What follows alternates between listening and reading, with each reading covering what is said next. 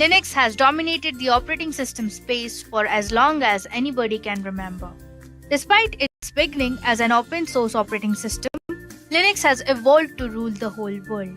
Developers now rely on Linux to ensure that they are on the right track. Hello everyone and welcome to this session. You are currently watching an Edureka Linux full course video. By the end of this video, you will have a thorough understanding of Linux all the way from theory to the practical applications. But before we go ahead, if you love watching videos like these, then subscribe to Edureka's YouTube channel and click the bell button to never miss out any updates from us. Also, if you want to learn more about Linux after watching this session and wish to obtain Edureka's Linux certification course, then please see the link in the description below. Now, let's begin with our agenda where we'll have a brief overview of what we'll cover in this Linux full course video. We'll start with the fundamentals of Linux, where we'll learn what Linux is and how do we use it, after which we will see different shells in Linux. Next, we will see how to install Linux using a virtual box. Now once this is done, we will see Linux commands on Ubuntu, after which we will also see some Linux commands for DevOps, followed by a detailed explanation on Linux file system. Now it's time to deep dive into the technical aspects of Linux. We'll start with the package management in Linux.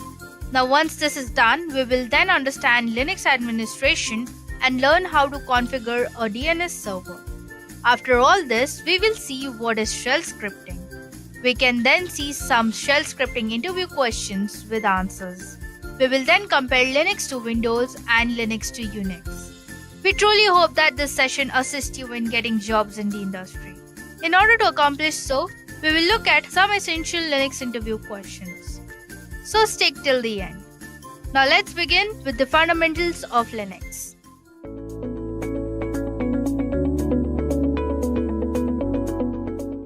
Why did Linux become popular? Well, before I talk about why they became popular, let's look at the birth of Linux, how things started off. Okay. So back in 1969, there was this person called, in fact, there were two people, Dennis Ritchie and Ken Thompson, right? So they were working in the AT&T Bell Labs, and what they did was they created this C programming, right? So we're all aware of programming, right? So we're all aware of these basic programming languages, right? So C is one of the most basic and one of the most effective and the root of all the other programming languages. So that was C, and it was them that developed C and the Unix operating system. So that was what happened in 1969, okay? And then in the decade that followed, okay, so basically in the 1970s, people started developing or contributing to the development of these two things, okay? So they started contributing to the development of the C programming language and the Unix operating system. So in our session, we'll discuss more on Unix operating system, and since it's about Linux, right? So Unix is basically the mother of Linux, because Linux is based on the Unix operating system. Okay, I'll tell you how that's the case in some more time, but that's why we are starting off with Unix operating system. Okay, so I'm now going to cover about C, and getting back to our slides. So it says growth of Unix because of open source collaboration, and there was commercial sale of Unix. Now what this meant is that, the product that Dennis Ritchie and Ken Thompson created, right, that those were, something really attractive. There were some amazing software and operating systems that would, power machines and computers. Now, what this meant was, they had to be developed to become even better, right? So they made it open source. It was, when we say open source, it means that it was freely available to use by anyone. So anybody, any person, any scientist or any engineer or anybody could just get access to the source code and start improving that source code. And if they feel that they have improved the software in any way, then they can just, give that code back to the developers. So basically, it was all about collaborated development. So that's what happened with Unix operating systems. In the 70s, many hippies, scientists, they all collaborated together, wrote their own code, their own version of Unix operating system, and contributed to the development of Unix operating system. And since AT&T, they were the ones who built Unix, or the ones they were responsible for founding Unix. They were the ones that gained a lot of benefit. They got help from other people for developing the operating system, and what they did in turn was they made it a business, right? So they made money out of that by starting commercial sale of Unix, and this was something that did not go down well with many people. And this did not go down well with the other developers and scientists, because it was their effort which contributed to the growth of Unix. But however, they are not getting any benefits of Unix, because AT&T that was making money out of somebody else's work. So that's what happened in the 1970s. Okay, and then came the 1980s, which was a little more different. So instead of buying Unix from AT&T and having two different versions of Unix, one was a free BSD and the other one was the paid AT&T version of Unix. So instead of going to go for them, companies started developing their own Unix. So IBM came up with their own Unix version called the AIX. Solaris came up with their own version called the Sun operating system, and HP came up with their own version of Unix called HP UX. So there are other versions also like POSIX and all these things. Now, since there were many versions, right, many flavors and many dialects of the same Unix operating system, it was becoming a little problematic because each of the dialects would be a little different. So the IBM's Unix would be different from HP's Unix and Solaris's Unix, or it would be different from POSIX. Okay, so each of them would be different, but however, they're all based on the same thing. So it was unnecessary, confusion there with so many versions of Unix. So that is when this person called Richard Stallman came up with something called as the GNU project.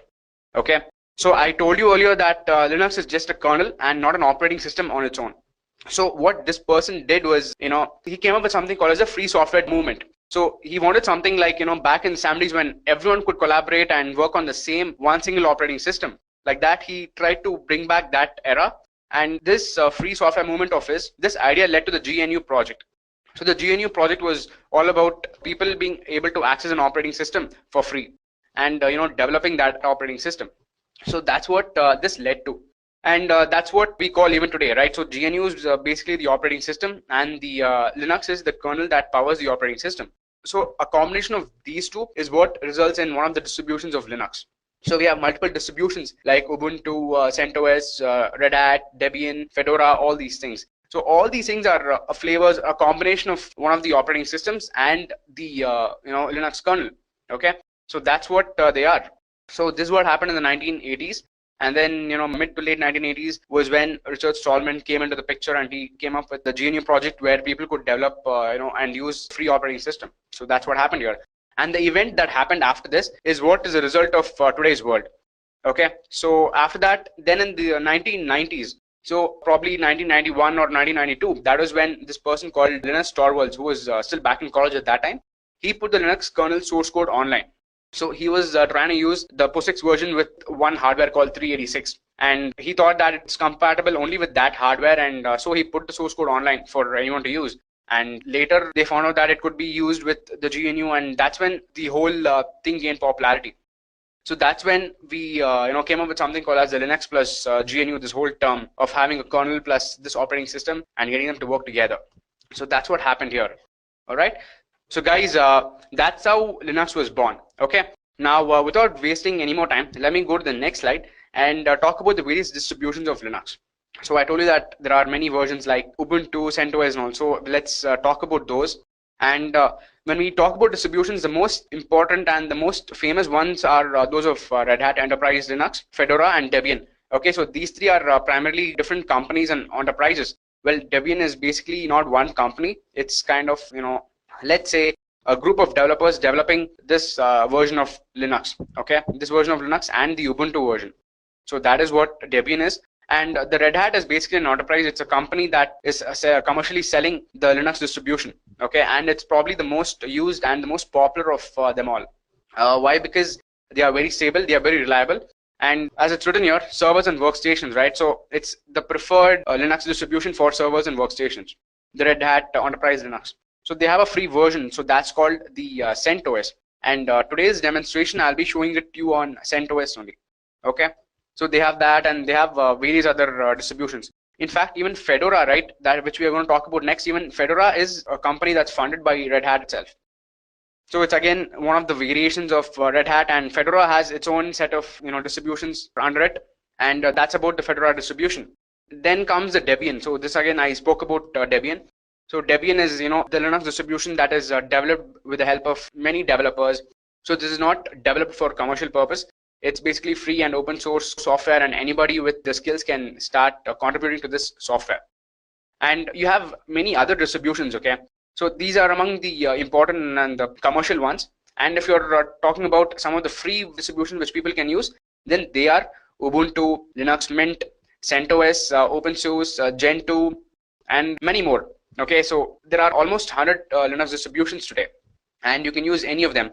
if you're getting started with Linux, then I would suggest you to either start off with Ubuntu or CentOS, because CentOS is something that's really reliable and that's really fast. Okay, and Ubuntu is the most popular Linux distribution out there. Okay, and so I read somewhere that Ubuntu is the third most used operating system.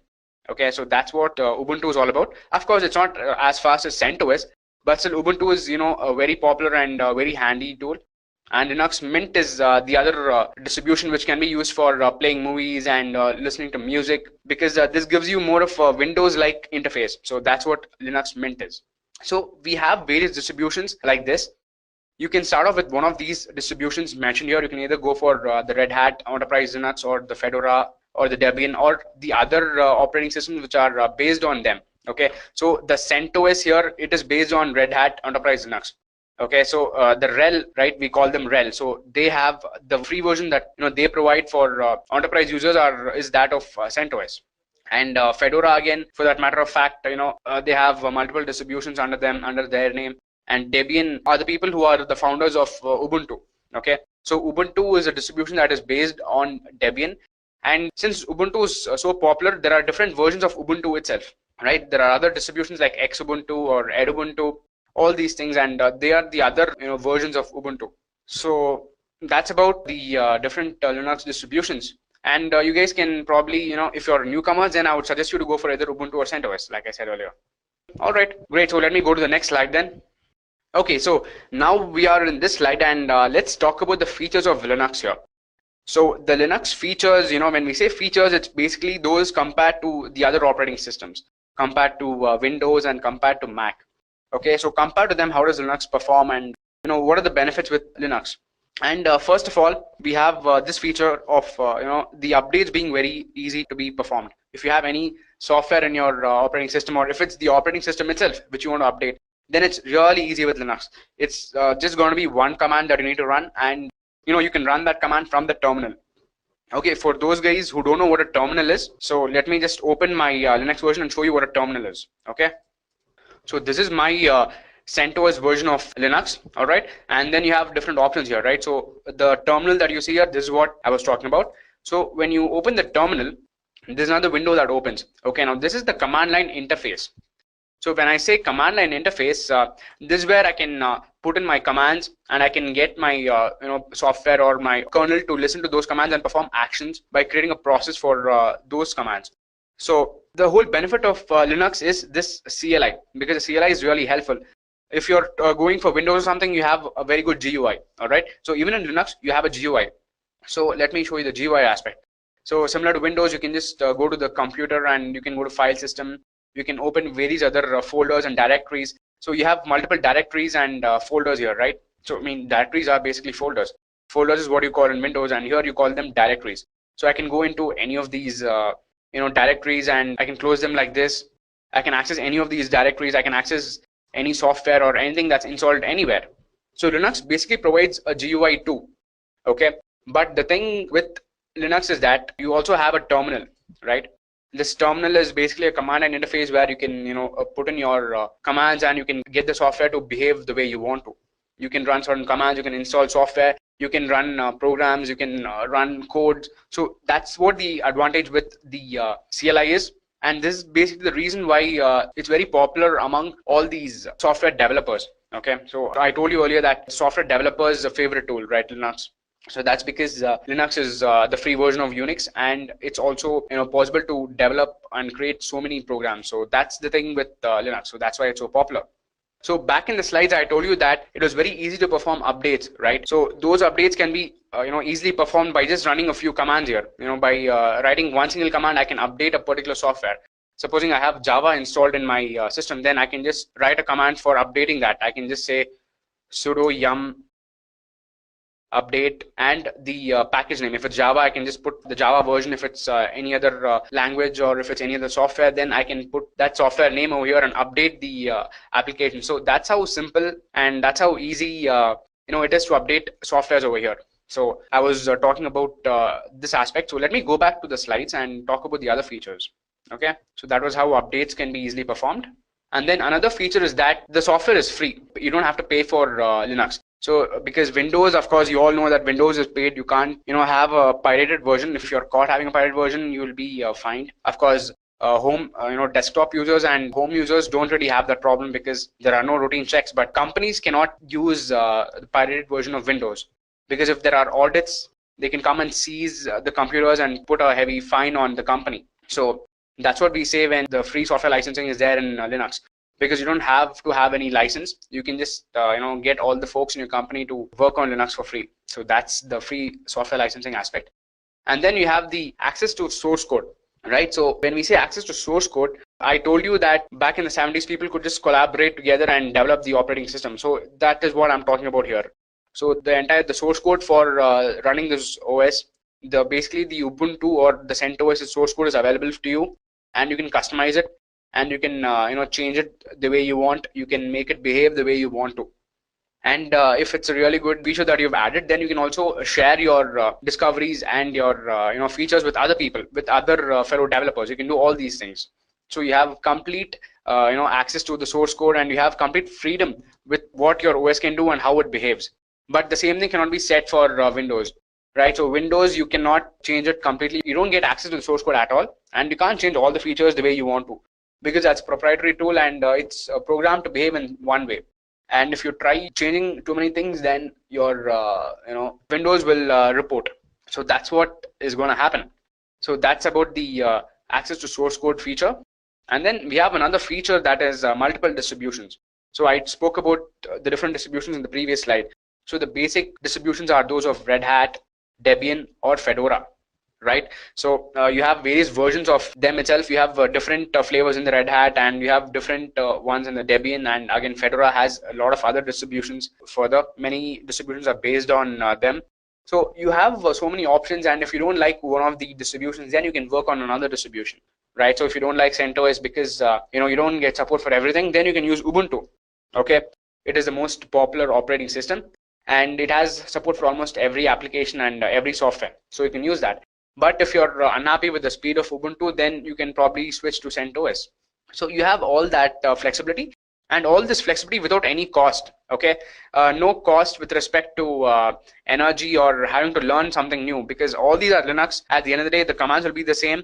Almost 98% of commands will be the same. There are just going to be minor differences in the commands that will be executed in the different distributions. But yeah, 98% of them will be the same. You won't have a tough transition time also.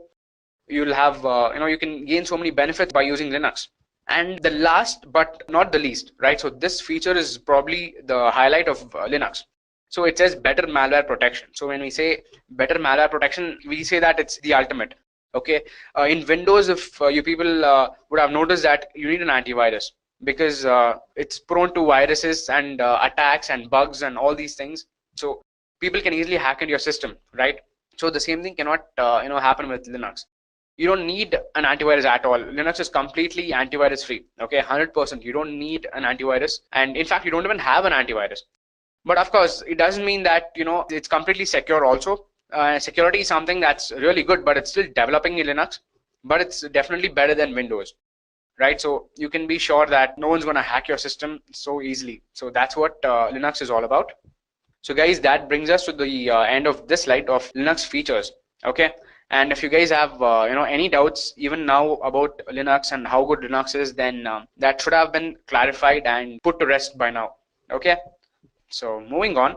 So enough with the theory. Now let's straight away get started with our hands-on. Okay, so I'm gonna show you how to run commands and how to do various other things with the CentOS operating system. Okay, so first of all, the first part of this hands-on session is going to be about an introduction to the terminal and the various commands and the basic commands and how to browse through the different directories. Okay, so we use commands like pwd, clear, ls, and cd commands. Okay, now let me go to my CentOS. Okay, in case I forgot to mention it earlier, then guys, I'm using a VM here. Okay, so I'm running my Windows operating system on my laptop, and I have a VirtualBox installed, and in the VirtualBox, I've instantiated my Linux virtual machine. Okay, so my Linux distribution here is CentOS. Let me just show you another thing. Okay, so this is the VirtualBox that I was talking about.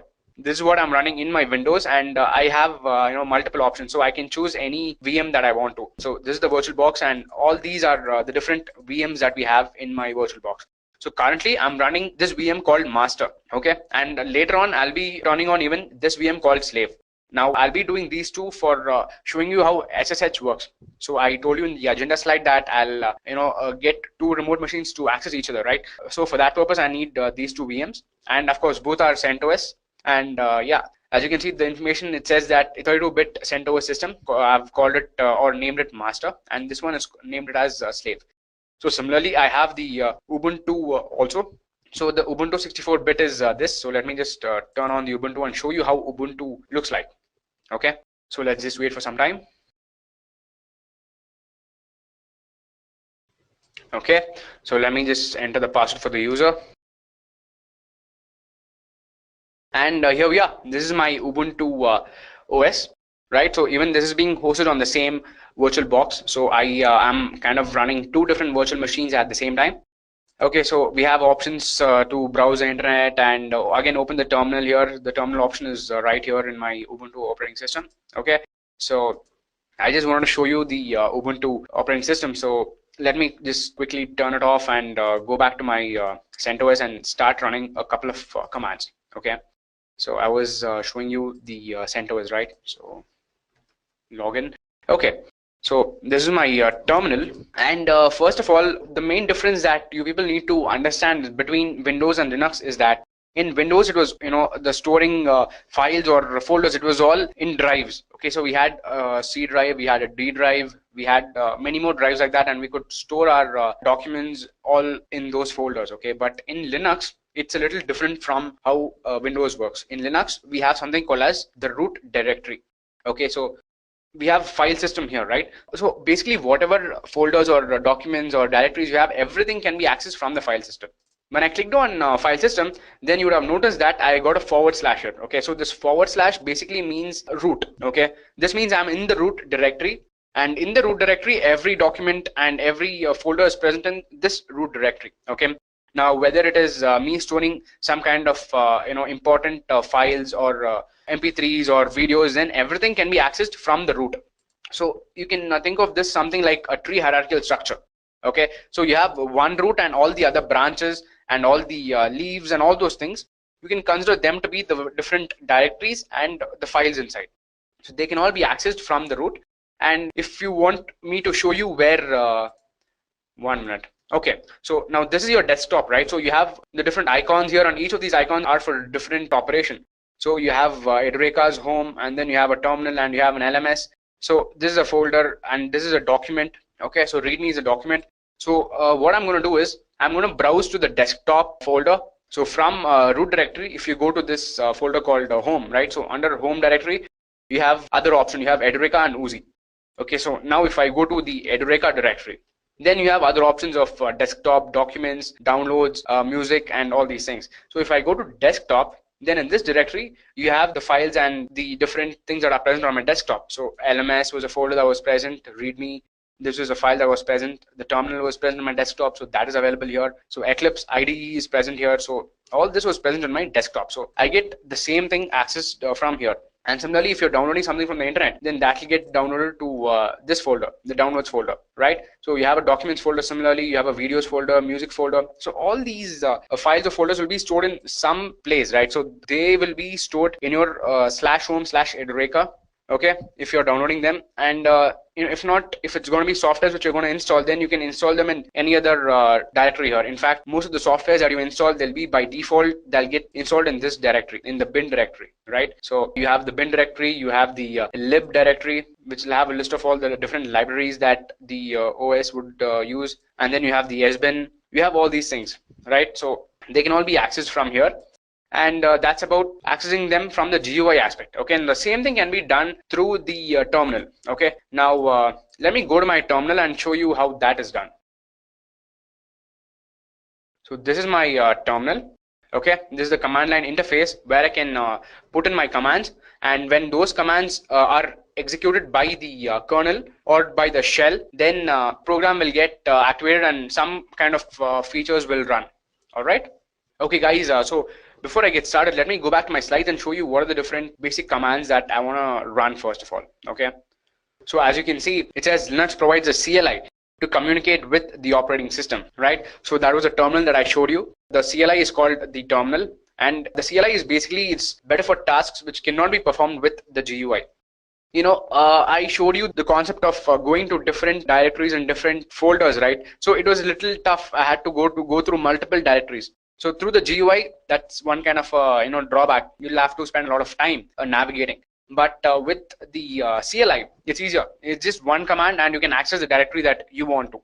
That's the advantage with the CLI. Okay, and this is just one basic example that I'm giving you. There are many more advanced concepts and topics which is not very easy to perform with the help of a GUI. So in those places, you can just use the CLI to perform those tasks. And the CLI is also much faster in quite a few ways. Okay, so that's the advantage with the CLI. And running the commands, basically the first and foremost, you have the PWD. Okay, now this stands for print working directory. Okay, and what it does is it displays the current working directory of the terminal. Okay, and then there's this / and I told you that the / represents the root directory. Okay, now let me go to the terminal and show you these two things. So right now we are in the home directory. Okay, now let me just type it down. Let me just put pwd, and when I put pwd, it prints the current working directory. Okay, the presently working directory. So that is home / Edureka. Now if I go to the computer and file system and home, and inside this Edureka, then what you see here, right? So this is the folder that I'm accessing through my terminal, because the present working directory is set to this folder. Okay, now if I want to say I want to change the directory, it means I want to change from this particular folder to a different folder. So there are other options like desktop folder and documents folder, right? If I want to move to one of these folders, then how will I do it using the terminal? So I'm just going to show you how that is done. I just want to minimize this a little bit. Yeah, the command for that is cd space the name of the folder. Supposing I want to go to the desktop folder, then I can just put DSKTOP. All right, and when I put enter, then I'm inside this folder. So earlier you saw this option, right? So this represents the directory I'm in. Okay, I was in fact in the home directory, and right now I'm in the desktop directory. So desktop is the directory inside home. And if I want to list down the contents in the desktop, then I can run the ls command. Okay, so when I put ls, it basically lists down the different folders and the different files that are present in that directory. Okay, so we have the Eclipse, we have LMS, which is a folder, we have README, which is another file. We have all these things. Okay, so let me just go to the desktop folder and show you the same. Okay, we have the terminal, we have the LMS, which is a folder. And similarly, going back to the terminal, if I want to enter this Linux folder, then I can again just say cd and space LMS. Okay, when I do this, I'm inside this folder. Okay, now if I put ls, then I have the list of the folders or documents that are present in this LMS folder. Okay, so ls is basically the command to list down the folders or files in that directory. And yeah, cd space the file name or the directory name would move you to that particular directory. Now that is the same thing that I have discussed in this slide here also. Okay, so I spoke about the present working directory, which displays the current directory that your terminal is in, and then you have the root directory from where all your directories or folders are marked, right? So everything can be accessed from the root directory. So that is this. And then you have something called as the echo command. You have the su and the sudo commands. Okay, these are something a little advanced. So before I show this, let me show you the clear command. Let me explain the clear command. Okay, now getting back to my terminal, when I type clear, the whole CLI is cleared, right? My terminal is cleared. So whatever commands I ran previously, those are not present anymore. But what happens is those commands, they don't get deleted or something. They are just scrolled down. So as you can see, they are still present here. So when I scroll down, what happens is, it just makes sure that the other documents or the other commands that I specified earlier, those are all hidden, and I'm showed something new. So that's what happens here. Okay, so that is this. Now I told you that by giving cd, you can go to the directory or the folder that's in the present working directory, right? But how about going back to the previous directory? So basically from Edureka folder to go to desktop, we clicked on this, and then we entered this folder, right? So from this directory, by clicking on LMS, you go to a different directory, right? So you go in here. But using the GUI, you can just click on the cross mark here and you can exit that directory. But how about you doing that with the help of the terminal? How will you do it here? So to do that, we have the option called cd space 2 period marks or full stop. So that's what we call it, right? Dot. So if you have 2 dots after cd, this means you want to navigate to the previous directory. So we are currently in the LMS, and when I give enter, I'm back to the desktop folder, right? The desktop directory. Now again, if I give the same command again, then from desktop, I need to go back to this Edureka directory, correct? So there we go. Tilde symbol here, it represents that we are in the home directory, okay? So the home directory is basically, I can also access the home directory by just giving cd and enter, okay? That I can do it from any other directory. So let's say I am just doing an ls and I'm changing directory to downloads, okay? downloads, okay? So just you gotta remember to give the exact name of the folder or the directory that you want to travel to. So only then it'll work. Otherwise, if you just give dow, it won't really work. Okay, so after this, if you give enter, then you go to the downloads folder. And do we have anything inside downloads? No, we don't have any other folder or directory under downloads. So now let's try going to the home directory from here straight away. Okay. So I initially told you that by having two period marks after cd, you go to the previous directory in that path, right? So instead of that, if I just give cd, okay, and if I give enter, then I'll straight away go to the home directory. And this is with respect to any directory, no matter in which directory I am in. So if I just give cd, then it will go to the home directory. Okay, so that's what the benefit with the cd command is. You can give cd to move to any directory. Okay, so I have a question here from Shashikant, and Shashikant is asking me, should we have to do cd and ls every time? It seems a little complicated. So Shashikant, you don't need to really do that, because I was just about to get to that point. Okay, if you want to go to a different directory or a different folder, you don't need to give cd and ls every time. Okay, so ls is basically only for you to figure out or understand what are the different directories inside a particular directory. Okay, so if I know the path, then I can just feed it right away in one command and enter that directory. Now let's say I am currently in the cd directory. So this is cd, so this is my home directory. Okay, now if I click on desktop and if I click on LMS, and then you have another folder here. Okay, you have HBase. Okay, now supposing I want to go to any of these directories from my terminal, then I don't have to put cd 3 different times and followed by ls and then go to those directories. I can just specify this thing in just one command. So what I'm going to do is I'm going to say cd space, or since right now we are in the home directory, I need to give desktop. Okay. Now, one more thing which I want to show you people is there is this option of tab on your keyboard, right? When you give tab, then the command here will be autofilled, right? The option will be autofilled. So let me explain that again. So I'm just going to go back. So in the home directory, right? So you have different options. You have desktop and documents. So what I'm going to show you is by clicking on cd and space, and then if I just type 3 or 4 characters of desk, okay?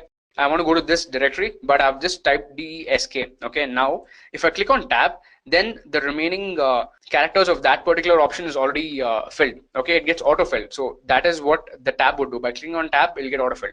So similarly, under desktop, you have the option of LMS, right? So I'll just put L, and if I press tab, the remaining will get autofilled, correct? And inside LMS, you have different directories. We saw that we have HBase, we have Hive, and all these things. So let me go there and show you what are the different directories that are there. So we have HBase, Hive, MapReduce, and Oozie. Okay. Now let's go to the terminal again. Supposing I want to go to Oozie directory. Okay. Now when I just click on capital O, and if I click on tab, then it kind of auto fills the directory. Okay. But in case, let's take the example of Hive or HBase over here. Okay. Now since both start with H, I'm gonna type H, and if I click on tab, that doesn't work. Okay, it gives me further options of HBase and Hive. So that is because there are more than one options for starting with H, right? There are more than one folders or directories that start with H. So that's why you're getting further options. That's why it's not autofilling. But if you see, the second character here is B, and the second character here is I. So if you either give B, and now if you press tab, then HBase is what is going to be picked up. Okay, because after H and B, the only option is of HBase. There's no other folder that has HB as the first letters of the name. So similarly, if I just type IV and if I do tab, then Hive gets autofilled. So things like that. So since our mission was to go to the HBase directory, I'm just gonna say HBase. Okay. Now inside HBase, I wanted to go to one of the directories in here. So let's say we go to advanced HBase practicals. Okay. Now for that, if you want to go there, then you just got to give this. Okay. So this is your complete path to access that particular folder. And when I give enter, then I am in the advanced hedge-based practicals module 9. Okay, so I'm in this particular folder or this particular directory. So that is what you can do with the help of feeding a path after cd. So now if I want to go back to my home directory, I'm just going to click on cd and put enter. Okay, so that is this. Now let me go back to my slides. I'm just going to close all these folders. Okay, now going back to my slides, I showed you the print working directory command, and I showed you the root directory, and I showed you the clear. Okay, so the echo and the sudo commands is something that I did not show you, but I also spoke about the ls and the cd commands, right? So what I'm going to do is before I go into details of cd and ls, right, I'm going to just show you the echo command and the sudo user. Okay, now going back to my terminal, the echo command, right? So what is the echo command? So what is the echo command? Echo command is something that writes its arguments to standard output. So when we say arguments, it means whatever we type after echo, we'll type echo space and followed by that whatever we write. So that will be specified to standard output. And when we say standard output, it is the output that will be displayed by the CLI. So in your terminal, whatever output you get, so you'll get specified to that particular standard output. Okay, now let me show you a practical example. Only then you'll be able to understand that. So let's just clear the screen. So another shortcut to clear the screen is Control L. Okay, if not, you can just give the clear command like this. Okay, this will clear your screen. Otherwise, you can just give Control plus L, which will again just clear the screen. It's a keyboard shortcut. Okay, so I told you that I was talking about the echo command. So when I say echo and if I give enter, then there is nothing that is displayed. But if I say echo and say hi, see what the output came. So when we executed this command, this was the output that came back. It says hi. And if I say echo hi, my name is Vardhan. When I say this, then whatever was specified as arguments, right? So this was basically specified as arguments to this command. So the argument is specified as the output. This is the takeaway from the definition. So the definition was basically that whatever the argument is, that is specified to standard output. So that's what it happens. So that's what comes here. So this is one thing. And in fact, there's another functionality also. Now, we were all aware of the concept of variables, right? So we can assign some kind of value to a variable, and we can also print that with the help of the echo command. Now, let's say that we have a variable x, okay, and let's give it a value 100. Okay, so now if I just say echo $x, then the value that is stored in this variable, right, that will be printed. Because echo is something that's just gonna print the argument to standard output. Okay, it will display the value that is present over here. So if it's just a string, then that will be printed, and if it's a variable that I'm specifying, then even that will be printed. So the difference between the variable and string is this dollar. Okay, now if I just give echo $x, then I've set the 100 value to x, right? So that 100 will be printed here. So like I told you, 100 is printed. But the same thing, if I give echo x without the dollar, then see what's printed. It is x which is printed. So that is the difference between the string and a variable. Okay, so you can have again a variable called name, or you can have a variable called Vardhan, and you can store the value of 10. Okay, but if you want the value to be displayed, then you gotta append dollar before the variable name. Okay, so that is about the echo command. And in fact, there are a lot of advantages with this command, and I will talk about the other features and the other places where this is used later during the session. But till then, this kind of an introduction is enough for now. Okay, so going back to the slides, what else do I have? Okay, so we have the su command, correct? So as it says, su, it is used to switch to the root user. Okay, so that super user permissions can be used to execute commands. All right. And then you have su username used to switch to a different user. And then you have sudo command, which executes only that particular command with the root or super user privileges. Now these three, what they essentially mean is that you get more permissions. So if I go back to my terminal, so if you guys remember, then I logged into CentOS with the Edureka user, right? So that is displayed here also. So it says Edureka at localhost, right? So this is the username of this account. And similarly, you have something called as the root user. Okay, this is my user, and then you have the root user. And what the root user is the root user gives you a lot of permission. So that's like the ultimate super user of this particular system. So basically, if there is any folder that cannot be accessed by my user, okay, my username is Edureka, and if I do not have the permissions to access that particular directory or that particular folder, then we can use the root user, because root has the ultimate privileges. So any command that is executed with the root user, then that will be executed. Okay, so because root has all the privileges, it has all the permissions. So that's what the root user is. And there are certain functionalities which need the SU user or the root user's permission, and I will show you all those things later. But for now, what you need to understand is by just giving SU, then you can switch to the root user. Okay, and it asks for the password, of course. You got to know what is the password for your root user, and when you give the password, you will be logged in as a root user, so you're not Edureka anymore. Okay, and as you can see here, you are root@localhost. So this is the host name, and this is my username. Okay, root. So earlier you might have noticed that there was a dollar symbol, okay, but now it is a hash. So this basically this hashtag represents that we are inside the root user and we are accessing the executing commands as a root user. So that's what it means. And if you want to get out or exit the root user, then you can just type exit and give enter. So now you're back as yourself. Now you're going to be executing commands as Edureka user. Okay. And another thing that you can do is if you have multiple users, okay, and if you want to switch to one of the other users, then you can also give the SU command and go to switch to the user. Supposing the username is let's say ABC is the username, then I can just give SU space ABC. Okay, now since I don't have any user a user account called ABC, it will probably throw me an error or tell me that it does not exist. Okay, but the point that you need to note is that if you have any user, then you can just switch to that user from the terminal by using the SU command. Okay, SU space the name of the user account. So again, later during the session, there's a topic about creating and deleting users. So at that time, I will show you how you can switch to another user from the terminal. Okay. So let's park it for later, because it's a little complicated if I tell you that right now. So I think I've covered pretty much everything about SU. And there's one other command called sudo. Okay. So sudo basically lets you execute a particular command as a root user. So when I give sudo and ls, then what happens is this particular command, ls command, which will list down all the other directories or folders in the current working directory, right? So this will be executed as a root user. Okay. So similarly, so earlier I executed the su command and I gave a password for that. The difference between the two is that with the help of sudo, then only that particular command will be executed as a root user. But whereas with su, then the entire set of commands after that will be executed as the root user, as you will be logged in as a root user itself. So let me just show it to you again. So this was the ls command, which I executed as a sudo user. Okay, as a sudo user or as a root user.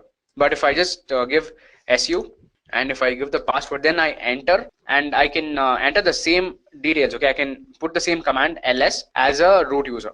So basically the kind of results I get will be the same. Okay, but it's just the difference is that the user that will be executing that particular command.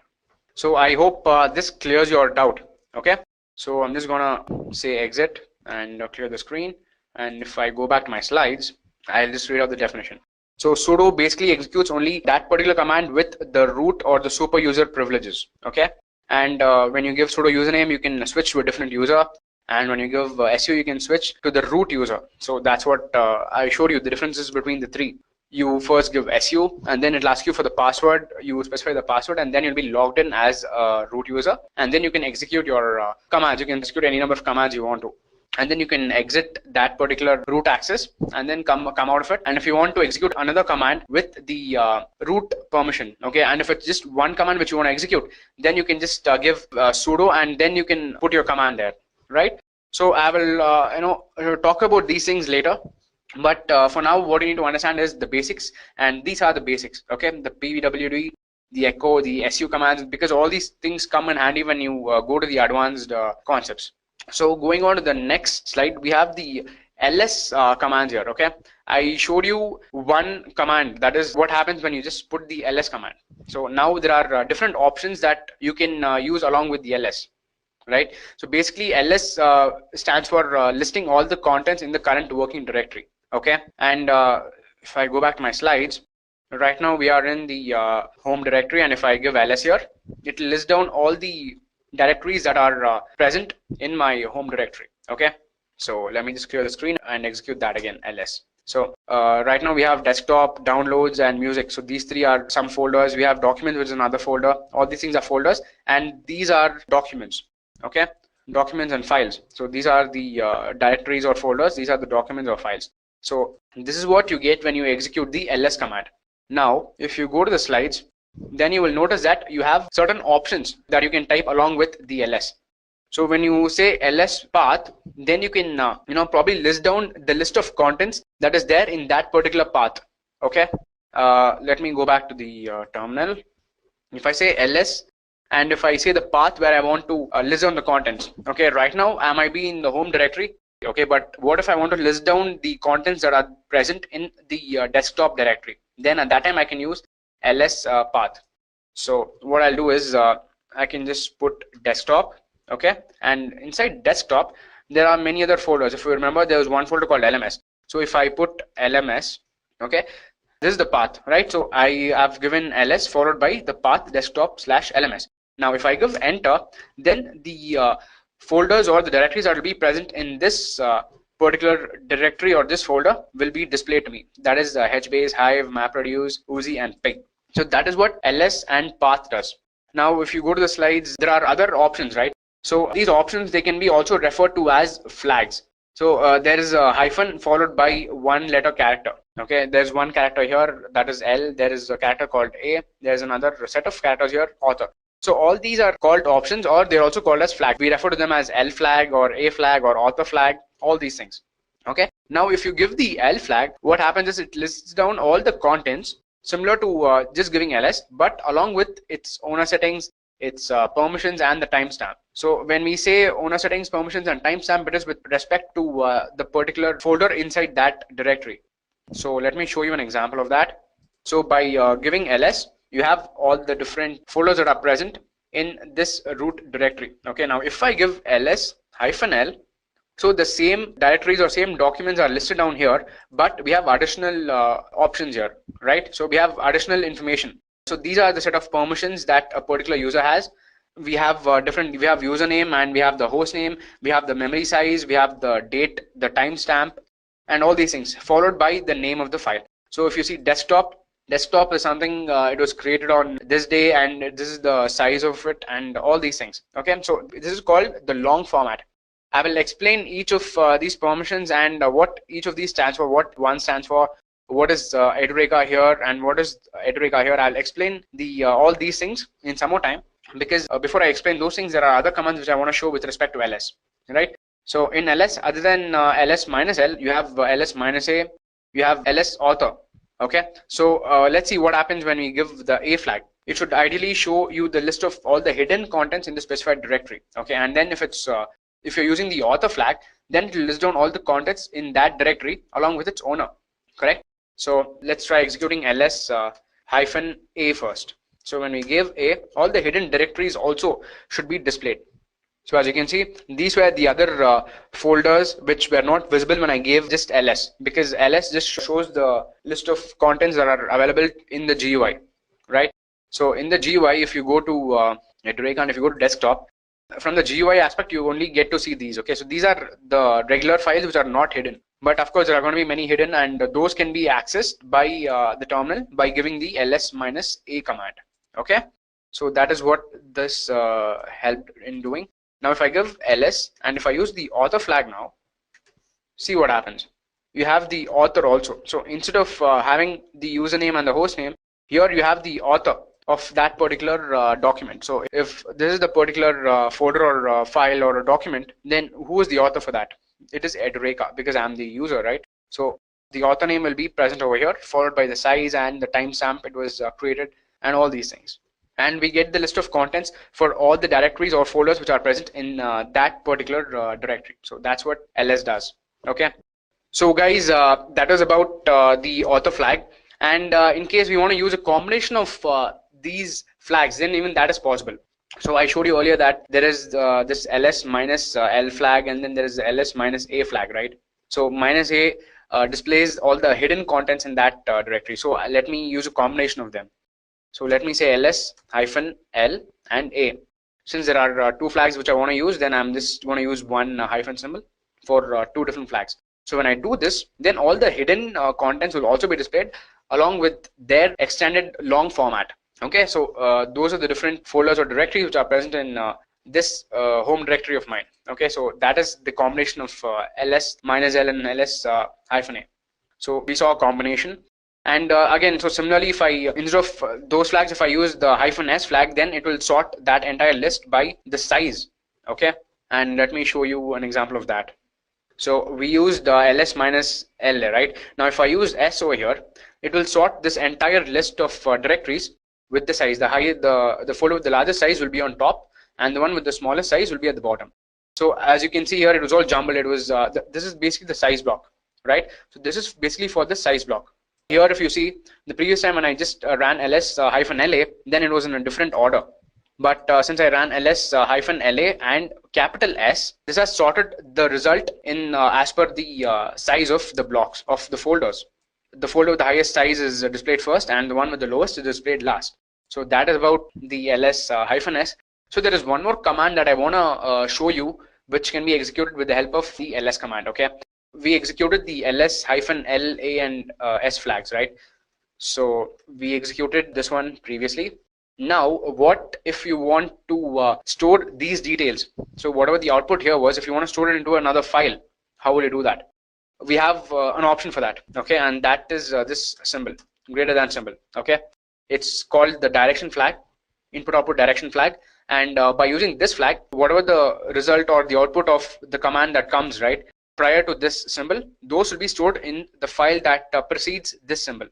So let's say that I want to create a new file. I'm going to create that. Okay, I'm currently in the home directory, right? So let's not execute it here.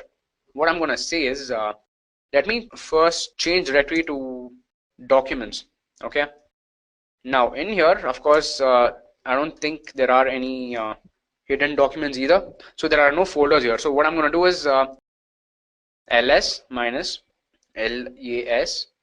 Okay, and I'm going to run the this command at the home/edureka directory. Okay, I'm going to basically run the same las. So basically the same results, I will run them by specifying this directory, and I will be storing this file inside my new file. Okay, now let me name that file file1.txt.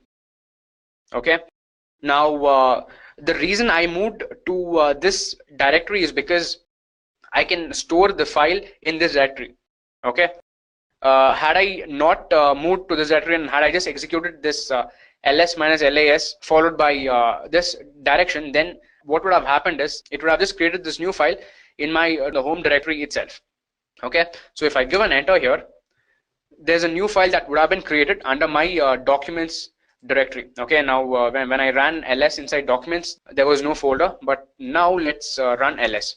So now you can see that there's a new file that's created, and that is called file1.txt. Now that is because I used this direction symbol, nothing but the greater than symbol.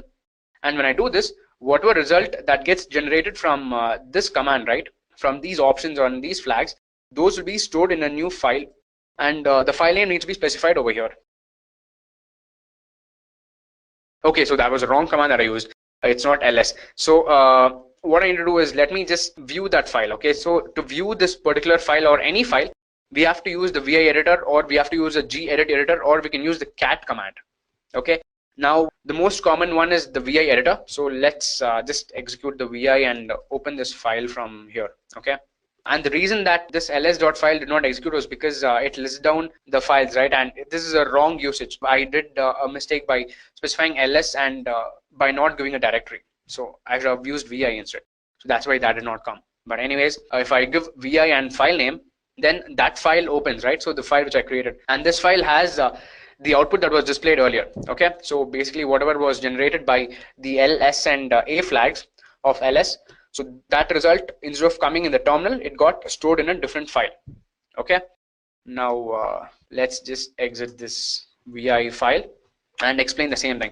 So what you saw inside this file, file1.txt, the content is the same as this one. Okay, so we ran the same command ls-las, but just that instead of getting the output in the terminal, we gave a direction command over here to save it in a different file, and we stored this file in the home/Edureka directory.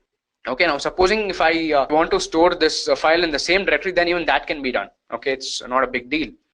So this is the command, right? So if I remove the path over here, then what happens is whatever the output gets generated from this option and this command, that will be stored in the file1.txt inside my home directory. Okay, if I'm inside the documents directory, right? So let me just go back one path. So right now I am inside the home directory, right? So here if I execute that command, okay, then a new file will be created with the name file1.txt, and it will have the same details. So I've done that, and let's see what are the contents of that file. Okay, so it's nice, right? So you can in this way, whatever output that you have, that you can directly store it into another file. So it's a very handy command and a very handy option, and I'll talk about more such advantages like this later. Okay, so for now I just wanted to show you how the direction works. So getting back to my slides, I think I've shown you how to work with the ls command, and in the previous slide I showed you the basic commands with respect to present working directory and clear directory and the sudo and the echo commands. So I've done with ls also. And now I'm going to show you how to work with the CD directory. So some of the CD directories I showed you earlier also. I showed you how to switch to a new directory. So when you type CD, it will just change the directory to the home directory. Okay. So the /home/Edureka. Okay. Now that is my home directory. My home directory is set to that path. So if I give CD, it will go to that particular home directory. And similarly, if I give even CD and space tilde symbol, as you can see here, then even this command will change the directory to the home directory. Okay, but however, if you give CD space just slash, this will change it to the root directory. So it changes the current directory to the root directory. That is because the / here, it represents the root. I told you this a number of times earlier. Okay, and if there's any other path or any other folder which you want to move to, then you start from the root. So you specify the absolute address, right? You start from the root, you say slash, and then you put the folder name. You again say slash, and then you put the next folder name. So it is similar to that. The first / represents the root directory, and the subsequent slashes are to differentiate between the different parent and the subdirectories. So that's what they are. So this will change you to the root directory, and then you have the CD hyphen double period mark. Okay, 2 period symbols. And when you give CD space dot, right? If you give 2 dots, CD space dot dot, then it will change to parent directory. So supposing I'm inside the desktop directory. So desktop's parent is home directory, right? So it will change me to the home directory. But supposing if I was inside, let's say the if I'm inside a directory called directory C, and if C's parent was B, then by running CD space dot dot from the C directory, then it will switch me to the parent directory, which is B. So that's what this does. And then we have one more command here, that is CD. Within single quotation marks, we have some kind of path. Now this is useful at times when your folder name or your directory name has 2 words. Okay, so if you have 2 words, then if you have a space in between, then the space will be considered as an argument. Okay, so terminal will consider that as an argument. So if you want to switch to a document in that kind of a situation, or if you want to switch to a directory which has a space, or a document which has a space in the middle, so in that kind of situation, you can use a single quotation mark or double quotation mark. Okay, so it's you also have the comfort to switch to double quotation marks. So I'll execute all these things and show you. Okay, so first I'll show you the CD tilde, then with the /, then with the dot mark. This of course I showed you earlier also, and then I'll show you how to switch to another folder with which is having 2 different names with a space in the middle. So going back to my root. So right now we are inside the home directory itself. So if I give CD hyphen desktop, okay, now in here we have my other directories, and if I do CD and LMS, I'm inside the LMS directory. Okay, now from here, if I give CD and if I use the tilde option, right, then it will switch me to the root directory. So see, this was the tilde symbol earlier. Okay, so this tilde symbol represents root, and since I said change directory to tilde symbol, this which implies root, it basically decodes it as change directory to the root directory. So when I did that, I have automatically switched to root directory, while earlier it was LMS. So similarly, if you're in the LMS directory, and if you also just press cd, right, if you just give this command, even this will switch you to the root directory. So basically cd and cd space tilde, they are both the same. But however, if you give cd with /, then it will switch you to the root directory. So when I give enter, as you can see, I'm in the root directory. So if I give ls over here, I have a list of other directories which I showed you earlier. So in your file system, right? So yeah, so inside your file system, if you open this folder, then you have the root directory. So inside this directory, you have home and Edureka, and this is where desktop and documents are all present as a subdirectory of this parent directory. Okay, so this is the root directory where everything is stored. So any document or any folder in your Linux operating system, they can be referred or they can be accessed from this root directory. Okay, now going back to the terminal, let me show you an example of that. I've already moved to the root directory. Now let me say cd bin, and okay, we have this. So now when I gave cd space bin, then it moved me to the bin folder inside my root directory. So I ran the root directory, I did an ls, which listed down the list of folders inside my root directory. These were the options. Bin, boot, dev, these are all the different folders. And when I said change directory to bin, it shifted me, or it moved me to this particular folder, okay, inside the root directory. So right now I am in the bin directory, and inside the bin directory I ran the ls command, which basically means listing down all the contents, whether it's documents or whether it's folders or directories, all those will be listed down. Okay, so these are the list of all those contents in the bin directory. Okay, now that we are in bin, let me go back to my root directory by giving double dot. Okay, so from bin, it again I go back to my root directory. Okay, so this / represents root directory, like I told you earlier, and if I do ls, then I'm back to this directory where we have bin, boot, dev, and etc, home, and all these things. So now what I'm going to do is, so now that I'm in the root directory, now let me say change directory to home, and inside home there is Edureka. I want to go to Edureka. Inside Edureka, let's go to desktop, and then there is LMS. Okay, and in here, if I do ls, then these are the list of folders here. Okay, now I'm going to change directory to hbase, and if I do an ls over here, then you can see that there is one particular folder called advanced hbase practicals module 9. Okay, if I now just say cd and if I put adv space hbase, then I will not be able to autofill the option. Okay, that's because the terminal or the CLI is not able to recognize this particular command because there's a space over here.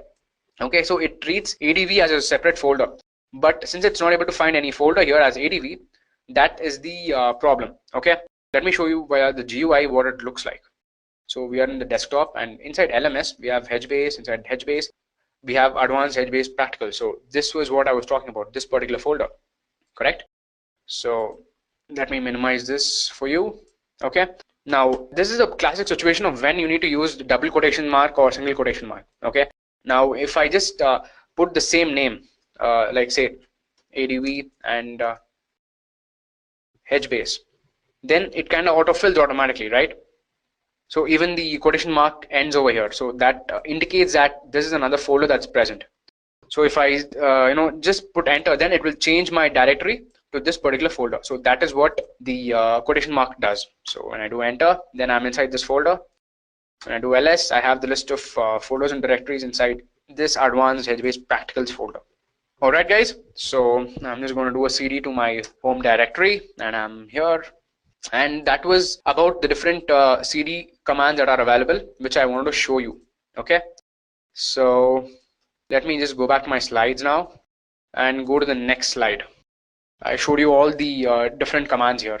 Okay, so the next set of commands that I'm going to talk about are those of cat, grep, sort, and pipe commands. Okay, so let's first go to the next slide and start off with cat command. Okay, so when would we use the cat command, guys? So it's pretty obvious, right? From what it's written here, it says when you're working with files, that time you can use the cat command. So the cat command, it is basically used to display the content of the text files and concatenate several files into one.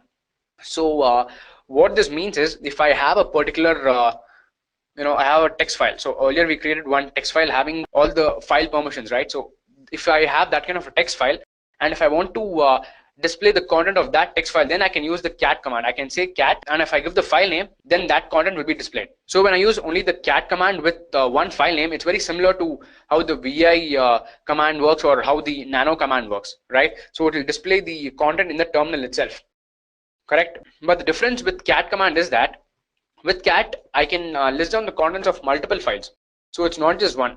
Okay, I can even display, I can specify 3 different file names, and if I put enter, then the content of all the 3 files will be displayed in my terminal. The same thing won't happen with vi. So if I say vi, then only that particular file's content will be displayed. So same thing with nano, right? So let me just go to the terminal and show you an example of the cat command. So right now we are in the cd directory. Let me just maximize this. Okay, I'm going to clear the screen. Present working directory is the home/Edureka directory. This is the home directory. And from here, let me go to documents. Okay, if I do an ls, there is this file1.txt which I created earlier, correct? So this was where the different file permissions were present, right? So if I do cat hyphen file name, and if I give enter, then I get the list of the contents of that particular file. So in that file, there are only these 3 rows because this was the latest updated permissions that I specified in the file1.txt. Okay, so guys, I earlier told you that you can enter details to a file by using the direction command, right? So that was the greater than symbol. So I'm going to use that kind of a symbol over here, and I'll create a new file by adding details by using that command. Okay, so initially it was I used the ls-l, but this time I'll use the cat command itself, and say I'm going to give the direction symbol here, and when I'm done with that, let me give the name of the new file. Let's say file2.txt. Now when I hit enter, the command is not executed completely. Okay, so I'm inside this place where I can enter the text. So it's basically going to create a new file. Okay, now whatever text I enter here, that will be stored inside this file. So let's say, hi, my name is Vardhan. And if I give enter, I can go to the next line, and here let's say, welcome to Linux tutorial by Edureka. Okay, now if I want to just add these 2 lines to this particular file called file2.txt, then I can press Ctrl D now. Okay, by pressing Ctrl D, I come back to my command line. So what this command basically does is, this cat command would have created a new file, file2.txt, and the text that we entered below it, right? This will be entered inside this text. So if I do cat file2.txt, then whatever I typed earlier, that got saved in this file. Now similarly, if you see the file1.txt, the contents are these. Okay, so this is the contents of this one, and this is the content of this file. Now I told you that with the help of cat command you can display the content of 2 different files. So let me show you that option. Okay, I'm going to say file1.txt, and then I'm going to say file2.txt. So in this way, I'm going to basically display 2 files, cat. I'm going to display file1 and file2. When I give enter, first the file2 contents will be displayed, and then the file2 contents or the lines in file2.txt will be displayed, right? So first these were the permissions that were there in the first file, and then this was what was there in the second file. All right, guys. Now this brings us to another important concept of how to append files. So CAT basically stands for concatenate, right? So that's the most important option. So if you want to concatenate a particular file with some kind of lines, then I showed you how that is done by creating a new file. What I did was I created a new file, file2.txt, and I concatenated these lines into this particular file. So if I just give cat, and if I give file1.txt, and if I give double marks, okay, so double direction marks, which is nothing but the greater than symbol. Okay, we also call it direction marks. So if you give file1.txt and followed by this, if you give file2.txt, then what's going to happen is whatever contents are there in file1, those will get appended or concatenated to this file2.txt. Okay, so in my file2.txt we have these 2 lines. Okay, hi, my name is Vardhan, and welcome to Linux tutorial by Edureka. And file 1 has these 3 lines. So basically when I enter now, there will be a file 2 in which there will be extra lines. Okay, so let me do a cat file2.txt. So as you can see, initially when I ran my cat file2.txt over here, I had only these 2 lines, right? But now after using the bidirectional symbol, okay, the direction symbol, what has happened is I have 3 extra lines. So it says, hi, my name is Vardhan, welcome to Linux tutorial by Edureka. After that, I have the permissions, which was present in the previous file. Okay, so that's what happens here. Okay, in fact, it's actually 4 other lines. Thanks for pointing that out, Hemant. So Hemant, who's another person in our section, he said that there are 4 lines in the file1.txt. Actually, he's correct. So total 8. So this is the first line, and these are the other 3 lines. So you can also see that from here. Okay. So the first time when I ran cat file1.txt, right, I first got total 8. This was the first line, and after that I got the permissions. Okay, so this is the first line, and then you have the list of the other contents. So when we ran the ls-l, the total number of entries were 8. So that was what this total 8 stands for. So these are the 4 lines that got appended to my file2.txt. Okay, but however, there wouldn't be any changes to my file1.txt because I didn't make any changes there. So let me anyway show you that also. If you see here again, the contents here are the same. It's only that the file2 has got these 4 lines extra. So that is what the direction symbol does. So these are the advantages with the cat command. All right. So what I'm going to do now is let me go back to my slides and show you some more options. Okay, so we have flags, like we have the B flag, the N flag, S flag, and E flag. Let's see what each of those stand for. Okay, so when we use the B flag, it's going to add line numbers to the non-blank lines. Okay, so whichever line there is some text, so those lines are going to be numbered. Okay, and when you say -n, then it is used to add line numbers to all lines. It doesn't matter if it's blank lines or non-blank lines, it's just going to add numbers everywhere, line numbers. Okay, and when you give the S flag, it is basically to squeeze all the blank lines. Supposing you have 3 blank lines one after the other, then it will squeeze all those blank lines and it will reduce it. Okay, so that's what the S does. And then the E flag is going to show you a dollar at the end of each line. So let me go back to my terminal and show you this option. So first of all, let's see the cat file2.txt, and let me use the flag -n. So this will list the number of lines, right? So there are basically 4 lines from file 1, and these were the 2 lines that were earlier present. So these are the 6 lines in total we have in this file2.txt. Okay, let me just clear the screen because it's a little tough to see everything, right? So yeah, so when I ran the -n command, the file2.txt, the lines in there were numbered, okay, 1 to 6. And then we have another flag called -b flag, right? -b flag will add numbers to also the non-blank lines. So, but for that we need to first have blank lines over here. So what we'll do is I'm going to do a cat and do this and file2.txt. So when I do this, I'll be adding lines to this file2.txt. Okay, I'll be appending lines over here. So let me just give one blank line, enter some random text, and then enter blank line and then random text. Okay, so this is what I'm going to just enter or append to my file2.txt. Okay, you press Ctrl D to exit this, and now these would have been saved to my file2.txt. So let me just run the same command again. Oh, sorry, I should have ran this cat file2.txt. Okay, when I do this, as you can see, it starts from here, and these were the other lines that were appended. Okay, and now if I use the cat -b flag, okay, see what happens. Only the non-blank lines are numbered, right? So these lines are not numbered.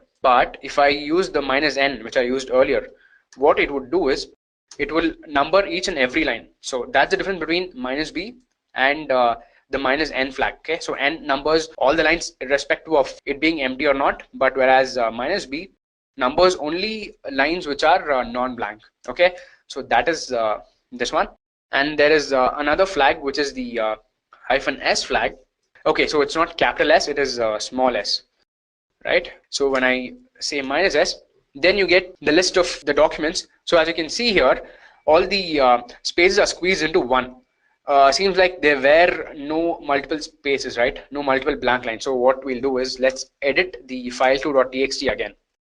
Okay, or in fact, let me open it via the editor, VI editor. Okay. So when I do this, these are the existing ones. So when you press insert, or when you press I button or insert button, you can start entering text details inside this file. Okay. Now, right now I'm here. Let me add multiple blank lines here. Okay.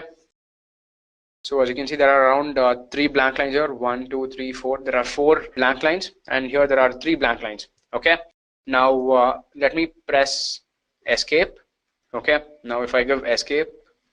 Okay. So now we are in insert mode. So what I do is I'm going to press escape, and then followed by that, if you give colon and WQ, this would save this file. Okay, so I've made changes, right? I've added lines here. So it would save that changes, and it would quit the VI editor mode. So if I give enter, so I'm outside that file. So now if you see the cat file 2.txt, then it has additional lines, right? So now I'm going to run the command that I ran earlier, cat hyphen flag s and then file name. So when I do this, all the multiple blank lines are squeezed into one. So as you can see here, there have been multiple lines here when I ran the file 2.txt, but here when I ran the cat hyphen with the s flag, then there are all these multiple blank lines are squeezed into one. Okay, so that is the option with the cat command. Okay, so I think with that, I think I've covered all the different option. Okay, there is one left. There is the -e option, right? So okay, now let me show you what that does. So when we use the capital E flag, okay, there is a $sign that is appended after every line. So the first line is total 8, or let's say the first line is this one. So there's a $sign here, and after this line there's a $sign. After this there's a $sign, and since these are blank lines, you'll only find the $sign here. And again, after this one you have a $sign, and blank lines have $signs, and yeah, so that's how the E flag works. Okay, so at the end of the line is appended with the $symbol. Okay, so with this, I'm done with all the cat commands. So going back to my slides now, let's go to the next command, that is grep. Okay, so grep command, working with grep command. So what does the grep command do? You guys have any idea? Okay, well, I don't expect you people to, but yeah. So if any of you know, if you have an introduction to Linux, then you can answer it, but it's fine if you don't, because I'm going to explain that. It's my duty. And the grep command is basically used to search for a particular string or a word in a text file, right? We have a file document like the one which we created now. Like we have 2 documents, like file1.txt and file2.txt. And what if you want to search for a particular string, right, or a particular word? So in this case, it's pretty simple because you can easily find them. But what if you want to do it to a very big file document which has like millions of lines? Right, so supposing you have any document, then you'll have multiple lines, right? And if you want to find one particular word, or if you want to go to one particular string, then how will you do it? So in Windows, you have the Control F option, right? But via a CLI, you can't use it, right? So via a CLI, you use the grep command, okay? And the format for executing the command is this. So you specify grep, and then you specify the string that you want to search for. So options is the string that I've searched in this command, and then the file name, okay? And this will return the result of the matching string options. So similarly, if you use the I flag, then it will return the results for even case insensitive strings. So basically, if you do not use the I flag, then it's case sensitive, right? So it will only search for options with these letters. But if there is a word called options with a capital O, where the first letter is capitalized, then in that case, only when you use I will even that particular result be shown. Okay, so that is the advantage with the I flag. And then you have the N flag, which is the grep -n, which will again returns the matching strings along with their line number, in which line was that string or that word found. So that's what N does. And when you give -v flag, then what happens is you will not be shown the list of lines where the results were present, but instead you will be shown the list of lines where the results were not found, where there was no matching string, right? So those lines will be printed with the help of V flag. And then with the C flag, it returns the number of lines in which the results matched the search string. So supposing you have like 4 words, okay, you have a big document and your string matched 4 times. Then if you use the -C flag, then it will display the number 4 instead of displaying the search string. Okay, so let me go to the VM, let me go to my CentOS and show you how to execute these commands. Okay, so right now we are in the documents folder. If I want to execute that, then we need to edit this in a different way. Okay, we need to have a different text, and this directory has these documents, right? So let me just quickly go to the documents folder, and here if I do an ls, we have the two files which we created. We have file2.txt and file1.txt.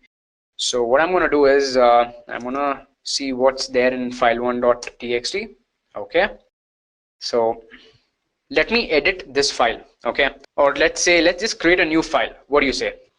We can create a new file by doing this, right? By giving the direction symbol followed by the name of the file. Let's say automobiles. This is the name of my file, automobiles.txt, and I can start listing down the automobiles that I want. So let's say car, or let's say motorbikes. Okay, we can say train. Well, train is technically not an automobile, but still. Or let's go into details of the companies. Okay, let's say Maruti, let's say Ferrari, Lamborghini. These are some of the most famous companies, right? So when it comes to bikes, you have Yamaha, then you have Honda, right?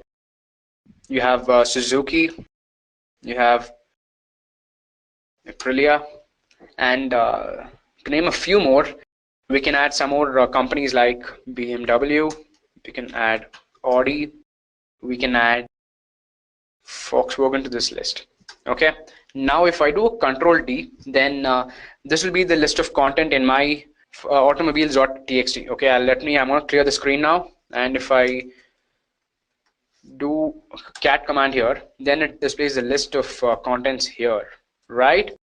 Okay, now let's use the grep command to search the content that is present in this text. So I'm going to do a grep, and the string that I want to search for is let's say YAM, because in Lamborghini we have the search string YAM, and even in Yamaha we have the YAM, right?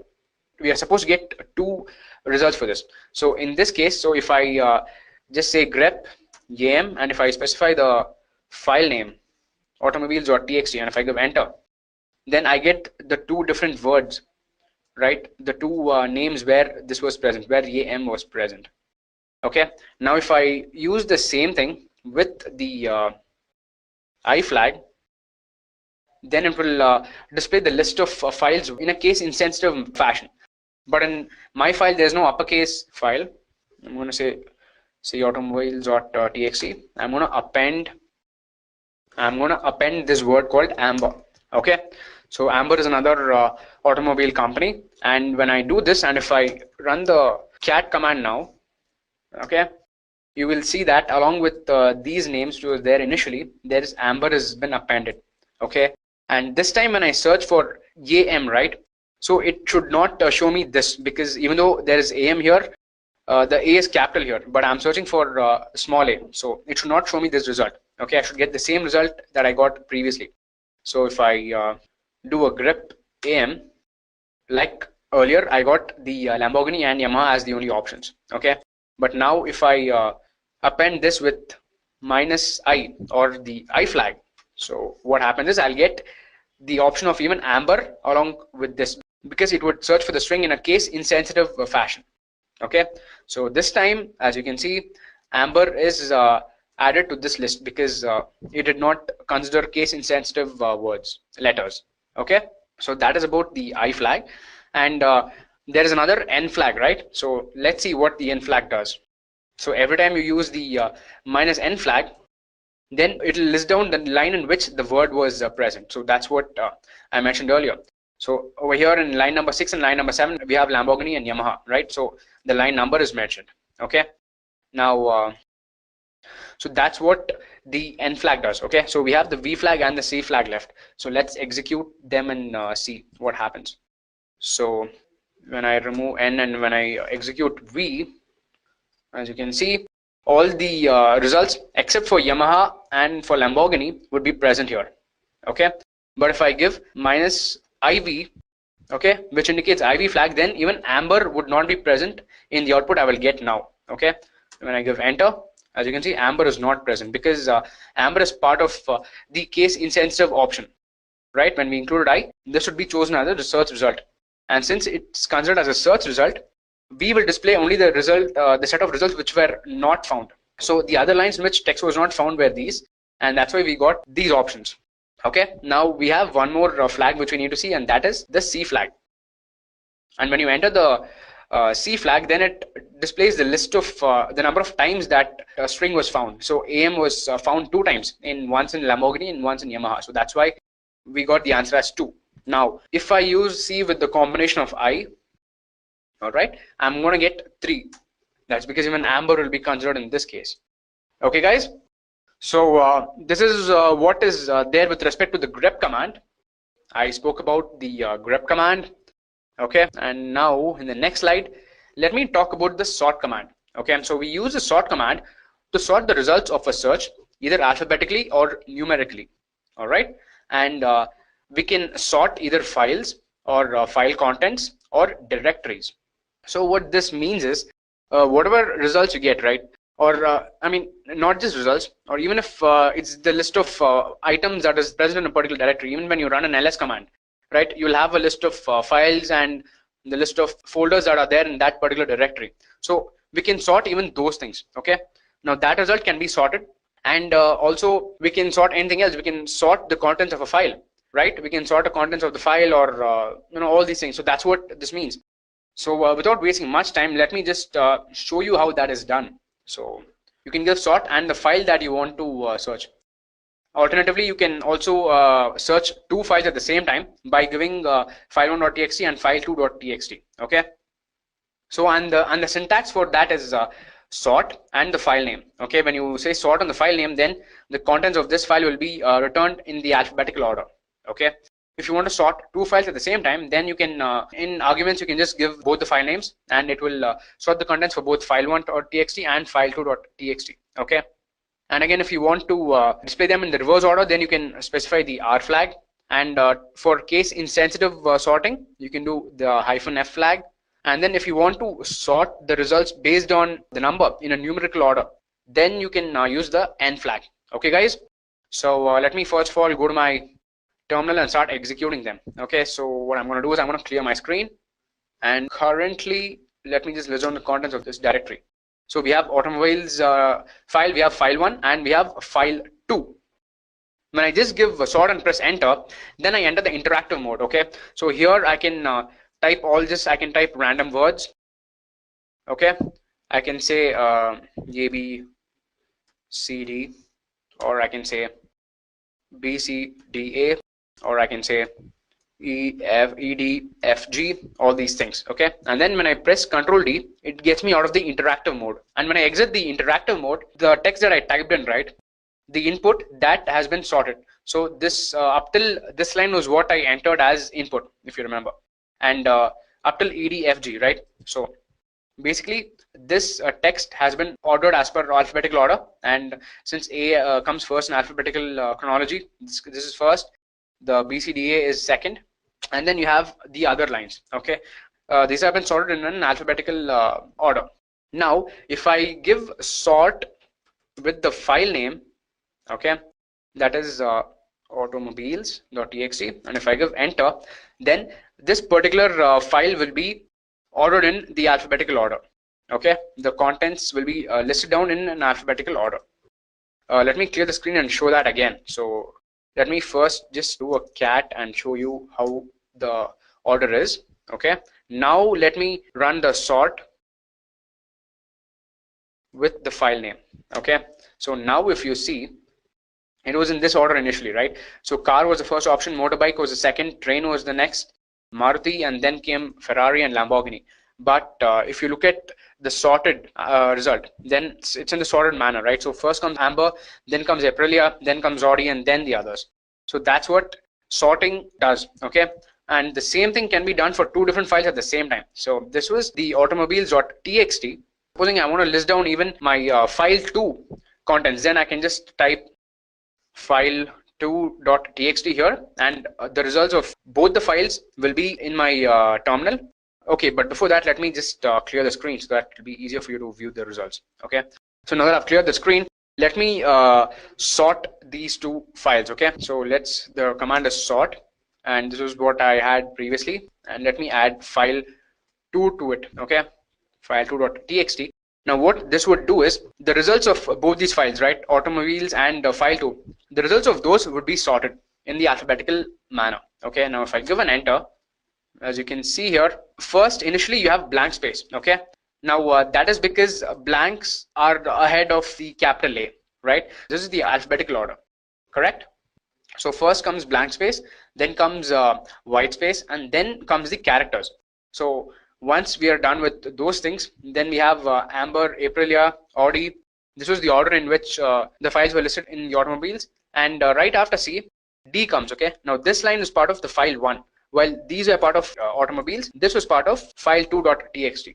So yeah, these results were a part of the automobiles.txt file. The blank lines here, these were part of the file2.txt, and again these two lines, right, these were part of file2.txt. Okay, so this is what happens when you give two files as arguments. Now there are other options that I want to show you though. So there were flags like R flag, right? So R flag lists the results in the reverse order. Okay, I'm just going to clear the screen, and yeah, for clearing the screen, the shortcut is Control L. All right, guys. So let's say sort automobiles.txt. Okay, it's cat, right? I don't want to do cat. I want to do sort automobiles.txt, and I want to use the flag -R. So when you use -R, it will display the result in the reverse order. So we have the reverse order in which Yamaha comes first and Amber comes last. So that is the reverse order. And we have another flag here. The other flag is the F flag, which will return the results in the case insensitive fashion. Okay, so that is the -F. And then if you go back to the slides, there is N option, right? So N will return the results in the numerical order. Now let me go to my terminal and let me use the N flag now. But of course, I don't think it will sort anything because there are no numericals here. So what I'm going to do is I'm going to use the file2.txt here. Okay, file2.txt. Okay, so there are no numericals here either. What I can do is I can edit these details. So let me go vi and say file2.txt, and I'm going to enter the insert mode. I'm going to remove all these unwanted lines. Okay, so I've removed all the blank lines. Now I'm going to put 1 here, I'm going to put 2 here, I'm going to add 3 to this line, I'm going to add 4 to this line.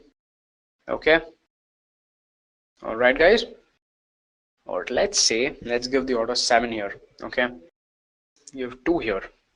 Okay, so there are some kind of numericals ahead of before every line starts, right? So when we run the -N command now, the sort command with the N flag now, then it would sort these lines with respect to the lines with the numerical order. Okay, so first this line would be shown, the blank line. Okay, then you would be shown the the total line, then you would be shown the third line, and like that. So let me just escape, colon, and save and quit. Okay, now let me run that same sort command, sort -N file2.txt. So as you can see, the alphabets are first sorted. Okay, so the lines where there are text characters or alphabetical letters, so those are displayed, and after that the lines that are formatted after that are in numerological fashion. Okay, so if I don't give the N, it would be a different fashion altogether. So earlier the file was just displayed in the regular numerological order. Okay, so where 1, 2, 3, 4, 5 the numbers came first and then came the text. But since we ran the -N, the alphabetical letters or the characters came first. Okay, after that it was sorted by numerical letters. So that's what the N flag does, and that brings us to the end of the sort commands. Okay, so after the sort command, the next one that we have in line is that of pipe command. Okay, so this is referred to as the pipe. So you will find this in your in your keyboards right above the enter button, okay, where you have the backward slash. So in that button, if you press shift and if you press that button, you will get this pipe command. And what the pipe command helps you does is it lets you perform two operations in the same command. Like it'll let me search. Let's take the example that's specified here. Okay, we are using the grep to search for a particular string from a file, and we are using that, and then we are sorting that result. Okay, so since there are two operations involved, okay, one is the sort and one is the search. Since there are two operations involved in the same command, we separate the two operations with the help of the pipe command. So that's what this is. And as the definition says, the pipe command is used to output the result of one command as input to another command. Okay, the same thing can be said over here also. So we'll first search the file for a particular string, and whatever result you get, that will be given as input to the sort command over here, right? So this saves us time in not having to mention the file name after sort again. So we'll just be performing one grep search, and then we'll just whatever result comes, that result will go to the operation that's performed over here, right? So let me just go to the terminal and show you an example of this. I'm going to clear the screen, and let's run the grep command to search for am from the automobiles.txt. Okay, I'm going to use the pipe command and sort this. So these were the two results, right? So when you do a cat command, or when you just run the grep command with am, right? So what would happen is you'll get these two results, because these two lines or these two words have the am characters inside, right? Now when you give the sort, it would sort it alphabetically, right? And if I want to sort it in the other way, then I can just run the same command with the R flag. So when I do R, then this result will be sorted in the reverse fashion. So Yamaha comes first and Lamborghini comes first. So that's how the pipe command can be used to get the output from one operation and feed that output as the input to the next operation, right? So this is relatively a smaller topic, okay? And we quite often we'd be using the pipe command when you want to use multiple operations in the same command. So that's about the pipe command, okay? So let me just clear the screen and get back to my presentation and see what's my next slide all about. Okay, so now that I've shown you how to sort the contents of the file, let's go to the next slide, right? So the next section of this Linux tutorial is going to be about the copy, move, make directory, remove directory, and the user permissions. All right, so let's get started with this section. Okay, CP stands for copy, and that will be the first slide that we're going to talk about. Okay, so as you know, copy is basically used to copy files or directories. Okay, the point to note is files and directories. So in Windows, you have the option of right-clicking on any file or any folder and saying copy or copy paste or cut paste, right? That's in Windows, and you can do that even through the GUI in Linux. But how will you do it through the CLI, right? Through the terminal, you specify this command. You specify CP, and if you have any flag, you enter the flag, and then you specify the source and the destination. Okay, so the source is basically this will be the path of the folder that you want to copy, and this is the place where you want to copy it to. All right, so let's get back to executing and showing you a demonstration of this. So I'm going to go back to my terminal.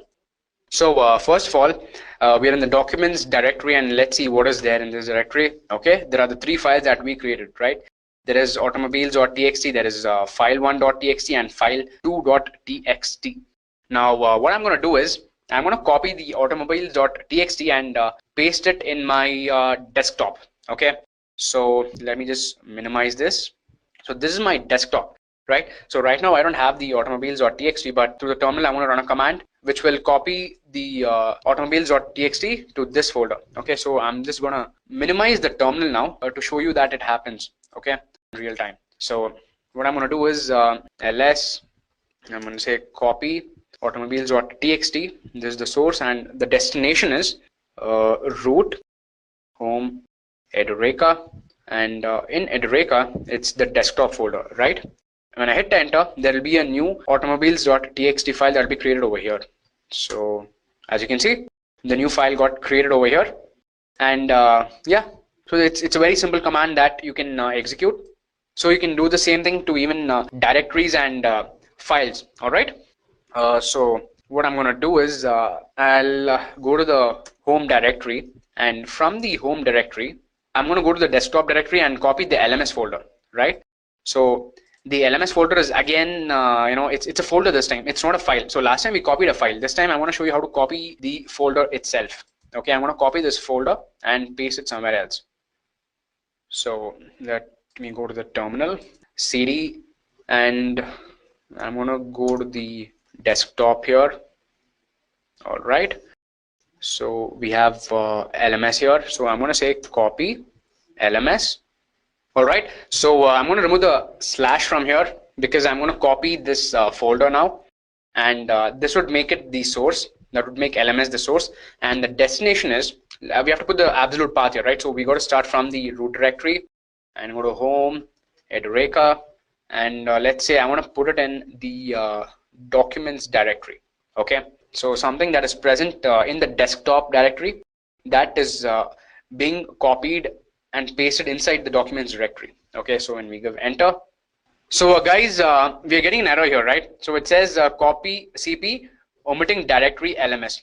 Can you all guess why that is the case? Can you all like understand the meaning of this error, omitting directory? Don't break your sweat too much because the meaning is simple here. It has just omitted the directory. Okay, now the reason is, so that is because the CP command, it by default it copies only files. Okay, if you want to copy directories also, then you got to add another flag called R flag. So let me just quickly go to the slides and show you the functionality there. Okay, as you can see here, we have the R flag, right? So CP minus R, it is for recursive copy, and that is for copying directories also. Okay, and it copies also hidden files. If there are any hidden files or if you have directories which you want to copy inside that directory, then it will copy that itself. So that is the thing, because you cannot copy directories without the R flag. You can only copy files. So that is the meaning here. And we have another flag here called the V flag, and that is verbose. Well, what verbose means is it prints informative messages. Supposing you're executing a command, okay, and supposing the command is going to take time, like it's going to take a good 5-10 seconds. Then during that time, it would print the status of the system. Like supposing it has completed like step 1 to step 3, okay, and it's stuck at step 4, then it would print that message. And as and when step 4 is completed, you will get a message saying that's completed. And yeah, similarly, it's like progress wise. It tells you what is the progress and what are the action that the system is taking and what step it's performing. So it just prints such informative messages, -v, okay. Okay, let's first start off with the I flag. Okay, so we have something called as the CP flag I. Okay, so when you give the I flag, it enters the interactive mode. So when you say interactive mode, it is because at times you might have files which will already be present in a particular directory. Okay, you saw me copy automobiles.txt once from documents to desktop. Okay, now if I do the same operation again, if I run the same command again, at that time it will automatically overwrite the file, right? Because the file name is the same. The automobiles.txt was the one that is there in my documents folder. And again, even over here on my desktop, it is documents. Sorry, it's automobiles. When I copy them, what would happen is that file would be replaced. Okay, now in that kind of a situation, when you're copying multiple files, you might want to be notified before something happens, right? So if you specify something like the I flag, then you will get an interactive mode. So the system will not take a decision on its own, but instead it will not use any defaults. Okay, that's what we mean by on its own. Okay, so it would ask you, it would prompt you for an answer.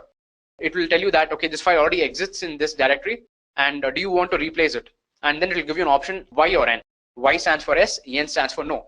So that's what the CP and I flag does. And when you give the N flag, it will not overwrite the file. Okay, because by default it overwrites the file, and if you specify the N flag, it will not overwrite the file.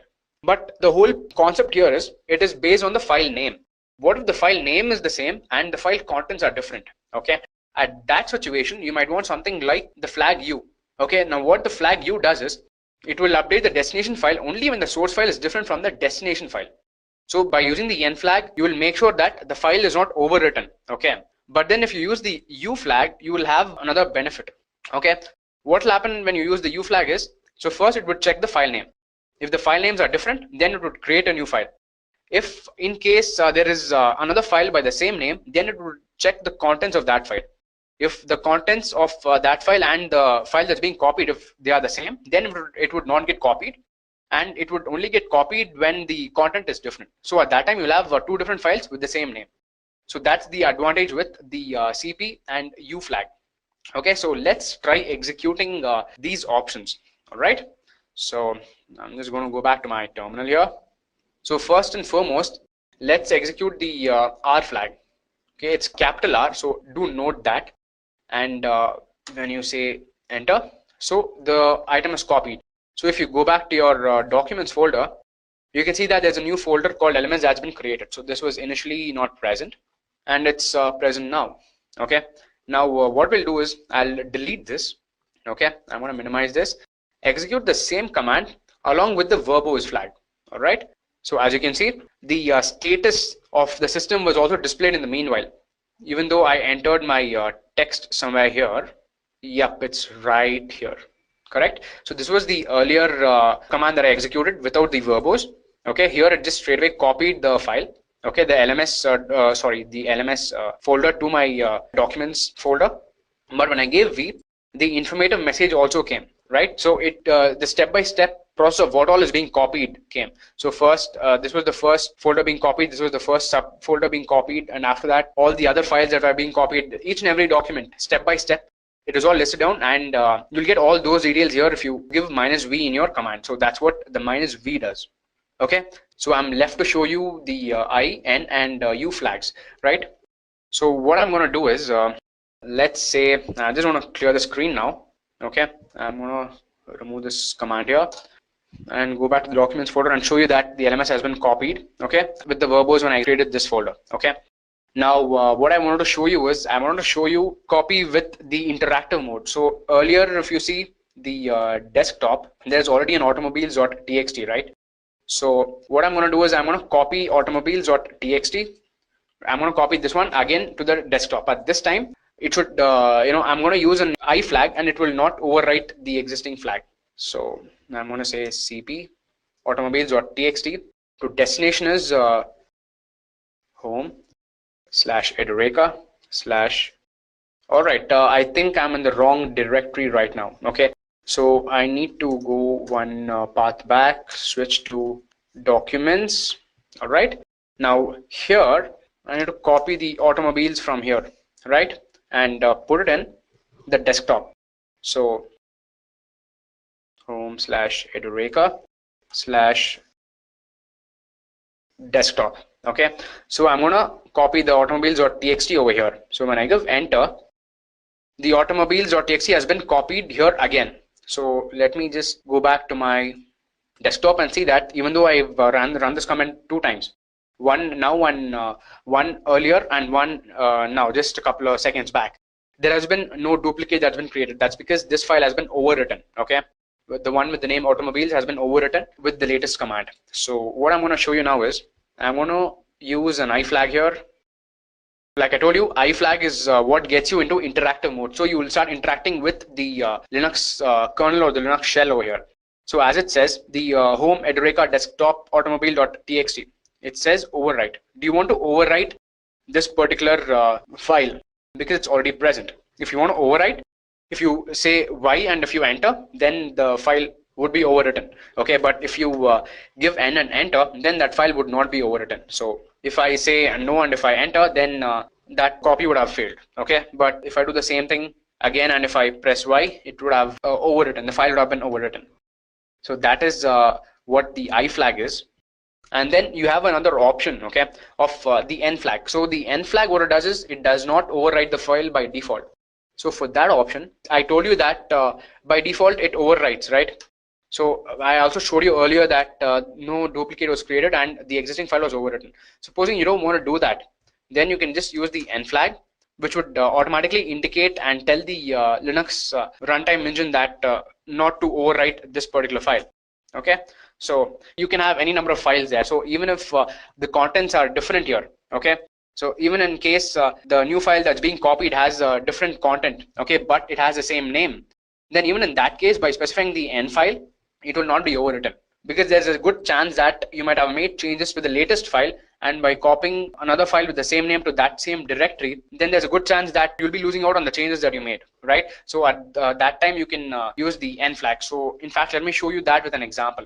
What I'm going to do is right now we are in the documents directory, so I'm going to do a cat and automobiles. Okay, so these are the contents here, and let me update this. Okay, what I'm going to add is I'm going to add another company of another bike. Okay. Let's say we are adding KTM to that list. Okay. So when I do Control D and exit the interactive mode, and if I do cat automobiles txt, then KTM would be added over here. Okay. Now this automobiles file in the documents, right? Now this is the updated one. Okay. But in the desktop, the updated file is not present. Okay. In the desktop, the file with only this much of content is there. Now I'm going to execute the command with the n flag. Okay. So with the n flag, it's basically indicating that you're not supposed to overwrite the file. Okay, so when it says that, when it finds out that automobiles.txt is present over there also in the desktop also, it would not copy the file at all. Okay, so when I give enter, and of course, so there's nothing here. Now if I go to the desktop, okay, if I click on automobiles.txt here, you can see that KTM is not present.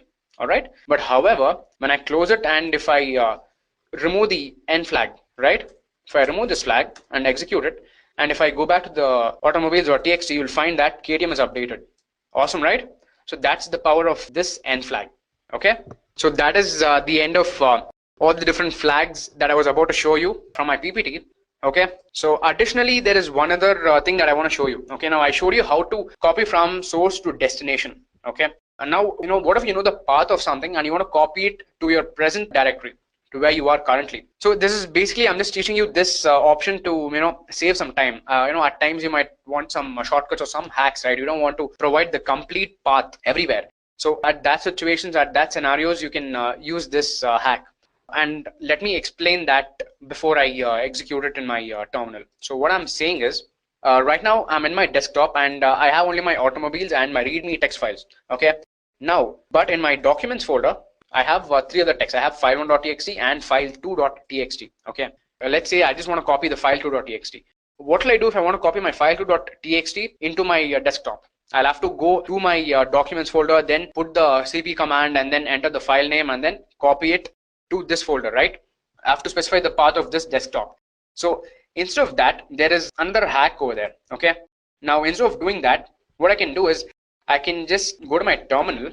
I need to first go to the desktop folder button. Okay, so I'm gonna go one step back. I'm gonna say change to desktop, and here, yes, there is only automobiles.txt and there is readme.txt. Now what I'm gonna do is I'm gonna run the cp command such that I copy file from this particular directory to the current directory. Okay, so the file2.txt, if you remember, that is present in my documents directory, right? So I'm gonna specify the path to the documents directory, and the path to documents directory is /home Edureka and documents.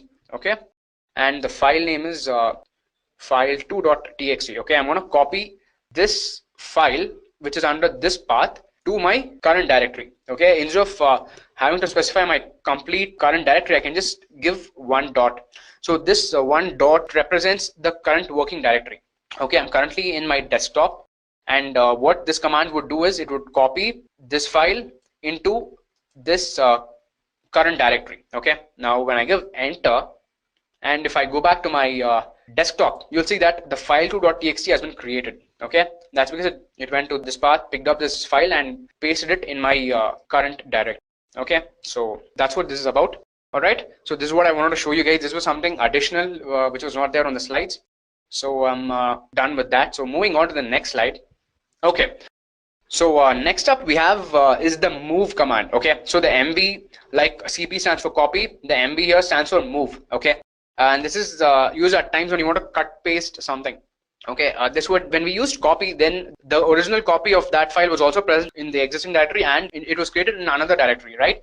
But if you use the MV command, then it's gonna basically work like cut paste, where it will remove the content from the source directory and the only copy will be present in the destination directory. All right, so let me straight away get started. It's not too much of an explanation needed over here because it's self-explanatory. If you use the I flag, it basically enters into interactive mode again, like before. So the U flag is again the same as what it was in the copy command. It updates the destination file only when the source file is different from the destination file. And the MV-V, again, it would move, it would print the system state. Okay, prints the source and the destination files, gets into the interactive mode where the, okay, not interactive mode, it basically means the system status will be displayed over here. Okay, that's what the verbose is all about. So let me go back to my terminal and show you how this copy is done. All right, so let me clear the screen, and currently I'm in my desktop folder. Okay, and here I have these files. I have automobiles.txt and readme and file2. Okay, now what I'm going to do is I'm going to use the move command to move file2.txt to another destination. I'm going to move it to the LMS, right? So when I give LMS, okay, this means that this move command will work such that this file will be moved to LMS folder. Okay, let me give enter and go back to my desktop and find that it's missing. That's because I ran a command over there. If I go to LMS, however, I'll find the file2.txt over here. All right, awesome, right? So that's what the MV file does. And supposing I want to, similar to copy, you can move multiple files at the same time. All right. So I can move, supposing I go back to my desktop, okay, and I'll find that there is automobiles and readme. Suppose I want to move both of these to the LMS directory, then I can do that also. I can just simply give move. I can give automobiles.txt and readme.txt and specify the destination. I can move to any other folder, or I can move to LMS folder. If I'm moving into LMS folder, then I just need to give LMS. Okay. But however, if I'm moving to another folder, then I got to start from the root, say home, Edureka, and from here, let's say I want to go to downloads. Okay. So downloads, if I want to go, I'll give this path, I'll give enter.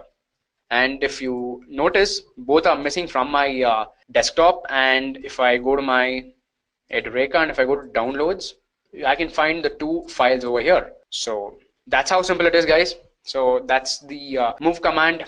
And if you want to see the system status, then you can use the V flag like we use for CP. So a similar log will be generated and shown.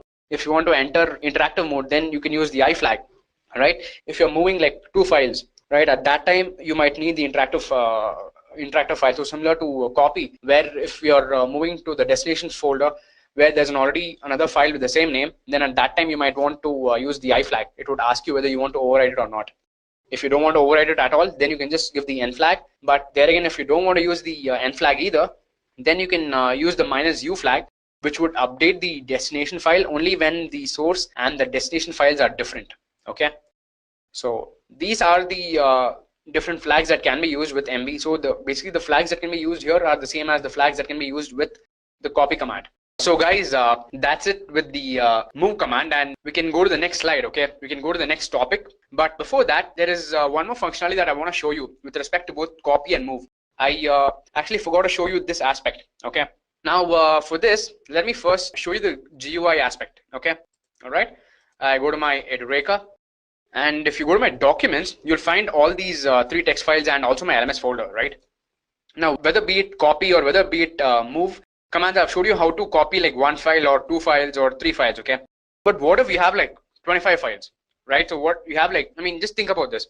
What if you're a proper Linux user and you want to just transfer all your files of some particular format, right? You want to just transfer it to another folder. You want to take a backup or something like that. What would you do? Instead of, you can do a control A over here and choose all the files. Okay, or you can choose one after the other like this. But to the CLI, how will you do it? Correct. So you have such problems, right?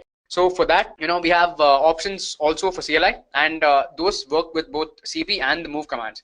So what I'm going to do is I'm going to show you how that is done. So for that purpose, I'm going to first go to my documents directory. I want to make that my PWD. So I'll just go one back, and here I am. Go to documents. Okay. Now I'm here. So what I'm going to do is I'm just going to clear the screen. So of course, for clearing the screen, the shortcut is Control L. Okay, if you guys have forgotten that, and I also mentioned that earlier. So Control L is the shortcut for that. So yeah, we have automobiles.txt, file 1 and file 2 and LMS. So we have these four files and one folder there. Okay, now if I want to move this one of the directory, then there's another option. So what I can do is I can use something called as regular expressions. Okay, regular expressions is one topic which I'm going to cover in detail later during the session, but just because we're in the CP or in the move commands stage of this demonstration, I want to continue and I want to show you this also. Okay, I want to just get finished with this part. So you will get an idea of what I'm saying when you see me do this. So here we have these four files. So first let's use the copy command. So if I want to copy all the files which are in the form of a file, okay, so they are all in the .txt format, right? So what I can do is I can just do a cp. I can click on dot, or rather asterisk dot txt. Okay, now what this essentially does is, instead of searching for the text file by its name, when you specify an asterisk, it searches for all the files with the .txt, okay, which is ending with a .txt. So that's what this would do. And when we say cp followed by asterisk.txt, it means copy all the files that are ending with .txt. So in our case, we have automobiles.txt, file1.txt, and file2.txt, right? So what this command would do is it would copy these things and put it in the path where I suggest here. So let's say I want to put it in another folder. Okay, let me start off from the root, home, Edureka. Then here I think we have, we have these options, right? Okay, this is the documents. So in the Edureka we have, okay, we have the music folder, we have downloads, pictures. Okay, downloads, of course I've already copied something in there. So what I'll do is I'll move that to the music folder. Okay, so the music directory. So I'm going to say this and give enter. So your copying has been successful. So if you go back to the music directory, you'll see that there are three new files. One is automobiles, the other one is file1, and the other one is file2. Okay, now the same thing can be done for even move, right? The same way we executed a copy, we can also execute the move command. Move is going to completely move it. It's more like cut pasting, okay, similar to how you remember from Windows. Let's move it to pictures. Okay, so currently in pictures there's nothing, and in music we have these three. So when I execute the move command, this folder should become empty and they should all go to the pictures folder. All right, so move. Okay, but we have a problem for that. What we need to do is we got to move to our music folder, right? So this would probably show an error. So I'm going to first go back, or rather go to music folder. Okay, we are in documents, right? So what we're going to do is cd music. All right, and I have my commands here, right? So here I'll execute that move command. So it was this one. I'm just going to replace cp with mv.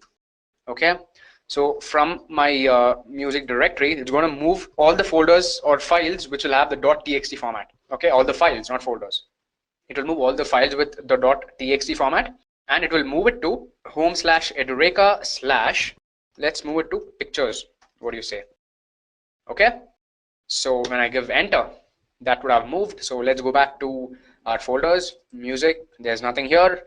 This has been cut pasted to the pictures directory. All right, so this is what I wanted to show you. Okay, this is what I missed showing you earlier while executing the cp command, but yeah, here we are. I've done this.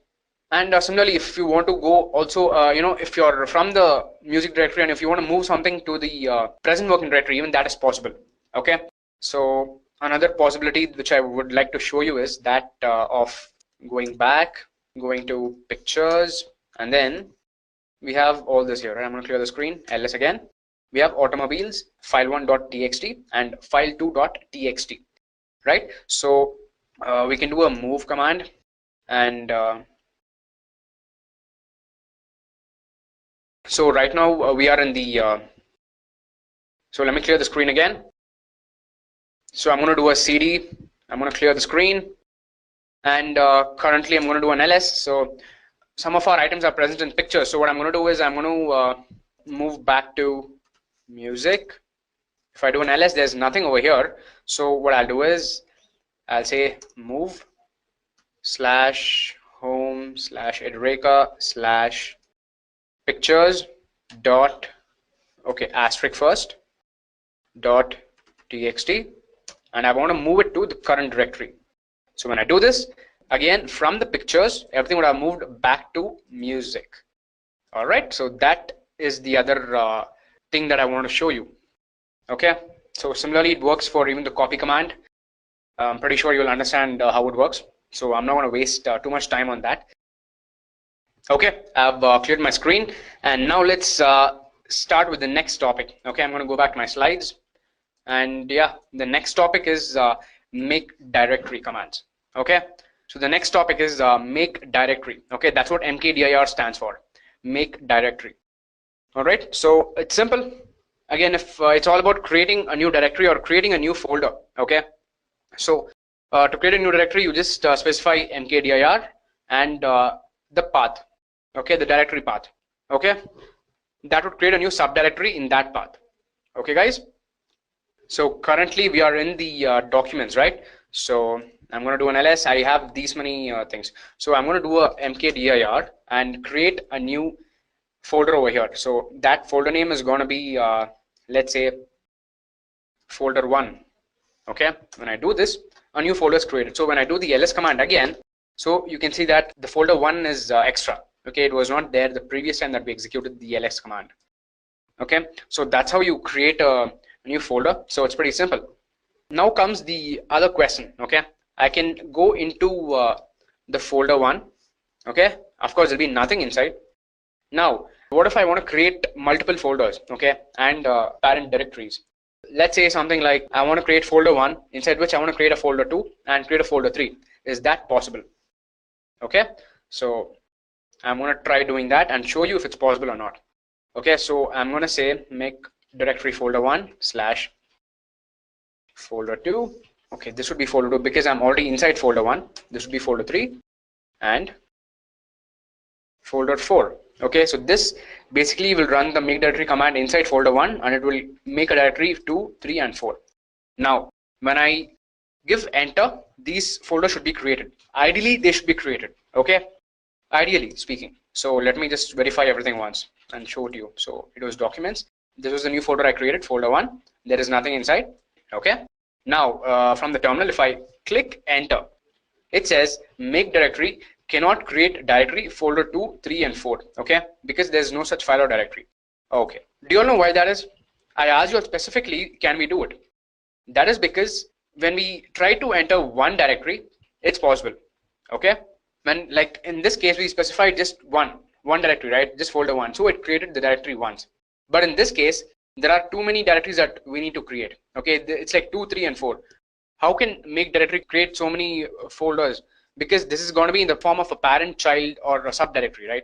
We are creating folder 2 inside which there's a folder 3, inside which there's a folder 4. So in this case mkdir is not enough. So this is when we need to use another flag called the -p flag. That stands for parent. Okay, let me go to my slides and just cover that aspect once.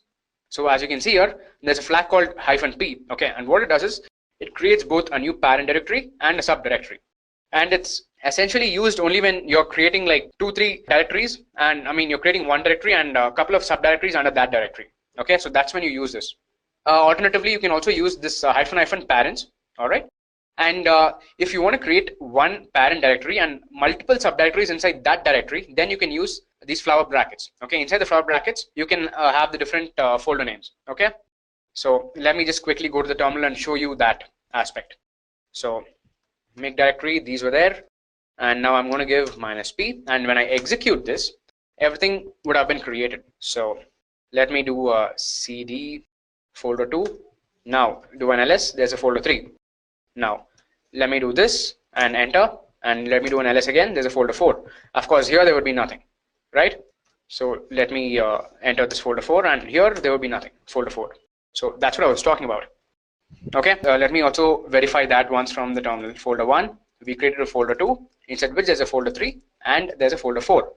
Okay guys, so this is what we just created. So what I'm going to do is I'm going to just go back to my folder 1 here. Okay, in fact, yeah, okay, folder 1 should be good. Now I want to show you executing the same command with the flower bracket, right? I told you that creating a flower bracket will let you create multiple directories inside that directory. So if I'm going to say make directory folder, because it's inside folder 1, I can create one here, folder 2, I can say comma, folder 3, comma, folder 4. Okay, and if I close this flower bracket, then these 3 sub directories or folders would be created inside my folder 1. All right, so I've given enter here. If I go back to my GUI, so I go inside folder 1. So initially there was one folder 2. Okay, that was the folder 2 which I created earlier. Okay, and now I created folder 2 all in small f and small f here. So folder 2, folder 3, folder 4 was created now. Folder, this one was created earlier. Okay guys, So that's how you make directories. In fact, you can even append this with the parent. Say you're supposing you're now in folder 1, right? You can say make directory. You can say F2, put a slash, and then inside this F2 folder, these subdirectories will be created. Okay. Now if I give enter, I know what the problem here is. It says because F2 is not created right now. Correct. This is the time when you got to use the -p command, parents command, right? So which I showed you earlier. So now that I've used the -p, so the parent is created and the children are also created. So if I go back to folder 1, this was F2 is what I created recently. All right. So inside F2, there should be folder 2, folder 3, folder 4. All right. So this is what we can do with respect to make directory commands. All right. So let me close this and go back to my slides. Okay. And go to the next topic. Okay. So next up is the rmdir and the rm commands. Okay. So this is the remove, and this stands for remove directory. Now there's a subtle difference between the two. Okay. Now, when you say, okay, the basic difference between the two is that when you say remove directory, it will only remove that particular directory. But when you say remove, it can also remove the subdirectories or the child directories inside that one. So let me just go to my terminal and show you how these are executed. Okay, I'm going to go to my terminal. So currently I am in my folder 1, right?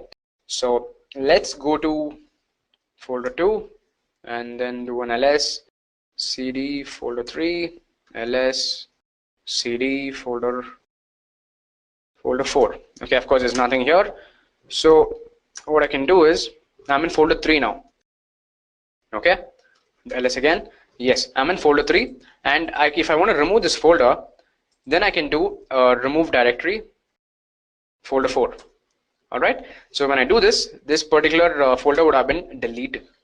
Now from folder 2, I can again remove folder 3. Okay, similar to how I removed folder 4. But how about I go one more path back? Okay, so right now I'm in ls. Okay, so if I do a pwd, you'll find that I'm in folder 1. Okay, and when I do an ls, I have f2 folder 2. I have capital folder 2. This is where my folder 3 and folder 4 is present. Okay, so I have that, and then I have folder 3 and I have folder 4.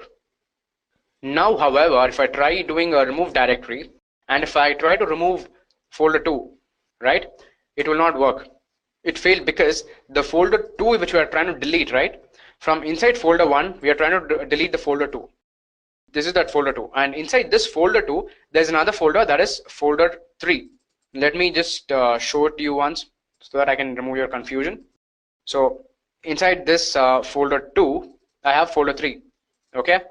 And because I'm trying to delete this folder 2, it's not able to delete because there is already a folder 3 inside this folder.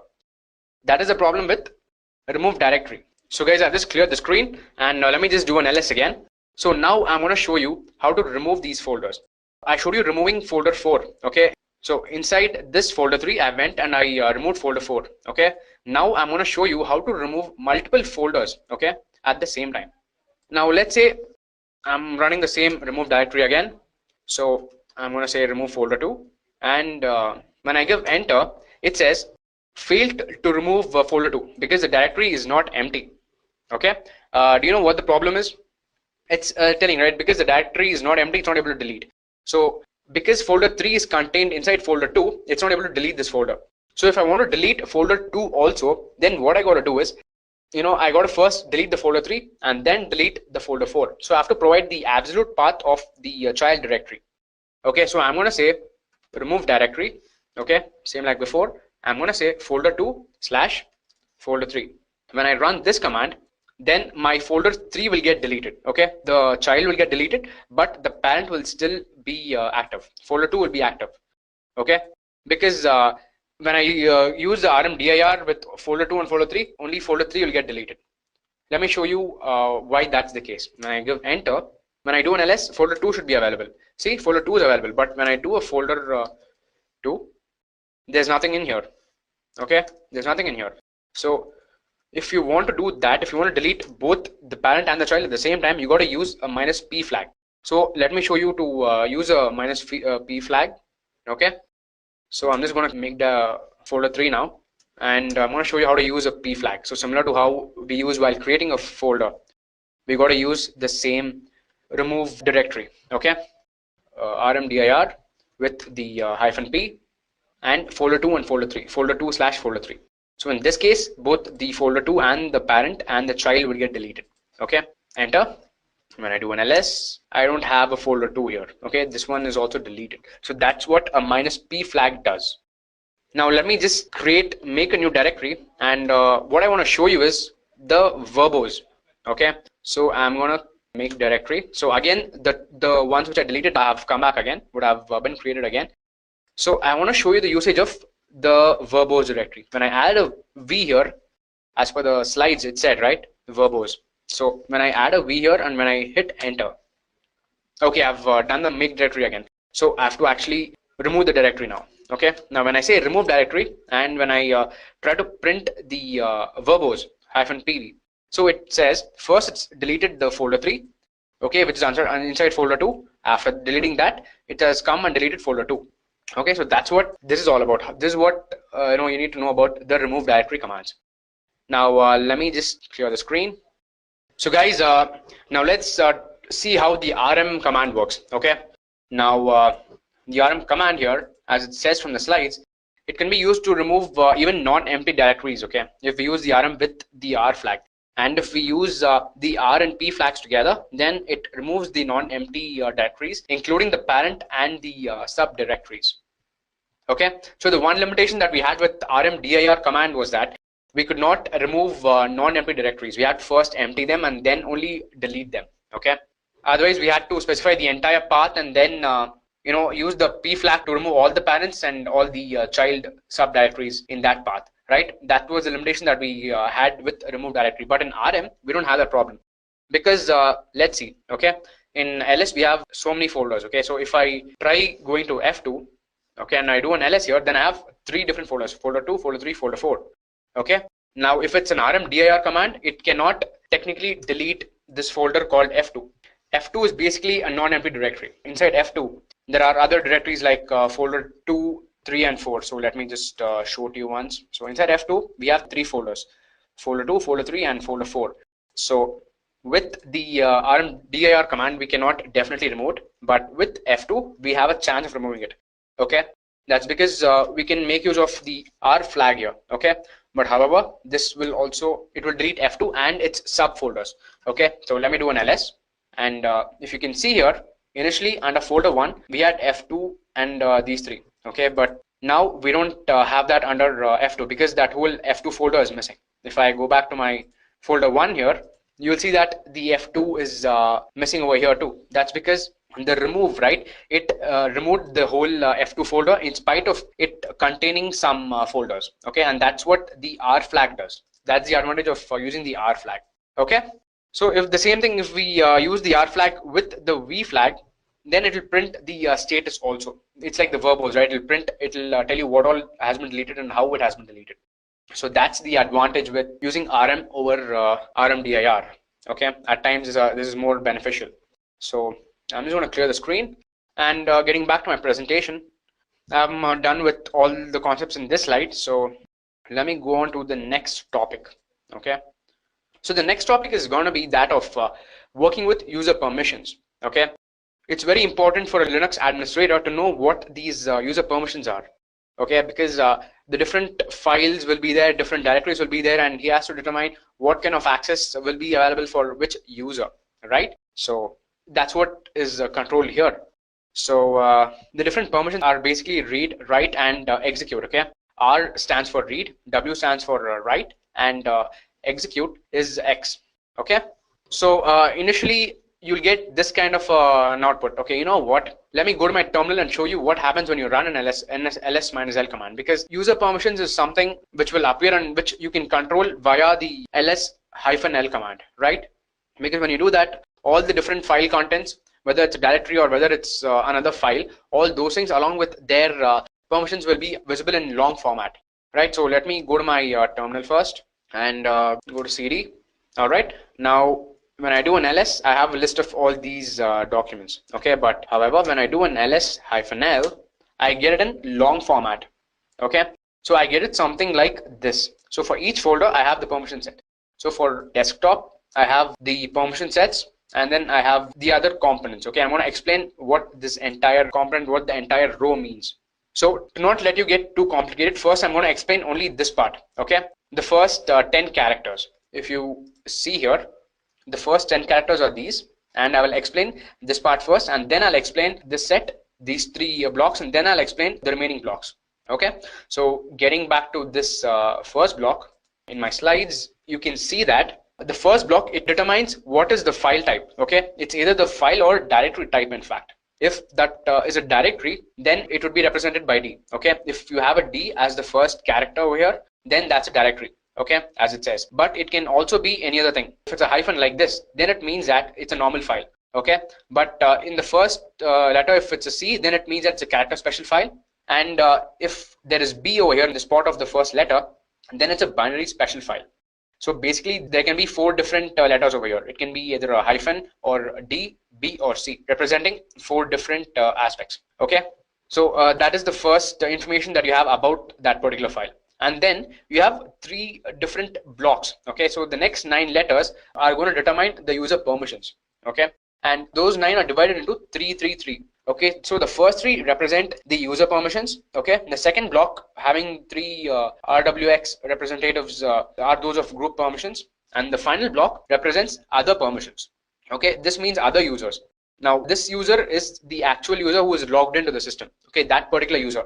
So this is the user permissions, this is the group permissions which the user belong to and what the other group can view, and this is with respect to the other users. Okay, that's what is meant by this others. So if we have and the order always goes by RWX and RWX, and here also it will be RW and X.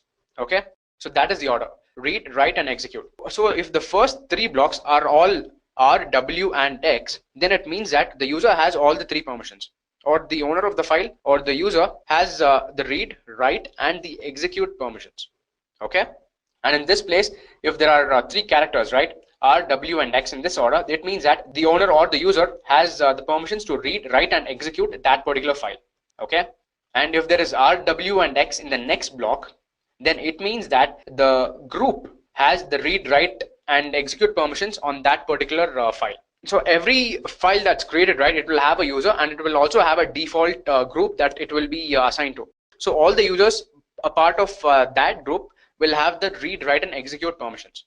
Okay, but whereas the last 3 here, it stands for other users permission.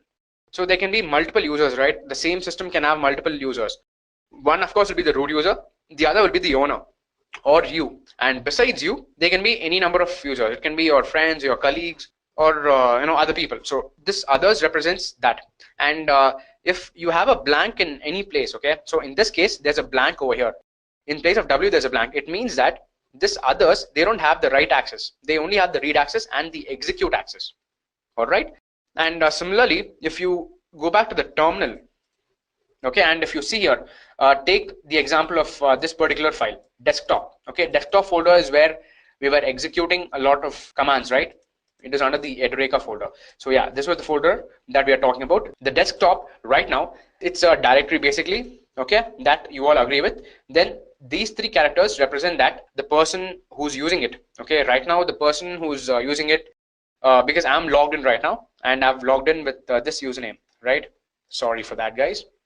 Yeah, and I've logged in with this username, right? Edureka.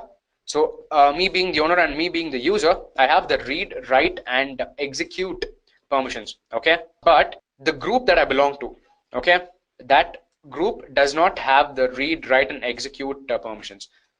And the group that this file belongs to, now because this file is either owned or used by me, okay, now because I'm the user, I have this access. And then this file will also belong to a group, right? So whenever you create this file, it will be assigned to that particular user creating it, and it will be assigned to a default group. So we are talking about that group here. Okay, and that particular group does not have all 3 rights. It has only the read permission and the execute permission. It doesn't have the write permission. Okay, and the same thing can be said for even the other users. So the other users in that system who will be using that system, they will only have the read and execute access on the desktop. Okay, but whereas if you take the example of this file1.txt, right, which I created sometime back during this session, This one, if you see, the permissions are such that the first one is a hyphen. Okay, what hyphen technically means is it's a normal file. Okay, I explained that hyphen is normal, B stands for binary special file, and C stands for character special file. So of course we don't have those options here. We don't have the B and C options. But what you got to understand is that this is a normal file and this is a directory. Okay, wherever there is D. So since this is a file, the access for the user is such that I have the read and write access. Okay, but I can't execute it. The user can't execute it. And when it comes to the group, even the group has the read and write access, but you cannot execute it. The other users, however, they have only the read access and they cannot execute this particular file, right? So they cannot execute or they cannot write this particular file. So that's what these group permissions mean. And if you go forward from group permissions, there are more other blocks, right? So let's go back to the slides and see what they stand for. So in this slide, let's talk about the next three blocks. Okay, so the next block is that of a number. Okay, you have a number over here and that represents the symbolic links. All right, the block after that is the one that represents the owner name, and the one followed by that represents the group name. Okay, so that is with respect to these three blocks. All right, and then after that comes the file size of the particular file, and then you have the timestamp, the time when the file was created, the file or the folder was created. This is the actual file size of the block. Okay, now that's what the user permissions here represent. So if I quickly go back to the terminal and show you, this is basically the symbolic link. This is the owner name. This is the group name of the file. This is the block size. Okay, and this is all in kilobytes. Okay, and this is the timestamp, and this is of course the name of the file, right? So we have the name of the file, and that file will have first be the file type, then user permissions, then symbolic links, then the owner name, then group name, then the file size, then comes the timestamp at the end. So that's what the different file permissions are, the read, write, and execute. And if you want to modify any of these file permissions, then it's also possible. Okay, now let me go to my slides and show you how that's possible. Let me show you some theory first. Okay, so first of all, if you want to change the permissions, then you can use the chmod command. Okay, you can use the chmod command as shown over here, and you can use it to change the access permission of both the files and the directories. If you want to change the owner of the particular file, okay, change the owner of that particular file or directory, then you can use the chown command. And then if you want to change the group ownership of that file, then you can use the chgrp. Okay, so when you use the chmod command, you got to specify whom are you referring to. Are you referring to the user? Are you referring to the group? Or are you referring to the other people? Okay, the other users. You got to say that, and then you got to use either a plus symbol or a minus symbol. Okay, when you use plus, it means that you're adding these two rights. So in this case, when you're saying G plus WX, so G stands for group, right? So as you can see from this particular slide, G stands for group, U stands for users, and others stands for O. Okay, and all stands for A. Okay, so as per this, if you're using G over here, then it means that you're talking about the group and you're adding the W, that is a write, and the execute permissions. That means you're giving them the W and the write and the execute permissions. Okay, and after that you got to specify the file name. So this means it will modify the permissions to this for this particular file. And similarly, you can use the equal to symbol and also the minus symbol. So when you use the equal to symbol, then whatever rights you have initially, that will be overwritten. So when you say chmod U is equal to RWX, and then it doesn't matter what the previous set of permissions were. Then the previous set of permissions will be replaced by whatever you specify here. So you'll be setting that particular user to have the read, write, and execute access for that file. Okay, and then you can in fact specify, you can set access control for multiple people. You can set it for groups, users, all at the same time. So in this place, this command, we've set it for the users here. We are setting it read, write, and execute for users, and then after that we are setting it for the other people. Okay, for the other users, we are removing the write and the execute access. Okay, the execute permissions. So let me just quickly go to my terminal and show you that. So currently, let's take the example of this pictures. Okay, let's take an example of this particular folder. The user, that is me, I have the read, write, and execute permissions. The group has read and execute only. Okay, and they, of course, the other users, they also have only the read and execute. Now what I'm going to do is I'm going to say chmod. I don't want to change my permissions. Okay, so I would rather change the permissions that my group has. So I would say G is equal to read and W. Okay, so if you see here, right now the group has read and execute. Okay, I don't want to give them execute. So if I want to remove execute, I have to do G minus R, and then I have to give comma G plus W. Okay. But those are two different arguments, right? So instead of using two different arguments, I can just give an equal to, which would replace this entire list with the current arguments. So instead of having R and X, I will replace that with R and W, read and write. Okay. I'll give a command. And then we have others here, the other users, they have read and execute again.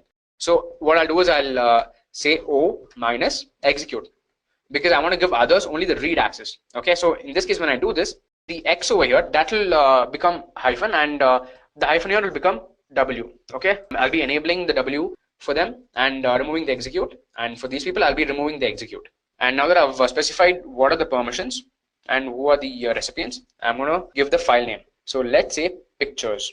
Okay, so I'm going to give the ls minus l command again, and now you can see that if you go to pictures, it's been reset. So the others have only the read access, the others are blank. Okay, and the group have the read and write access, and this execute has been taken away from them. So that is with respect to the read, write, and execute permissions that users can have. All right, so I'm just going to clear the screen and go back to my slides. So similarly, you can change even the ownership of certain files and certain groups. Okay, so if you use a ch own, okay, ch change ownership, with that's what it stands for, and when I follow that with the username and the file name, then this particular file will have a new user or will have a new owner, and this will be the username. Okay, and similarly, even the group command works in the same fashion. So this is something that you can always work on, and you can figure it out. All right, guys. So working with Linux repositories. Okay, and it says that stable versions of most softwares will already be available in Linux repositories, and the command to install them is this. So you would have heard me say earlier that it's very easy to update software and the operating system itself by just running one simple command, right? You can update the software. So this is what I'm talking about. So you can just run one command. So this is the only command that you need to run. Okay, if you just give sudo yum install, and if you give the package name, then that particular package will get updated. Okay, the sudo is something that you would recognize from what I told you earlier.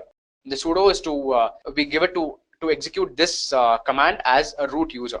Okay, and if you see that there are two other lines, and the only difference between these three lines is the letter, that the word we are using here. Okay, so in the first case, in case of any Red Hat enterprise Linux system, or even CentOS, right, which falls under Red Hat, we use yum. Okay, but if it's a Debian based system like Ubuntu or Edubuntu, Xubuntu, or any other Debian Linux system, then you would have to use apt-get. Okay, and then if you're using a Fedora based system, then you got to use the DNF. Okay, so these are the three different commands, and these are that's because the repository name for RHEL, it's called as yum repository, and the repository name for Debian is called as the apt repository. Okay, and for Fedora it's called DNF repository.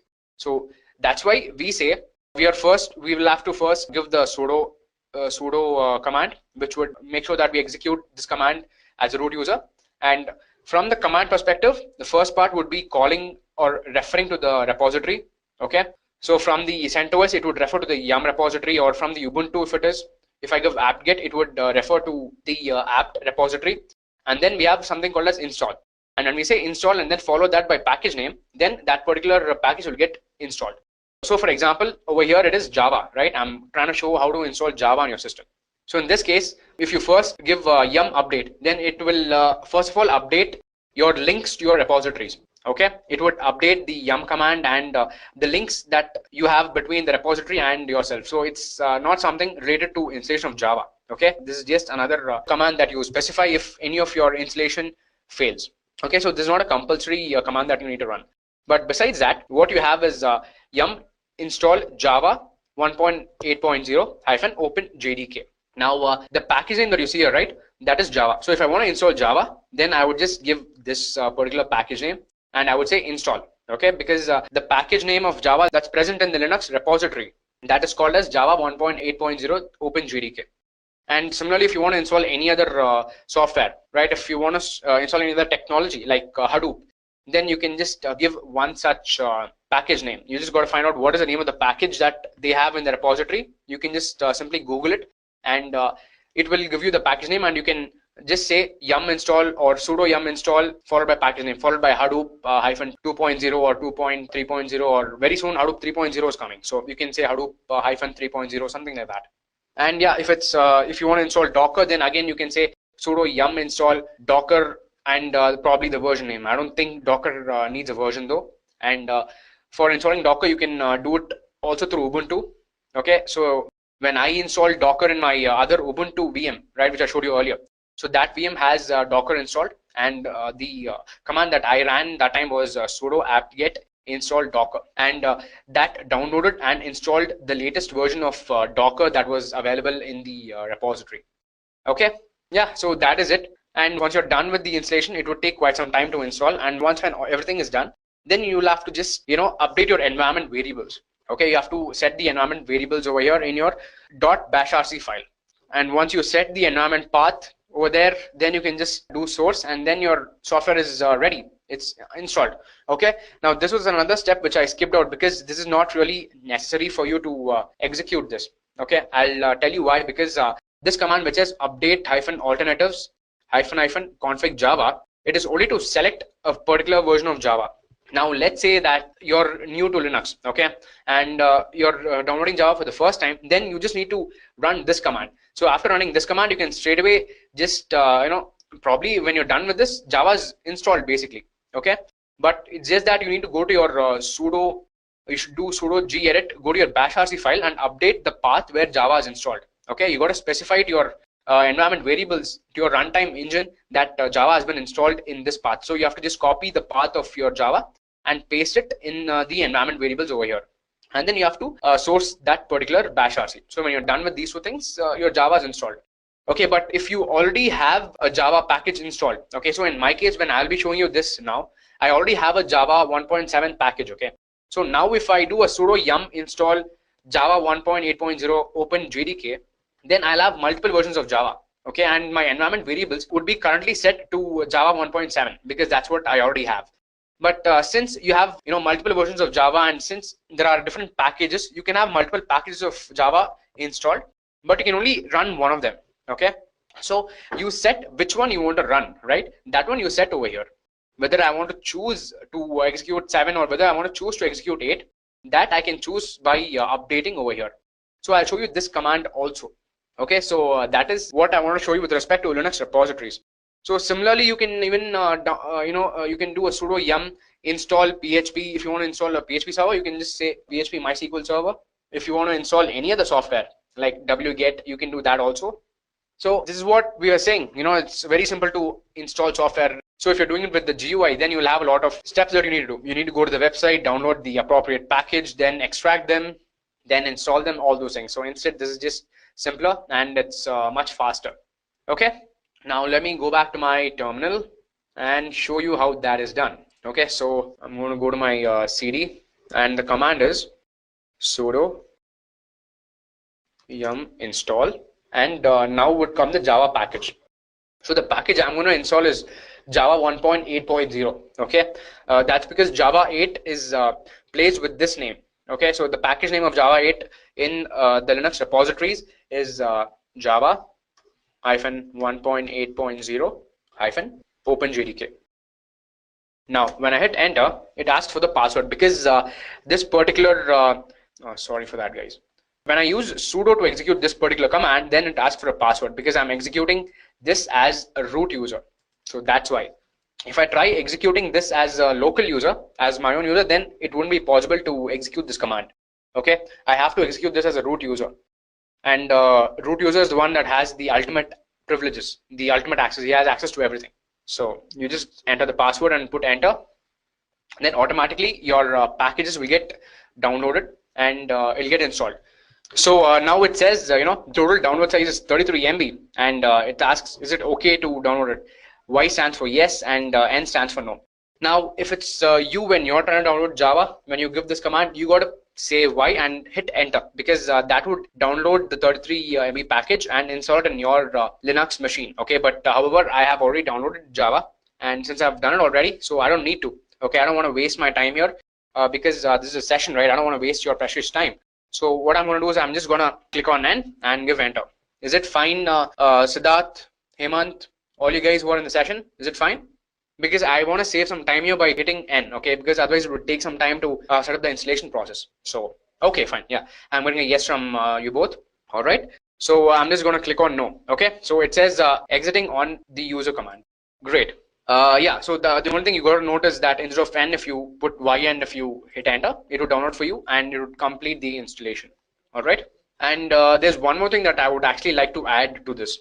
Supposing while installing the same package, right, while doing the sudo yum install java, this package, when you're trying to run this command, if you want this Y option to be chosen automatically, okay, because right now it entered into the interactive mode. Okay, interactive mode is when the kernel was asking you, should you download this and do you want to download this and execute it later? And I had to press N and get out of it. Okay, but however, you might not want to. Okay, so there may be times when you might want to by default just click on yes. So what you can do at that time is you can just go back here, sudo yum, you have a flag here. You can just put -y, and if you then install it, then it will not ask you, it will not get into this interactive mode. So it will take this y flag, y option automatically, and it will install the Java package. So that is what I wanted to show you. That's what I want to tell you. So that's how you install Java. Okay. So now I've just cleared the screen, guys. Okay. So when you execute this command in your Linux machine, and when you finish downloading an installation of your Java, what you got to do is you got to set your environment variables. Okay. So as it was written in the slide, you got to give the sudo gedit.bashrc to enter into the bashrc file and set the environment variables here, the path to where your Java is installed. Okay. So what I'm going to do is I'm going to do the same. And your .bashrc is something that will be present only in your home directory. Okay. So you got to remember to go to CD, and from CD you got to access that. You got to say sudo gedit space .bashrc. When you do this, it'll ask you for the password, but of course I've entered the password previously, so it didn't ask me. But yeah, when you do that, you will open this bashrc file. Okay. So right now my Java path is set to this. Okay. So this means when during runtime, when any application is using or requesting for Java, then it will look for Java in this path. So you just need to find out where your Java has been installed in your system. So it would most probably be in your user/lib/jvm folder. Okay, so let me go to the same. So it will be there under your root directory. So if you go to your My Computer from your file system, under the lib folder, we have various packages that will all be installed over here. Okay, so in my system, it's all installed over here. So this is the JVM folder, and inside here I have all the different Java packages which I have downloaded over a period of time. So guys, in this case, supposing, see, I have Java 1.7.0 OpenJDK installed. Okay, now in your case, you will have a Java 1.8.0 OpenJDK installed. So what you got to do is you got to just right click on that folder. Okay, similar to what I'm doing now. Okay, I'm going to right click and just click on copy and go here and paste the path over here. Okay, if anything is existing already, then remove that and paste the new path. So the path is nothing but where your JVM is located from your root. So it's in root USR library folder, and then inside library it's in JVM, and here this is the folder it's present in. Okay, and then you got to also additionally give the path to your bin directory. Okay, so you have this is your bin directory. So what you do is you right click on bin, again copy, go to your .bashrc. Okay, you got to paste it over here. All right, so this is how this is what you do. This is how simple it is. So when you do it, you just got to save it, and you got to close this .bashrc file. And when you're done with saving and closing it, just go back to your terminal and you got to run this command source.bashrc. Okay, so when you do this, then your terminal will get synced with the updated environment variables. Otherwise, even if you don't run it, it's fine. You can just start executing your commands from a new terminal. Then it would all be fine. But yeah, the source.bashrc is only to sync your environment variables with this particular terminal that is opened. Okay, so that's how you install Java in your system. Okay, guys. So I'm just going to clear the screen now. Okay, and I'm going to go back to my slides. Okay, so I'm done with showing you how to work with Linux repositories. And the next topic that I'm going to talk about is that of tar files. So what are tar files? Okay, so all of you Windows users might be aware of this software called WinZip or WinRAR. Okay, what are they? What do they do? They are basically to extract your files, right? So they'll be in compressed form and you'll have to extract them. So In Linux, we have an equivalent format. So in Linux, it is either the tar file or the gzip and the gunzip files. Okay. So tar is the preferred option. So I'm going to show you how to compress and decompress a file with .tar format. But however, even gzip and gunzip is something that can be used. If you want to compress a files with the gz format, okay, then you got to use this command. But however, if you're going to decompress it, then you got to give gunzip. Okay. And the syntax is here. Okay. But however, with tar, for both compressing and decompressing, you will use the same tar command itself. So you'll just have tar, and in the arguments, there will be a minor change. So when you're compressing the file, you will have to specify -c. Okay. And when you're decompressing the file, you will have to give the flag -x. Otherwise, it's all fine. The V here stands for verbose, and the F here indicates that you want to compress the file that is mentioned followed by the command here. Okay, so this F just basically indicates that you got to compress this particular file. Otherwise, the kernel will be wondering which file to compress, and it will throw an error to you later. Okay, so that is what the XVF here stand for. These are the different flags that are available with the star command. Okay. Okay, before I go and show you how to do the tar, let me show you a place where tar files will be present. So in Linux, right? So no matter what kind of software you're downloading, whether it's a Java package or if it's a Hadoop package, if you're downloading them manually from the internet, okay, then you would get them in the .tar format, okay, or you might find them in TGZ format. Okay, so tar is something the most. I mean, I would prefer if you people download tar because that's the easiest. It's easiest to extract and also compress them. So you can just download the tar file. It's very common, and you can just by just running this one command, you can compress the file. So the Hadoop packages that are available on Apache's website, right? That would almost be around 2 to 3 GB, but the compressed format will only be around 100 or 200 MB. Okay, so same thing can be said for something like Tomcat if you're downloading the Tomcat package or Nagios, so anything like that. So those packages would have a lot of MB, and to download them, you'll need to compress them, right? So because the lesser you download, the more you save on bandwidth. So it's also easier to transfer them in a compressed format. So for transferring, especially, you use these tar files. Okay, you compress them into tar format, and then later when you're done downloading, you can extract them and bring them to regular file format. So I'll show you how that is done. So first of all, let me go to my terminal, and let's go to the documents folder. Okay, here I'm doing an ls. We have this. So what I'm going to do now is I'm going to say ls-l. Okay, when I run this, you can see the different files and the size. Okay, you can see that the LMS folder, right? The LMS folder here, it has it's the highest. Okay, it's showing it's 4096 MB. So what we can do is I'm going to show you how to compress this and convert it into a tar file.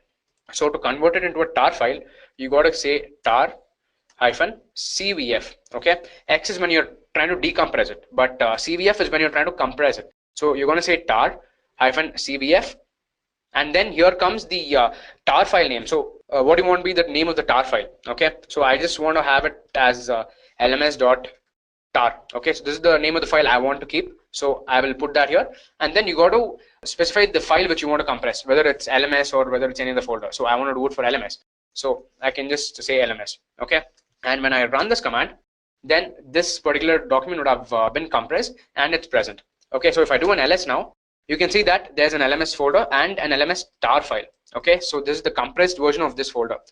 Now when I do an ls-l command, you'll see that there's a new tar file that's created. Okay, lms.tar, and then you have this folder whose tar file this one is. So that's how simple it is, guys. And what you can do now is if you can just transfer this file over FTP or via SSH, or just upload this to your internet and let people download this, because this is a smaller file compared to this proper folder. Right now, in case you want to extract a file, so in case you have downloaded this kind of a tar file, okay, from the internet, how will you untar it? What is the package to decompress it? So to answer that question, we can give the command tar-xvf and the package name. So in my case, it's lms.tar. So when I just do this and when I hit enter, then that package would get extracted. So now if I do an ls command, you can see that this particular tar file has been extracted, but you can't see two different folders because the existing lms folder has been rewritten. Okay, so it has been well, let's just say it has been overwritten, and that's why you can't see two different files. But yeah, As you can see, this was the process which was taken to untar the LMS package. Okay, so that's it with respect to the compressing and decompressing of files. So let me quickly go to the next topic in my slide. Okay, so the next topic is that of environment variables. So what are environment variables? I told you that we had to set the environment variables in the .bashrc file, right, while installing Java. So what are they? As the definition says here, environment variables control the behavior of the software packages installed in Linux. Okay, the path where the packages have been installed will be specified in the environment variables. So if you're installing Java, okay, and if there is some other application which needs Java, let's take the example of Hadoop. Okay, so Hadoop is basically a Java framework. Okay, so the MapReduce concepts, it's all Java related, and you need Java to run Hadoop. Otherwise, it will not run Hadoop. So by just downloading the Hadoop tar file from the internet and extracting that tar file is not enough. Okay, what you got to do is you got to download Java also and set the environment variables for both Java and for Hadoop. So in our case, when Hadoop is running, because it's based on the Java framework, it would need Java to work, right? So at times it will ask the runtime engine, where is Java installed, so that I need some commands to be run on Java. So at that time, when the runtime engine is asked that kind of a question, it will go to the environment variables and it will look for the path over there. Okay, so that was the environment variables I was talking about earlier. Okay, you go and set your environment variables in your .bashrc file, and your .bashrc file can be accessed by going to your home directory. From your home directory, just run gedit.bashrc. Okay, and here you can set your path. So if you've installed Hadoop recently, then you can just set the path of Hadoop over here, and if you've installed Java, then you can set the path of Java over here. So basically, whenever any other application wants access to some program, right, so it can get access by looking at its path from here. So that's what the bashrc file is all about. Okay, that's what the environment variables are all about. So that was about the environment variables, and we have some of the most common environment variables are these. Okay, print env. So this will basically list or prints the list of all the environment variables. Okay, all or almost all the environment variables. That's what this will do. And then when you say echo, $home, this will print the path of the home directory of the user. So this HOME that you see here, this is a variable. Okay, and the path of your home directory has been specified over here. So whenever you press CD on your terminal, right, so it goes to the home directory, correct? So that is the home directory I'm talking about over here, and the path of that is what is set over here. So when you say echo $home, like I told you earlier, I showed you that echo will basically print whatever arguments you give, it will print it to standard output, right? So when you say echo $home, it will print the path of your home, whatever is stored in this variable. And similarly, when you give echo $path, then it will print the list of all the directories in which the shell looks for commands. Okay, and all those directories will be separated by colon. Okay, so you'll have multiple directories which you will get as a result, and they will all be separated by a colon. Okay, and similarly for host name, whatever is the name of your host of your system, right, that will be printed when you give this, because this again is a variable, and this is all set as environment variables. Okay, and then you have username. Your username will be printed. So and when we say language, it's basically the language, right, in which the whole system works. It can be either Chinese or it can be English. So in our case, it'll all be English, right? So because we're all working on English, so it'll all print either US English or UK English, something like that. And when you say echo bash version, this will print the version of this instance of bash. So let's just go ahead and execute some of these environment variables. Okay, I'm just going to clear the screen, go to CD, clear the screen. And first of all, let's put dollar, or let's say echo. When you give echo, you have nothing. Okay, I showed you earlier that when you just put in echo and when you say hi, you will get hi as a return. The output will be high. So similarly, when you say echo $x, right, I set the path of x to 100 earlier. So when I say this, right, x, I will get the value of 100 now. And similarly, the path of home will already be set. So if I just give echo and $path, then all the directories where the shell will look for to execute commands, those paths will be present here. So scoop is located over here in this bin path, and separated by a colon, we have the next thing. So I have installed pig in my system. So pig is installed here. Uzi is installed here. Hive is installed here. Okay. And similarly, if you see Java is installed here. Okay. And Hadoop 2.2.0, that's installed over here, right? And similarly, there are all the directories where your shell will look for, right? They will all be specified in this path. So similarly, you have another command that is for home. This will print the home directory, and my home directory is home/Edureka. You can also alternatively print your host name, right? So my host name is localhost.localadmin. Okay, so this is my host name, right? So my basically my host name is localhost. So that's what's being printed here. And when I say echo and follow that with language, okay, with a dollar, then it would print the language. So this is using English, US English, okay, UTF-8. So that's what this means. And in case if you want to print the list of all the environment variables, then you can just run this command, print env. Okay, so all the environment variables that are there in your system, they will all be displayed here. Okay, so that's it with respect to environment variables. Let me get back to my slides now and continue with my session. So going on to the next slide, now I'm going to talk about regular expressions. Okay, so regular expressions or regex, they are used to search through data. It can be piped along with the grep command to find patterns of text in the file.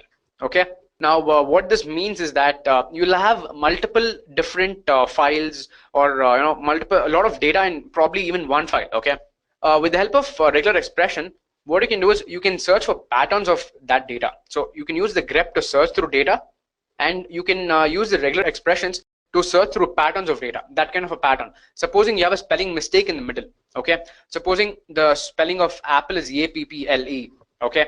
And you might have made a mistake in one of the files, you have saved it as A-P-L-E, okay? And you're not able to find, when you're using apple, A-P-P-L-E, you're not able to find that actual string, okay? Then it's, you'll be wondering why you're not able to find it, okay? Then you'll realize that, okay, it may be because the spelling that I would have entered in the file, it's that might be wrong.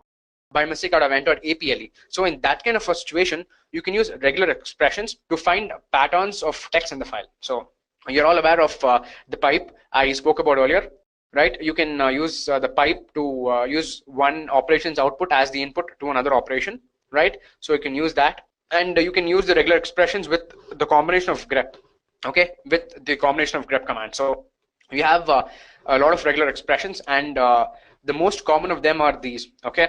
So the dot here, it basically means it can replace any character, okay? It can mean any character, the dot. So, and then you have the caret symbol here. So the caret symbol here, it basically matches the start of the string, okay? Now what that means is, let me give you an example. Supposing you're doing a cat file1.txt, you're looking for some kind of data inside this file1.txt, and you're using the grep command to search this data. Cat will basically list down all the file contents. Grep will search that data.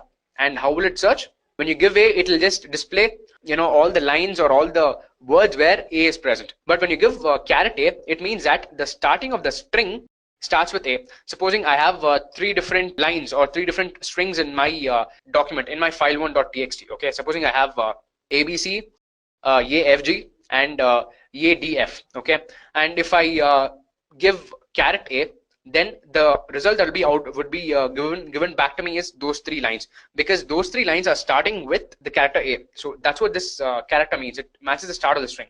Okay, so that's about caret. And similarly, if you want to match something with the end of the string, you can use the dollar symbol.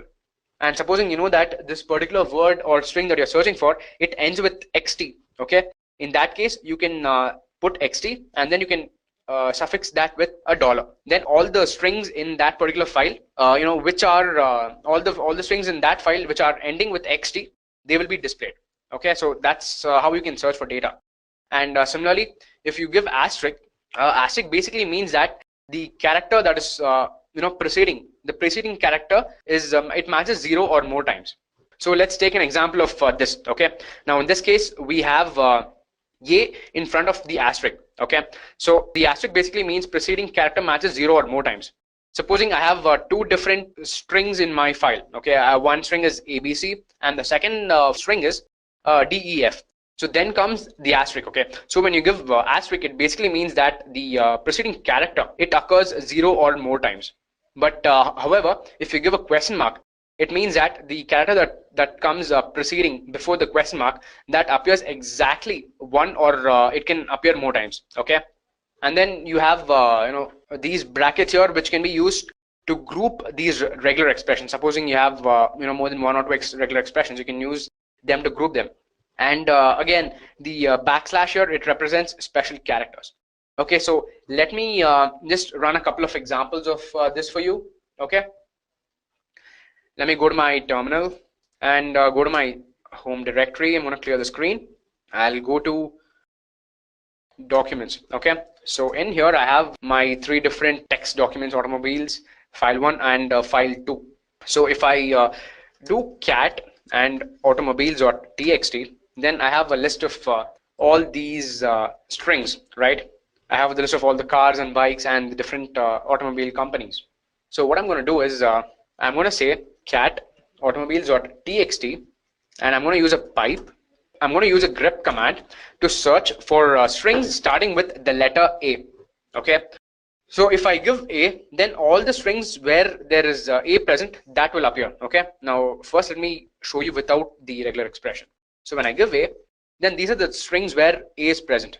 Okay, however, if I give grep -v, then it will list down those strings where A is not present. Okay, so you might see A present in these two things, but the truth is it's looking for small a. Okay, if you want case insensitive searching, then you can just use I also. All right, so you can see, as you can see from here, in these four strings, A is not present, right? So that kind of searching is what we need to do. So I can use a regular expression to search for those strings starting with a particular character, okay, by using the caret command. So in if you take this example, so these are the list of strings in which A is present, right? So in here, where is A starting? Okay, so A is probably starting only in this one particular string, okay, but maybe also over here, but because I haven't included the in case insensitive, so what I'm going to do is I'm going to remove this V once. I'm going to print it. Okay, I'll just do a Control L and execute it again. So now if you see all the strings where A is present, whether it's a capital A or small a, those will be listed here. Okay, and now I can use a regular expression to basically filter out those letters or those strings which are starting with A, okay, by specifying this command. Okay, so I have to ideally get the answer I should get is Aprilia, Audi and Amber.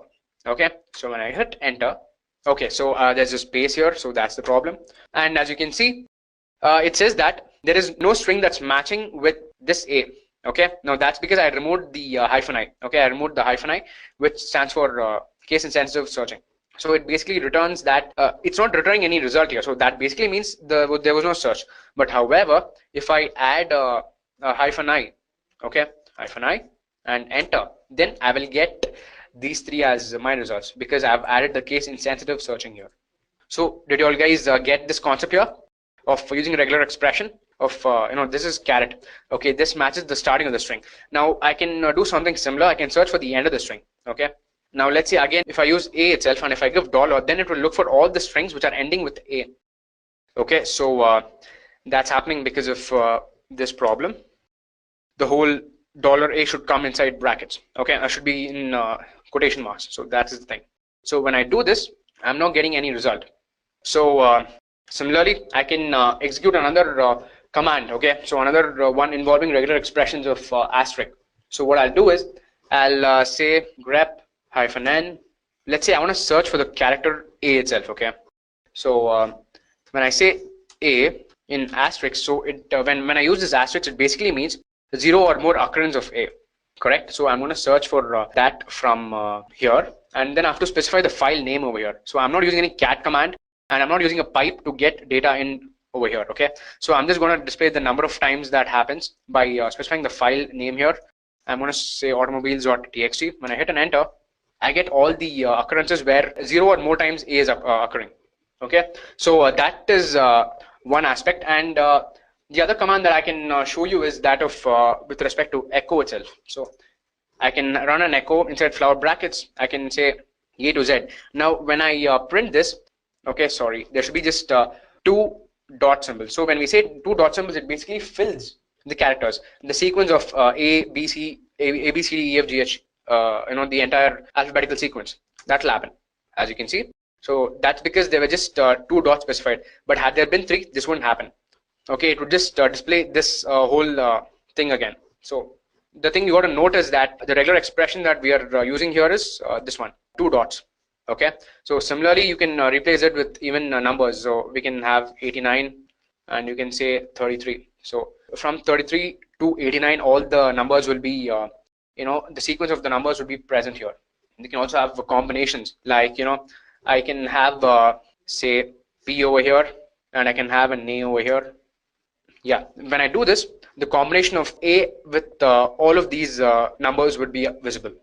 So as you can see, so A33P, A34P, so things like that, right? So patterns are also being generated. So that is the advantage with some of these regular expressions. Okay, so I'm just going to clear the screen now and go on to the next topic. Okay, so we are done with regular expressions now, and this takes us to the final part of this Linux demonstration. Okay, this Linux webinar, and here we are going to talk about processes, adding users, and SSH. All right, so let's get started. Okay, so guys, processes is something that's really important from the administration perspective of Linux. Okay, well, it's basically something that's a necessity, not more than an important thing. It's basically a necessity. You should know what this is. And when I say processes, I'm pretty sure that you know that we are talking about the programs or instances of programs, right? So anything that you start on your system, so whether you're starting a web browser or whether you're using a media player, so every software there, it will have a process involved. Okay, there can be multiple instances of that particular project.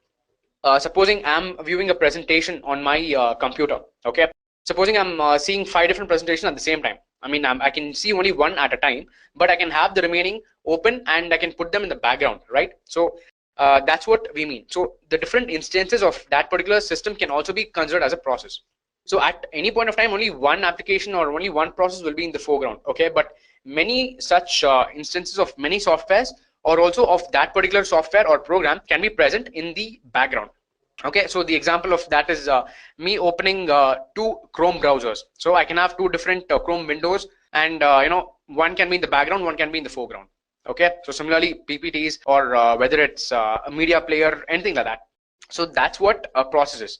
Okay, now going by definition, an instance of a program is called a process. All right, any command given to the Linux kernel starts a new process, and there can be multiple processes of the same program. There can be multiple processes. When we say processes, it basically means instances. So we can have any number of instances of any of your application, right? Of Chrome or of VLC media player, of all those things. You can have multiple such instances at the same time, and all these instances are referred to as processes. Okay, official term is processes, and each of those processes have some process ID. Okay, so yeah, like I told you, they'll be divided into 2 different processes. One is the foreground processes and the other one is the background processes. Okay, so how will you determine what are the different processes that are running in your system? In Windows, you can just do Control-Alt-Delete and then you'll get the list of programs, right? And you can even terminate them. You can end the programs from there, right? So you have different tabs. So let me show you an example of that. Okay, so this is my Windows system. Okay, and when I do Control-Alt-Delete, it starts my task manager and it asks me for applications or processes and all these things. So this is the process that I'm talking about. Okay, you can have any number of processes running in your system. Okay, you might not be aware of all of those things. So yeah, anyways, some may be started by you and some may not be started by you, right? Some may be started at system boot, and some of those processes might be started by you when you're running some command. So that's what this is. So every time you specify a command in the terminal or the kernel, that will boot a program or a software, and that will also alternatively start a process. Okay, and every time you start it, you will have a new process defined. And if you want to see the list of all the processes running in your system, then you can use this top command. Okay, and what you get followed by that will be the list of processes and their PID, their username, their priority, all these things. So I will talk about all these aspects in some time. So let me first show you the different things and how they look in the Linux in my VM. Okay, so I'm going to run here. I'm going to run the top command, and when you do that, you can see that you have something called as PID. We have user, you have PR, you have a whole taskbar, and you have with respect to which software is running, which program is running, what is the application name, and all these things. Okay, so right here you can't probably see anything that I have created on my own. Okay, except for this VirtualBox client and maybe the terminal. Okay, But if you want me to create one, then I can also create one. So what I'll do is I can just end this here by pressing Control C. I can get out of this top, and what I'll do is I'll create a Firefox instance. Okay, so Mozilla Firefox is installed in my system, and through my terminal, I will start Firefox. Okay, when I hit enter, my Firefox has been initiated. Okay, see, now I did not make any change. Okay, I did not touch the Firefox icon, but instead of that, on its own, Mozilla Firefox opened. That is because I hit Firefox and I put enter in the terminal. So when I did that, the Firefox opened. Okay, now I can just minimize this, and if you go back to the terminal, you'll see that I'm still inside the terminal is assuming that I'm still working on Firefox. Okay, I've still not ended Firefox over there. So when I close Firefox, that's when I'll come out of the terminal over here. But instead of doing all that, I can simply do Control Z or Control W. Okay, when I do Control Z, it means that I'm stopping my Firefox instance. Okay, so whatever Firefox browser that was open, that is stopped. The process, however, would not be stopped. The process would be running in the background. Okay, now supposing I want to push it, if I want to bring it to the foreground, I can just say FG and I can give Firefox. Okay, this will again initiate Firefox for me, but otherwise I can just close it, and I can push it also to the background. I can say BG and I can say Firefox, and if I give enter, then my Firefox has been pushed to the background. So now what I'll do is, let me run that top command again. And if you see over here, the Firefox was not visible. Okay, but since I started and pushed my Firefox to the background and all, since I've done all these things, my Firefox will be visible in this list of processes. Okay, now seems like I've sent it to the background, right? So that's why it's not coming. So let me hit Firefox again, and it's opened the terminal now. And what I'm going to do is, of course, it's in the background, so I'm going to run the top command again and show you that Firefox is here. So we have the Firefox here, right? As you can see, there's a Firefox process that, of course, keeps moving up and down, and it's all sorted by the priority that each process has. Okay, so yeah, so every single instance or every single program or application that you start, right? So they will be started in this way, and they will have a process ID associated with them. They will have the time for how long they've been instantiated. They'll have the CPU memory they're using, the virtual memory they're using, and all these things. Okay, so let me explain each of these things by going to my slide first. So if I go back to my slides, okay, as you can see here, these are the different blocks that you saw earlier, okay, on the terminal. So the first PID stands for the process ID. So each process that is initiated, which will have a unique process ID. Okay, and the user here is the name of the user who started that process. And PR is refers to the priority of that process, because every process that is running in your Linux, it will have a priority associated with that. Okay, and the greatest priority process is what will be executed first, and that will be executed at the top. And then so along with the priority of that process, you have the niceness value. So niceness value is again, the value ranges from -20 to +20, and even the priority value it varies from -20 to +20. Okay, so basically the niceness value is somewhere it's opposite to priority. Okay, so the lesser the nice value, the greater will be the priority of your process. You can also manually set the niceness value of your process to increase the priority. If you want to give a particular program or a particular process more priority, then you can probably decrease the niceness value, and that will lead to the increase in priority on its own. So that's what this is. And then after that, you have this VRT block. Okay, so VRT stands for virtual memory, RES stands for the physical memory, SHR stands for the shared memory, S is the status of the process. So that's what S is. So S speaks about the status of that particular process. Okay, and then percentage CPU is about the percentage of the CPU time. Okay, and percentage of the memory, of the physical memory that's being used. Okay, and then you have the time block, which refers to the total CPU time that this process has been running for. And then finally you have the command. Okay, and then after the command you will have the process that is actually running. Okay, so let me just quickly go back to my thing here. So the command is basically the application that's running. Okay, so yeah, that's about the different processes. I'm just going to end this top by giving Control Z. When I give Control Z, this stops, and I can just clear my screen. So that's about my processes. Okay, now I showed you how the top command works. Okay, now along with that, if you want to see the list of all the processes that are running, okay, then you can see that by running this command, ps -space ux.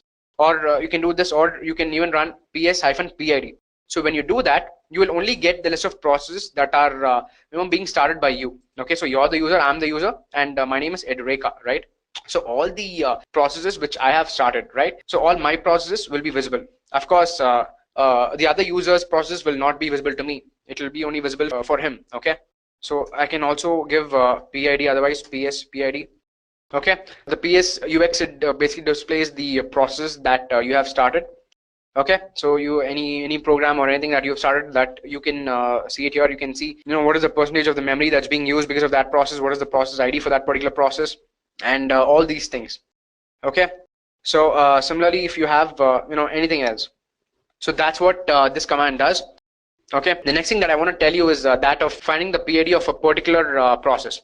So you know that we've started a particular process. Okay, we started the Firefox process that time, and what I can do is I can find out the PID of that particular process by giving this command PID of, and what is the name of the process. So in my case it's Firefox, so I'm just going to give PID of and Firefox. That will give me the PID of that particular process, 5836. Okay, I'm going to clear screen. Okay, I'm going to run the process again. Okay, I'm going to start Firefox again, and when I do this, there is a new instance of Firefox that starts. Okay, so a new process would have started by now, and when I just give Control Z, I'm kind of stopping my process. And now if I give ps-ux, then you can see here that there's a new Firefox process that starts, that's running. Okay, the ID is 6060. Okay, you can verify that by also giving by seeing what is the answer that I get, PID of Firefox. When I do this, I get 6060. So that is what this is all about. Okay, and if you see the status, it's also showing as TL. Okay, this means that I've terminated that process. Okay, so process of Firefox has been instantiated. It has a PID of 6060. Okay, and if I want to kill this process, then I can give the command kill 6060. All right, great. So that's about the different processes that I want to talk to you about. Okay, so what's next is let me go back to the slides and talk about the next topic. All right, so I spoke about processes here, and the next topic is this is the penultimate topic actually, and I'm going to tell you how to create your own users. So you can create users by this command, simply saying sudo user add and the username. Okay, if you want to set password to that person, then you got to say password and the username of that password, and then it will prompt you to set a password for that person. And similarly, if you want to delete that particular user, you can say user delete and then the name of that username, whichever you want to delete. Okay, but one thing is that you got to always use sudo before that, because these commands cannot be executed by users like us. Okay, we need root access for that. We need only root users who have super user permissions can do this. So that's why we use sudo and we enter the password for it. Okay, now one thing you need to note is that when a user is created, then by default he's also added to a particular group. Okay, sometimes there'll be a default group to which that person will be added. And if you want to add a user to a particular group, then you can just do that by using the user mod command. Okay, you can say user mod -g. G represents the group, and then you can say the group name and the username. So the group name that you want to set, and followed by the username of that particular person. Suppose you want to add your own groups, then you can do that by group add and group name. And then if you want to delete them, it's again the same thing. Okay, after this process, then again you can assign them a different group. Okay, so let me just show it to you on my terminal. Okay, so the first command is adding a user, right? So before anything, let me just go to system, go to administration, and user and groups. It asks for a password. Okay, I'm giving OK. When you go there, you see that there are two users currently. So Edureka and Uzi. So these are the two users, and in groups again there are Edureka and Uzi. So there are two groups here also. Now if I want to add users, I can add it from here. Okay, I can click on add user, and I can give the username, I can give the full name, password, and all these things from the GUI. But the CLI is a more simpler version where I can just supply a command. Okay, so I'm going to say user add space. I can give the name of the user. So if I want to create a user for myself, okay, I can give this name, user add Vardhan. Okay, but of course it's not going to work because it would say we need sudo access, permission denied, right? So what I'll do is I'll give sudo access. It asks for the root password. And when you give the password, you don't have any argument. So that means your user has been created successfully. So if you go back to system and administration, and if you go to user and groups, you'll find that there's a new user that's added, and the user ID is 502. Okay. Now let me just minimize this for now. Similarly, if you want to set a password for this user, because right now it might not have a password, and if you want to set a password, then you got to run this command sudo password and the username. Username is Vardhan. So I'm going to do this, hit an enter. It will say changing the new password for the user. Okay, and let's say the new password is this, and it will say retype the new password. I can give it here, and then the tokens are updated successfully. Okay, password is updated successfully. So that's what this is all about. So if I go back to this user window, and if I click on Vardhan, then you'll know that there's a password that's been added over here. Okay, this is what I added from here, and you'll also notice that there's a new home directory that's created for that person. So all these things, right? So that's about creating a user. Supposing you want to create a new group, then how will you do it? Similarly, just say group add. So I'm going to say sudo and then enter this. So the group has been added successfully. And if I go back to under system, under administration, under users and groups, if I go to groups, now even inst is something that's created. So this Vardhan is something that got created now, because as and when you create a new user, right? When you create a user without by specifying any group, then automatically is added to a group. So a group is created automatically when a user is created, and it is the same as the username. So that's how this got created. But anyways, this is the new group. So I'm just going to do Control L, and same way, if you want to delete any users, it's again a very simple process. You can just do a sudo and user delete and the name of that user. Okay, if I want to delete Vardhan, then I can do this. Yeah, so I'm not able to delete it right now because Vardhan is currently logged in. So if I just log off from this VM, and if I log in as Vardhan and log out from there, and then as a root, if I execute this command, then I would be able to delete this user. And the command is very simple. This is the command, and you can all try it at home.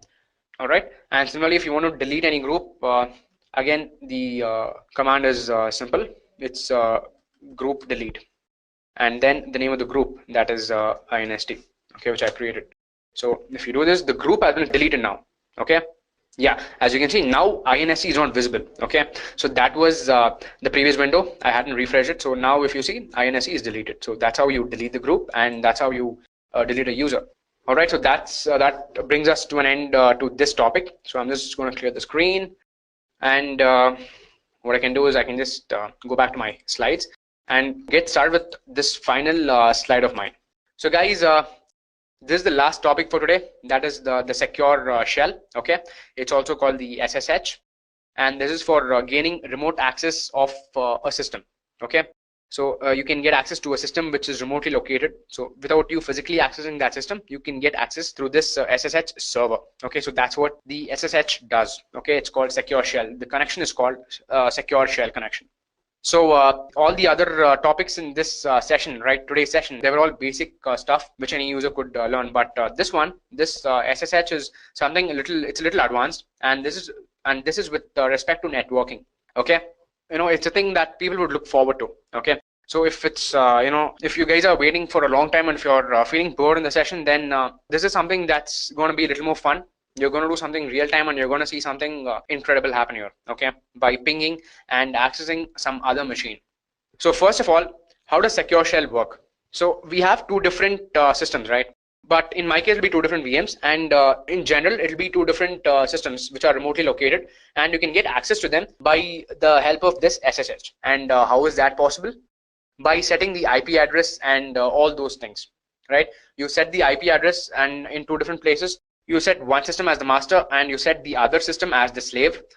And you basically, what you do is you have something called as the etc hosts. Okay, so you go to this file, and you set the master and the slave IPs over here. Okay, you'll have to set up this IP for the master and this IP for the slave machine, and then you can do the if config or the IP adder show to list down the IP address of that particular machine. So if it's something other than what you want to set, then you can just do that by deleting the existing IP table, running this command in both the machines, and then to add an IP address to that machine, you can run this command. So to IP adder, add, and the IP address you want to add. Okay, so remember to set the mask for that, and when you enter this command, this particular IP address will be set for that particular node. Okay, so that will be the master's node, and set this IP address for the slave node. Okay, the command will be the same, but before that you got to delete the IP address, the existing one, by this command, and then add the new IP address at the slave end with this command, and then simply just type SSH master or SSH slave. Okay, so when you do that,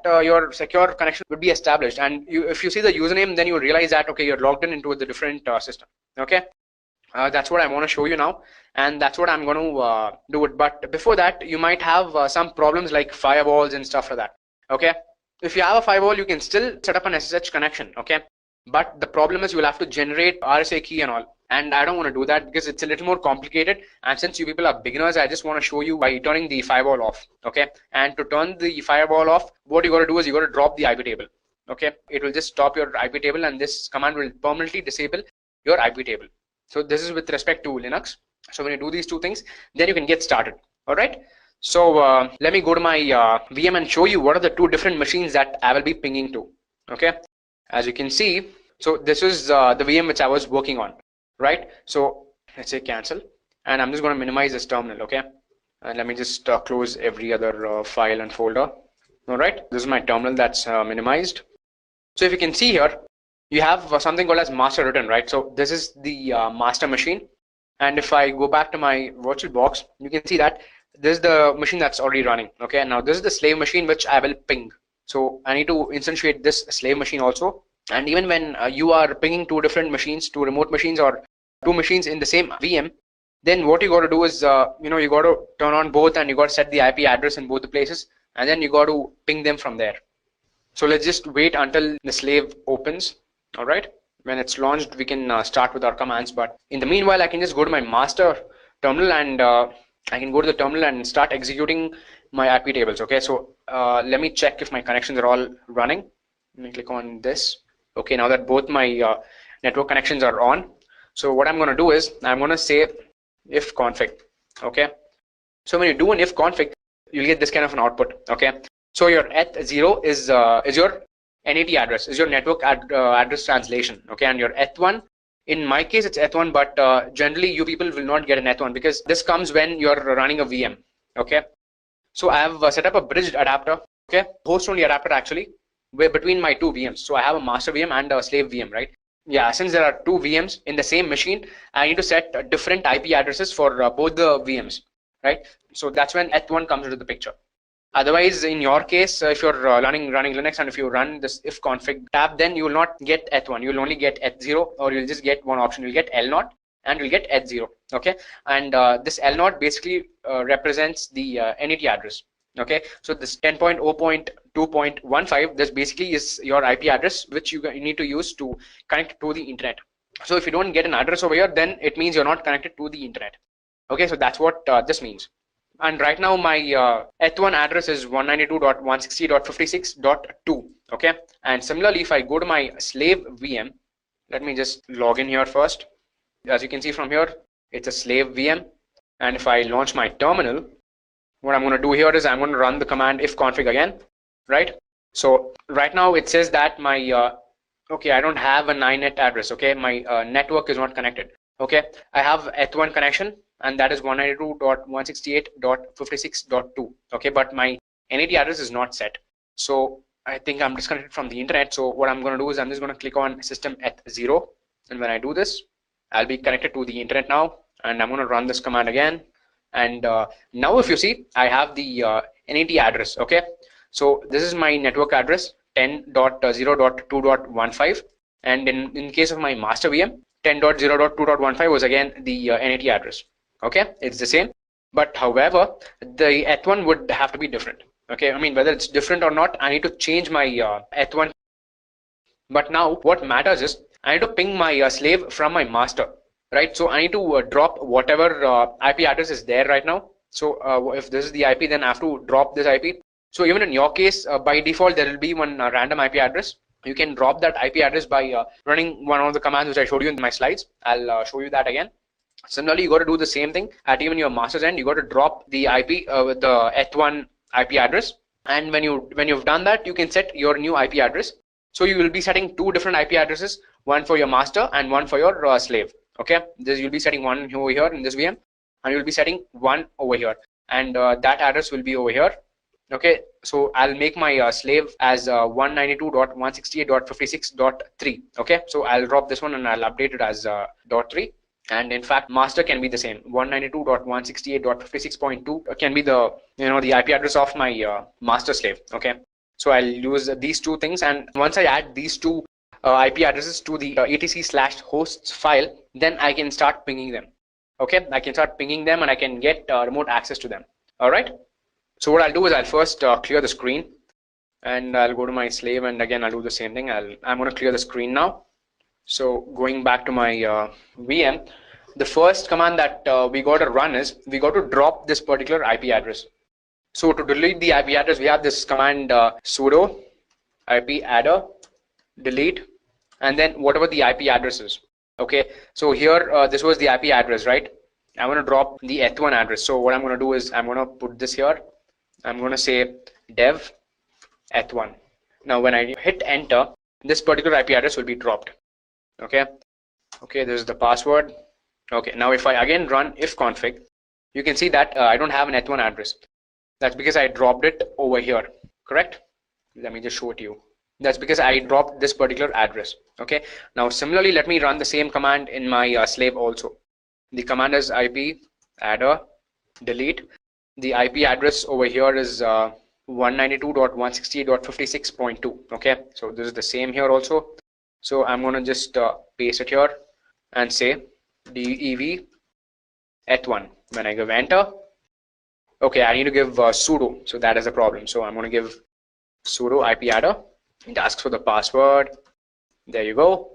And yeah, my IP address has been discarded. Okay, now if I again run the ifconfig, you can see that eth1 again does not have any IP address.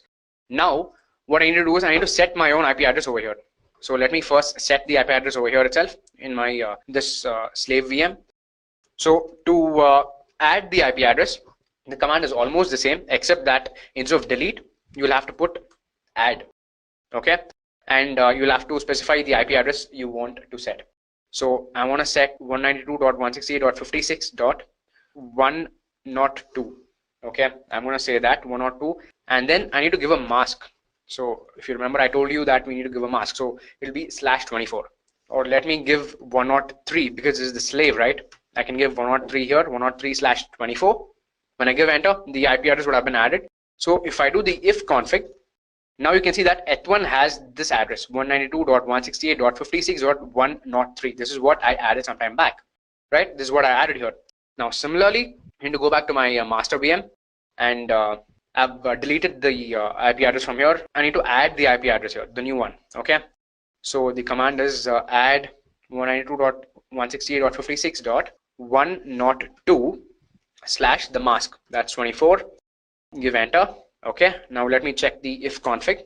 As you can see, the IP address for my eth1 is there. It's up and running now. It's 192.168.56.102 over here in this case. Okay, now now that I've done this, there's one more important thing that I need to do. I need to add my IP addresses to the etc/hosts file, which indicates to both the VMs where the master is and what is the IP address of the master and what is the IP address of the slave. Okay, now that I've added this one, so let me just copy this address. I'm going to copy this, and I need to set this address of the master and similarly the address of the slave in the etc/hosts file. Okay, how will you access the etc/hosts file? You need to first go to your home directory, and from here, okay, let me clear the screen. Home directory. So here you got to give sudo gedit/etc/hosts. Okay, when you hit enter, you'll open this file. Okay, this file is called hosts/etc file. So in here, I've already set my IP addresses. Okay, now I can just delete it for namesake, and I can just copy paste what I had copied. So it was 192.168.56.102. This is the IP address of the master which I wanted to set. Correct? If you see here, this is the IP address that I added now, and I'm adding this IP address .102 to the host. I'm going to add that as master. And similarly, if I go to the slave, the IP address is 192.168.56 and 103.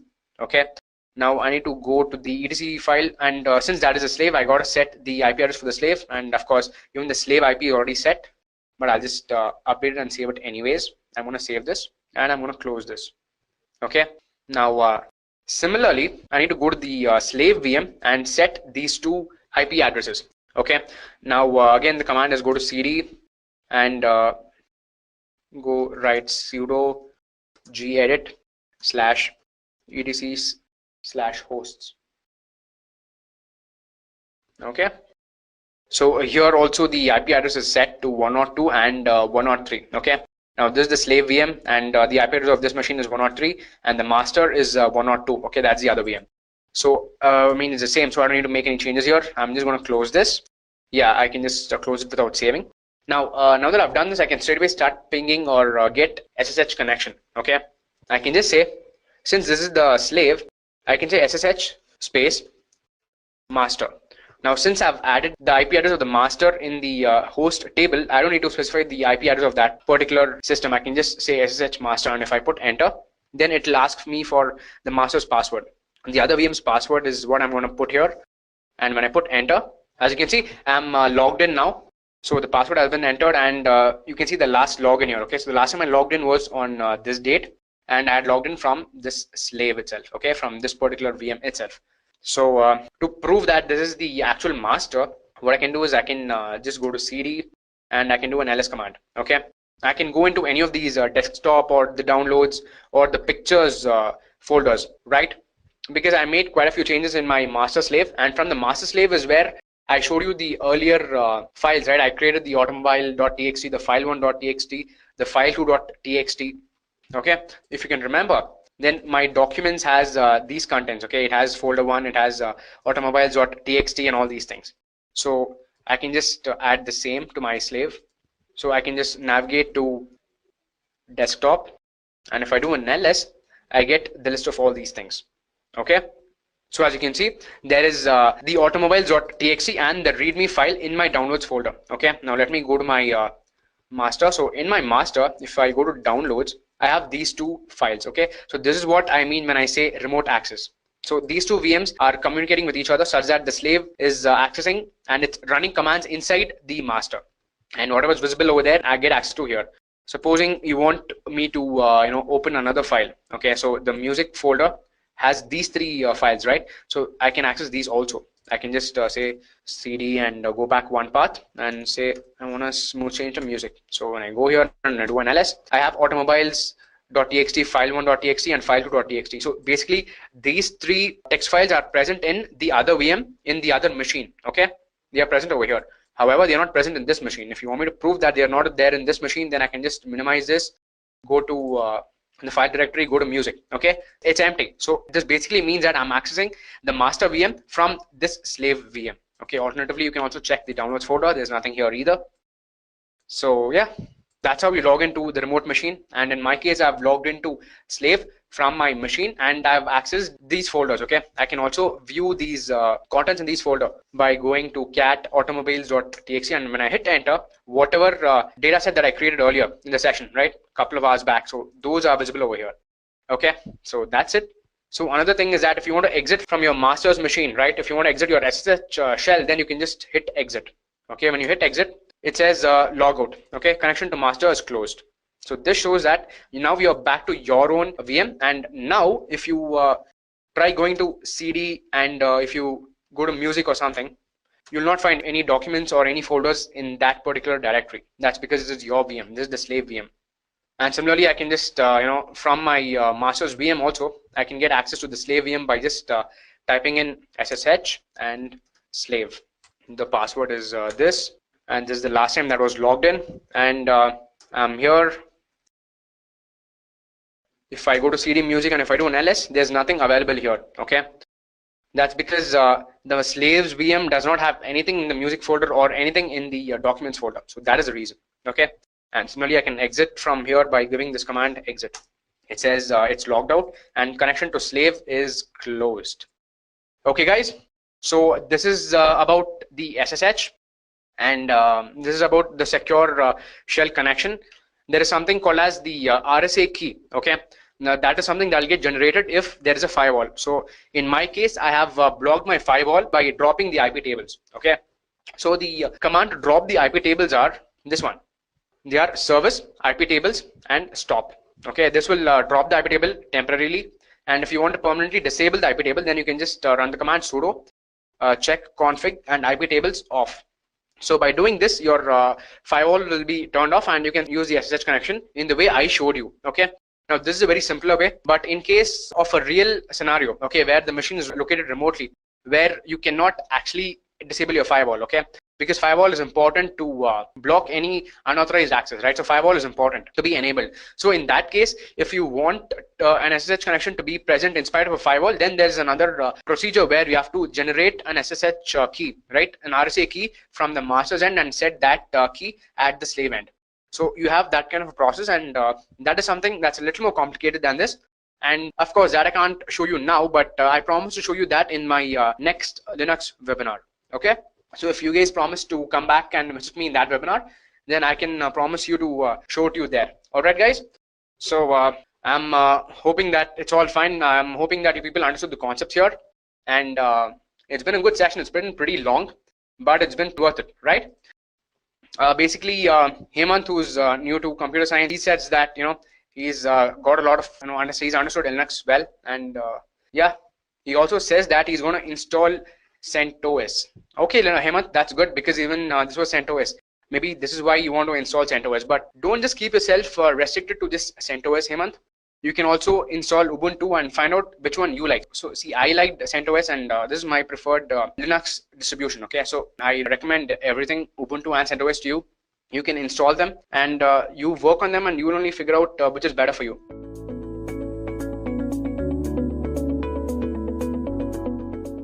So let's talk a little bit about the kernel and the shell. So what is a kernel? Now, the computer programs that allocate the system resources and coordinate all the details of the computer's internals is basically known as the kernel. Now, the kernel is the heart of any operating system. It interacts with the hardware and most of the tasks like memory management, task scheduling, and file management.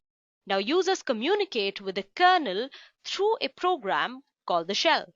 The shell is that utility that processes your requests. When you type in a command, basically at your terminal, the shell interprets the command and calls the program that you want. The shell uses standard syntax for all commands. It is basically a command line interpreter which translates commands entered by the user and converts them into a language that is understood by the kernel. And obviously, the next logical question is, what is a shell script? Since I spoke about the shell, it is only obvious that I'm going to mention the shell script. The basic concept of a shell script is a list of commands which are listed in order of execution. With that, let's move on to our next topic, which is evolution of the shell. So let's begin with a short history of the modern shells and then explore some of the useful and exotic shells that are available in Linux today. Alright? So the shell or the command line interpreter have a long history, but this discussion begins with the first ever Unix shell. Ken Thompson of Bell Labs discovered the first shell for the Unix called the V6 in 1971. Now, similar to its predecessor, this shell was an independent user program that could be executed outside the kernel. Now, I'm not going to talk about the Thompson shell. We are going to begin our journey with a look at the modern shells since 1977, when the Bourne shell was introduced. Now, the Bourne shell, created by Stephen Bourne at the AT&T Bell Labs, remains useful even today. The author developed the Bourne shell after working on an Algol 68 compiler, so you'll find its grammar more similar to the algorithmic language than other shells. Now, the source code itself, although developed in C, even made use of macros to give it the Algol 68 flavor. Now, the Bourne shell had two primary goals: to serve as a command line interpreter to interactively execute commands for the operating system, and for scripting. In addition to replacing the Thompson shell, the Bourne shell offered several advantages over its predecessors. Now, the Bourne introduced control flows, loops, and variables into scripts, providing a more functional language to interact with the operating system. Now, the shell also permitted you to use shell scripts as filters, providing integrated support for handling signals, but lacked the ability to define functions. Finally, it incorporated a number of features that we use today, including command substitution and here documents to embed preserved string literals within a script.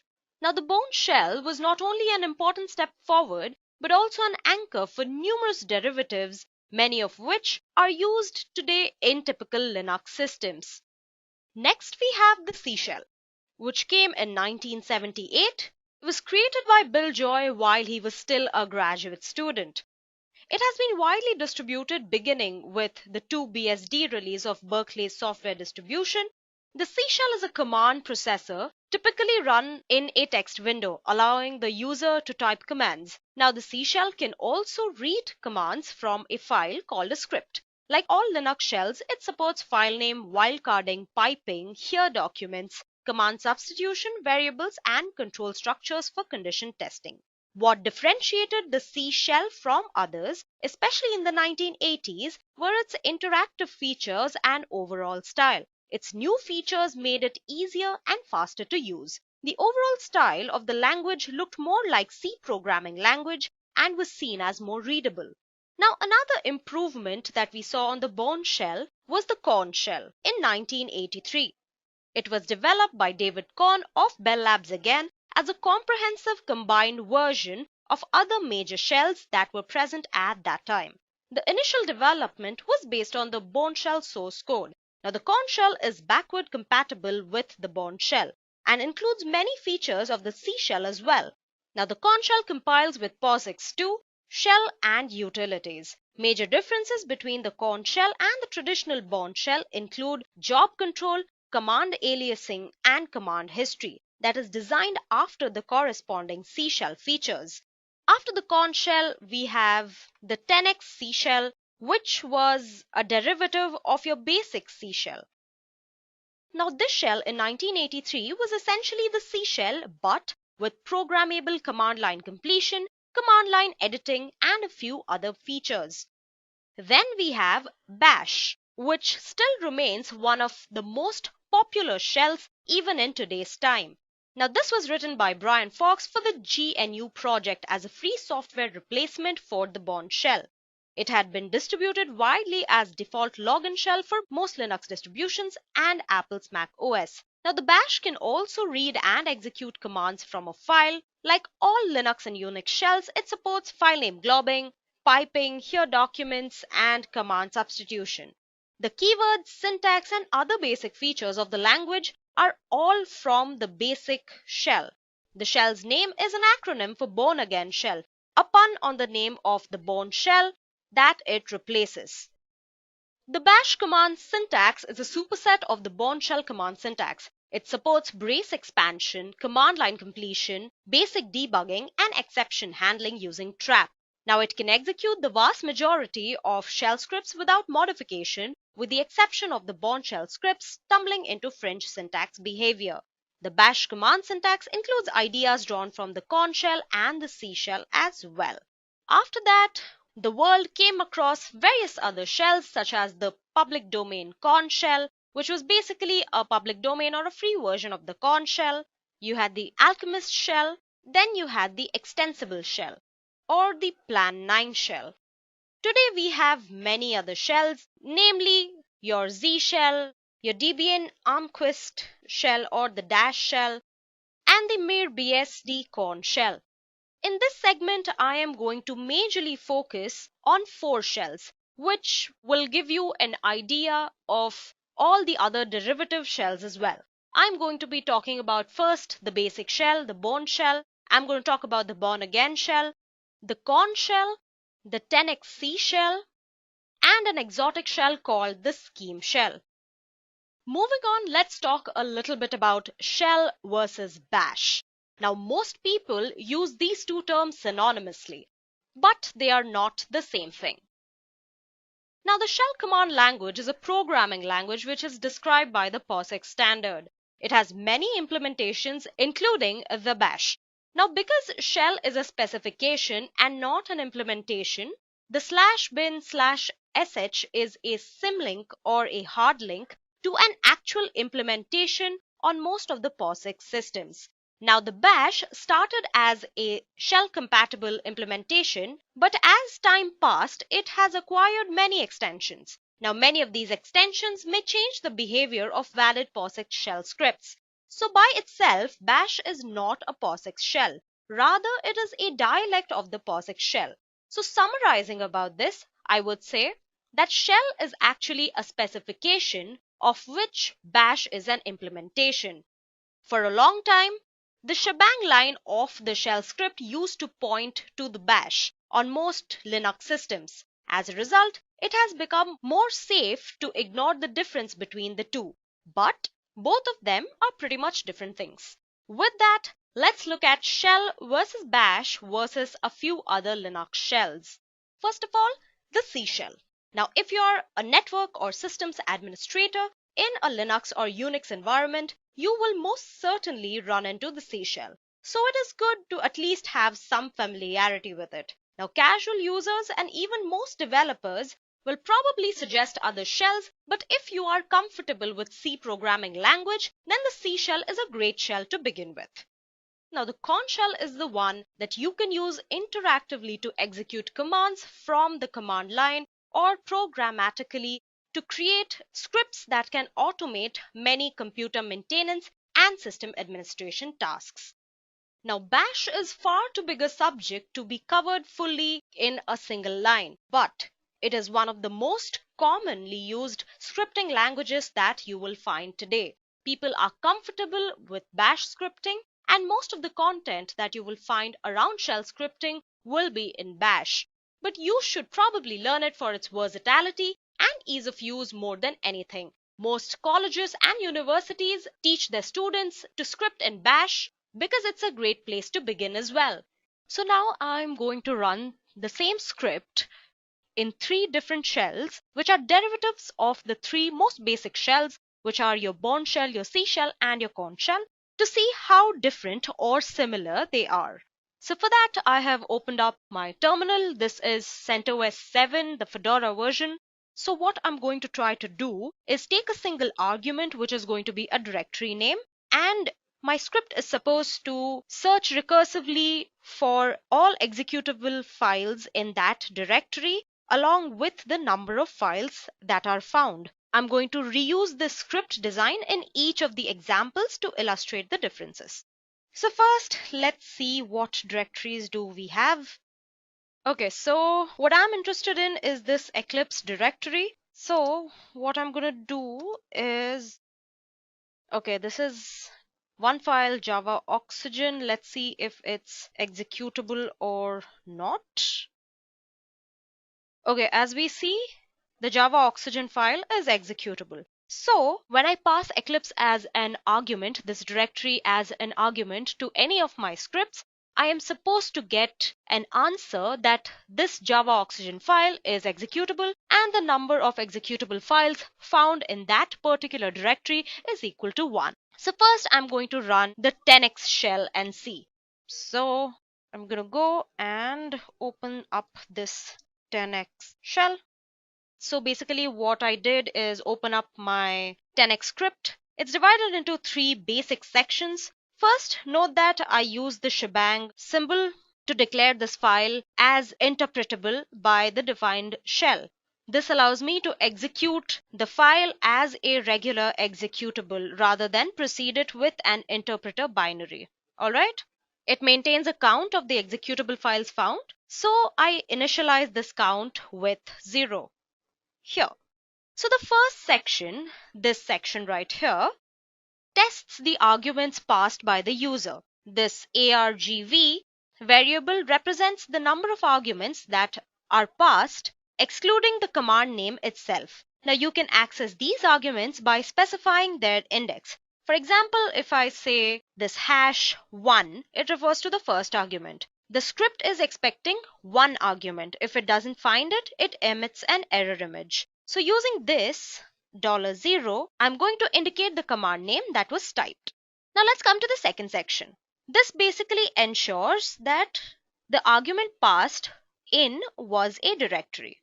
The D operator here, the -D operator here, returns true if the argument is a directory, but note that I specify a not directory sign here, this exclamatory symbol, which means negate.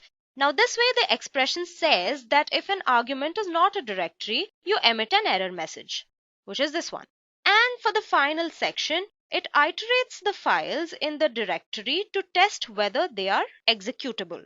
I use the convenient for each iterator, which loops through each entry in the parentheses, in this case which is the directory, and then tests each as a part of the loop.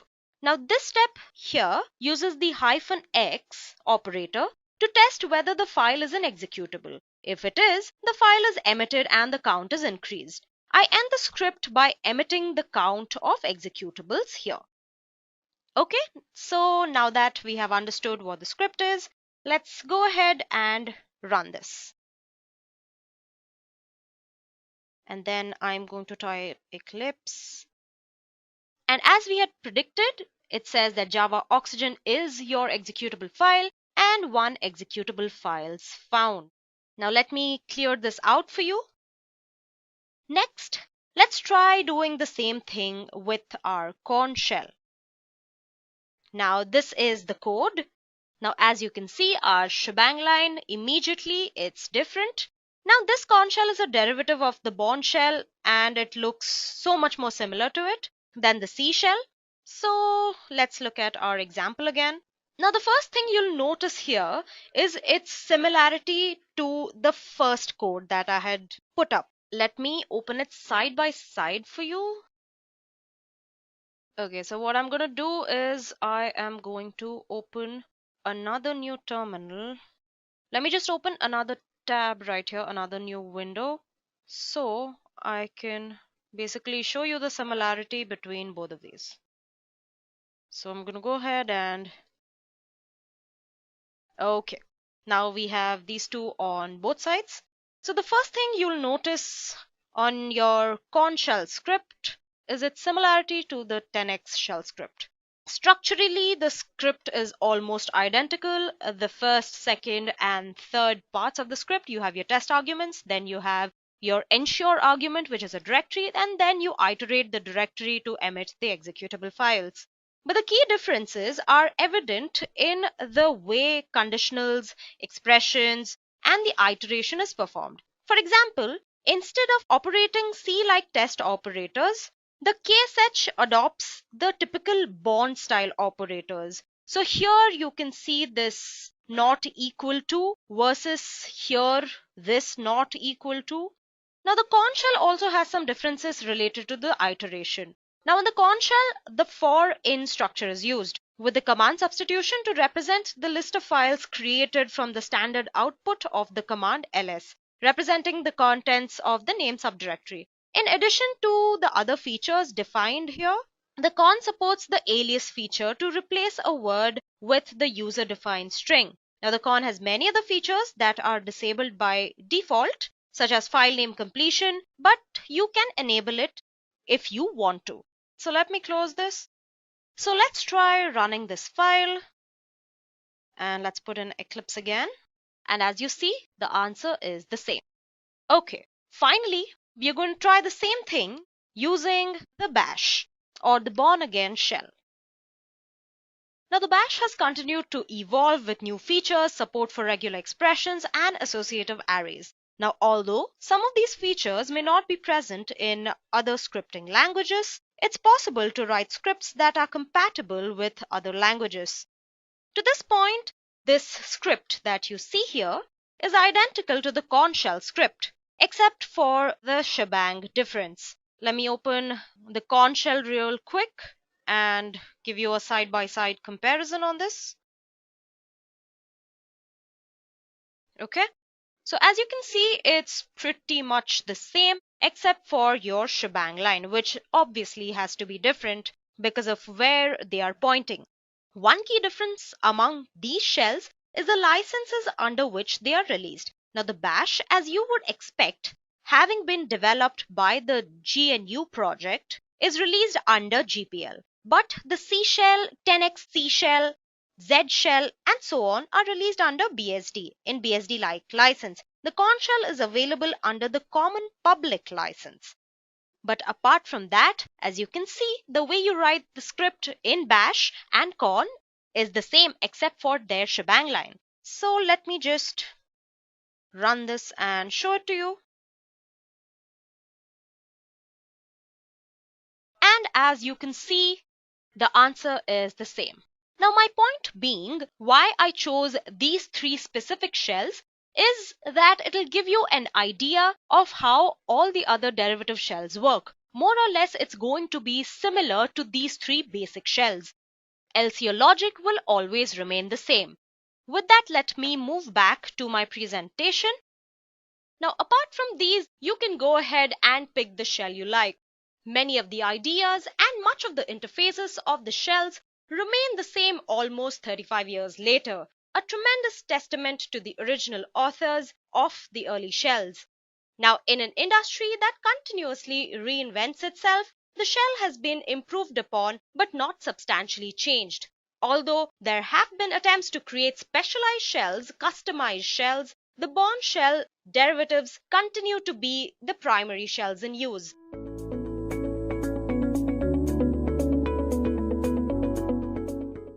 Let's look at our hardware requirements. You should have a system with at least 2 GHz dual core processor or better, a system memory of 4 GB or more, and a recommended free disk space of at least 25 GB. Now, let's look at the software requirements. We are going to be doing this on our system with Windows 10 installed. Also, we are going to use a tool called VirtualBox. Alternatives to this also exist, like VMware, but we will be using VirtualBox here. Also, it is important that you enable virtualization in your BIOS settings for the PC. Otherwise, VirtualBox won't run.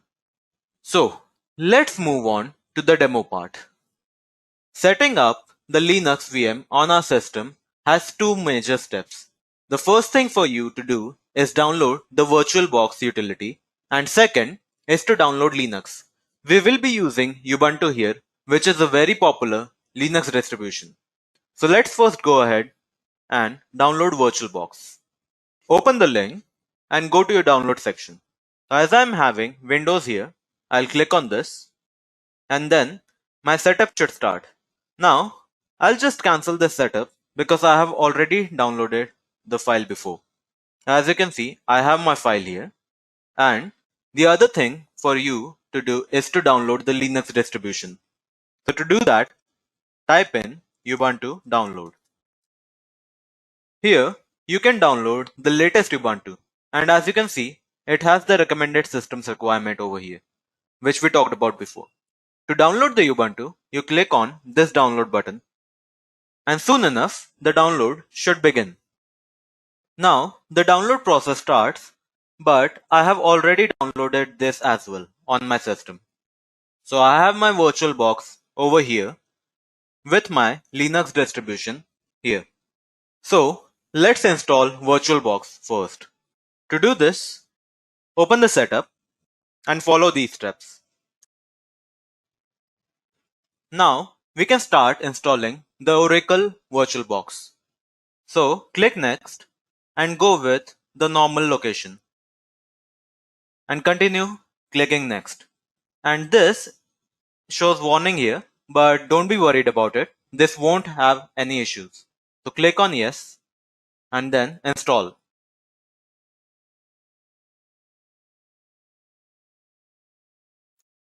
Now that the installation has finished, let's start our VirtualBox.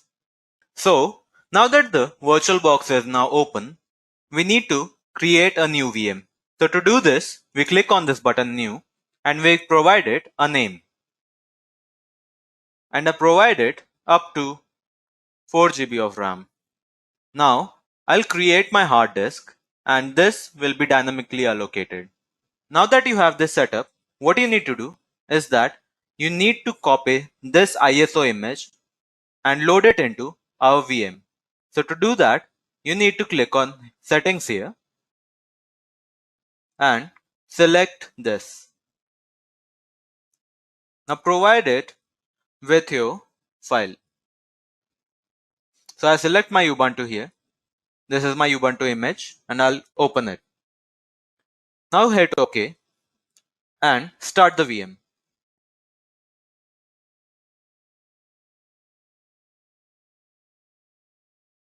Now, let's maximize this. And here, I'll select the first option. So, because this is your first time doing this, it might take up to like 2 hours at max for you to set up this environment. Now, click on Install Ubuntu and follow along the instructions.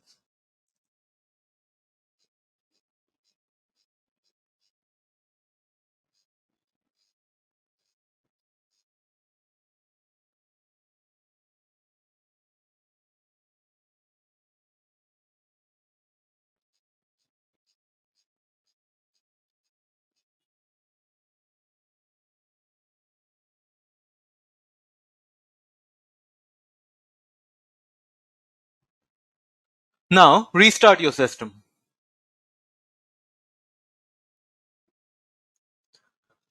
Now, you should have a working Ubuntu system on your VirtualBox. And with that, the demo is concluded. In this way, you can set up a number of virtual machines on your system and continue your DevOps journey.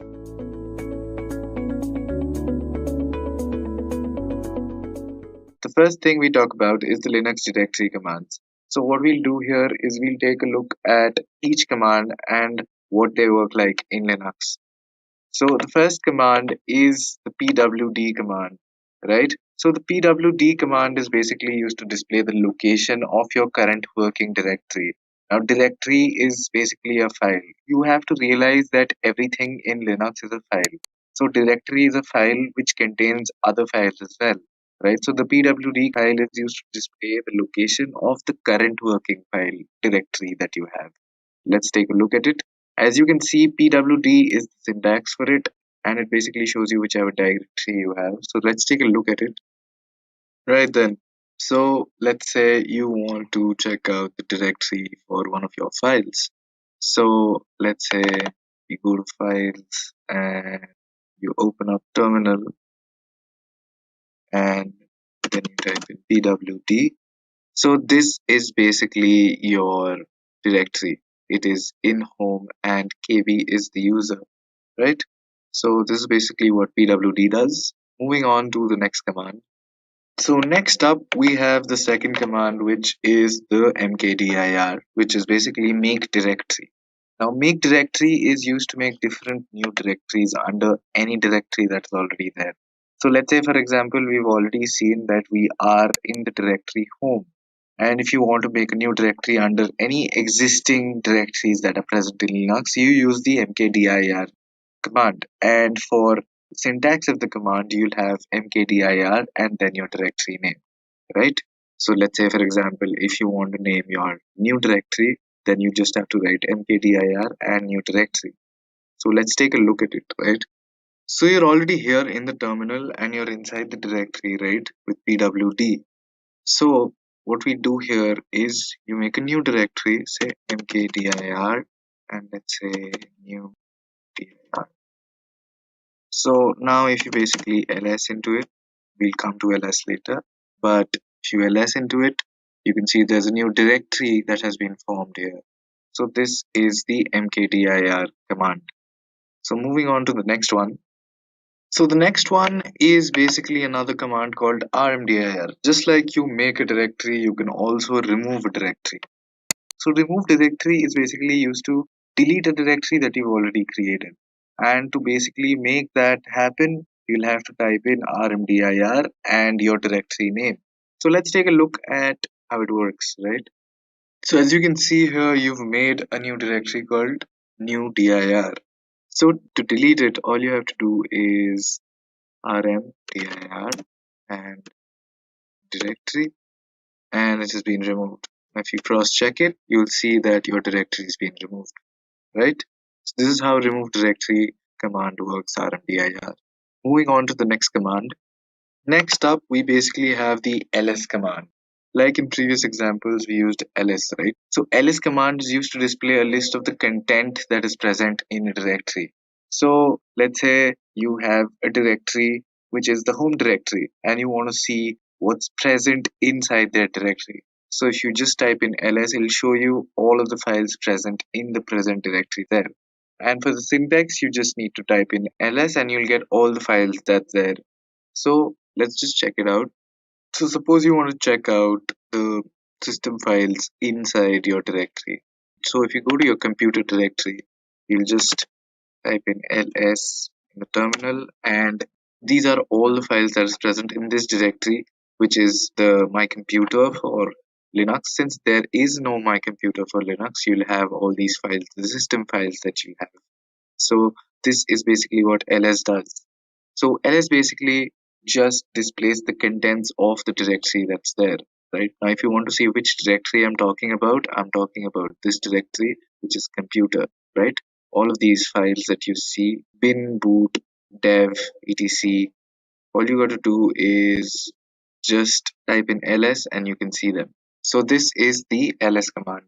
So moving on to the next command. So the next command we see is basically the cd command. Now the cd command is used to change the directory that you're currently in, right? So if you go to the computer directory with all the system files that's there, just type in ls and you can basically see all the files that's there, right? So you want to go into one of those files and check the contents of those files, right? You want to change the directory. Now these are subdirectories that are already present in the computer directory, right? So you just change directory to, let's say, bin or library or dev. So you just need to type cd, change directory, and the name of the directory, right? And you will basically get into that directory. So let's just check it out. So basically, guys, if you can go to terminal, you see right now you're in the root directory. The root directory is always shown as a slash. It's a forward slash, right?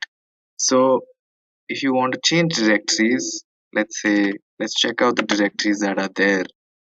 Check out the contents of your root directory. You will just have to type ls and you can see these are directories. So to change the directory, what you have to do is simply type in cd and choose any of these directories that you have. Let's say you want to get into bin, and that's it. You go into bin. Now your directory has changed from the root directory to the bin directory.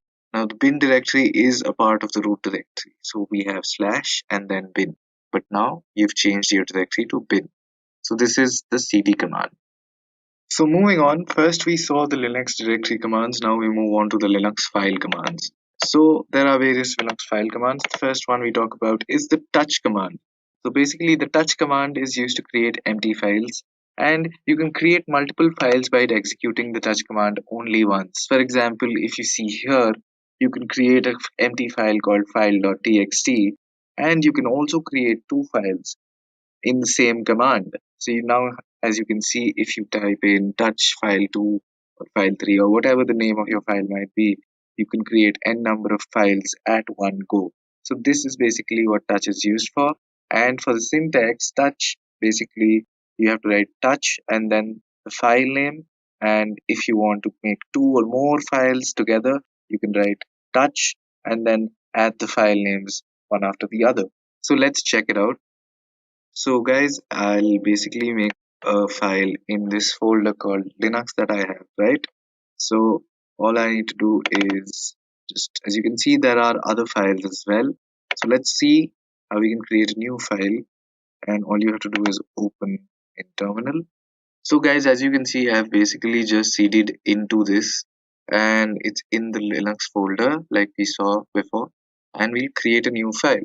Just to do that, you'll have to type touch and Edureka 2, for example, and after that you'll just have to check it out. So Edureka 2 is basically a file that you've just created.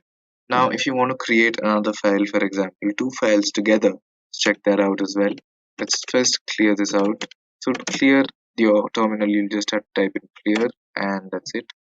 Right, so let's create more than one file together with one command. You'll have to type in touch and name of your file. Let's say my name is Korak. I will type korak11.txt and korak12.txt. So these have been created. Let's check them out.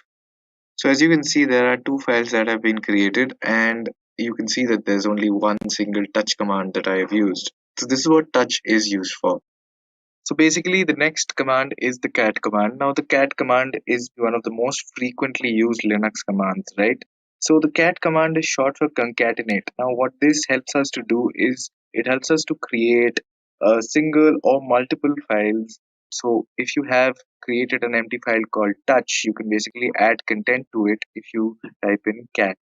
So it allows us to create single or multiple files, view contents of the file, concatenate files, and redirect output in the terminal of files. So what it does is you can copy the content of a file and put it in another, and we'll show that as well. So let's see an example of how cat works. And the syntax for cat is if you want to create files, files with content in it, you'll basically have the cat command followed with the greater than sign and the file name. And if you want to concatenate, basically copy the content of one file to another, you'll have to write cat and file name. So let's check it out. So basically, the cat command can be used like this. Let's say you want to insert something into the new file you've just created. We created code.1.1. So basically, what you can do now is add content to it. So let's say hi. And to basically get out of it, you have to do Control D, right? And that is you adding content to your file. Now, if you basically check this and just write code. See, this is basically showing you the content of the file that's already there. And this command is basically letting you add content to the empty file that you created using touch. So up next, we have the next command, which is the rm command. Rm is basically short for remove, and it is a command which is used to remove a file. And the syntax for that is rm followed by file name. So let's check it out. So if you want to remove a file, you'll have to first go to the directory where the file is present, and then once you enter the directory, you'll just have to type in rm, and post that you'll have to type in the name of the file.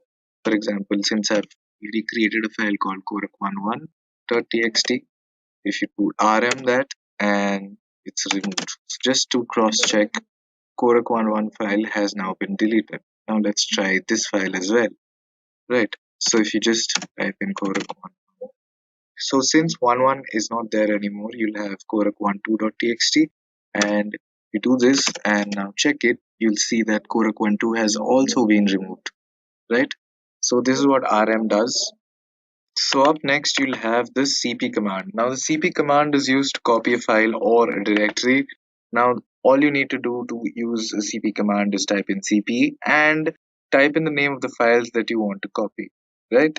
So let's say you want to copy a text file called Edureka into another text file called demo.txt. So all you need to do is type in cp and the name of the two files that you want copied into, right? The first name is the file you want to copy the contents of, and the second name of the file is the file you want to basically copy it to. So let's check it out. If you basically go into the Linux directory that you have, that's basically a folder that I've created, and these are the files that are present in there. So you want to copy the contents of one file into another. All you need to do is type in cp and the name of the first file that is already existing, Edureka1.txt, and new.txt, right? And all you need to know here is you can go check the contents of the file after this, right? So if you go and check out new.txt, it's basically empty. Why is that? That's because Edureka1 is also empty, right? So if you basically add some contents, let's say hi, and save this and just shut it down back again, go back to terminal, and now let's check this out again. Just copy. So you can just do this and check it out again, right? So if you go back to your file now and open up new.txt, this is the same content as your Edureka1 file. So this is what copy command does. So moving on to the next command. The next command is the mv command or the move command. So the move command is basically used to move a file or directory from one location to another. So all you need to do to use the move command is basically type in mv, then the name of the file that you want to move, and finally the name of the directory you want to move it to. So let's check it out. So you're basically in the directory where you have your files. Now you want to move your file to another directory. So you have to just type in mv, the name of the file that you want to move. Let's say you want to move new.txt, right? So new.txt, and where you want to move it to. Let's say documents, or let's say now if you basically now check it with ls, your new.txt file has gone off to the documents folder. Next up, we have another command which is the last of the file commands that you have. This is the rename command. Now, the rename command, as you can see, is used to rename files. It is useful for renaming a large group of files. And the basic syntax for that is rename and then apostrophe s with the name of the old folder and then the name of the new folder. And after that, you'll basically have to show which type of file you want it to be. So this is how you basically do renaming. So let's check it out. So you basically just type in rename command with the old text file, and basically you want to convert it to new text file, which is basically you want to convert it from a text file to a PDF file. So this is the command you give in and then press enter, right? So you've now changed rename all the text files into PDF. So let's say if you ls into that now, you can see it's demo3.pdf, edureka1.pdf. All of these text files have been changed into PDF because of the rename command. So this is how rename works. Moving on to the next command. We've all checked out the Linux file commands. Now we move on to the Linux file content commands. So when it comes to file content, the first thing we can see is the head command. Now the head command is used to display the content of a file.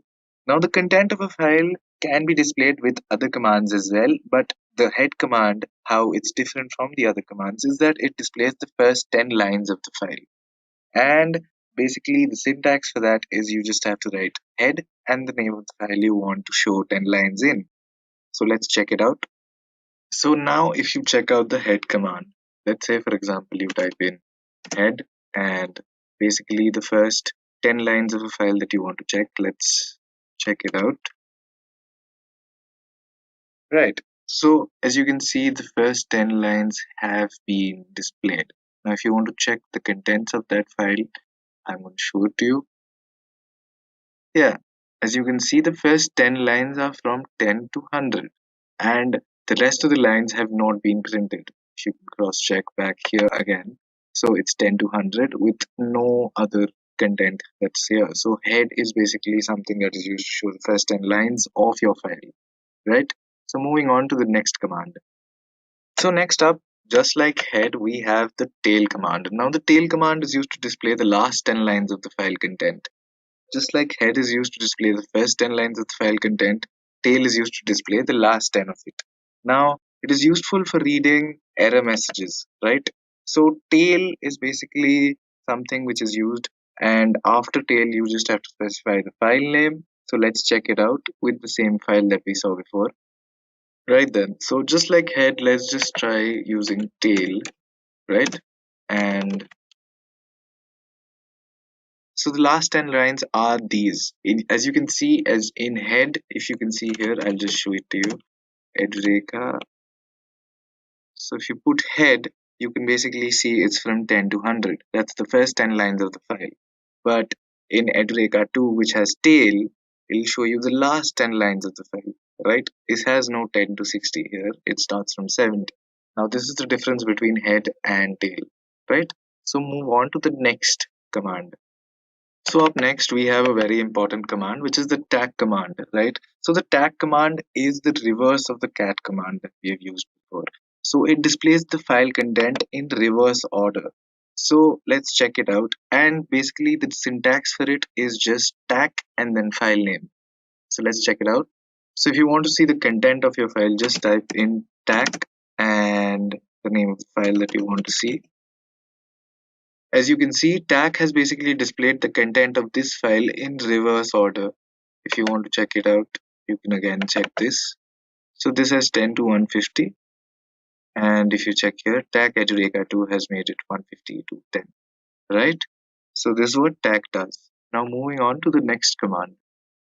So up next we have the mo command. The mo command is basically a similar command to the cat command, and it is used to display content the same way cat does. So the only difference between more or cat is that in case of larger file sizes, the screenful output is displayed. So for this, I'll have to show you an example. Since we do not have many large content files, we can just check some of the files that we have, check them out. And the syntax for more command is basically more and then file name. So let's check out the more command, shall we? So let's basically check out the more command, right? So if you type in more and let's say, right? So when you have more, you basically type in more and then the name of the file. So this will basically display the content that you have in the file, and it's just like cat. Now the difference between cat and more is basically more is generally used for larger files, right? Files with larger amount of content, larger sizes. So this is basically all about more. It will help you show the content that is there in the file. It's just like cat. So the next command is the less command. So the less command is similar to the more command but has some added features to it, right? So along with the fact that similar to the more command, the less command will show you content on your file. It automatically also adjusts the size of the terminal window that you're using, right? So the basic command for less is less, and then you'll have to basically have the file name. So let's check it out. So let's just check out what the less command does and the file name. So this will basically give you the content that you have, the contents of the file that you have, and automatically reshuffle or adjust the length and breadth of the terminal that you have, right? So this is what less does. Moving on to the next command. So after that, we have the different Linux user commands, right? So when it comes to user commands, the most important is the su and the sudo commands. So the su command provides administrative access to another user, right? So in other words, it allows access to the Linux shell to another user. So let's check it out. And syntax for it, that's very basic. So you'll just have to write su and specify the username, right, of your Linux system. So let's check it out. So all you need to do here is go to terminal and type it su and then the username. My username is kb, as you can see. So now you have to specify the password. So this is something which allows access to somebody else, right? If you type in su, so you can basically use their Linux system, right? You have been allowed access into KB's Linux system if you have password and if you know the username as well. So this is what su does. So next up we have the id command. Now the id command is used to display the user id and the group id that you have. So you have a user id for your Linux system, you have a group id for your Linux system, and the command for that is id, right? So let's check it out. All you have to do here is type in the word id, and you'll basically get your user id and your group id as well, along with the username. So this is what id does. So next up we have the sudo command. Now sudo command, let's just show you. Sudo is something which is used extensively in Linux to give you access to files which need permission, right? User permission, administrator permission to access them, right? You need administrator permission to access certain files. So how do you do that?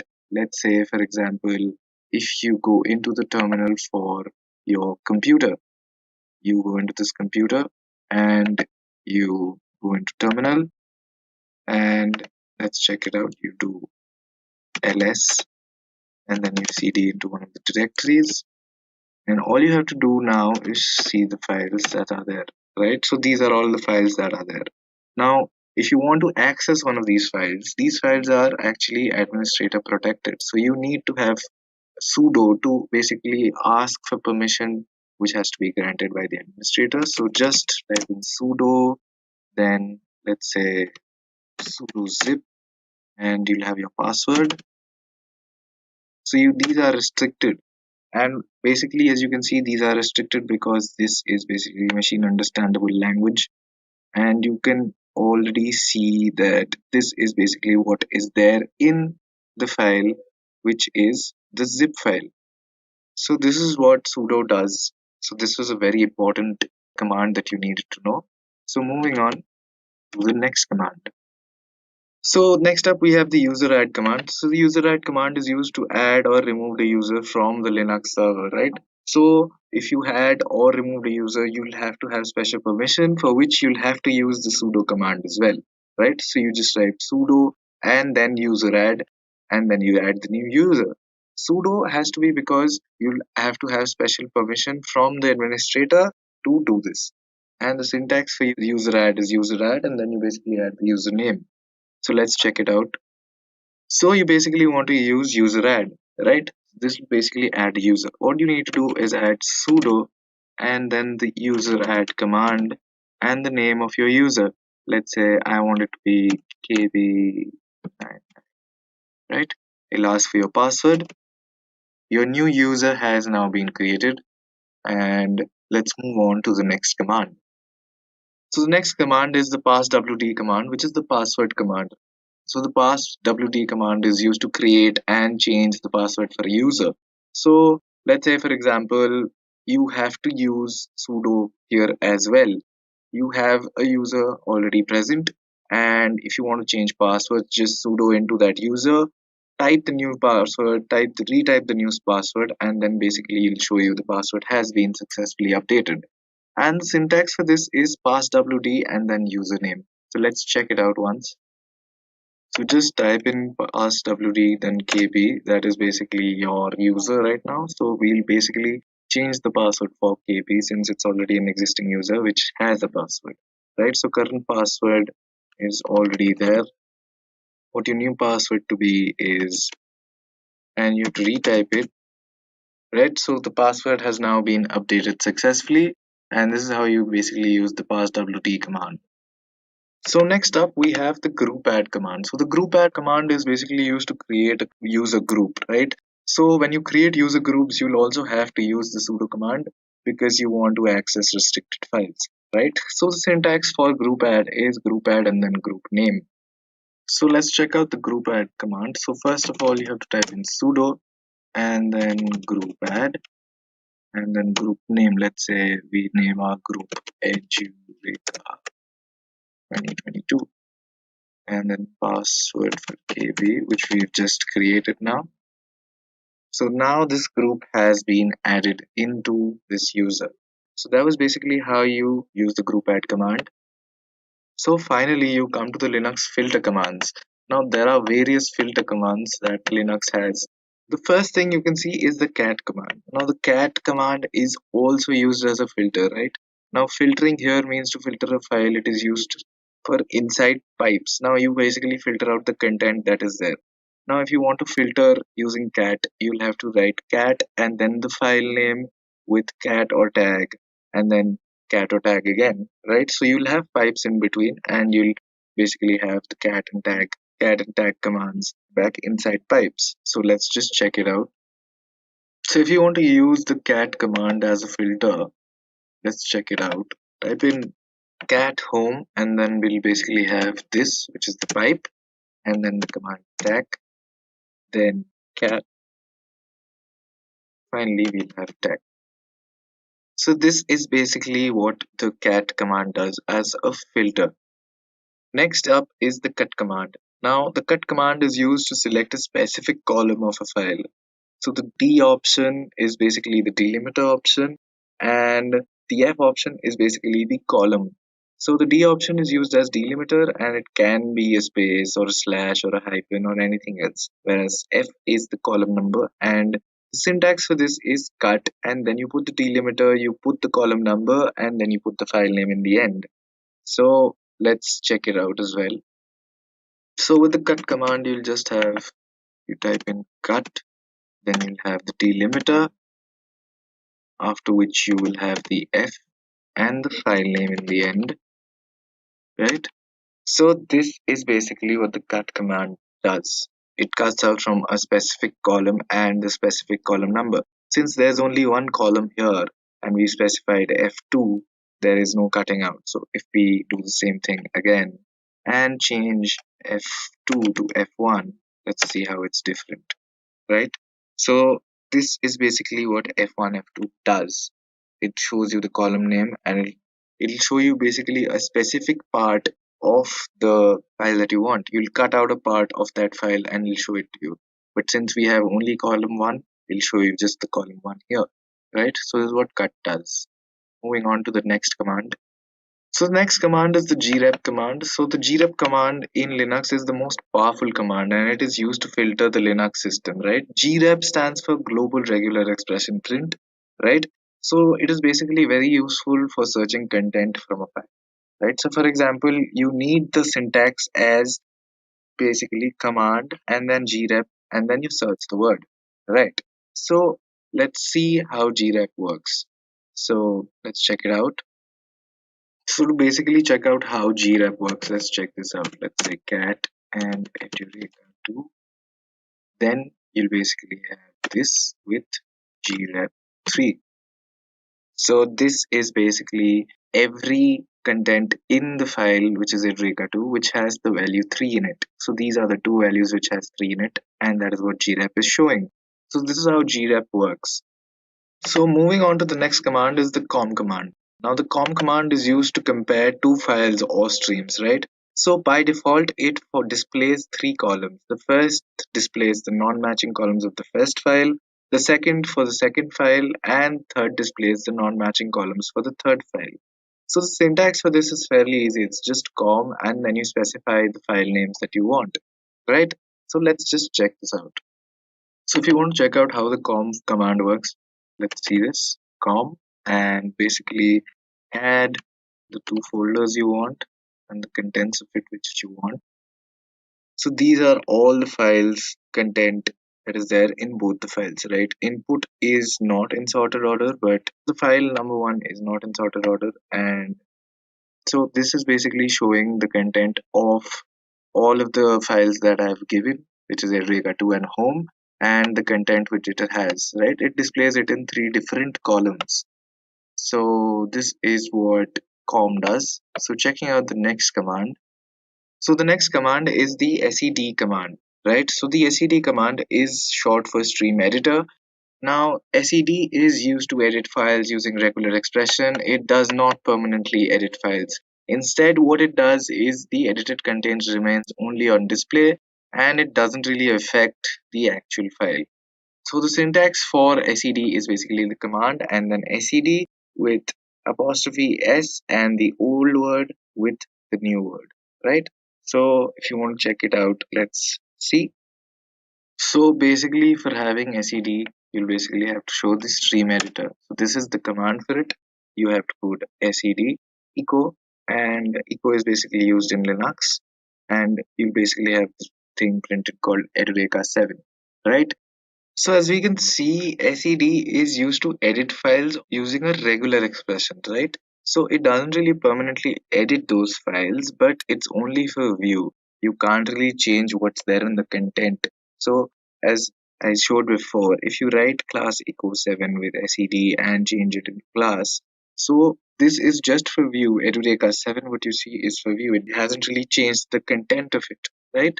So next up, we go to the next command, which is the T command, right? So TWE command, which is the T command, is similar to the cat command. The only difference between both filters is that it puts standard input or standard output and can also write them into a file. So let's check it out. Also, the syntax for T command is the cat and then file name, then followed with T and then with new file. And then you have cat attack. So let's check it out. So as you can see here, the TEE is basically putting in standard input, standard output, and writing the same thing as you can see in Edureka 2 into the new 98 file as well. So this is what T does, the T command. So moving forward, we have the TR command. Now the TR command is used to translate the file content like from lowercase to uppercase, right? So if you have some sort of content in a file which is in lowercase, you can change it to uppercase. And the syntax for that is basically command followed tr and the old word to the new word, right? So let's check it out. So guys, when you're talking about the cat command, you'll basically have to write cat and the name of the file followed with tr, which is translate, and then just replace the file with the old file, then replace the word from the old word to the new word. So let's say we have hello as the old word. I want it to be uppercase on hello, right? So it'll show me hello world, right? We go back to the file now, it shows you hello world, right? So hello world is like this, and I wanted to basically make it uppercase. So this is what I have to do to make it uppercase. Use the tr command. So next up we have the unique command. So the unique command is used to form a sorted list in which every word will occur only once, right? So the syntax for this is the command followed by the file name and slash unique. So every command has to be there only once. There is absolute redundancy. So let's check it out. So all you have to do for the unique command is basically type in sort followed by the name of the file you have and put in unique after that. If you do this, this is basically showing you everything in the content only once. So there is redundancy that's there. Everything is unique. So this is about this unique command. Moving on to the next command. We have here our final command, which is the wc command, right? So the wc command is used to count the words, lines, and characters in a file. So let's say if you want to count the number of characters you have in your file, just type in wc followed by the file name. So let's check it out. So finally we come to wc. So what you have to do here is type in wc and the name of the file you want. Let's say you want home, right? So this is basically showing you the number of characters that the home file has. Home file has certain content in it, and that content has around 48 characters in it. So that is all about the wc command.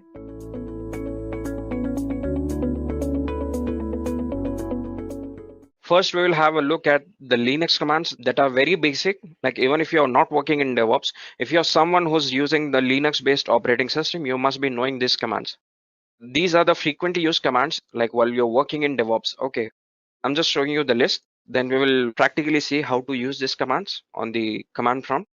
So these are the few commands. I've tried to cover maximum number of commands so that you're comfortable working with DevOps. So now let us try to execute these commands in a Linux based system. So in my system, I've installed Ubuntu operating system. So let us start with the basic commands in Linux. So the first command that you must know is the man command. Man stands for manual. Like if you want to know about any command in Linux, you can just type man space the name of the command. Say for example, you have to know about ls, say for example. Just type man space ls. So ls is a command. We'll talk about it later. So just press enter. Okay. So here it shows the name of the command, its syntax, and the description. Like if you want to know what it is and what it does, so you can use man command for it.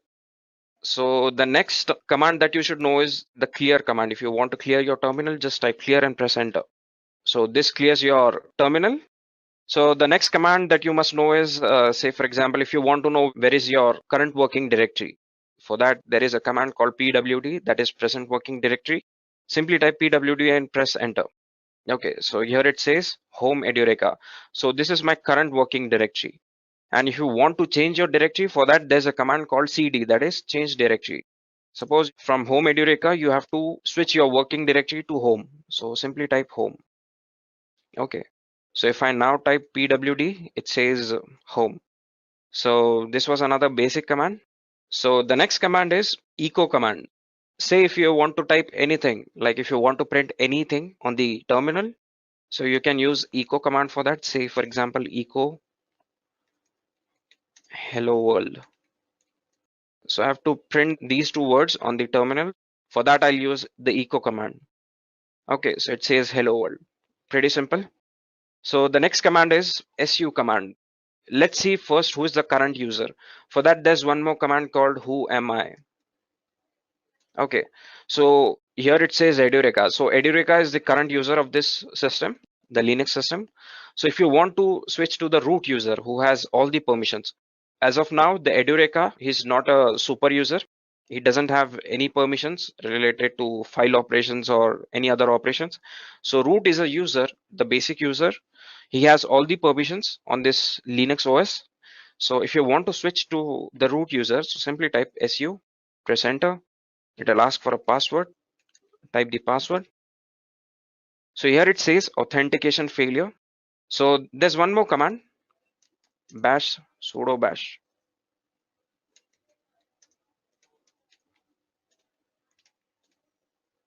Okay. So before it was Edureka here, and now it is root here. So if I type who am I, so here it says root. Okay. So in case if this doesn't work, su doesn't work for any reason, so you can use this command called sudo bash. So it switches to the root user. And if you want to switch back to Edureka, simply type su and the username. Okay, so you're back to the Edureka user. Okay, these are very basic commands, guys, but you must be knowing this. So the next command is the sudo command. So sudo command is for user who doesn't have a proper permissions or privileges for executing some commands or operations. So in that case, you have to use a sudo command. So say for example, adding a user, deleting a user, adding a group, and many other commands that we will see in the upcoming commands. So I'll just give you a few examples here of sudo. For example, you have to add a user. So adding a user, deleting a user, that is mostly done by the root user. So he has all the permissions to add a user and all. So say for example, if you have to add a user, so the command for that is sudo user add and the name of the user. Say for example, Arvind. Oh, it says Arvind already exists. So type Arvind11. So it has created a user. And say for example, if you have to add a password to this user, so the command for that is sudo passwd and the username. So it will ask for a password that you need to set. You can type whatever you want, retype it. So it has created a user and it has also added a password for that user. So say for example, you have to delete this user. So the command for that is sudo user delete user del and the username Arvind11. Okay, so the user has been deleted. Say for example, you have to add a group. A group can have multiple users. Okay, so you have to add a group to the system. So the command for that is sudo group add and the group name. So you can say the group name as techies. Okay, so the group has been added. Similarly, if you want to remove this group, sudo group del and the group name. Okay, pretty simple. So let me just clear my terminal. So the next command that we are going to talk about is the touch command. So the touch command is used to create any file on your system. Say for example, I have to create a file, a text file. You can give whatever name, abccba.txt. Oh, it says permission denied. Okay, so here we are going to use the command sudo. So it has created a file called cba.txt. And how can we see that? Simply type ls. Can you see here the file that we have just created, the cba.txt. So this is the use of the touch command to create a file. So the next command that we are going to talk about is the text editor command.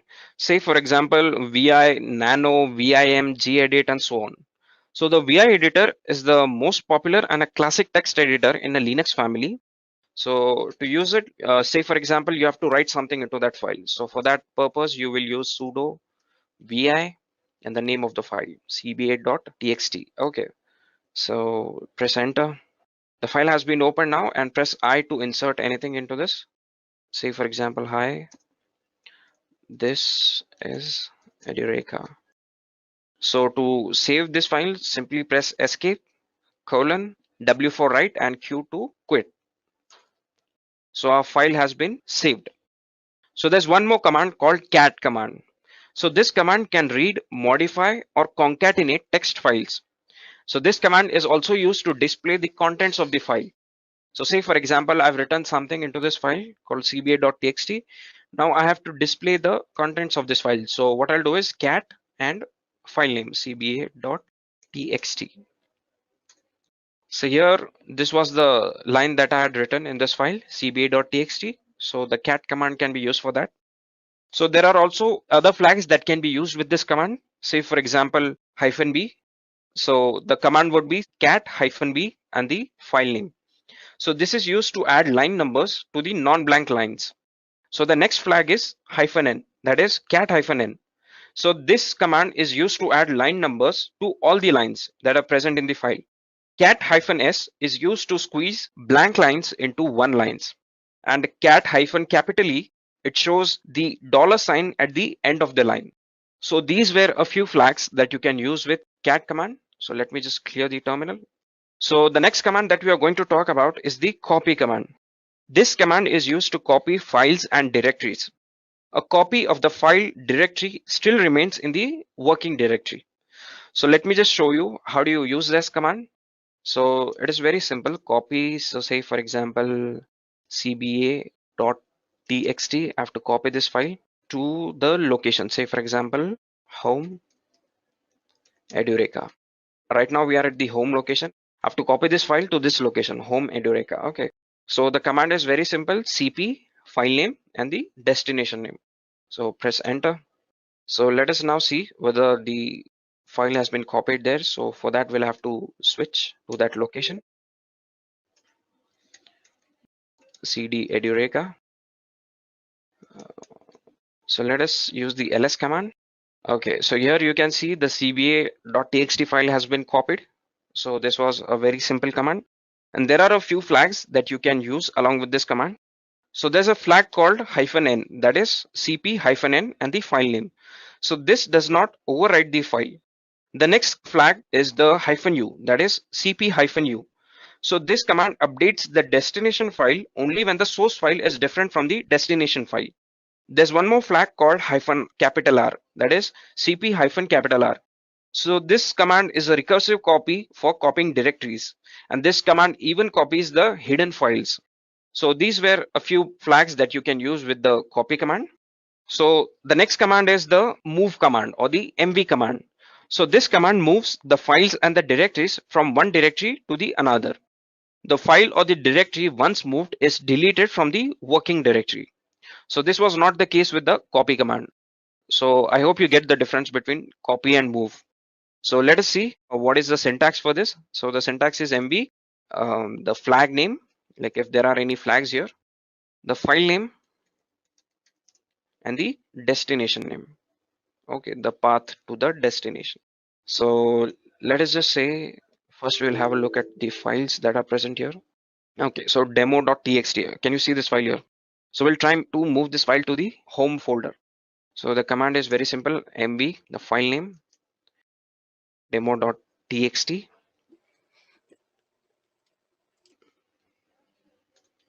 It says permission denied, so just simply use sudo.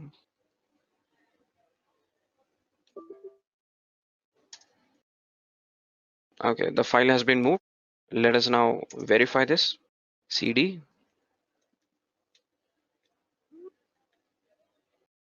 Okay, so we are here at the home folder. Simply use ls command.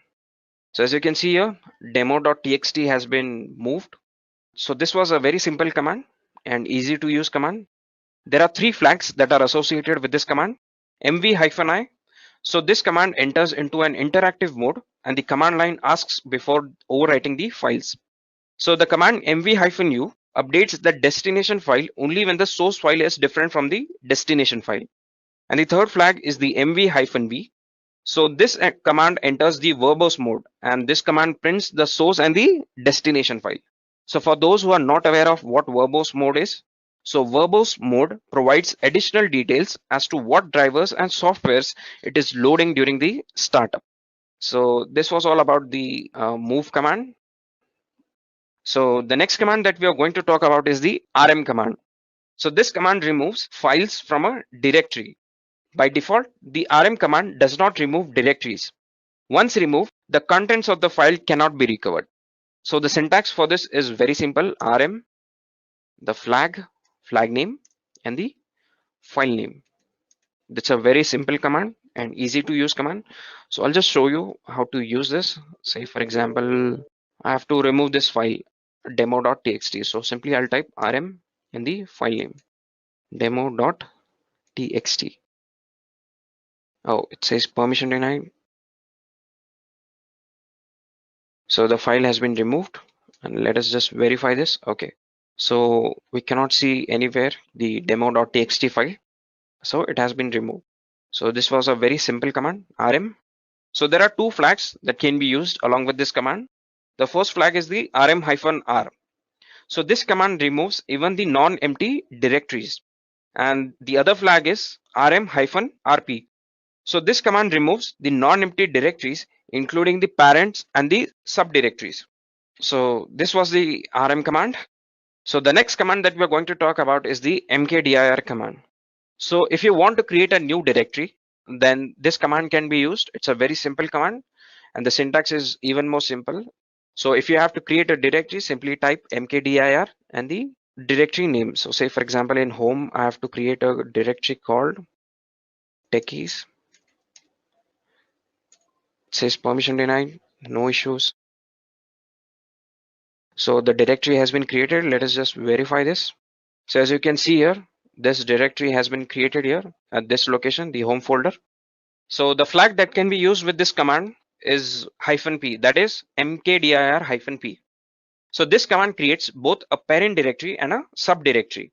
And if you want to create multiple files into a directory, you can use the command mkdir-p and the file names.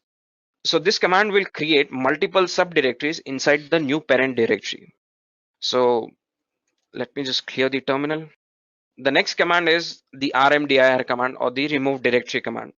So this command is used to remove a specified directory. Although by default it can remove only an empty directory, there are flags which can be deployed to delete the non-empty directories as well.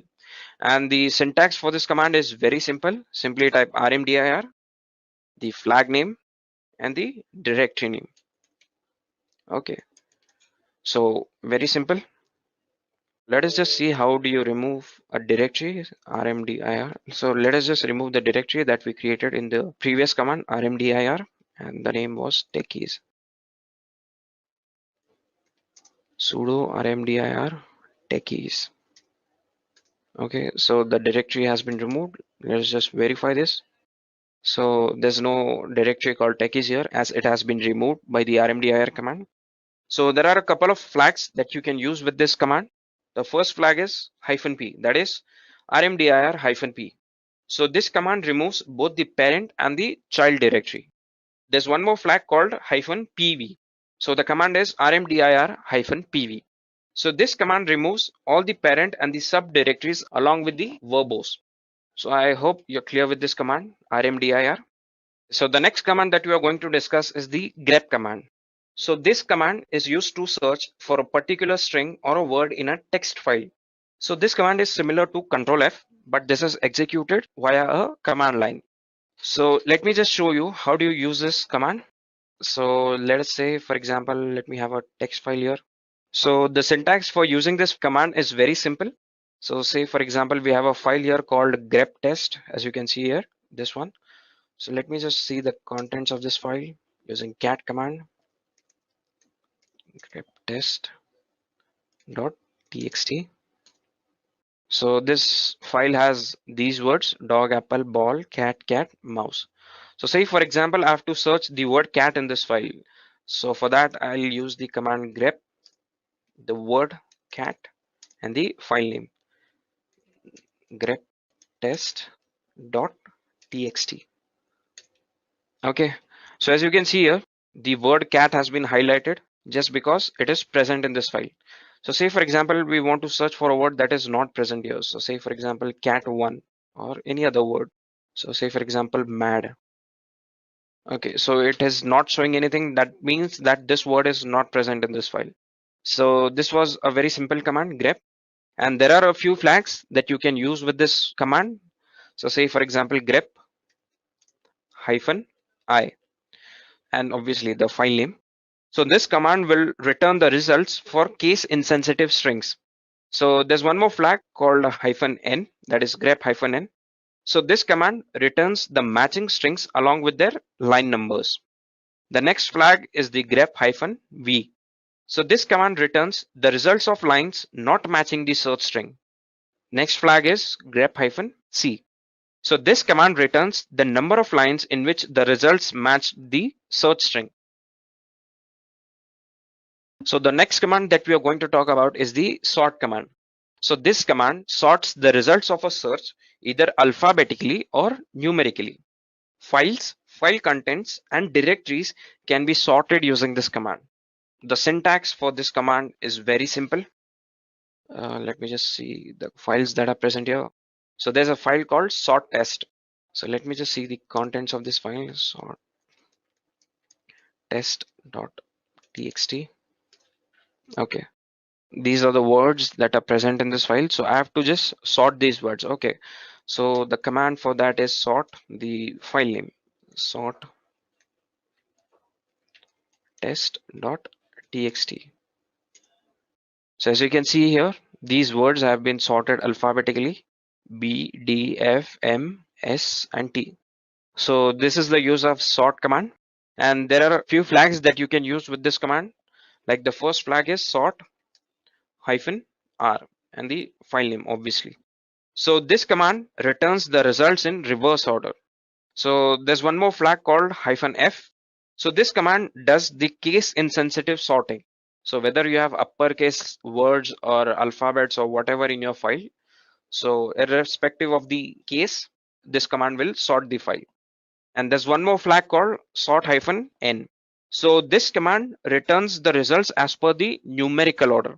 So say for example, you have numbers in this file, and if you want to sort them numerically, like ascending order, that can be done using the command -n. So this was pretty much about the sort command. So let me just clear the terminal. So the next command that we are going to talk about is the chown command. So different users in the OS have ownerships and the permissions to ensure that the files are secure and put restrictions on who can modify the contents of the file. In Linux, there are different users who can use the system. So each user has some properties associated with them, such as the user ID and a home directory. We can add users into a group to make the process of managing the users easier. A group can have 0 or more users. A specified user can be associated with a default group. It can also be a member of other groups on the systems as well. So if you talk about the ownerships and the permissions, so to protect and secure the files and directories in Linux, we use permissions to control what a user can do with a file or a directory. So in Linux, there are 3 types of permission: the read permission, the write permission, and the execute permission. So the read permission allows the user to read files and directories. It lets the user read directories and subdirectories stored in it. The write permission allows the user to modify and delete a file. Also, it allows a user to modify its contents for the directories. So unless the execute permission is not given to directories, changes do not affect them. The third permission is the execute permission. So the write permission on a file allows it to get executed. For example, if we have a file named php.sh, so unless we don't give it an execute permission, it won't be run. So these were the permissions. Types of file permissions in Linux, there are 3 types. The first one is the user. So these type of file permission affect the owner of the file. The second one is the group.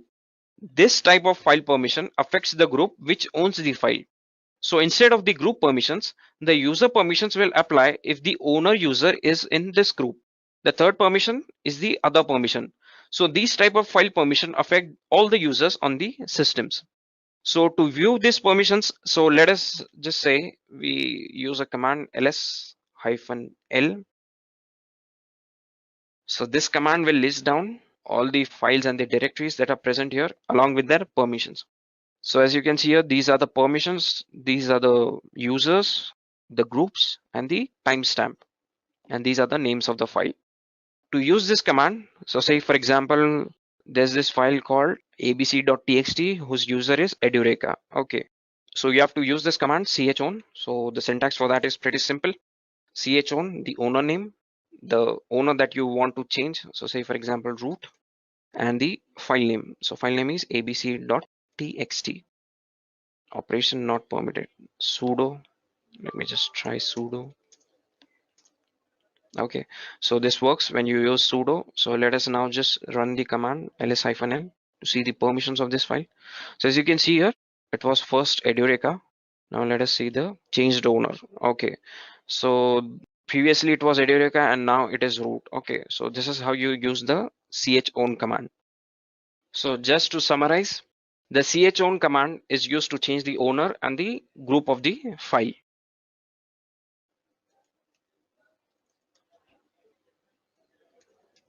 So the next command that we are going to talk about is the chmod command. So this command is used to change the access permissions of files and directories. So the syntax for this command is pretty much simple. So say for example, if you want to change the permissions and the privileges of a file. So for that, let us just see the list of files that is present here and the permissions. So say for example, this file bac.txt, it has these permissions. So we want to give all the permissions to all the users and the groups that want to use this file. So for that, let me type the command chmod 777, okay, and the file name bac.txt. Okay, so let us again have a look at the permissions of this file. Okay, so as you can see here, previously these were the permissions: read, write, read, and read. And now it has changed to read, write, execute for the user, the group, and the others. Okay, so there are a few numbers that are associated with the permissions, like 0 means no permission at all, 1 means the execute permission, 2 means the write permission, and 4 means the read permission. So here we have used the command chmod 777. So 7 here means read, write, execute, all the three, 4, 2, and 1. So read, write, execute for the user, the second 7 is for the group, and the third 7 is for any other users or the groups. So this was the chmod command, and I hope you have understood this command. So let me just clear the terminal. So the next command that we are going to talk about is the lsof command. So while working in Linux or Unix based system, there might be several files and folders which are being used. Some of them are visible and some of them are not visible. So lsof stands for list of open files. So this command provides a list of files that are open. Basically, it gives the information to find out the files which are opened by which process. So with one go, this command lists out all the open files in the output console. So the syntax for this command is pretty much simple. Let us just type lsof. So as you can see here, this is the list of open files. These many files. Okay, if you scroll. So here you observe there are details of which files are open, the process ID, the user associated with the process. FD stands for file descriptor. Size of the file altogether gives detailed information about the file opened by the command, the process ID, its user, and so on. So CWD here stands for current working directory. Okay. TXT stands for the text file, obviously. So say for example, if you want to know the list of all files opened by a particular user. So there are several users of a system and each user can have different requirements, and accordingly they use files and devices. So to find a list of files that are opened by a specific user, you can use the command, say for example, lsof -u and the username, say for example, Edureka. So these are the lists of files that are opened by the user Edureka. Let me just clear the terminal. So then next command that we are going to talk about is the id command. So the id command in Linux is used to find out user and the group names and numeric IDs of the current user or any other user in the server.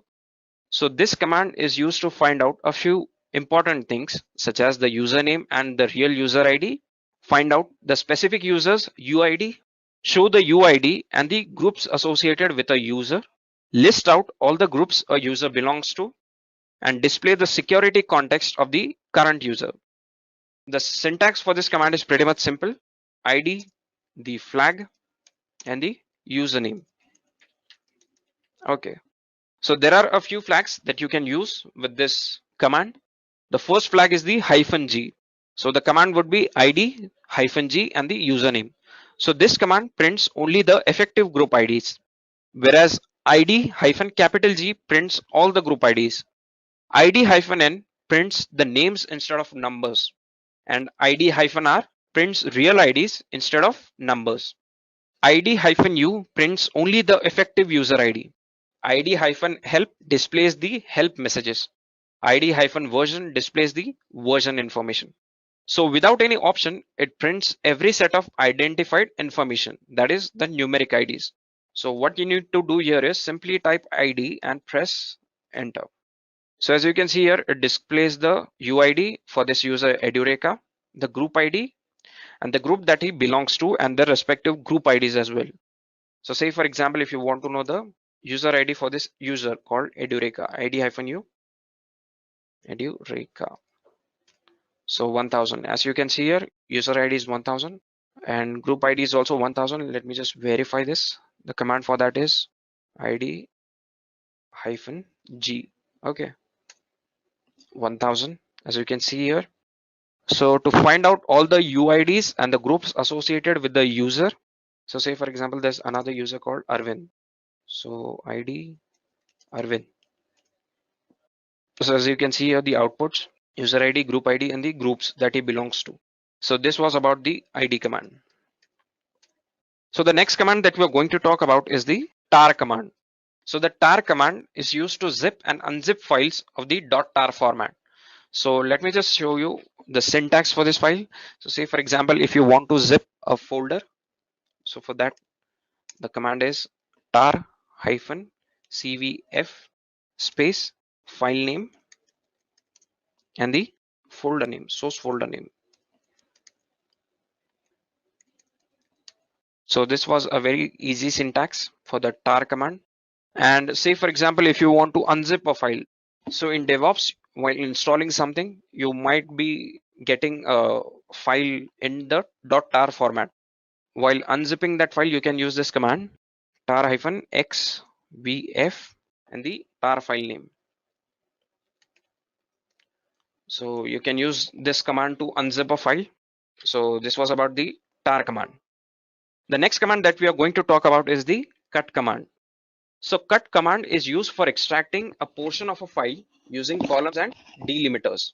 So say for example, if you want to list everything in a selected column, then in this case, you need to use the -c flag with the cut command. So say for example, let me just see here. So there's this file called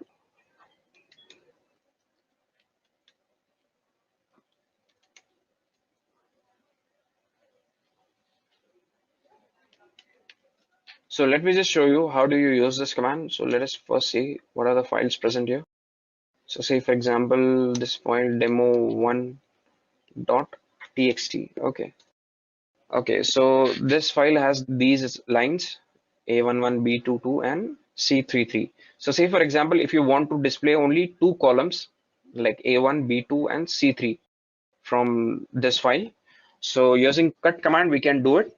So the syntax for doing that is very simple: cut -c1 -2 space the file name. So the file name is demo1.txt. So -c here stands for the column, and which columns? 1 and 2 column. Okay, so just press enter. Okay, as you can see here, it will display these two columns.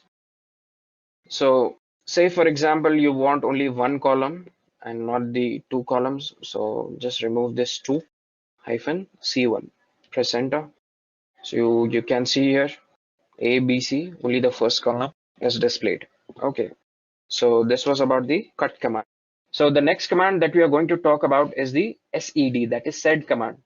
So sed is a text editor which can perform editing operations in a non-interactive way. So sed command gets its input from a standard input or a file to perform the editing operations on a file. So sed is a very powerful utility and you can do a lot of file manipulations using sed. So say for example, if you want to replace a text in a file by searching it in a file, you can use the sed command with the substitute s flag, small s. to search for the specific pattern and change it. So say for example, let me just show you an example here. There's this file called demo. So said test. Okay. So cat, let me just see the content, this file, set test dot txt. Okay. So here it says, how are you, Baban? So say for example, I have to replace this Baban by any other name. So I can use the sed command here, sed space single quote s, that is the flag that you can use with this command. So the word that you want to replace and the new word, Chadan. Okay. And the name of the file, obviously, sedtest dot txt. So as you can see here, first it was how are you, Baban, and now it is how are you, Chagan. So this was the command sed. I hope you have understood this command. We just clear the terminal. Okay, so the next command that we are going to talk about is the unique command. So unique command is used for filtering out the duplicate lines in a files. So the syntax for this command is pretty much simple. So say for example, you have to remove all the duplicate lines from a file. So you can use this command unique and the file name. So this was a very easy command. The next command that we are going to talk about is the watch command. So watch command in Linux is used to execute a program periodically showing output in full screen. This command will run a specified command in the argument repeatedly by showing its outputs and errors. By default, the specified command will run every 2 seconds and watch will run until interrupted. So the syntax for this command is very simple. You just have to type watch, the flag, and the command. Let me just show you an example using this. So there's this flag called -d that you can use with watch. So this parameter -d highlights the differences between the successive updates. The options will read the optional arguments, which changes the highlight to be permanent, and this allows the user to see what has changed at least once since the first iteration. So let me just type -d, watch -d free -m. Free command we have used. We'll see what free command is in the later part of this session. So the next command that we are going to talk about is the eval command. So eval is a built-in Linux command which is used to execute arguments as a shell command. So it combines arguments into a single string and uses it as an input to the shell and execute commands. So the syntax for this command is very simple, eval and the arguments. So let me just show you an example of eval command here. So say for example, you have to type eval help. Eval help. This command shows the description of the eval command itself. So as you can see here. So let me just clear the terminal. So the next command that we are going to talk about is the history command. History command is used to view the previously executed commands. This feature was not available in the Bourne shell. Bash and Conch shell support this feature in which every command is executed and is treated as the event and is associated with an event number using which they can be recalled and changed if there's a requirement to do so. So these commands are saved in a history file. So in Bash, shell history command shows the whole list of commands. So say for example, just type history here, press enter. So this is the list of commands I've used till now. 400, 500 plus commands, I guess. Yeah, 584 commands I've used. So say for example, if you want to see only last 5 commands that I've used, history space 5, press enter. So these are the last 5 commands that you have used. You can see here. Let me just clear the terminal. Okay. So the next command that we are going to talk about is the dd command. So dd is a command line utility for Unix and Unix-like OS whose primary purpose is to convert and copy files. The command line syntax of dd differs from many other Unix programs in that it uses the syntax option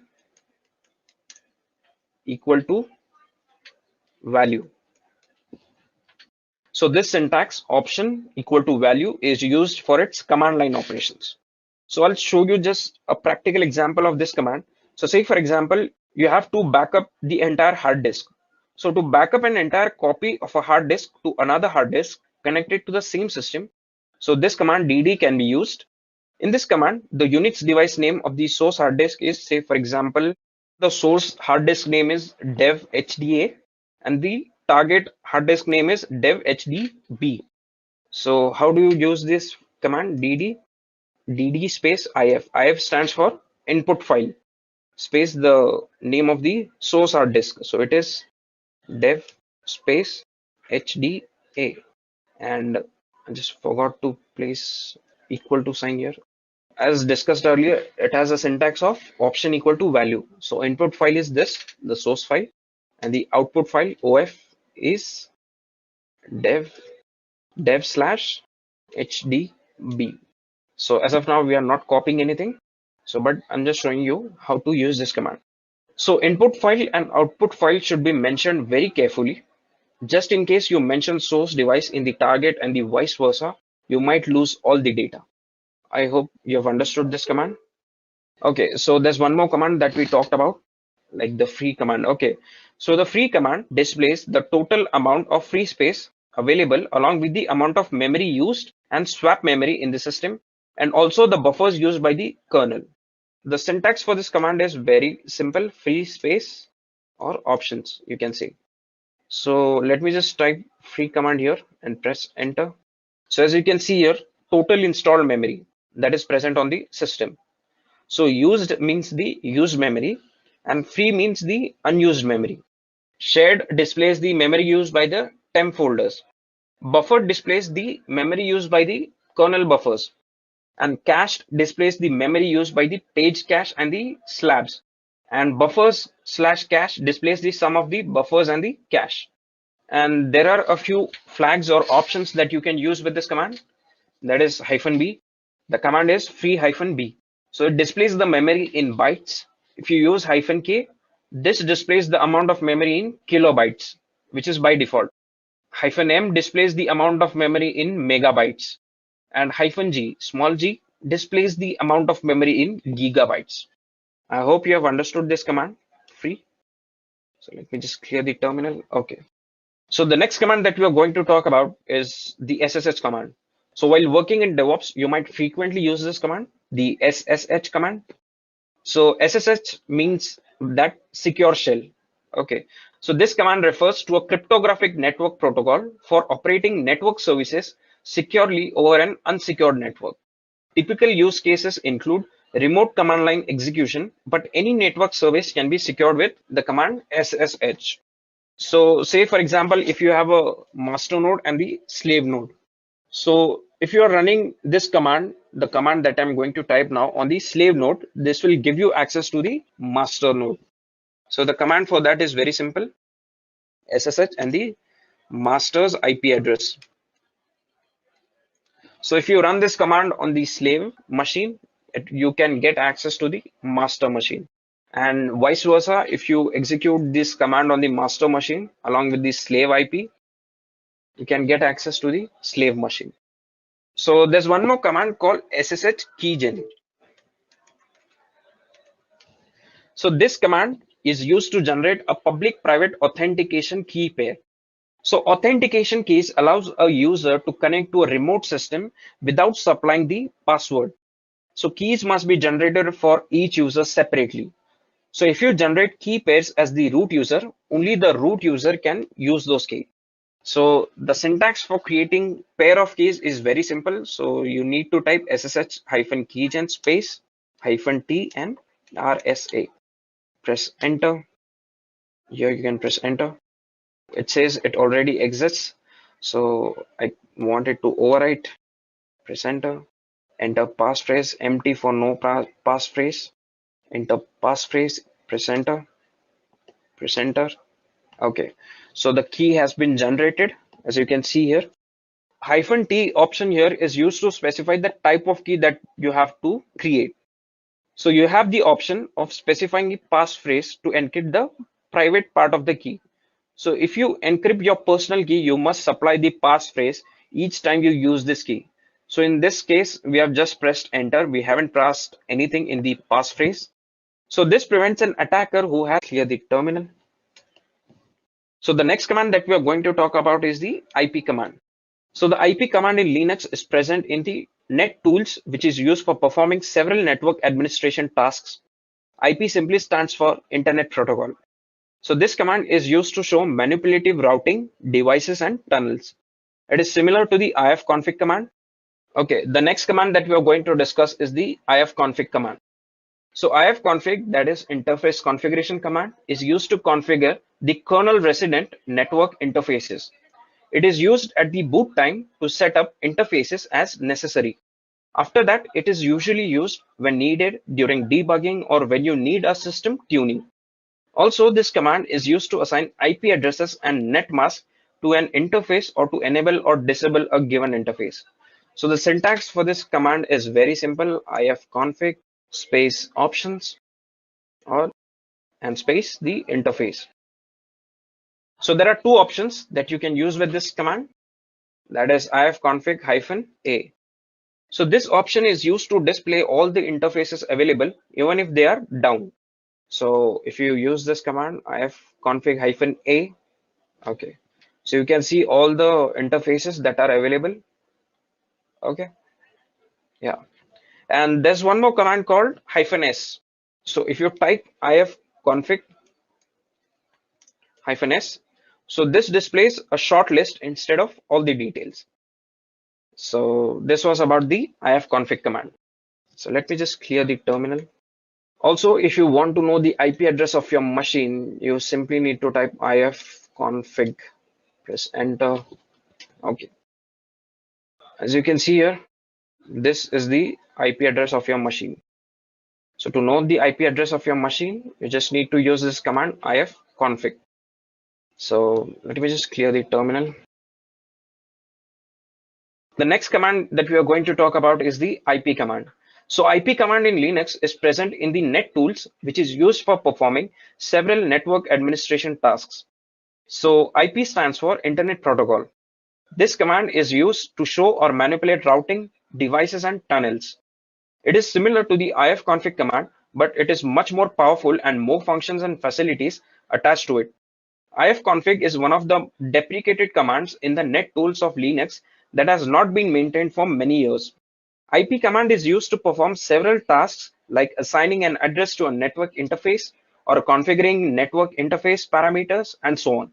So it can perform several other tasks like configuring and modifying the default and static routing, setting up a tunnel over an IP, listing IP addresses and property information, modifying the status of the interface, assigning, deleting, and setting up IP addresses and routes. So let me just show you a practical example of IP space address. Okay. So this command is used to show all the IP addresses associated on all network devices. So as you can see here, these are the various network devices and their IP addresses. Yeah, so there's one more command called IP space link. So this command is used to display link layer information.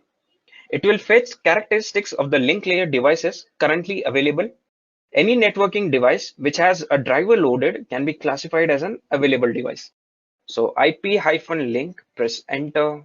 Okay. So this is the output. These are the available devices and the link layer information, as you can see here. So let me just clear the terminal. So the next command that we're going to talk about is the netstat command. So netstat command displays various network related information such as network connections, routing tables, interface statistics, multicast memberships, and so on. So the syntax for this is very simple. For example, netstat and -a. So as you can see here, if we use this command netstat -a, so it is used to show both the listening and the non-listening ports that are available. So this command is used to show both the listening as well as the non-listening sockets. And there's one more command called netstat -at. So this command will list all the TCP ports that are available. So as you can see here, these are the TCP ports. So this was about the netstat commands. So the next command is the nslookup command. So nslookup stands for name server lookup. This is a useful command for getting information from the DNS server. It is a network administration tool for querying the domain name system to obtain domain name or IP addresses, mapping, or any other specific DNS record. It is also used to troubleshoot DNS related problems. So the syntax for this is very simple. Simply type nslookup and the option.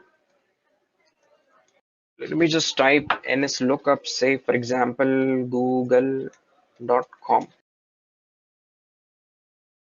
So it is giving you the details of this domain, google.com, the server, the address. So if we type this command like ns and the domain name, so this will display a record that is IP address of the domain, as you can see here. So this command queries the domain name servers to get all these details. So this was about the ns lookup command. Let me just clear the terminal. So the next command that we are going to talk about is the curl or curl command, as you can say. So curl is a command line tool to transfer data to or from a server using any of the supported protocols such as HTTP, FTP, SCP, SMTP, and so on. So curl is powered by a libcurl. So this tool is preferred for automation since it is designed to work without any user interaction. So curl can be used to transfer multiple files at once. So the syntax for this command is very simple: curl hyphen space, I repeat, curl space options and the URL. So there's one parameter or the option that you can use with this is -o. So this parameter saves the downloaded file on the local machine with the name provided in the parameters. So this was about the curl or the curl command. So the next command that we are going to talk about is the awk command. So awk is a scripting language used for manipulating data and generating reports.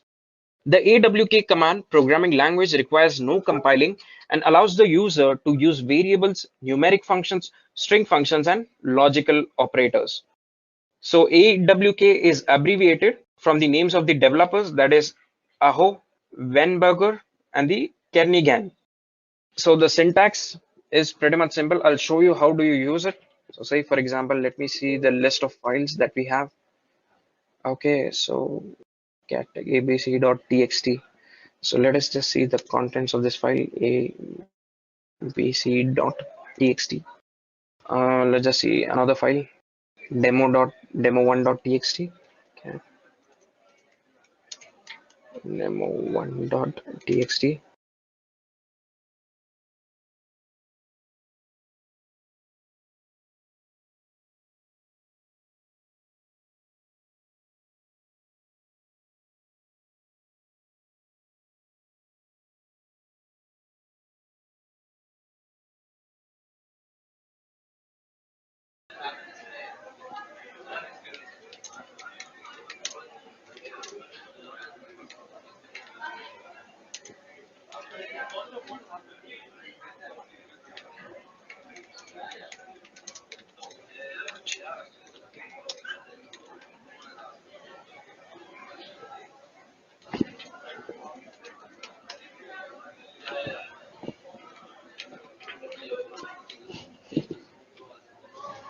Okay, so I'll just show you how do you use this command. So say for example, you want to print every line from a specified file. So we can use this command awk single quote curly braces. Okay, and the name of the file. So say for example, awk test.txt. Okay, so this was the file. This has only 2 lines. Okay, so if you want to print every line from a file, so you can use this command awk. So say for example, I'm looking for a specific pattern in a file. So say for example, awk, I'm looking for the word. Okay, so let's consider this file itself in single quotes. I'm looking for RAM and I want to print it. And the file name awk test.txt. So it will print any of the lines that has this word RAM. Press enter. Okay, so these two lines have this word RAM, so it has printed both these lines. So this was another use of AWK. So the next command that we are going to talk about is the TR command. So TR stands for translate. So this command in Unix is a command line utility for translating and deleting characters. It supports a range of transformations, including uppercase to lowercase, squeezing repeating characters, deleting specific characters, and basic find and replace. It can be used with Unix pipes to support more complex translations. Okay, so I'll just show you an example of the tr command. So say for example this file called awk test. Okay, so let us just see the contents of this file. Now we'll try some other file, cba.txt. Okay, so let us just say we want to convert this into uppercase, everything into uppercase. Here we want to display this, hi, this is Edureka in uppercase. So for that we will use the command cat, the file name cba.txt,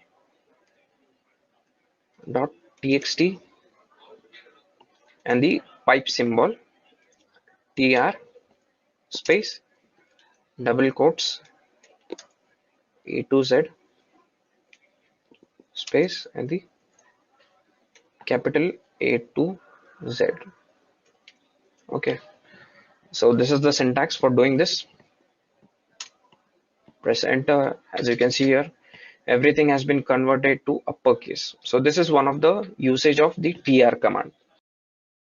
So let me just clear the terminal. The next command that we are going to talk about is the env command. Env command is used to print environment variables. It is also used to run a utility or a command in a custom environment. In practice, env command has another common use. It is often used by shell scripts to launch a correct interpreter. In this usage, the environment is typically not changed. So say for example, I have to see a list of all the environment variables that are present on my system. So I'll simply type env and press enter. Okay. So these are the list of environment variables that are present. Say for example, if you want to run a command with an empty environment. So for that, the syntax is env hyphen I and the command. Okay, and say for example if you want to remove a variable from the environment, so for that the syntax is env hyphen u and the variable name. Okay, so I hope you have understood this command env. Let me just clear the terminal. So the next command that we are going to talk about is the iptables command. Iptables is a command line interface used to set up and maintain tables for the NetFilter firewall for the IPv4, including the Linux kernel. The firewall matches packets with rules defined in these tables and then takes the specified action on a possible match. So I'm going to tell you the usage of the iptables commands. So say for example, while working in DevOps, for some reason you need to disable the firewalls. So for that, this command iptables can be used. Say for example, service iptables stop. So this command can be used to disable the firewalls. Okay, so this was one use of the command called iptables. Okay, so as of now we are not running this command on our system. So the next command that we are going to talk about is the apt-get command.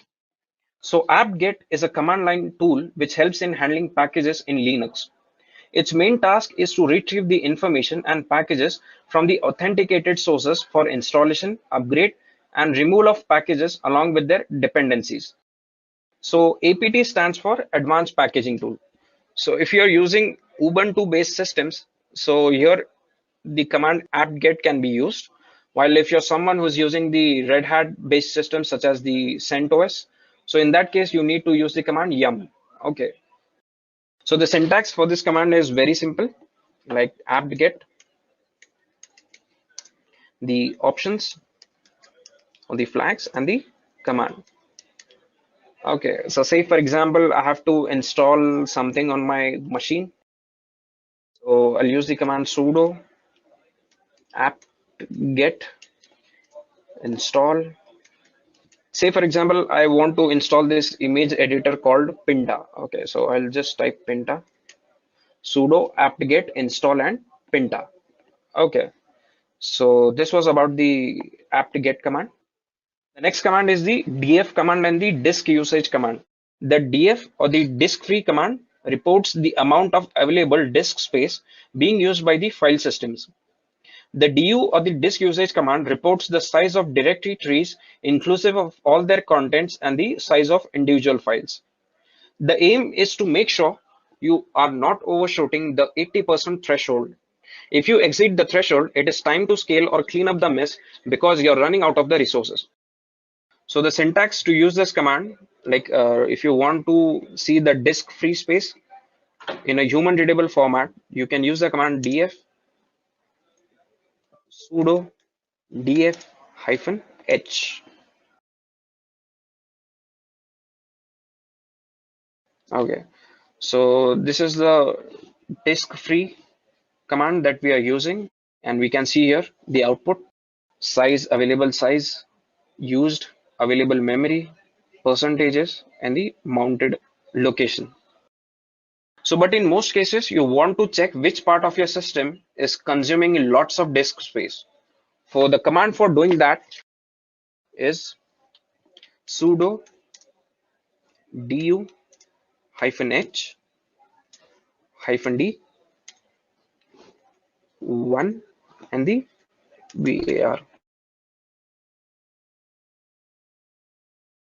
So as you can see here, this location, it is consuming a lot of disk space. So this was about the df and the du command.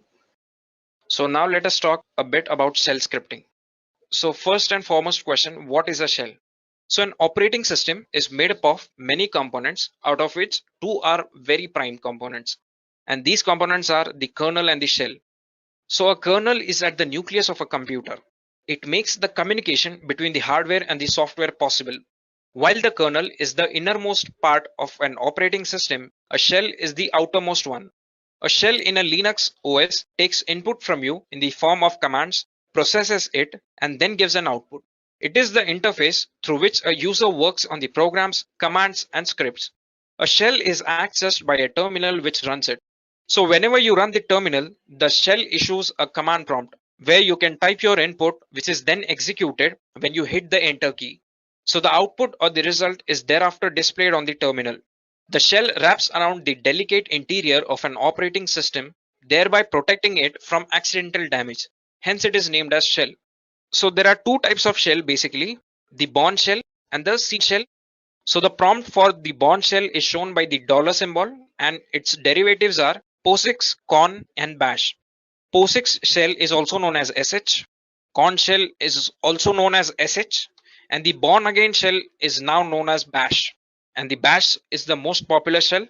The second type of shell is the C shell, and the prompt for this shell is shown by the percentage sign. And there are two subcategories for this, that is the C shell, which is also known as CSH, and the top C shell, which is also known as TCSH. So now the question is, what is shell scripting? So shell scripting is writing a series of commands for the shell to execute. It can combine lengthy and repetitive sequences of commands into a single and a simple script which can be stored and executed anytime. So this reduces the effort required by the end user. So let us understand the various steps in creating a shell script. So what you do is, first you create a file using the VI editor or any other editor, and you name the script with an extension .sh. So we will also have a look at it, like we will execute a shell script, but I'll just tell you a few steps of how to do it. Then we have to start the script with the symbols such as hash, exclamation mark, and the /bin/sh. So hash exclamation is an operator called the shebang, which directs the script to the interpreter location. So if we use the command hash exclamation mark /bin/sh, the script gets directed to the Bourne shell. Then once we open this file, we have to write some code, we have to save it, and for executing we have to just type the command bash and the file name .sh. I'll just show you how do you do it. Here I have the git terminal or the git bash opened here. So we have to type, say for example, abc.sh. We have to write something here. So what we'll do is I have a simple program which calculates the sum of the digits of a number. It accepts a number from a user and it calculates the sum of its digits and it displays the result. So this is a very simple program. I'll just write it here. I'll just save it, WQ. Okay. So it is saved and now we have to just run this script using the command bash. Let me just check whether I've inserted. Okay. So we are missing out on a very important thing here. We have to type shebang operator. Okay. So hash exclamation slash bin slash sh. We have written whatever we wanted. Okay. So we have saved it and now bash abc.sh. So it says enter a number 88. So the sum of digits of 88 is 16. So this is how you write a shell script and you run a shell script. So this was a very simple program, but you can write any program that you want and you can run it using the bash. So we have come to the final part of this session, that is the git commands. And before knowing the git commands, we'll quickly brush up a few things about git. What is git? So git is a free open source distributed version control system tool designed to handle everything from small to very large projects with speed and efficiency. So git has the functionality, performance, security, and flexibility that most teams and individual developers need. It also serves as an important distributed version control tool that is used in DevOps. Tools like Git enable the communication between the development and the operations team. So whenever you're developing a large project with a huge number of collaborators, it is very important to have communication between the collaborators while making changes in the project. Commit messages in Git play a very important role in communicating among the team. The bits and pieces that we all deploy lies in the version control system like Git. So to succeed in DevOps, you need to have all the communication in the version control, and hence Git plays a very vital role in succeeding at DevOps. So this was the definition of Git, and this is the diagram that you must remember, like the working directory, the staging area, the local repository, and the remote repository. You just need to remember these things. So if you remember these things, then you will get a clear understanding of what command is used to do what things. So now we will have a look at few of the git commands. Like as you can see here, we will cover a few commands, git config, git init, and so on, and few of these commands as well. Now let us go to the git bash. So the first command that we will see here is git config command. Okay, so this command sets the author name and the email address respectively to be used with your commits. So how do you do it? The syntax is pretty simple, like git config hyphen global user.name and the name, say for example Edureka. In my case, let's just say Arvind. Okay,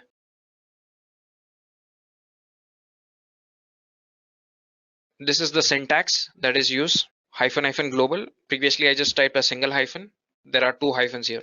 You have registered the username and now you have to register the email. So that is git config hyphen hyphen global user dot email and the email address, that is Arvind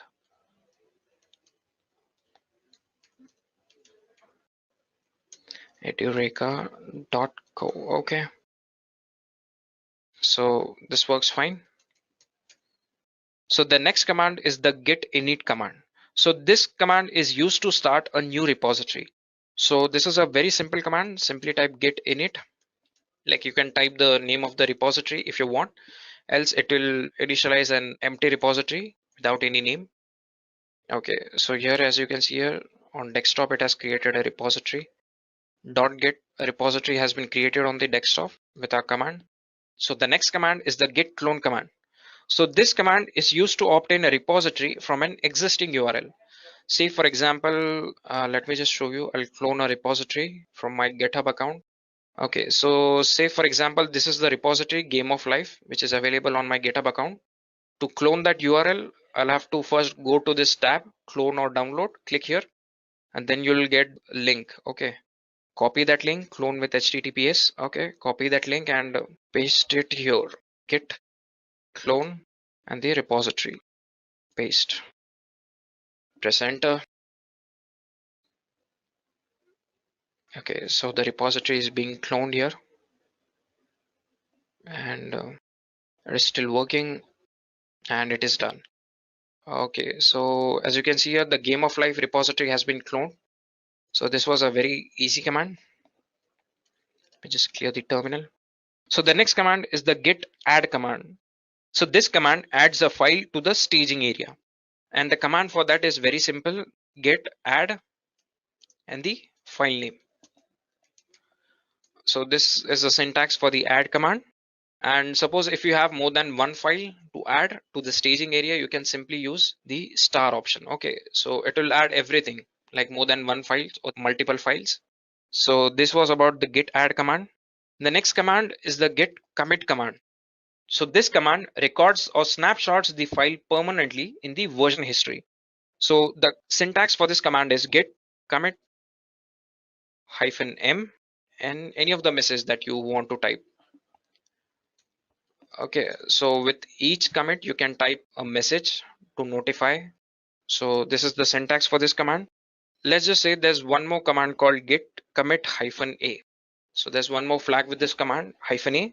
So this command commits any files you have added with the git add command, and also commits any files you have changed since then. So this is the syntax for this command, git commit -a. Similarly, there's one more command, like as you have seen earlier in the Linux command, the rm command, git rm the file name. Okay, so this command deletes the file from your working directory and stages the deletion. This was very easy command, git rm. Similarly, there's one command called git show, and here you have to specify the commit id. Okay, so this command shows the metadata and the content changes of the specified commit. So this was about the git show. The next command is the git remote command. So this command is used to connect your local repository to the remote server. So for that, the syntax is very simple. Say for example, git remote, add the variable name and the remote server link.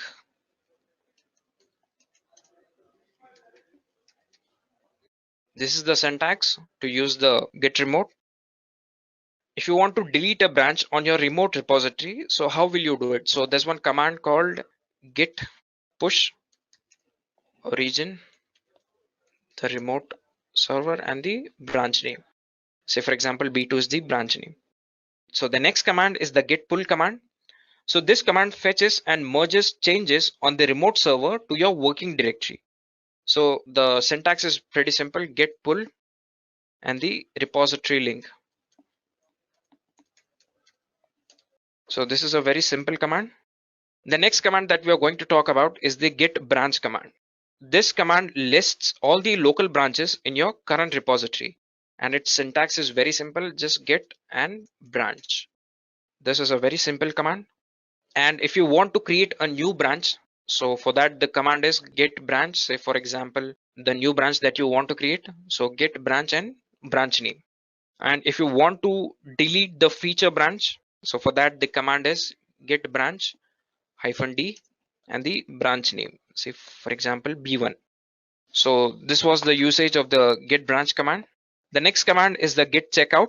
So this command is used to switch from one branch to another branch, and the syntax also is very simple: git checkout and the branch name where you want to switch. Okay, say for example B1 or B2 or even master. So this is one use of checkout. So if you want to create a new branch and you want to switch to that branch, so for that the syntax is git checkout -b and the branch name B4. So this command creates a branch and also switches to that branch. There's one more command called git merge. So what this command does is, this command merges the specified branch history into the current branch, and the syntax for that is git merge and the branch name. branch underscore name. So this is a very simple command like get merge and the branch name. There's one last command that we will have a look at, that is get rebase. So what this command does is, this command will move all your work from your current branch to the master branch. They look like as if they are developed sequentially, but they are developed parallelly. So the syntax for rebase is get rebase and the branch name. So this was the syntax for get rebase.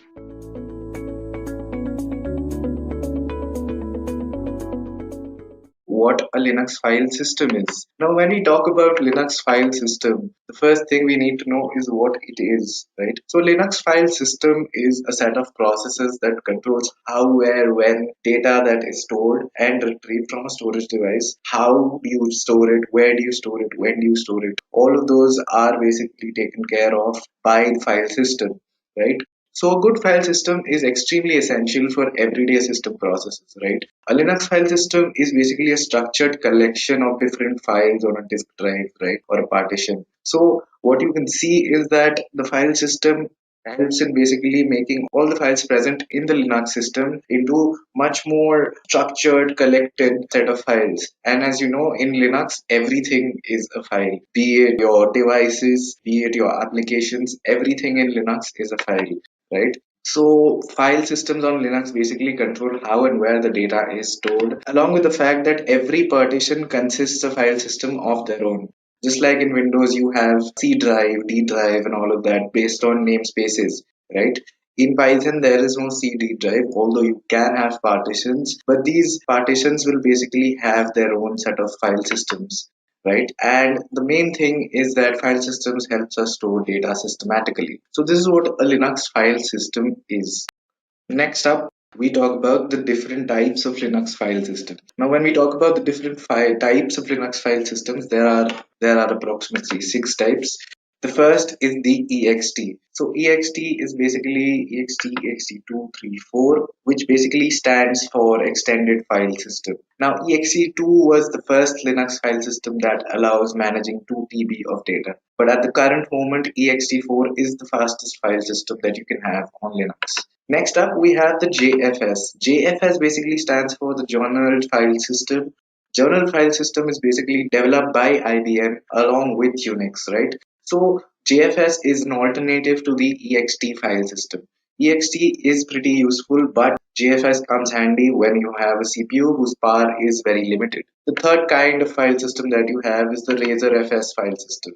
So earlier, RazorFS was used as a default file system for Linux SUSE, but now they shifted to ext3. But what RazorFS does is that it dynamically supports the file extension but has certain performance drawbacks, which is why now people have again moved back to ext3 from RazorFS. So next up, we have the XFS. So when it comes to XFS, you can see that XFS was considered a high-speed JFS, which is the journal file system in high speed, which is developed for parallel I/O processing. Now, one example where XFS is used is basically by NASA.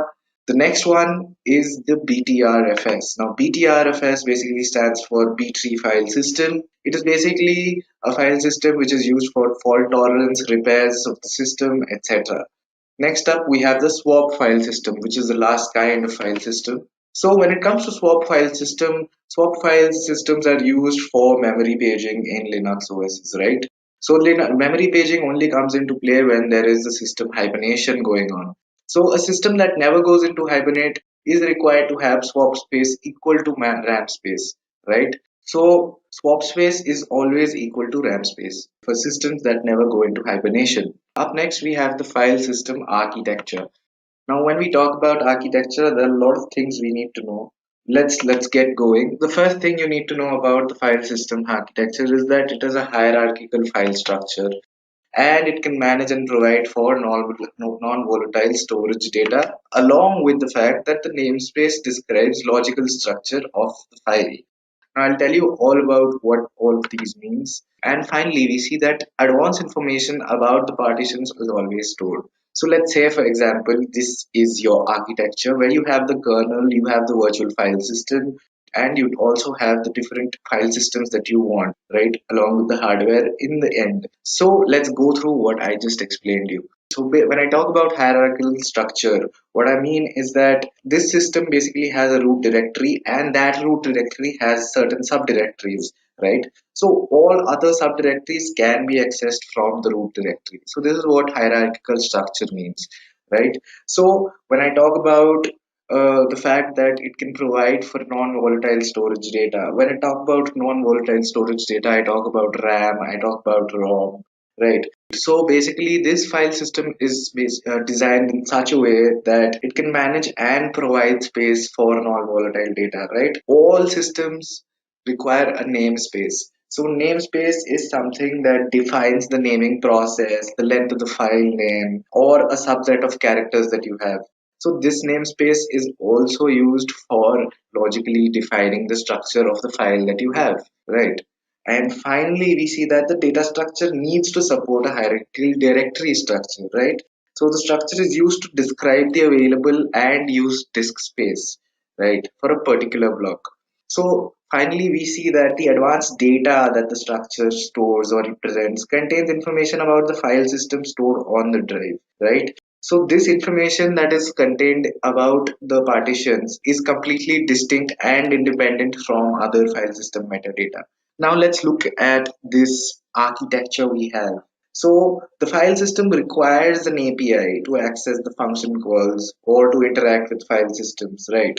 So API facilitates tasks such as creating, deleting, and copying the files. When I talk about API, I mean application programming interface. So the first two parts of the given system file system together make up the Linux virtual file system, and it provides a single set of commands that you have. So next up, we talk about the different file system directories that are there. So let's get going. As you can see, the topmost file directory that you have is the root directory, and you can basically access any of these other directories that are there from the root directory itself. You can see there's bin, dev, etc, usr, home, lib, sbin, temp, where all of these files have certain functions, right? All of these directories have certain functions. They store some sort of information about the system, right? So let's take a look at some of the file directories that are there. So starting off, we talk about bin. Now, when we talk about bin, the bin directory contains mostly binaries. Now, when I talk about binaries is basically some of the applications and programs that you can run. So the ls command, which is basically the list of the files that you have. So the ls command that you have on Linux and other basic tools are also present in this directory, which is the bin directory, right? Then we talk about the dev directory. Now, when we talk about dev directory, we see that the dev directory contains device files, right? So many of these are generated at boot time or even on the fly, right? So you don't really have existing device files already present. So some of them are generated on the fly or when you boot the system, right? Next up, we have the etc. Now, this is fairly important because unlike the fact that etc stands for etc., here etc stands for everything to configure. So everything to configure because it contains most, if not all, the system-wide configuration calls, right? So all of the users, the passwords, the machines that are there on your network, the user, the password, all of these are present in the etc directory. Then we have the home directory. So when we talk about home directory, you can see that you find your users' personal directories here. For example, if let's say home slash core contains my directories, home slash guest will contain another guest's directory on the same system. Then we come to lib. Now, lib is basically short for libraries. All the libraries are found in this directory. Libraries are basically files containing code that your application may or may not need during runtime, right? So the library under root, it contains all the important kernel modules. As you can see, there are two different lib directories. One is under root and one is again under var, right? Now, before we get to that, we can see another directory, which is the media directory. Now, as you can understand, media directory is the directory where external storage will automatically be mounted when you try and plug it in or try to access it, right? So media directory is the directory where if you connect storage device or an SSD, it'll automatically get mounted in your system, right? So these are the basic directories that are there. Let's move on to features of Linux file system. Now, when I talk about features, the basic three features that I can think about is the fact that Linux is case sensitive. Now, case sensitivity is because of the fact that it distinguishes between lowercase and uppercase characters, right? So there can be a file which is named test text with T capital, and there can be another file which has got the same name but none of the capital letters. So these are two different files in Linux, right? You don't need to rename them, you can have case sensitive files. Next up, we can see that Linux has various hidden files that are there. Now, Linux distinguishes between standard files and hidden files. Most configuration files are hidden in Linux OS, right? So usually we don't need to access or read these hidden files. The hidden files are represented by a dot before their file name, right? So I'll show you how you basically access the hidden files, or you can basically check out where the hidden files are. Next up, we see the different partitions, directories, and drives that are present in Linux, right? So Linux does not use drive letters to organize the drive as Windows does, right? Like local disk C, local disk D. Linux does not have that. In Linux, we cannot tell whether we are addressing a partition, a network, or an ordinary directory, because all of the files, all of the directories that are there, every application, every device, all of everything that you have is a file. Right. Even the file which has different commands is a different file. Even a command like ls is a different file which is present in bin. And we'll check that out in a while. Right. So next up, let's come to the demo for Linux file system. So basically, when you go into Linux, this is your interface that you have. So where can you find your files? You go to files. You can also check out your directories from the terminal, and that is basically what we're going to do. Now here you can see that there are no such partitions as such, right? You don't have a C drive, you don't have a D drive. So where do you find your system files like in C? So you can just go to other locations, go to computer, and as soon as you go to computer, you can see that these are the files that are there: the bin file, dev file, etc, home, lib, and you can basically go into these files. So basically some of these files have restricted access. So let's just go and see how you can access them through the terminal. So you basically go to your terminal, and let's just check out a few Linux commands now. So to basically see the files that you have in your system, just type in ls, right? And if you want to move into the directory, you have to put cd, right? Choose directory, and let's say desktop, right? And then let's say ls again. So this is basically how you cd into the desktop directory. Now if you want to move into another directory, all you need to do is just cd space dot dot, and you move back here. And if you see ls now, you are back to square one, where you can choose anything else, right? So if you want to clear this, you can just type clear, and you'll basically have your terminal good as new, right? So basically, you want to know what is the user that you are in called, right? So all you need to do is type in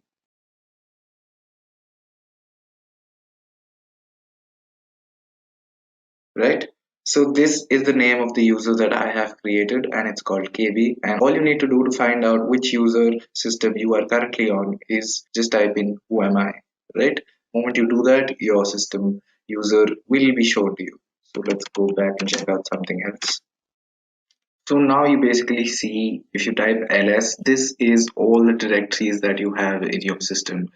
Like we talked about bin with your bin files, with your library files, the dev file, the etc home, all of these are there. Now what we can do is check out some of these directories that we have ready. So let's get going. So let's check out what is there in the bin file that we have, right? So let's choose the directory bin, and choose it. We can do cd bin. Now we are inside bin. Let's check out the files that are there. So as you can see, these are the various files that are present in the bin, right? If you can check properly, you will also see that the ls command that we have is also a file that is present in the bin file, repeat, in the bin directory. So a command itself is also a file. Now this basically shows us that everything in Linux is basically a file, right? Now, apart from ls, I can show you some other files which we talked about, which are directories as well. Like mount itself is another file which is present in bin and is a directory in itself as well. So as you can see, ls is a file. So let's go back to our system, right? So let's now check out, let's go clear this out, right? So let's check out this command called cat, right? So cat stands for concatenate. Now what concatenate does is basically takes any file and it shows you the binary and whatever is there. So this is basically the binary encoded file for your ls file which is present in the bin directory, right? So even for a command like this, you will basically have a binary encoded file which is there, right? So this is what cat does. It takes a file and shows you the contents of it. So the machine understandable language, that is this right now, is shown to you, right?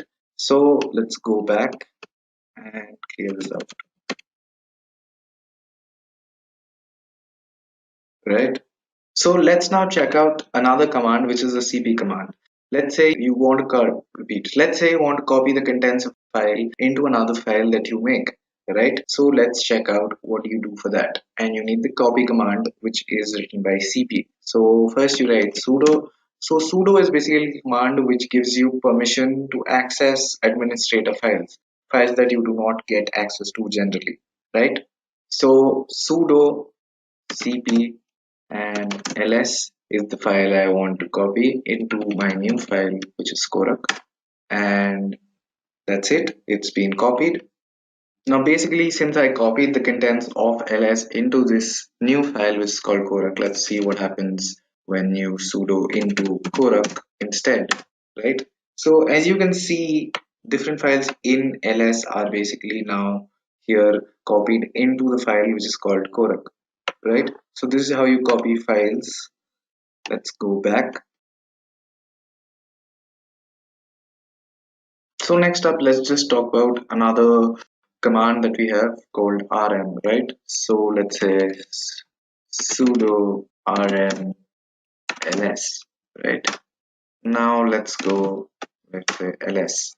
So as you can see, we've just removed the file ls, right? First, what we did is we copied the contents of ls into Korak, and now you can see we've removed file ls, and this is basically not there in the directory anymore. Now, basically, as you can see, there's no ls. So let's check out Korak because that's the file we copied it into. As you can see, Korak has all the files that were present in the ls file, right? So to change that back to ls, all you need to do is sudo cp Korak and ls, right? And clear it out. And let's just check ls now. Now, if you go check ls, now the copy of contents of Korak are now in ls, and that is how you can basically copy paste any of the contents in your folder into any other folder, right? So let's check out something else now. So let's just try something out. So since we know that every single thing in Linux is basically a file, so the command, just like ls, the command cat is also a file. So can you really concatenate a cat folder? You can write cat. Let's see what happens, right? So this is exactly what happens. You go on and on and on, and this is basically your cat folder. And it keeps on going until you do this. So we'll just clear this out. So you can basically concatenate the concatenate file with the same command, right? So this is pretty interesting. So let's not go check out some other directories that are there, right? So cd slash dot dot. You go back, go to ls. Let's check out, let's say, your library, right? Or the sbin that you have. So these are the sbin files that you have. So let's check them out. Let's see if we can really do something. Yeah. Right. So there is this command called add user, which is also a file which is present in the sbin directory, right? So let's see what happens when you have add user.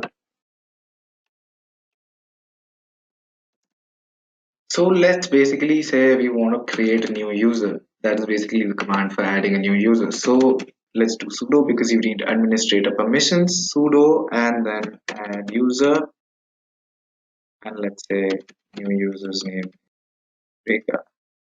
right? So this is going to be right. So basically, what you need is full name. Let's say you can just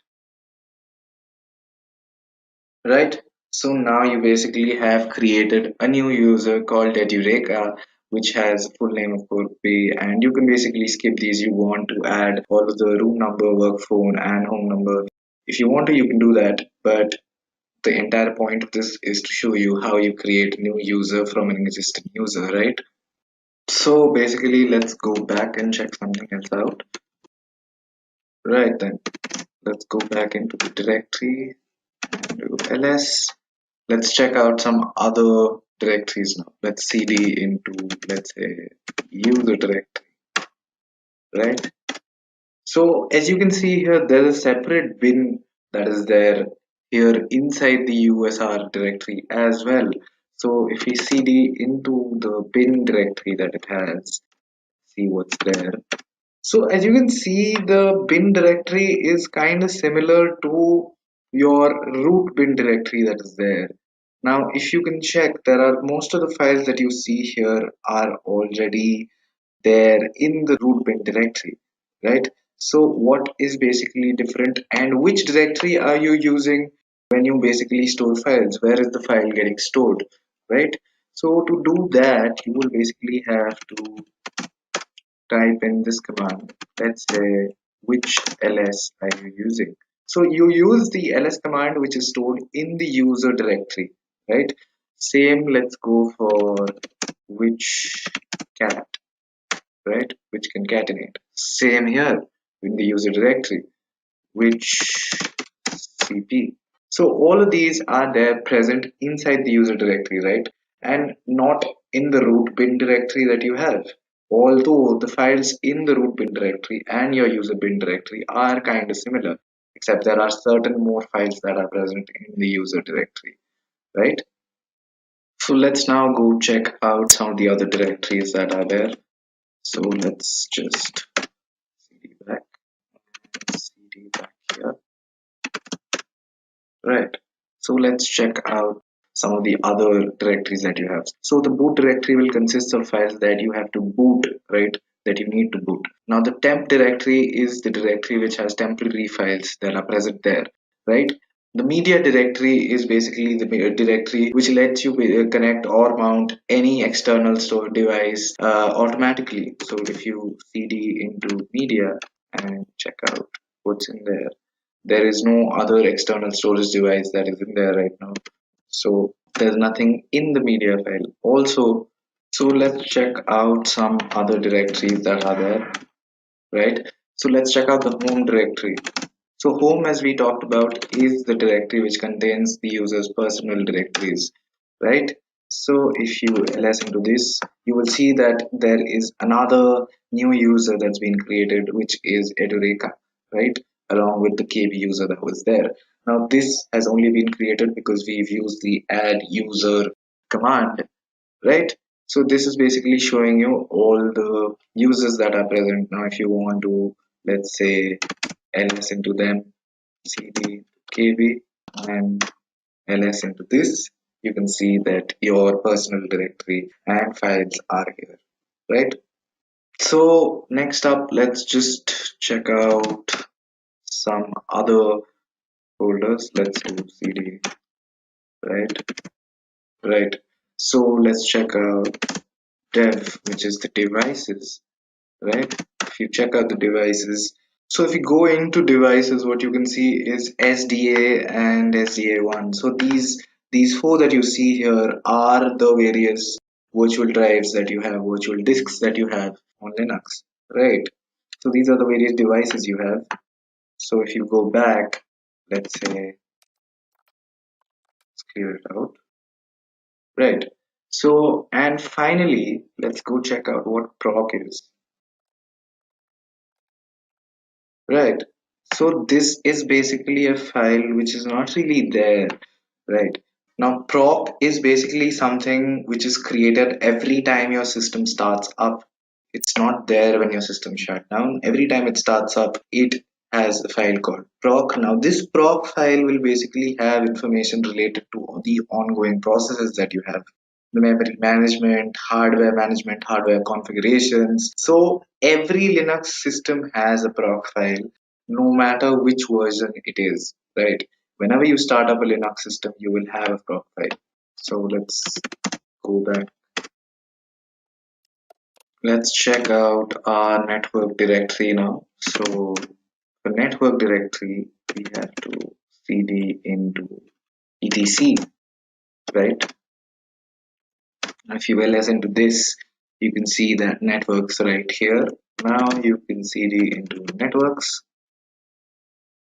right? So this is basically what you have. This is your network.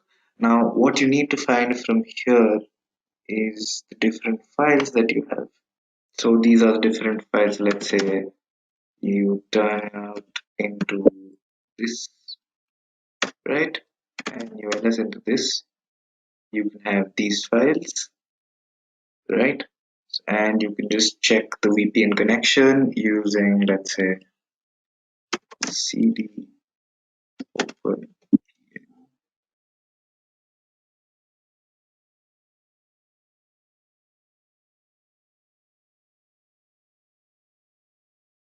right? So finally, what we'll do is check out where the hidden files are there.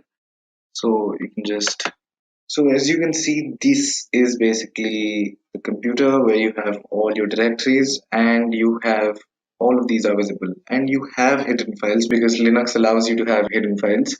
So to check out the hidden files that you have, all you have to do is control H, right? All these are basically, right? So as you can see, these are all authenticated files. And so if you just go into this and do control H, you can see the number of files that are there have increased, right? These are other files that are there, right? So just to see the files which are hidden in Linux, all you need to do is control H.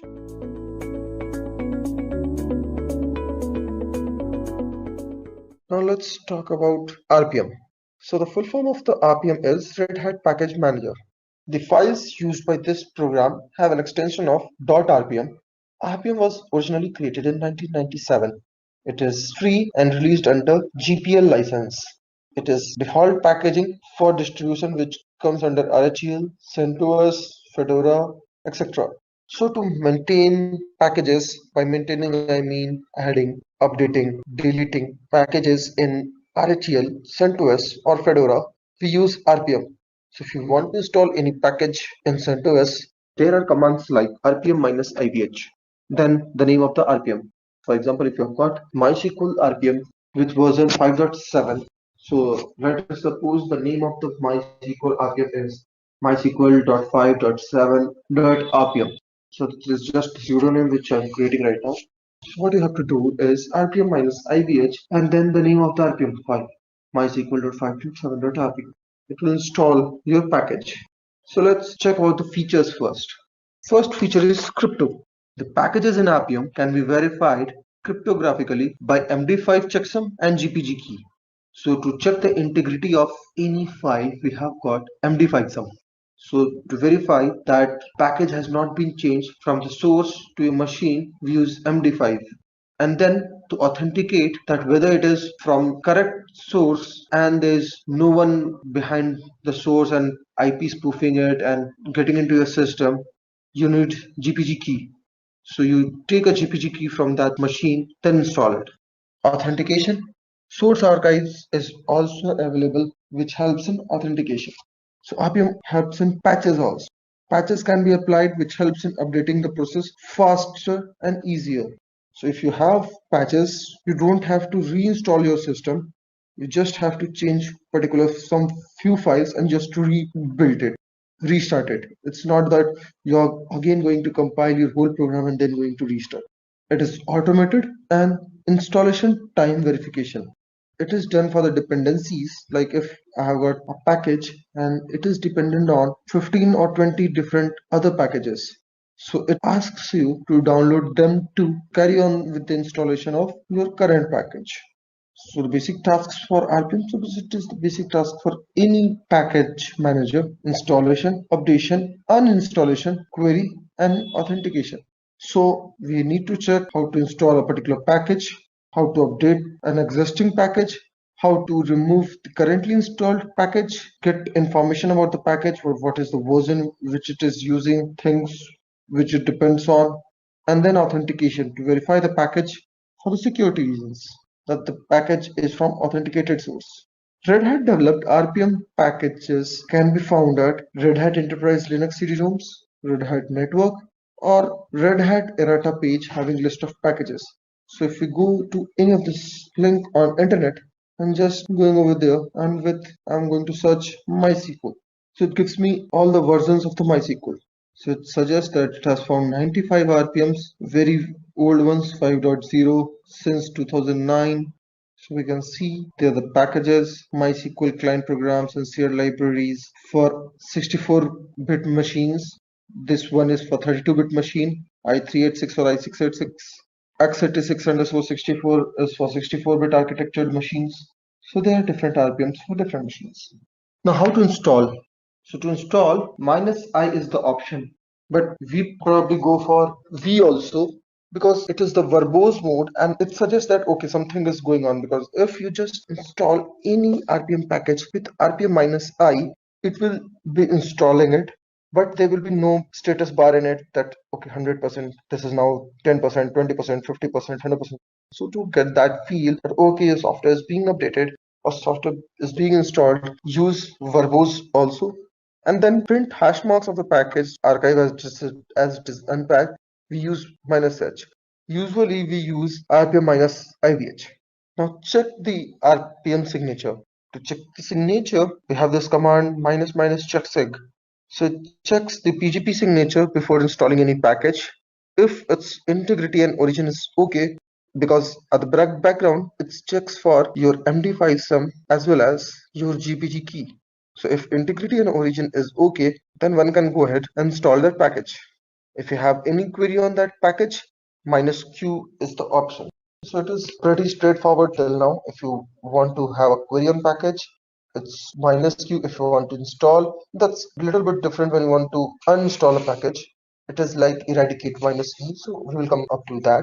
It checks the dependencies of the package if package is dependent on some other packages. To ignore these dependencies, use --nodeps. So RPM -q --nodeps and the package name. One can check if a particular package is already installed or not. To do that, just add -l. So -l is for list all the installed packages. So if it is installed, RPM-QL. Now to install all the packages which are there, to view all the installed packages, use -command. So RPM-QA. So one can list all the recently installed RPM packages. One can shorten the list to check for recently installed by adding --last, which will return the last package installed on the machine. Upgrade a package, you need to do it -u. RPM-UVH, V is again for verbose and H for hash. So RPM-UVH, and then your package will be upgraded. Now to remove a package, as we have discussed, it is -e rather than -r or -uninstall. So it is like eradicate. To remove a package, use -e option. In case you don't want to remove the dependent packages, you just want to remove your package, then apply --nodeps in it. To find the package to which particular file belongs to, use -f in your query. So f will give you file name. To find the details about a particular installed package, again RPM-2i and the package name.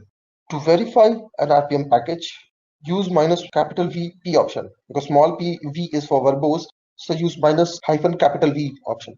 RPM-V P and package name will give you the verification of the package. So to verify all the packages, use A. Rather than P, just remove P because P is for specific package name. If you go for A, it will verify all the packages in the system.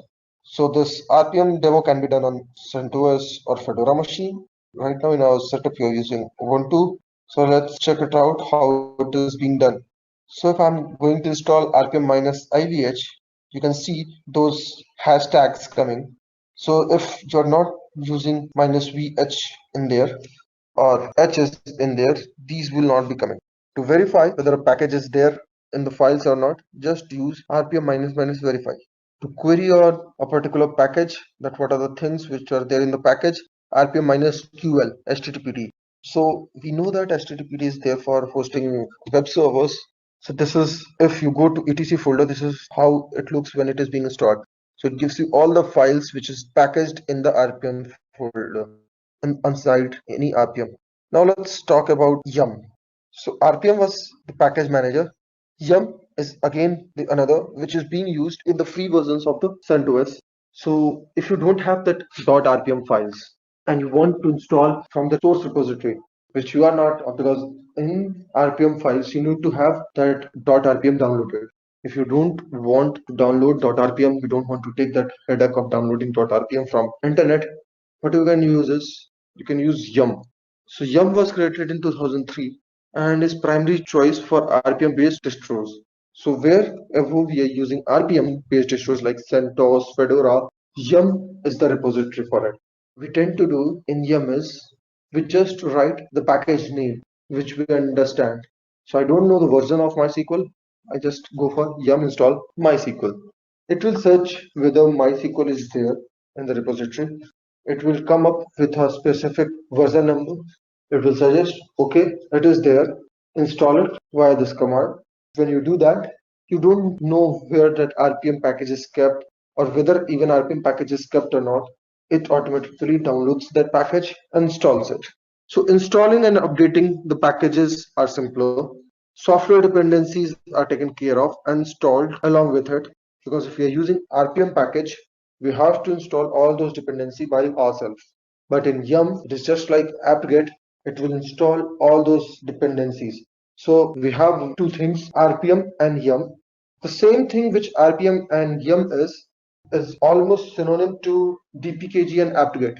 So if you want any package to be installed manually in Ubuntu or any Debian Linux Debian distro, what we tend to do is we use dpkg command to install it, and the extension of the file is .deb. Similar to what we have in CentOS, where we use the same mechanism. We use rpm-ivh and the extension of the file is .rpm. And in the same way, the Yum has replaced RPM to some extent. apt-get has replaced dpkg to some extent. So let's talk about Yum first. Software dependencies are taken care of and installed along with it. Yum is primarily in command line interface, but GUI-based wrappers also exist, but it is pretty simple in command line interface. It's easy to use in command line interface. It is the official package manager of Red Hat and CentOS. So RPM is there, but this is the official package manager. This is the package manager. So RPM and Yum. RPM is the package manager which installs the package, while Yum is the repository management tool which will fetch the package. So to get MySQL installed, you need to find it on internet where you can get .rpm files. But if you want to install it via Yum, you don't need file. Go yourself, take the pain by yourself and search it on internet where the .rpm file is, download it and then install it. So you don't need to do that in Yum. In Yum, you just need to list the files, okay, whether it is listed or not. If it is there in the source repository, you can install it. And you don't need to know what was the source of it, where it has installed. That headache is of Yum repository. Yum fetches appropriate package as required by our Linux, which is compatible with our Linux. In RPM, it can be that I have like in CentOS 7, the default Python version is 2.7. But by mistake, I go and I don't use Yum. I install it via RPM and install Python version 2.4, which is a very old version. So it is not compatible. So to not to take care, which is not to take headache of what is the compatible version of the software with this Linux distro, it is advisable to use the repository manager. RPM can alert you to dependencies, but is unable to source additional packages. So in RPM, it will check these are the dependencies which need to be taken care of. It will invoke a alert to you that you need to install these packages first, but it will not give you the source directory or source from where to get these services or these packages. But Yum finds out all the dependencies and also the additional packages and installs them if you're installing any package via Yum. Yum by default has multiple repository location in its configuration file, and it fetches packages for installation. So how to install using Yum? Use command install to install a package using Yum. So if I need to install anything, just do yum install Python. I don't need to give the version of it. If I'm going to use 2.4, 2.6, like by default in CentOS 5, 2.4 was there. By default, 2.6 was there in CentOS 6. Now in CentOS 7, it is 2.7. But if you want to go for 3.5, 3.6 or 3.7 of version of Python, you need RPM for that. But via Yum repository, or you need to tweak Yum repository a bit.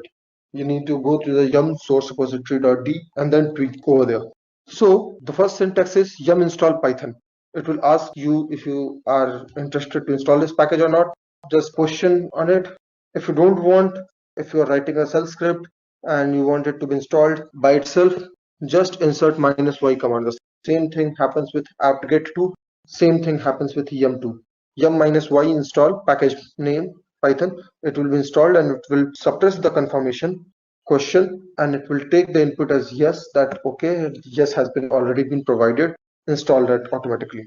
To remove, yum remove package name, and again to provide confirmation and suppress the confirmation and automatically do is it yum-y. Then list package names.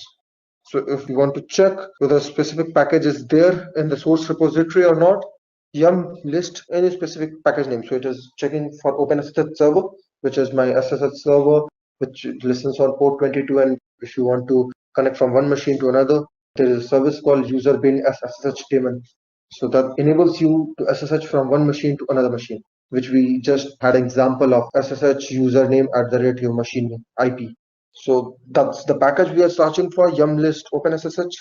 So to list all the available packages installed, use install keyword yum list installed.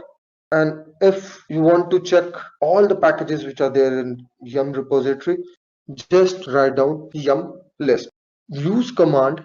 If you want to search any package, use command search to find all available packages to match the name of package specified. If I don't know the exact version of it or exact name of it, yum search SSH or OpenSSH, anything. So it provides the exact package name which needs to be installed. To find which package provides a particular file, because if you are seeing some file in a system which you haven't created and it is there by some package, you can search the originator package for the file name using command yum provides file name. Again, for updating any specific package, for right now I am using Python 2.6, I want to update to Python 2.7, yum update package name. If that update is available there, it will update it automatically. And to check update for which packages are available, you can write command yum check update. If you want to update the whole system, just like Ubuntu apt-get update and apt-get upgrade was there, yum update is there in CentOS. To list all the enabled repository in yum, we use command repo-list. So to check what are the repositories which are there in my yum source directory, yum repo list. To view both enabled and disabled one, because few repositories are commented. So to check all those, yum list all. To install a specific repository, yum -- enable repo, the repository name which was disabled. So enable that repo and the package name. So to view all those commands, the other few commands in yum are yum history. Check what are the things which you have executed in yum previously. Yum clean all, so it removes all the cassette packages and header created to resolve the dependencies. Yum group list, which lists yum groups, group info, group install, and then group remove. Demo about the yum commands which we have just gone through. So we have checked that to list a package, it was the command yum list. So we are just listing the package with yum list OpenSSH. Now it is going for all the packages, all the repository it has. Probably it is going to FTP server of IIT Madras, so ftp.iitm.ac.in, and from there it is checking for the OpenSSH. Update a package. So again, yum update OpenSSH was there. So if there is any update available as per the source repository, it will update it. Install a package. This is a pretty cool package in Linux, Wine. It enables you to run all those executables of C of Windows machines. So if you are FIFA fan or NFS fan, so you won't be able to get those things on Linux distributions because FIFA or NFS doesn't support Linux distributions. So if you want to run Linux distribution too, you just need to install Wine. The Wine application enables you to run exes also. So actually, these Windows files are executable formats, exe format. So Wine enables you to run your exe files. So what it has done is yum install Wine, and then it will be installed. So right now, yum history tells you about what are the things which have been done in last few time. So it says that yum history has got 34 commands in it. Last one was install libx11 development package, and before that it was update. So actions is also defined, date and time is also defined. Now how to search for a package. So it is yum search OpenSSH, which it has been done. It is now searching for the package. What are the packages available with the name OpenSSH? You can see there are many different packages which are available for OpenSSH. Choose any one of them. OpenSSH server, OpenSSH client, LDAP, GSI based, Perl based, so anything which you want. If you just want to OpenSSH server on your machine, install using OpenSSH server x86-64. Now let's get back to DPKG, Debian packages. DPKG is the main package management system in Debian and similar OSs. It is used to install, build, remove, and manage packages. Package for it has an extension of deb at the end. DPKG is low-level tool. apt is commonly used as high-level tool as it can deal with complex tasks involved in package management. The DPKG database is located under var lib DPKG. So DPKG is almost similar to what RPM is there in CentOS, and yum is similar to what is apt-get is there in Ubuntu. So how to install? Again, just like RPM, we used to install via rpm-i. So similarly, dpkg-i package name. So if I have that Debian package with me, like if I need to do any installation via RPM, I need to have that RPM package.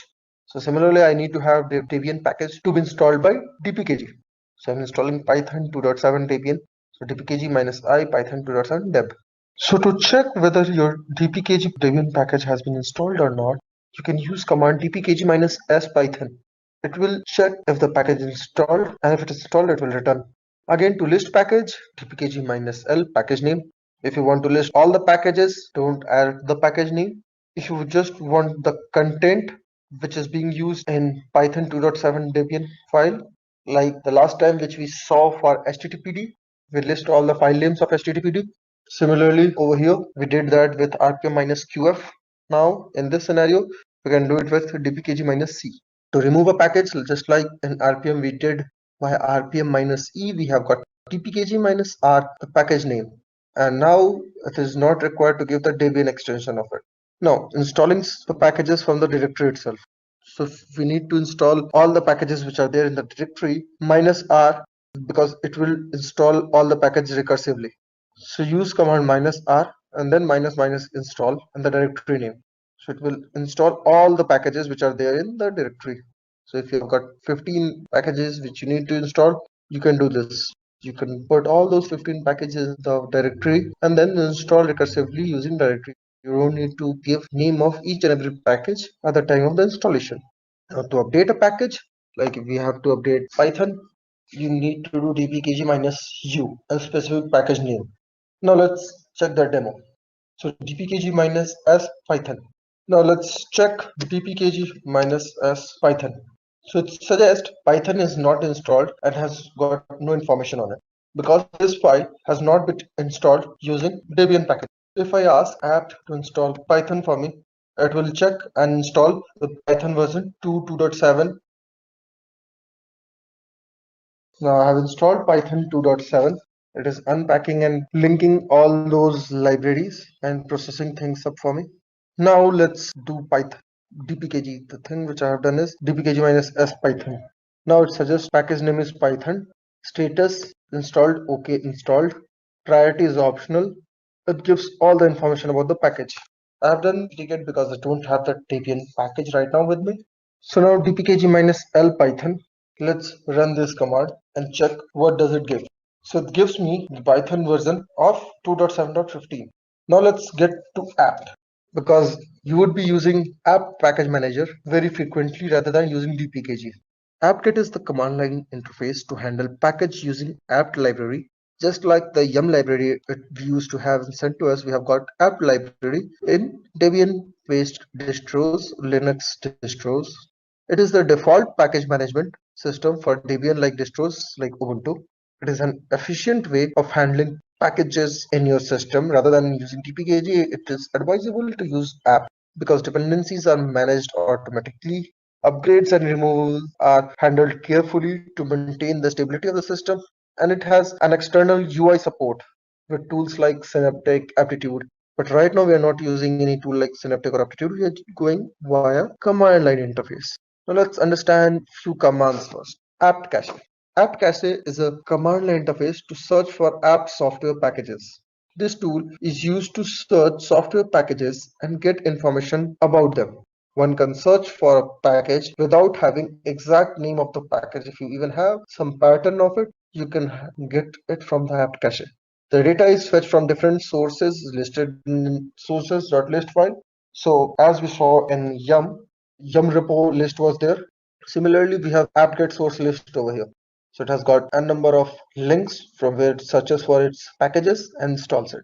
Where cache apt archives contains already downloaded packages to avoid downloading them again if one needs to reinstall a package after removing it.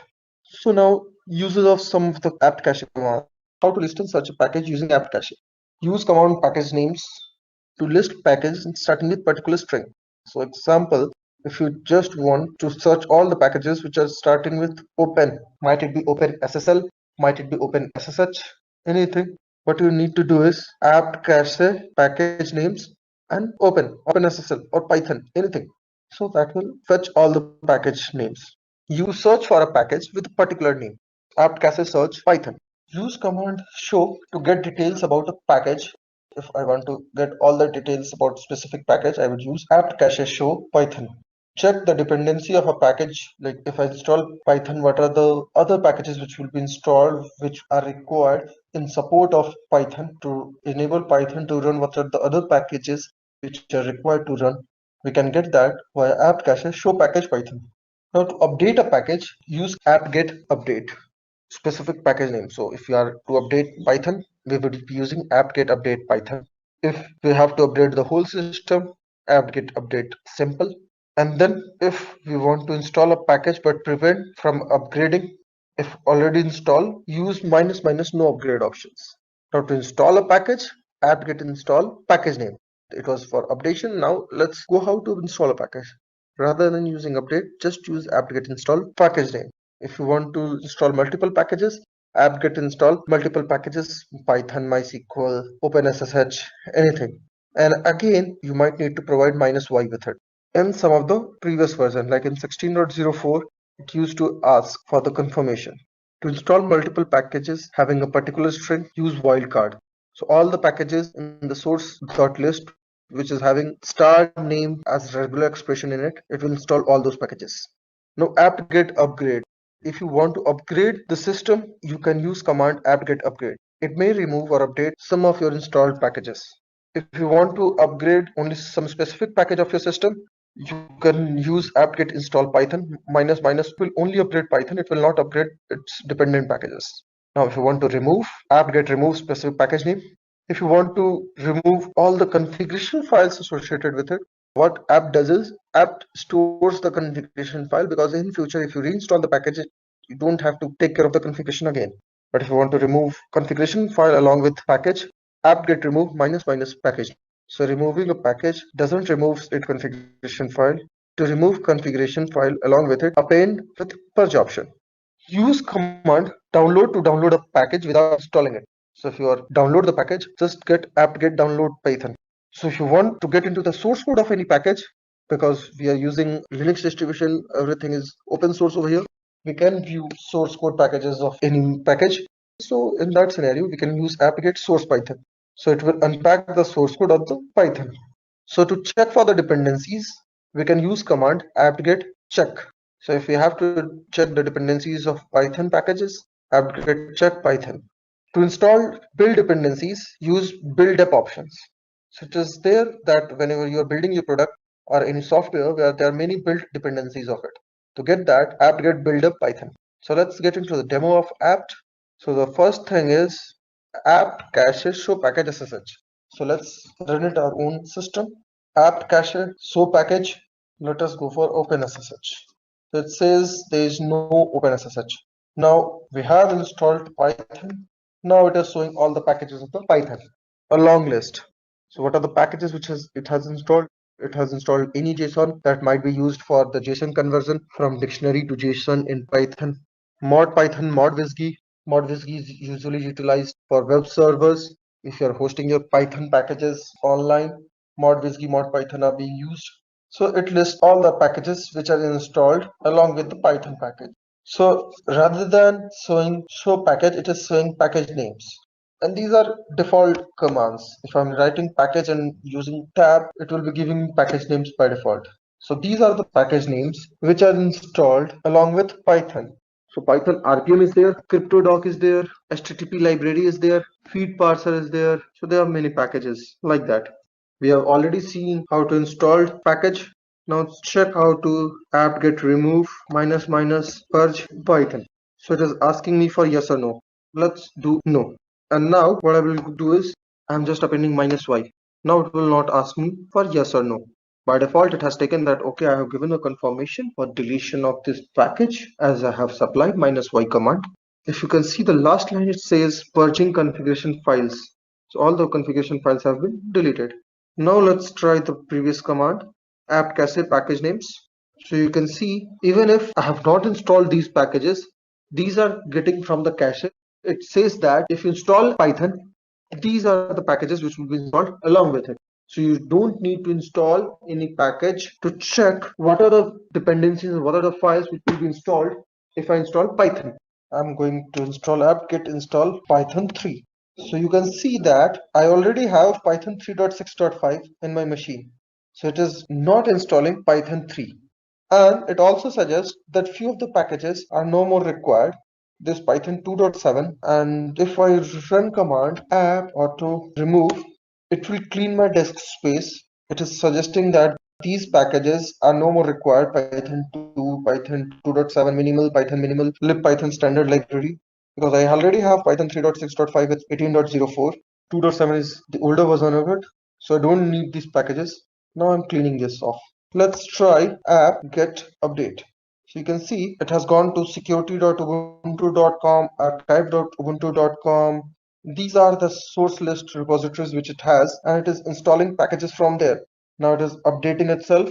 It is checking if any new version is there. It will be updating itself. Now it is reading the package list. Everything is done.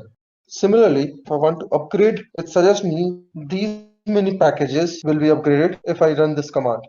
So you can see how Linux community is working. There's a huge community and it's working all day, and there are many updates coming every day. Now it has started upgrading it. So there are commands like apt-get check, apt-get install Python with ---- no upgrade.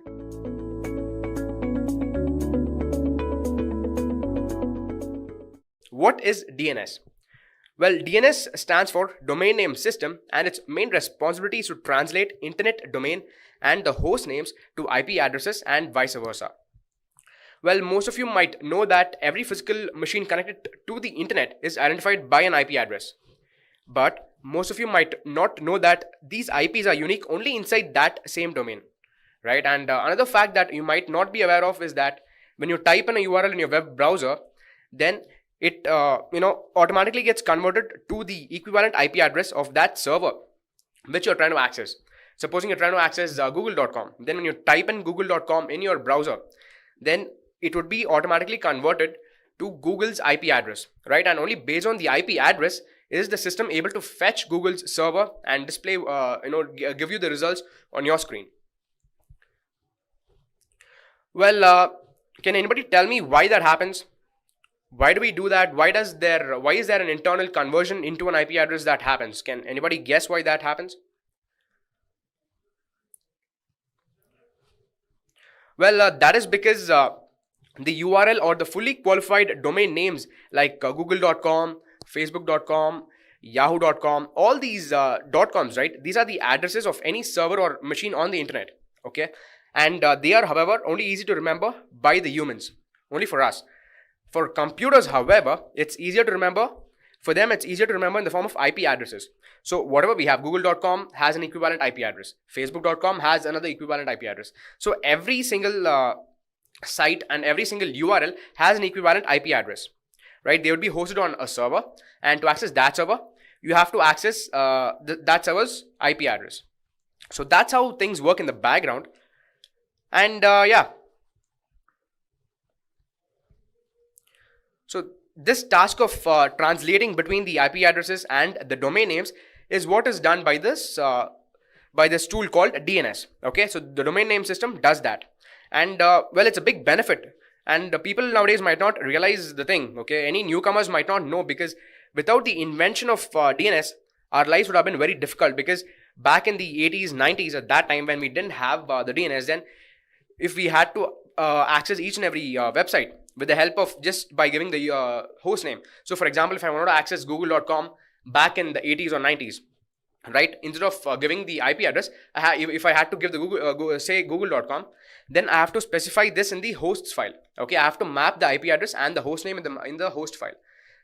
And doing that today seems a very tedious task, because we have so many websites and we have so many IP addresses which we have to manually feed, and this is a manual task, right? So to eliminate this overhead, we came up with DNS, and boy, now it's a very big help, and a lot of our effort is saved. So that's the thing. And talking of how DNS works, it works on a concept which is very similar to a client or a server network communication architecture. Okay, so here our systems will be the DNS client. Okay, now supposing I'm accessing internet, then I would be a DNS client first of all, and then I'll be sending these requests to the server. Okay, I'll be sending the request to the DNS server by specifying the host name. If I type in google.com in my URL in my web browser, then that host name would go to DNS server. The DNS server would resolve google.com to a particular IP address. Similarly, if I type any other website like facebook.com or yahoo.com, DNS server would do the task of converting that host name into its equivalent IP address and then give back that IP address to us. Okay, and the very act of sending a request is called a lookup request. Okay, and what you get back from the DNS server in the form of an IP address, that's called a lookup response. So these are the two things that are involved, and wherever you configure the DNS server, in whichever environment or whichever machine, that's generally called a DNS server. Okay, it can even be a running environment. And similarly, every system that tries to access that particular server, that they are called DNS clients. So we don't have much of a configuration to do from the DNS client side, but of course DNS server side we have a lot of configuration to do. Excuse me, guys. Yeah, so that's about this example. And another thing that I want to show you is that this concept of DNS lookup request. Okay, now if you see this image over here, you can see that over here I've specified lookup request and lookup response. Okay, but over here this DNS client is making a request in the form of an IP address, right? And then the server is giving back the DNS response in the form of a fully qualified domain name. So in my case, dns.vardhan.com is a fully qualified domain name that I have set for my demonstration on this system of mine. Okay, on this virtual machine. Now you might ask the question, why am I specifying IP address? Now that's because the fact that, of course, you people know, right? You can either enter the IP address or the host name. So to represent that, I've entered this. And when you enter the host name into your web browser, and when the server gets back to you with the IP address, then that's called a forward lookup. Okay, so it resolves the host name or the domain name to the IP address. Whereas the reverse lookup, this one resolves the IP address to the host name. So in this case, when I send an IP address, supposing I know the IP address of a machine, but I don't know the host name or the domain name, then in that case, what I get back, the lookup response I get back from the server, that would be a reverse lookup. right? So there can be two kinds of ways in which you can access and look up. So these are the two things with respect to DNS. Now, the question that can arise in your mind is that where does the DNS server get the IP addresses of the host name, right? You can ask that from where, how, if there are so many websites, if there are so many domain names, if there are so many IP addresses for those systems inside a particular domain, how would our DNS server access that particular IP address or that particular server? You can ask me that question. And to explain that question is what I'm going to explain in this next slide, right? So here, first of all, we have a local system. Now, let's assume it's me, okay? I'm trying to access a new website, okay, which is a very new website. So, or let's ignore the fact that it's a new website. Let's just consider that we are going to try to access google.com, okay? So when we try to access google.com, then that request would first of all go to a resolver. Okay, now the resolver is nothing but your ISP server, and it's basically built into your network operating system. And the IP address of google.com would be built inside resolver. Okay, it would be present as cache memory, and since the IP address would be present, the host name would be resolved and the response would come back to you. But in case if there's a new website which has been newly published, and if that if that IP address is not in your resolver, what happens? Google.com is famous, right? But google.com is there's no guarantee that the website that you're talking about has been accessed by someone in your ISP and it's not there in your DNS cache. What would happen at that time? So at that time, the entire we have a different root hierarchy of DNS, right? So those would be accessed. Now that's where the whole concept of DNS comes into the picture, and that's where we have first of all something called as the root server. Okay, now the root server sits at the top of the DNS hierarchy. Okay, and there are about 13 sets of these root servers placed strategically around the world, and about 12 organizations access these. They control these root servers. And the thing with these root servers is that they will not tell you exactly which IP address your host name is resolved to. Okay, if you specify Vartan.com, it's not going to return back with the IP address of that particular domain.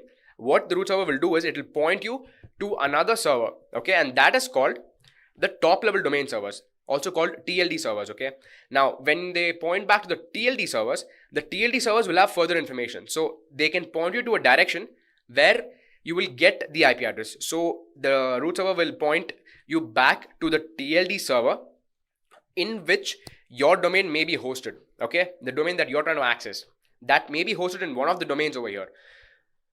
And one of these domains are what make up these 13 set of root servers. So from the 13, you shortlist one of them, and those come to the resolver. It tries to access the top level domain servers, and these top level domain servers, they store information of these top level domains such as .com or the .net or the .org domains, all these domains, right? So whether it's facebook.com or google.com, those kind of information or details will be present in the top level domain servers. Now, even now, you cannot totally resolve to a particular domain's IP address. Supposing I want to access a particular IP address inside a domain, that I cannot get it here. By this time, the top level domain only knows this particular domain is hosted under these servers. Okay, so what the TLD will do is it would again return back the particular domain, or let's call it authoritative name server. Okay, the TLD would return this name server back to the resolver. So based on that information, the resolver would again query the authoritative name server. Okay, now the name servers is what knows everything about the domain, including the IP address. So the root server would return back the top level domain servers such as the .com or the .net or the .org, and these top level domain servers, they will return back the domains where your IP address is part of, right? And that is through the authoritative name servers. And that's how things happen. And then the resolver would finally get to the IP address inside your authoritative name server, and finally it would store the IP address in its cache locally for later use.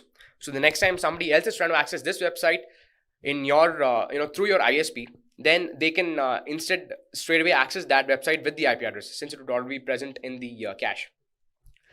And finally, once it's present in the resolver would send the response back to the local system. So this is how a DNS server works.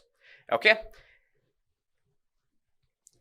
Now, if you guys have understood this part, then you're all set. You can understand exactly how to set up your DNS server, which server to use, right? So speaking of which server, we have a lot of DNS servers available in the market, and what I'm going to use in my session is that of Bind DNS server. So Bind is one of the most popular and one of the earliest DNS servers which was in use, and it's basically a name server, and it can also be configured for mail service. And I'm going to use Bind. However, you can try out Unbound, or you can try out Power DNS. We have a number of DNS servers. So moving on to how to configure a Bind DNS server, I can show you that in 10 simple steps. Okay. Now let's see how we do that. Now that's the next topic. And the 10 steps that are involved are mentioned here, right? And first of all, the most obvious of the steps is this one. You have to install Bind, because Bind is a DNS service, and we'll have to install Bind with the help of yum command in CentOS machines. If you're, however, doing this on a Ubuntu machine, it would be apt get install Bind, right? So this is the first step. The second step would be to add a static IP address. Now, can anybody guess why we add a static IP address to your machine, to the system where you're configuring the DNS server? Anybody? Well, see, the reason for that is because when we reboot our machine, so sometimes if your server crashes and then it reboots, then at that time you don't want your IP address to change, right? So for that purpose, you say boot protocol is static. Okay, so initially by default, when you're trying to configure it for the first time, you would find DHCP over here. That stands for Dynamic Host Control Protocol, which would assign a dynamic IP address every time you reboot your server. But when you change it to static, then what IP address you set here, this is going to be constant. It's not going to change. Okay, so that's the need to assign a static IP address, and that makes up the second step. And along with these, you need to also add these two lines of net mask and say which subnet it belongs to, okay, and the gateway. So in my case, my IP address is 192.168.56.2, and this is what I've entered in my H0 file, which is present under this directory, etc sysconfig network scripts, right? And you also add the gateway, okay, and you add these three lines, and the rest remains the same. And you of course change the H0 file. And moving on, the next step is to assign a fully qualified domain name for your server. Well, what's the point in hosting a domain if you don't want to give a domain name, right? So that's the whole point of assigning it. And you can simply assign a domain name, a fully qualified domain name, by entering this file, the etc sysconfig network file. And you'll have two lines. You'll have networking is equal to yes. This will be a line which would be initially there, and even the host name is equal to followed by the current machine name. That would be the entry initially in your system. Okay, so when you configure it, you can change it with the domain name that you want to give. So in my case, I'm giving dns1.vardhan.com. Okay, so you can change it accordingly. You can do that. So once you've set the fully qualified domain name, the next step is to go to the etc hosts file and add the entry. Okay, this entry you've in your in this file, right, in your networks file, you've added the domain name. You've said this is your host name. Now you're defining an IP address for that host name over here in the hosts file, right? That's the step here. These two lines would be there by default. You don't need to worry about that. And the fifth step would be to go to your resolve.conf file. Okay, this would again be present under the etc directory, and you need to add these two lines. So you need to say search and your domain name. You can ignore the DNS1 part, but you got to put your domain name over here. In your case, it can be anything, but in my case, it's vardhan.com. Otherwise, it can be google.com or yahoo.com. Excuse me, it can be anything like that. And of course, you should say name server and point the IP address which you want to act as the DNS server. Okay. And this is one important step which has to be configured even in the clients, even in your DNS client. Okay. So supposing if I want to check later what is the if my domain name is working, right, that time I will have to go to the resolve.conf file in my client and add this particular line. I will show you that later, right? I will show you that in my demonstration. So just remember that it's a very important step which you need to do even in your clients. In fact, this is the only step that you have to do in your clients, in your DNS client side, right? So then the next step would be to go and edit the named.conf file. So from here onwards is where the actual configuration of bind starts. So till here you were just configuring your own network, the first 5 steps. From the 6th step onwards till the 8th, and in fact even the till the 8th step, it's all about bind DNS. Okay, so this named.conf file is a file that comes when you install bind. Okay, and what you have to do is you have to enter the named.conf file, and you'll have a number of lines there, which of course I can't I couldn't print all the lines in my slide, so I have just the 3 lines which we have to change. So we have to edit these 3 lines, and the thing is, initially when you open this file, you will have this line, okay, where in curly brackets you would have localhost, like it says here. What you have to do is you have to replace this localhost with your IP address. So in my case, I would be doing it with .52. Sorry, .256.2. That's my IP address, right? And you'll have one more line for pointing to the IPv6 port number, and this you need to comment this. You don't need this line anymore, okay? And the third line which you have to edit is that of allow query, and you will have none initially. You should replace this with any. So that is the 6th step which you have to configure. When you're done with this, you can then go to the other file in the etc, which again the file name is rfc.1912.zones, and this of course comes when you install bind, and here is where you define your zones. Okay, now there are 2 concepts of forward lookup and reverse lookup, right? So I told you that when you enter the host name and then you hit enter in your browser, then that's called a forward lookup. But however, if you enter the IP address, that's a reverse lookup. So if you want people to query your server either in the forward or the reverse fashion using one of these lookup fashions, so at that time, for that purpose, you have to set up 2 different zones.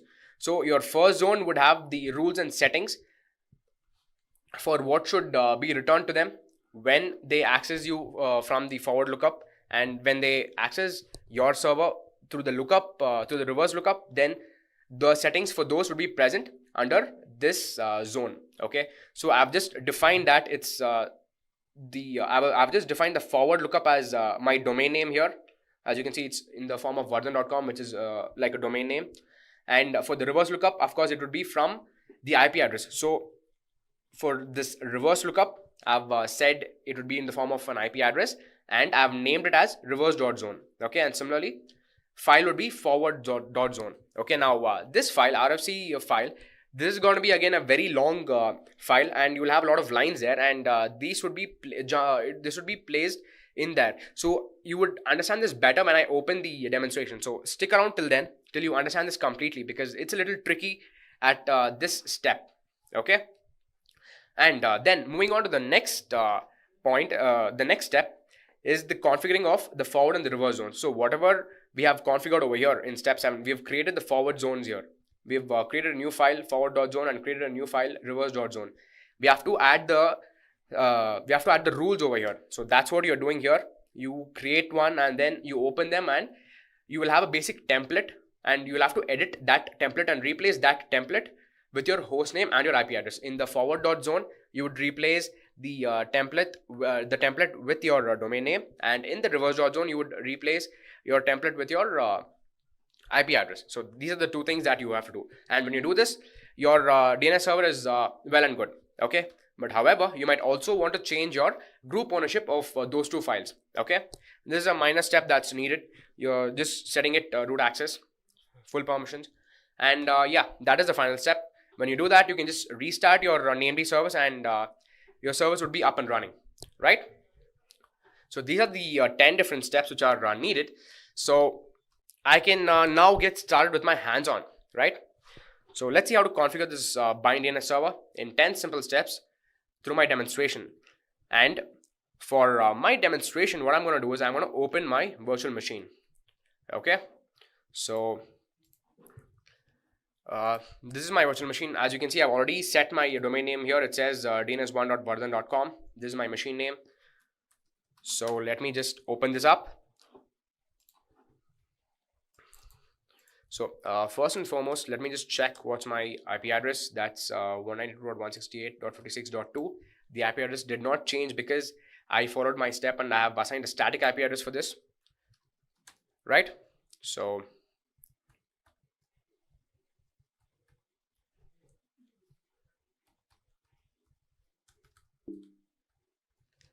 okay guys, so I hope you can see the VM clearly now, right? Now the first thing of course that you would have to do is to install bind, right? So the command for that is sudo yum. Well, what I'll do is I would enter as a sudo user. Okay, yeah, the first command is to do a yum install bind, and I'm going to give asterisk because there are multiple packages that come with bind, so I would want to install all those utilities, especially the one that's chroot and utils package. So when you give asterisk, all the associated packages would be there, and since I have already the latest one installed, I have nothing to do. So the next step would be, let's go back to step number 2, would be to assign a static IP address. So I've done that, and let me just verify that and show it to you once. Okay, so let me open this and show it to you. So I'm going to do a cat command here, or let's do a VM itself. Let's see, sysconfig network scripts, and I want to edit my eth0 file. Okay,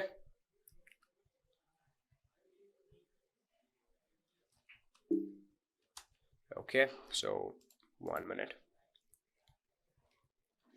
Oh yeah,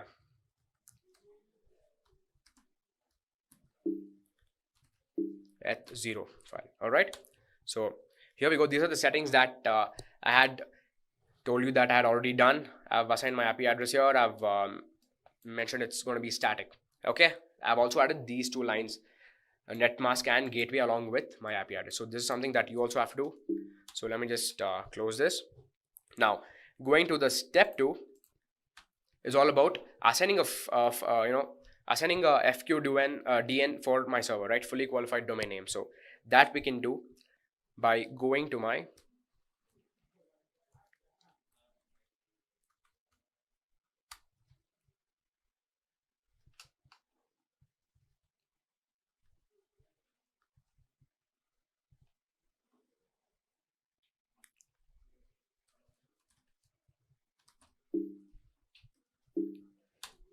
okay. So as you can see, my host name, of course, it's dns1.vardan.com. You can again change the domain name as per your wish, right? So this is the important thing. And the next step would be to configure the etc/hosts file. Okay, you have to add your whatever domain name that you've created. You have to add the IP address along with that. Okay, so let me just go to my hosts file and show you that I've done the same thing here. I have my IP address, and I have also specified my domain name for this particular IP address. Okay, that's done with step number 4. Now going to step number 5, we have to then go to our resolve.conf file. Okay, so our resolve.conf file is again present over here, and as you can see, I've said search vardan.com. Okay, now I mentioned my domain name, but however, there's one problem over here. The name server is wrong, so it's pointing to 1.1. So let me just change this to my IP address, which I want to set for my name server. And let me also, okay, so I can also comment these 2 lines. I don't really need these 2 lines. Okay, so I'm going to comment them out. I'm going to just save and quit. All right, so going back to my step number 6, now is where the whole bind task starts. So bind, like I told you, it's one of the most popular DNS servers, right? So let's edit the named.conf file, which is given by bind.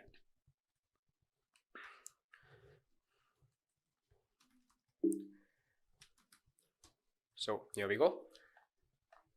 and this is the file here, and this was the line that I was talking about. Okay, you would have localhost specified over here, and you'll have to change this with the IP address of the server on which you are of change it with the IP address of the machine that you want to make your server. Okay, DNS server. In my case, it's my IP address, and you have to comment this line of yours, and then you'll have the allow query, right? So here you have to specify any. So these are the three settings that you have to do in your named.conf file. Okay, when you've done this, you can just quit, and then you can go to the next step, that is configuring the rfc.1912.zones. Okay, you define the zones over here. Now,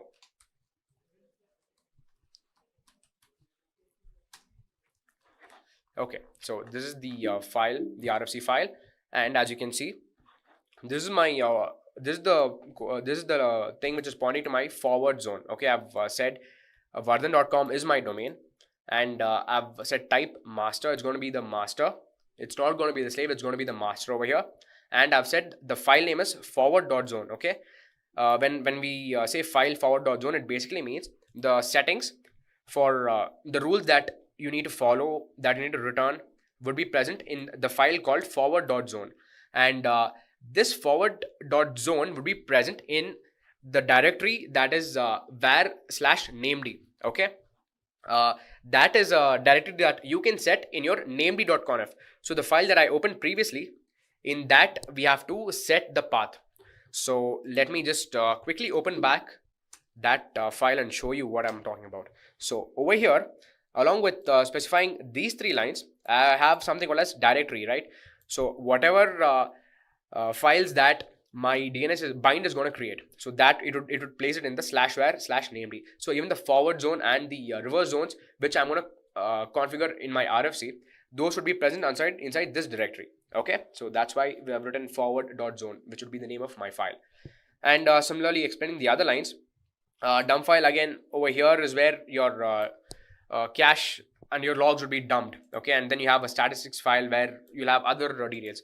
These are not we don't need to really worry about these details for now. Okay, we just need to verify that it includes the RFC 1912.zones, because you are defining your forward and the reverse zones inside this location. Okay, now going back to the RFC 1912.zones, I explained this part. Okay, now what you have to do is, 1 minute guys.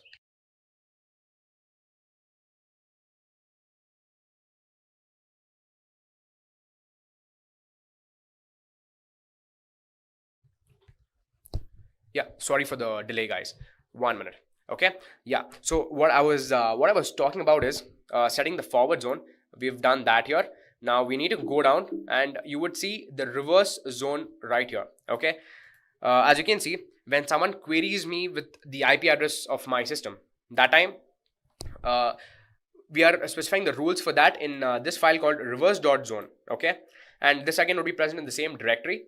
And one thing which you would find strange is we have the subnet in the reverse order. Okay, now that's because that's how rules are defined. So you don't this is the only thing that's going to be different. Instead of giving 192.168.56, you would have to give it the other way. You have to first specify the class C, then comes class B, and then class A. Okay, the subnetting order is a little different over here when you specify the reverse.zone.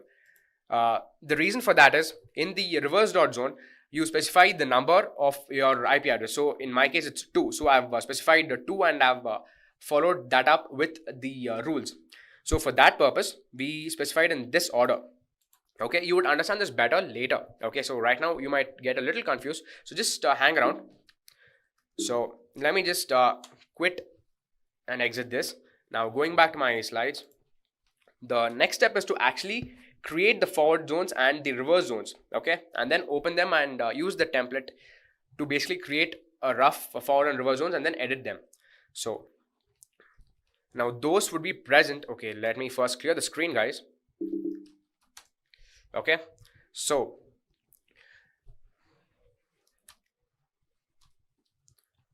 let me do /var/named, and I can do an ls first. Okay, so as you can see, right now we have something called as named.localhost. Okay, now this is the file that provides the default template.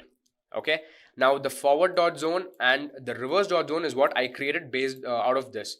So using this I created these two files, and let me now show you what I have made changes in these two files. Okay, so this is my forward.zone which I am first editing, and as you can see, we have in the first line it says TTL. So TTL stands for time to live, and we say that as 1 day. Okay, and when we say at the rate, it basically means rules for all. Okay, and in stands for internet, and SOA stands for state of authority. Now these are a couple of terms which you might not understand when you get started with DNS right away. Okay, so the state of authority, we are giving complete, when we say at the rate in SOA, we are giving complete authority to this particular domain. Okay, that's what's happening. And right after specifying SOA with the tab space, I have said dns1.vardhan.com. This is my fully qualified domain name to which I'm giving complete authority. Okay, along with that, I'm giving root dot the fully qualified domain name. Now, the one rule which you have to note is after I give the fully qualified domain name, I finish it with append that with a dot. The same thing goes over here and over here. Okay, this is basically to indicate that your domain is ending.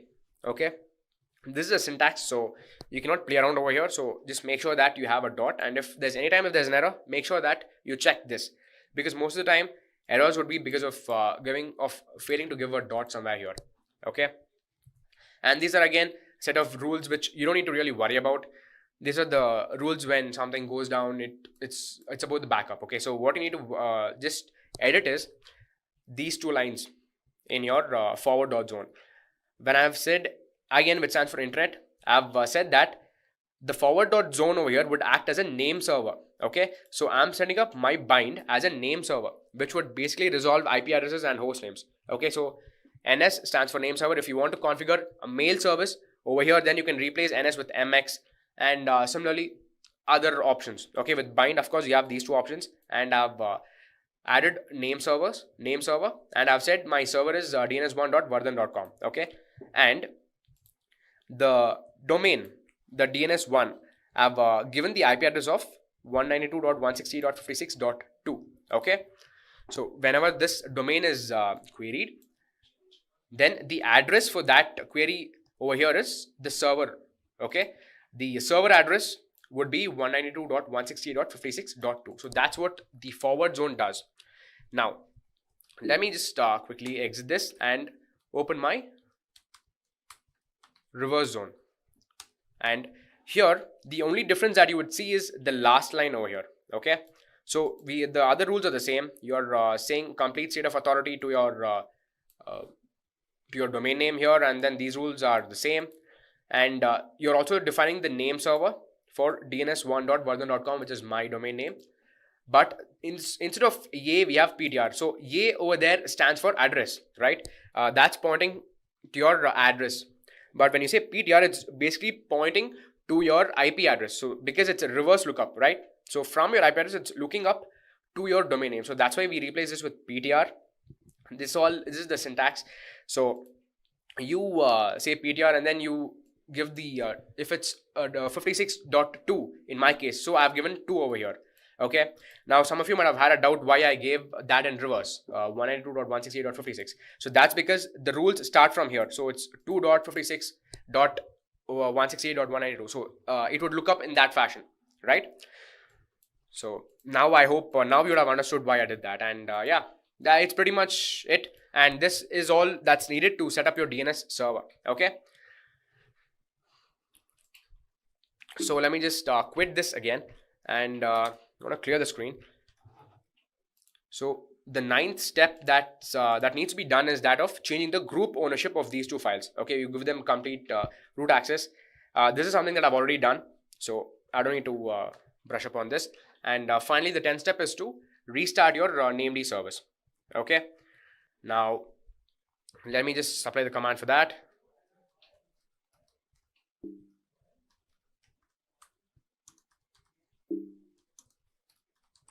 Okay, so service, namely restart. This is a command to restart my service, and it says it's stopping my service.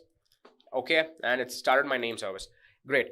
Now, to check if our connection is up and running, we can do a dig command, which basically digs for our name service. And as you can see, it says that the status, there's no error, and it's giving you all these details. But to understand better, you need to just look at this particular server, if this is coming perfectly, right? So the server that you set your DNS service for is this one, 192.168.56.2. So that is coming up here. It's perfect, and it also says it's under port 53, as we suggested. Now you can verify this in another way by supplying this command, ns lookup command, and specify the domain name. In my case, it's dns1.vardhan.com. So when I hit enter, you can see that it says the server is my IP address, the address where it's hosted is port number 53 inside the same IP address, and the domain name is this, and my IP address. Now similarly, when I do a reverse lookup, I can do a 192.168.56.2. When I do this, it returns me my domain name again, right? So this is the server, this is the port number and where it's running, and the lookup done in reverse fashion, right?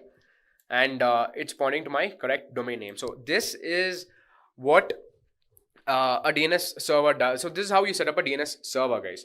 Now some of you might have a doubt as to, okay, we are doing the lookup from the server, that's why we are getting to see the details, the correct details here. No, right? So you're not having a verification. You don't have a verification as to if you can actually see this domain name from other systems also. Now to answer that question, I can show it to you from a different VM. So this is one VM. I can go to my second VM here, right? And let me open up my terminal first of all.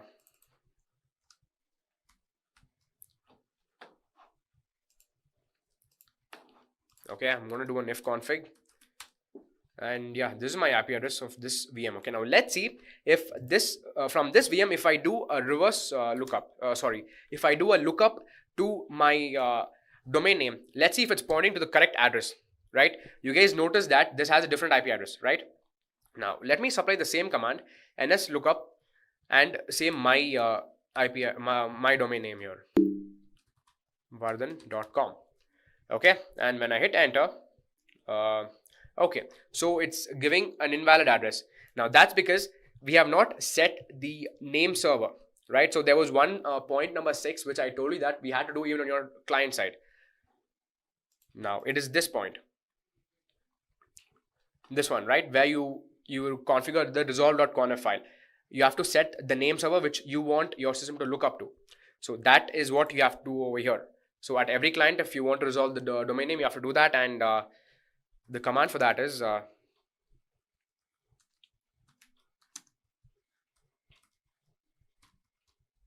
resolve.conf. Okay, and there goes the password. As you can see, we have the default ones over here. Now let me first comment these two lines and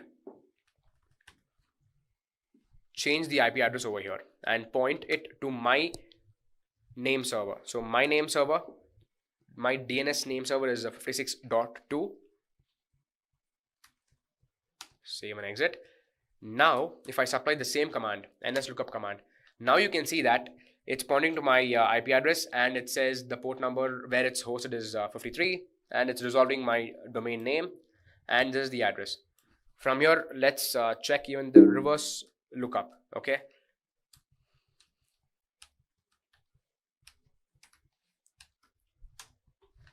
and when you do that, the reverse lookup also works exactly the way we want it, correct? So it's pointing to my domain name, and yeah, that's how this works, guys. So that's how you set up a DNS server, and this is a simple 10-step process.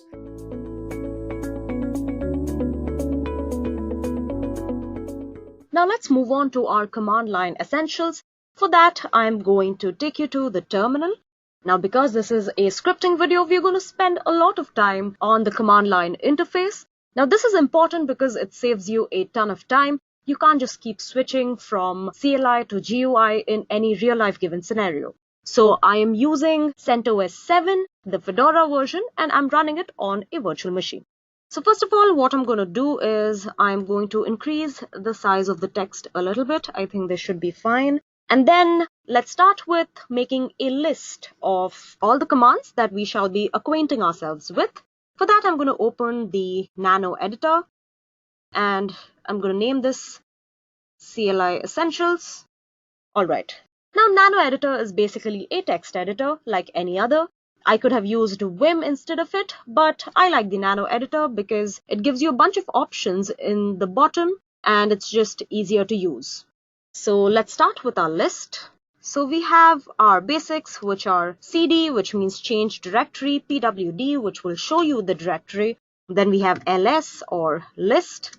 Then we have the next segment, which is the copy, the move, and the remove. They pretty much do what the name suggests. They copy, move, and remove respectively. Then you have echo, which is like Linux's version of print. You have cat or concatenate. Then you have less, which by definition, both of them should sound pretty similar. But in a bit, I'll tell you why they are different. Then we have grep. We have mkdir, which basically helps you make a directory. And then we have touch, which basically helps you make files pretty quickly. Then we have change mode, which is also pretty significant. I'll tell you in a bit why. And then finally, we have man plus help, which is basically like a manual. Then if I had to save this, I just have to write out. So Control O. Then it'll ask you whether this is the name you want to save this with and hit enter. And then it tells us that we've written 14 lines. Now all I want to do is exit this, so Control X. And here we are back on our basic terminal. So let's start. Change directory. Right now, as you can see, we are at Edureka, our current working directory. So cd/home. It's as simple as that. Now we are at home. Then we can do a cd and back to Edureka. There you go. Then we have pwd, which will show you your current working directory. As you can see, it shows home/Edureka. It's the path of our current working directory. Then we have ls. It shows all these files that are there in our current working directory. Not just that, you can also write ls and specify a path name. So then it'll give you the list of objects that is there in that particular file. So at home, you have these two files called Edureka and Vagrant. Now what else can we do with ls? We can go ahead and look at the flags that are available. For that, all you have to do is --help.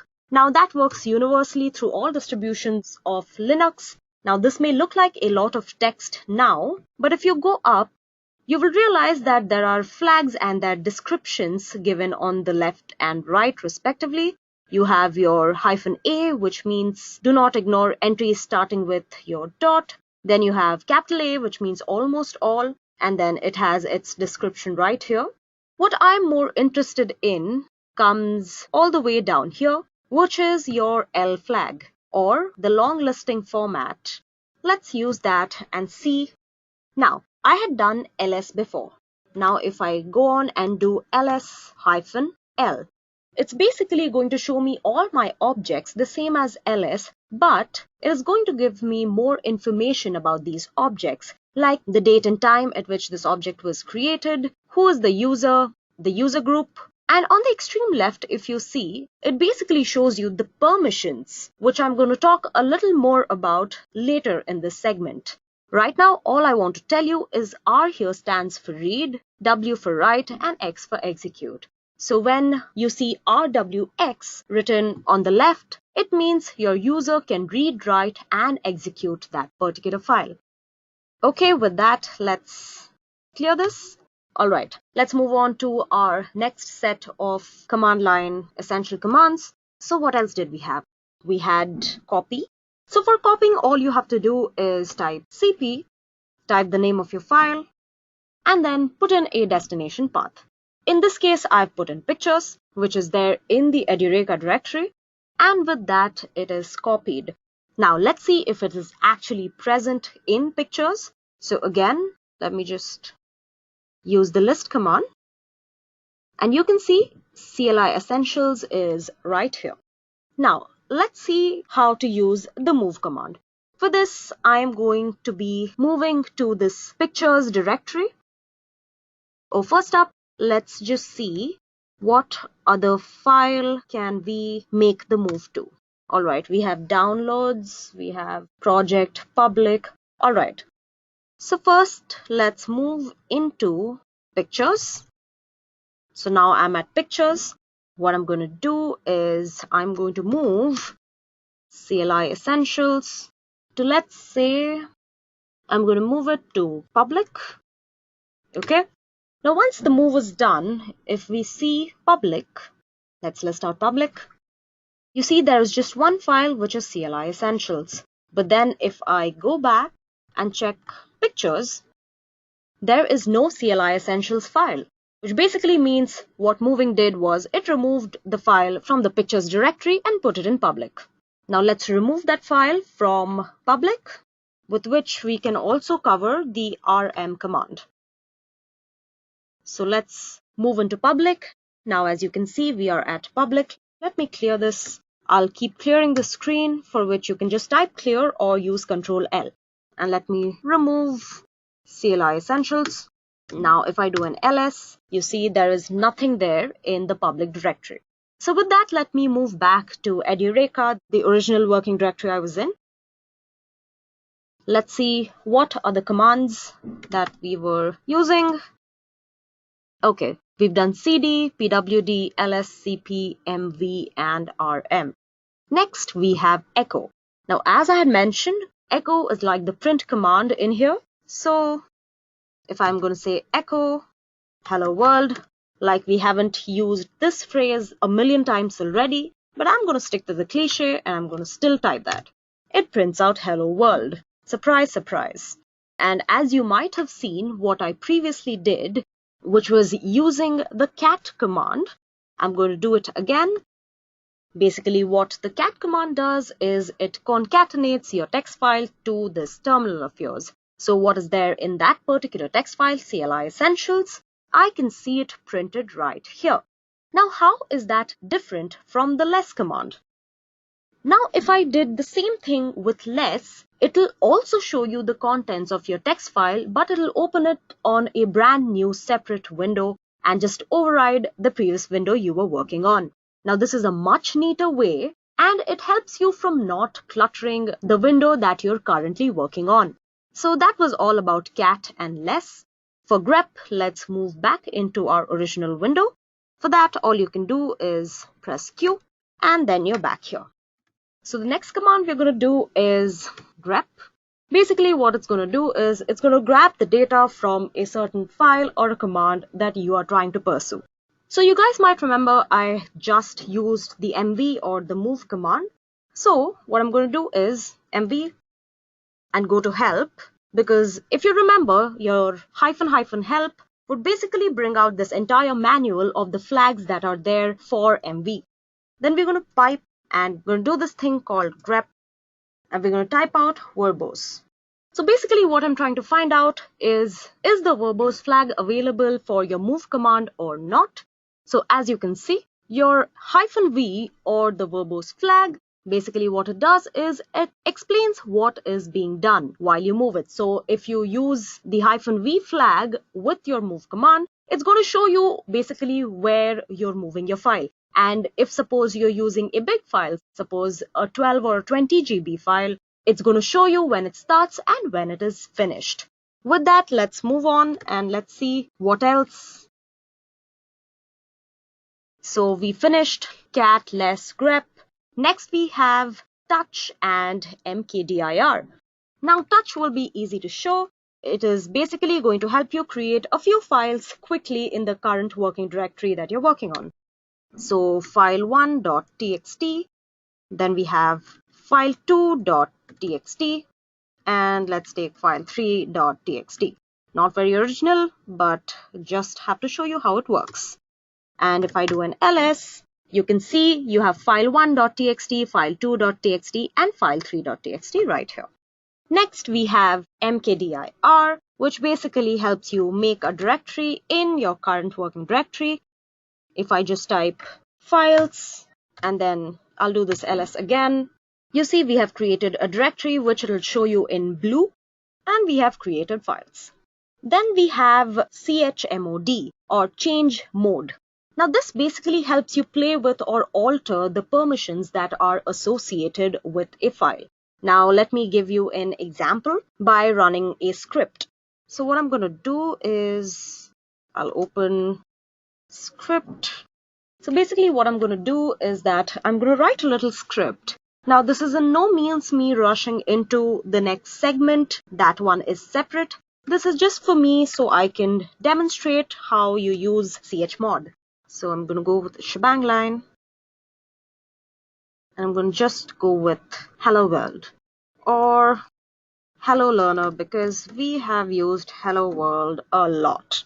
So I'm going to write out of this, Control O, and then we're going to move out of here. Now let me clear this out and let's try to run that particular script. So this is how you run it. You go / and then test.sh. And as you see, it basically shows you permission denied. Now, one thing you should remember is any script that you've just written isn't executable from the get-go. Mostly, you only have permissions to read it.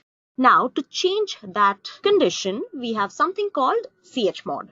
So when you go ahead and type chmod and then your +r or +w or +x, it means you're basically adding to whatever permission that there is a permission to execute that particular file. So with that +x, now let's try running this. And as you can see, hello learner. So what I could have done instead of the +x is I could have done this 777 and then test, which would have meant the same thing. But there is a difference from just adding a permission to the user and using the chmod this way. For that, let me open another nano editor called permissions so I can explain it to you further. Now remember how I had said when we were using long lists or the extension -l to ls that on the leftmost column what you could see were the permissions associated with a certain file. Now chmod basically helps you alter that. Now if you might have noticed, the permissions were displayed in the following fashion. Suppose ABC and then ABC and then one more ABC and then the file name and then the date and then whatever. Basically, there are three aspects to it. The first one being the user or you. Second one being the user group. And finally, there's a thing for everybody else. So when you basically type chmod and followed by 3 numbers, you're basically specifying the user, the group, and others. And then the file name, which is the basic syntax of chmod. Now, how does this work? Now, these numbers can be anything from 0 to 7, and all those numbers mean something. Now, let's start with 0. We have 0, which is equal to 0, which basically means nobody gets any permission. Then we have 1, which basically means only execute. Then we have 2, which means you can only write. Then you have 3, which is basically the sum of 2 plus 1, which means you can write and execute. Then we have 4, which is read. Then we have 5, which is essentially 4 plus 1, which, as you all might have guessed, means read and execute. Then we have 6, which is read and write. And finally, you have 7, which is 4 plus 2 plus 1, which means all 3 permissions, read, write, and execute. Not going to be saving this. So when you type something such as chmod 777 and a certain file name, your first 7 basically means your user has the permission to read, write, and execute. Your second 7 means your user group also has the permission to read, write, and execute the file, and so does everybody else, which you can see through the third 7. With that, I am closing this. So Control X, and then I'm not saving it. And then finally, I have man plus help, which is basically your general commands manual. You can see the names of all your general commands. You can see your bash bulletin commands. It's basically like your guidebook before scripting. You can press H and it'll open to a summary of commands, and then you can press Q when you are done. Again, Q. Now let me head back to my presentation for a little more on CLI. Now basically, before closing this segment, I'm going to talk a little bit about CLI and how it compares to GUI. So firstly, the first point must be pretty clear. CLI actually stands for Command Line Interface, so it basically means it's a text-based interface. Now the GUI, or the Graphical User Interface, is a visual-based interface, pretty clearly. It features the use of graphic images, including windows, icons, and menus. Even if it does that, it does require a mouse, which is the most common way to navigate through a GUI. Which brings me to my next point. Icons are easy to use. Because of the visual representation, most people can learn and use GUI much faster and much easier. But once you get used to the command line, I don't personally think it is that tough as well. But for a beginner, yes, GUI can prove to be pretty optimum. But there is also a downside. A GUI's OS is slower because everything you remove does not get permanently removed from the system. It is going to stay there as a copy of the file and going to clutter your space and reduce the speed of your whole system, which is where CLI wins as it has a faster OS. Which also brings me to my final point. Command line interface gives you way more control than your GUI. With a CLI, users have all the control over a file system and their operating systems, and the tasks become really simple. You can create a script that contains a few lines of command and it will do the work for you.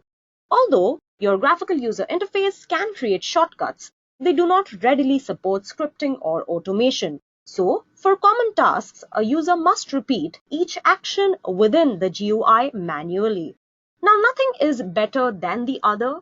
It's a personal choice for everybody, but for scripting, obviously, a command line interface is most optimum. It helps you do things at scale. It helps you when you need to script or automate something. You need greater control over systems or functions, and it helps you with less memory usage.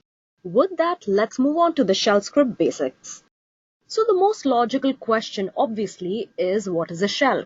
As I had mentioned earlier, users communicate with the kernel through a program known as a shell. A shell is basically a command line interpreter, and basically what it does is that it processes your requests. When you type in a command at your terminal, the shell interprets the command and calls the program that you want. The shell uses standard syntax for all commands. So basically what it does is that it translates commands entered by the user and converts them into a language that is understood by the kernel. From the shell, the direct derivative is the shell script. Now the basic concept of the shell script is that there will be a list of commands which are listed in the order of execution. A good shell script will have comments preceded by the hash sign. Now, it is not important for you to have hash signed certain comments for your script to be executed. It is only a good practice to have your steps hashed out so somebody else reading your script can understand what you want to do with it. Now there are several different types of shells which can be broadly classified into two types. First, you have the classic shell, which is the Bourne shell. A derivative which came later was the C shell. Now each of these types have their own subtypes. A few examples of the Bourne shell are the basic Bourne shell, the Corn shell, the Born Again shell or the Bash, and the POSIX shell. In C shell, certain examples are your basic C shell, your 10x C shell, and the Z shell, which has been picking up popularity in the past few years. Now to understand how this works, let me move on to our terminal. Now what I'll be doing is I'll be dividing the screen into two parts. On my left, I'll have my nano editor, and on my right, I shall be having your basic terminal where you can see your commands being executed. So kindly be patient. Okay, so let's start with some basic shell scripting. Now, shell scripts have several required constructs that tell the shell environment what to do and when to do it. Of course, most shell scripts are more complex than the one I'm going to show you. The shell is, after all, a real programming language complete with variables, control structures, so on and so forth. No matter how complicated a script gets, it still is just a list of commands executed sequentially. So here I'm going to open up my nano editor and I'm going to put up, let's say, example 1 and sh. Now notice the extension sh. This is my extension because I'm using the basic Bourne shell or the shell. So I'll start with the shebang line, and it is nothing but the absolute path to the interpreter of your shell. So it has this hash and this bang or the exclamatory followed by the full path to your interpreter.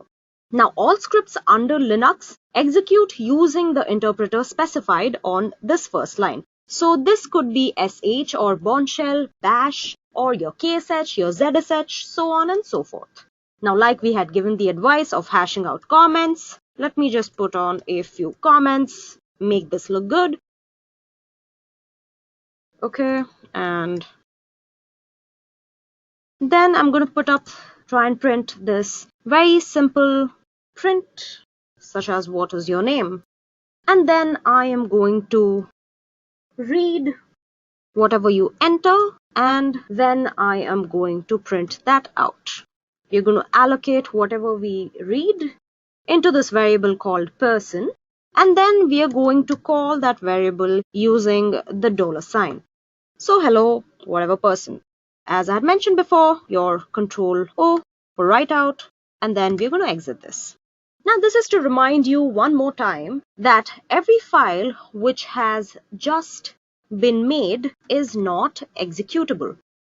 So if I try to execute it now, it would tell me that permission is denied. This is just a recap of what I had done, say 2 minutes ago. So we are going to change the mode, and I'm going to do this when I'm executing any script at all. I'm going to try and execute it now. It's going to ask me, what is your name? Edureka employee, and then it's going to greet me saying, hello Edureka employee. And that is the most basic of the shell scripting that you can do. As we move further, I'm going to keep bringing you back here. I'm a firm believer in practicing what we are learning in theory. With that, let's go on and see what we have next in this module. So the next segment is about using variables.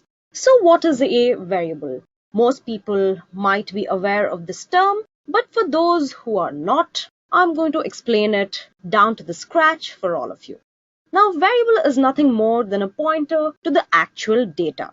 It's nothing more, nothing less. The shell enables you to create, assign, and delete variables. So basically what it is that a variable is a character string to which we assign a value. The value assigned could be a number, text, file name, device, or any other type of data.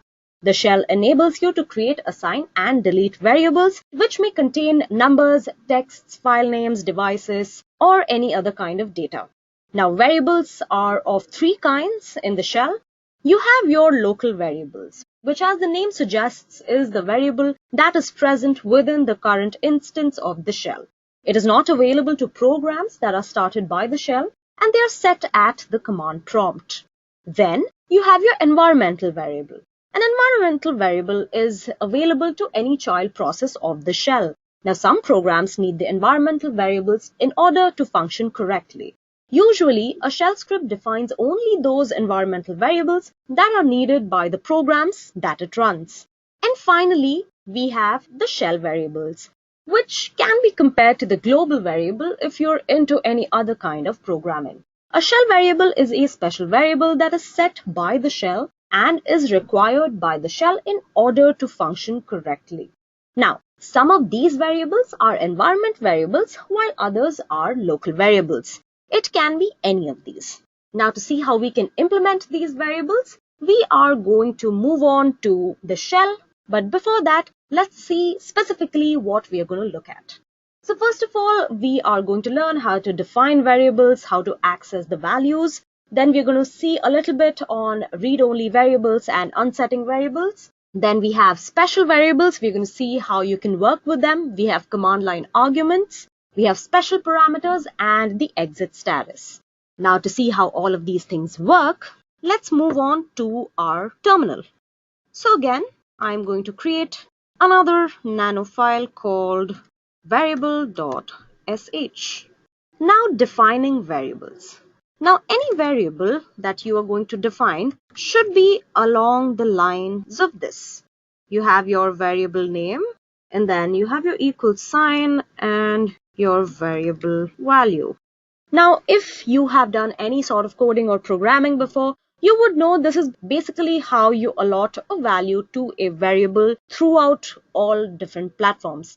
Now, the thing you have to notice is that in shell scripting, it's very particular about the syntax. So no spaces on either side of your equal to sign. In that case, it is not going to execute and it's going to throw an error at you. So let's take something simple. So your name equals this. Now this example defines the variable name and assigns the value Edureka employed to it. Variables of this type are called scalar variables. Now a scalar variable basically means that it can only hold one value at a time. So let's turn this into a shell script first. So I'm going to go up and put in my shebang line. And then I have my name, and then we're just going to call that particular variable. Pretty simple, and we've done it before. So then Control O here. Again, we have to give it permissions.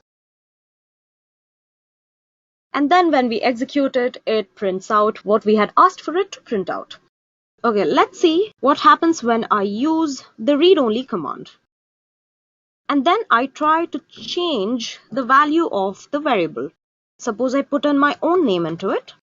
I'm going to go Control O and OK.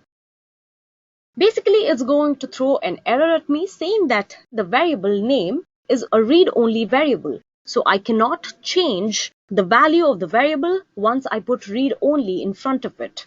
Now that was all about read-only variables. Now let's move on to see what else can we do with this. Now there is also something called unsetting variables. Now unsetting or deleting a variable directs the shell to remove the variable from the list of variables that it tracks. You'll see in a moment what I mean. So I did this, and then instead of read only, I'm going to put unset. And then I'm going to call my variable same old, same old.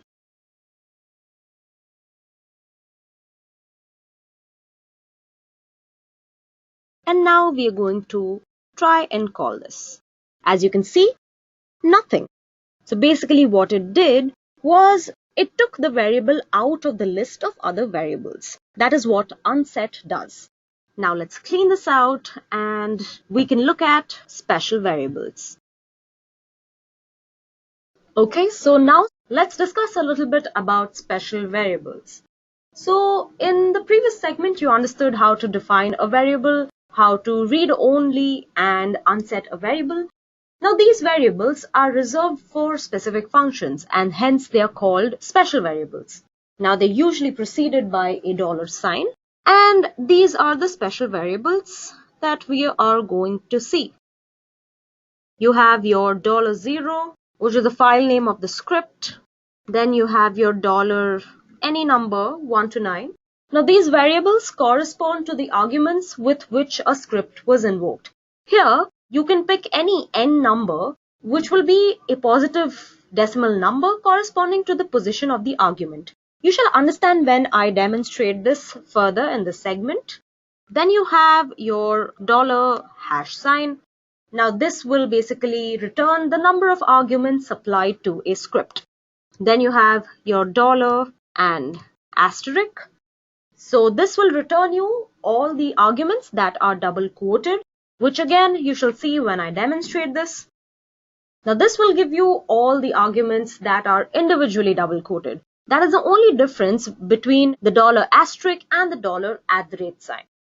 Then you have this, which is the exit status of the last command that you have executed. And finally, you have the $, which will give you the process number of the current shell for the shell script. Now this is also the process ID under which it is being executed. Now let me try to script something with which I can depict not all but at least most of these special variables. So let's just put on echo, pick $0. Let me go ahead, select it, and then copy it a bunch of times.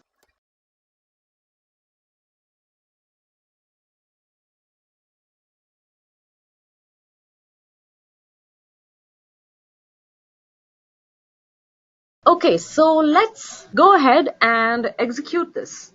So now that we have learned about all of these special variables, let's implement them using command line arguments.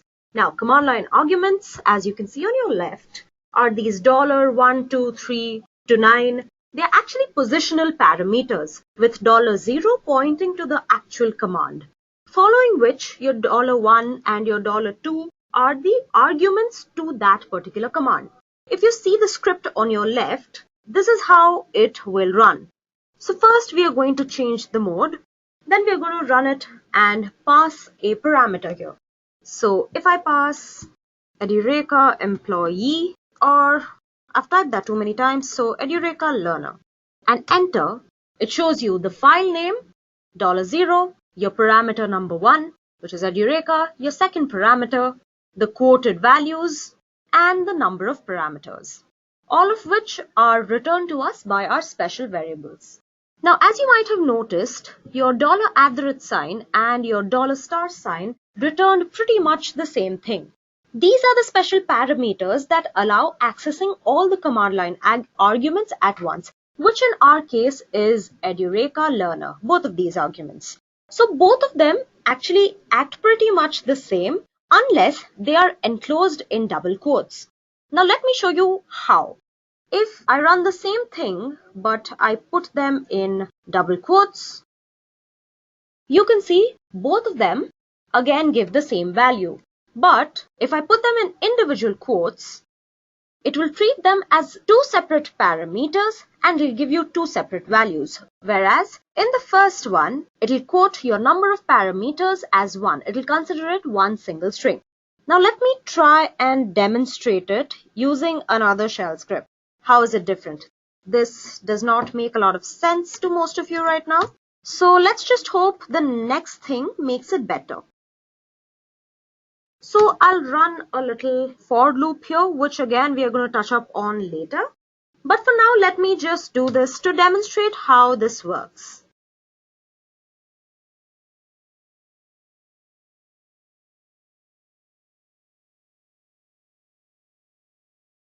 Now let me put this in perspective. So what I'm going to do is I'm going to run this entire sentence, Edureka wishes you happy learning. And you see what just happened, right? What your special parameter did here is that it took this entire list and separated it into separate arguments. And that is what these two special parameters do. Now once you're done with it, you can always use the exit status. So what I'm going to do now finally is I am going to go and implement the exit status, and it is going to return a value of 0. Now this is basically the exit status of the previous command. It would have given you a 1 if your previous command was unsuccessful. Since your command was successful, it gave you a 0. So the exit status is basically a numerical value returned by every command upon its completion. As a rule, most commands return an exit status of 0 if successful and 1 if unsuccessful. Now some commands also return additional exit statuses for particular reasons. For example, a few commands will differentiate between kinds of errors and will return various exit statuses depending on the specific type of failure. With that, we've come to the end of this segment. Let me go back to my presentation. Next, let's take a look at our basic operators. Now, there are various operators supported by each shell. I'm not going to take a lot of time with this segment. We will discuss about the default shell in this segment, and we are going to discuss the following operators. We have the arithmetic operators, relational operators, Boolean, string, and file test operators. So this is the first table, and these are your arithmetic operators. You have addition, subtraction, multiplication, division, modulus, assignment, equality, and not equality. It's very important to understand that all these conditional expressions should be inside of square braces with spaces around them. Now all the arithmetic calculations are done using long integers. Next we have relational operators. Now the Bourne shell supports these relational operators that are specific to the numeric values. Now these operators do not work for string values unless their value is numeric. We have again the equal operand, not equal to, greater than, less than, greater than equal to, or less than equal to. Then we have the Boolean operators, which are just three. There is the logical negotiation, logical or, and logical and. And finally, we have the string operators, which are equals, not equals, check if operand is 0, not 0, and check if string is empty. And finally, we have the file test operators. Now we have a few operators that can be used to test various properties associated to a Unix file. Now assume a variable file holds an existing name of the size 100 bytes and has to read, write and execute permission on. So you have your -b, which checks if the file is a block special file. Then you have -c, which checks if a file is a character special file. If the file is a directory, which is -d. -f is if a file is an ordinary file as opposed to a directory or a special file. Then you have -g, which checks if the file has its set group ID. -k, which has its sticky bit set. -p, which is a named pipe. -t, which checks if it's associated with the terminal. -u has its set user ID. R is readable. W is writable and X is executable, which we had discussed before. Then you have S with a size greater than 0 and E if the file exists. Now these are specific to the Bourne shell. There are other operators that are available in the C shell types. But you shall find a lot of content surrounding that. It's not really crucial to discuss that in this module. So let's move on. Next, we have shell loops. In this segment, we are going to discuss shell loops in Linux. A loop is basically a very powerful programming tool that enables you to execute a set of commands repeatedly. Here we shall discuss the while loop, the for loop, until loop, the nested loops, and loop control, which will include the infinite loop and how to get out of it with break and continue commands. For that again, as most of you might have correctly guessed, let me head back to the terminal. So first let's discuss the for loop.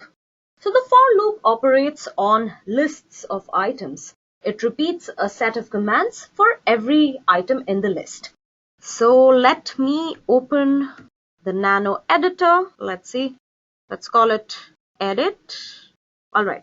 So basically this is how the syntax of your for loop goes. For your certain variable in, say, your word 1, word 2, so on and so forth till your word n. Then you have a do statement, whatever you want your for loop to do, and then done. And this is basically how your for loop works. So here I'll give you a simple example of how the for loop works. It's basically going to span through a given set of numbers set 0 to 9, and upon execution it should print all those numbers. It's basically printing out this variable for all the variables that are there in the set. It's pretty simple. So again, chmod and there we go. Now what if you had to do the same thing using another way? We have for you the while loop. Let's get out of here. Let's open this and see how the while loop is different from the for loop.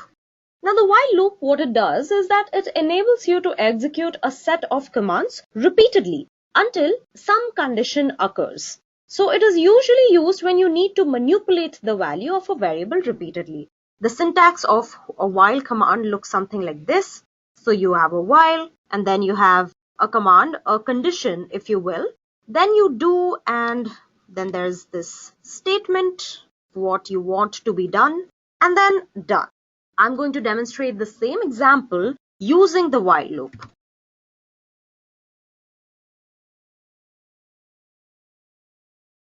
Now this is basically going to do what we did with the for loop, but using the while loop. We start with assigning a value to a, which is our variable.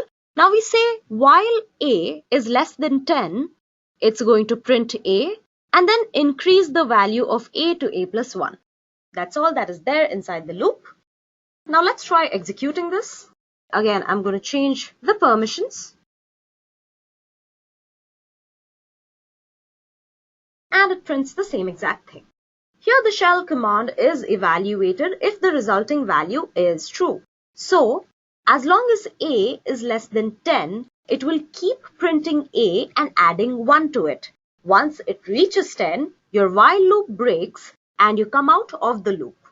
Each time the loop executes, the variable a is checked.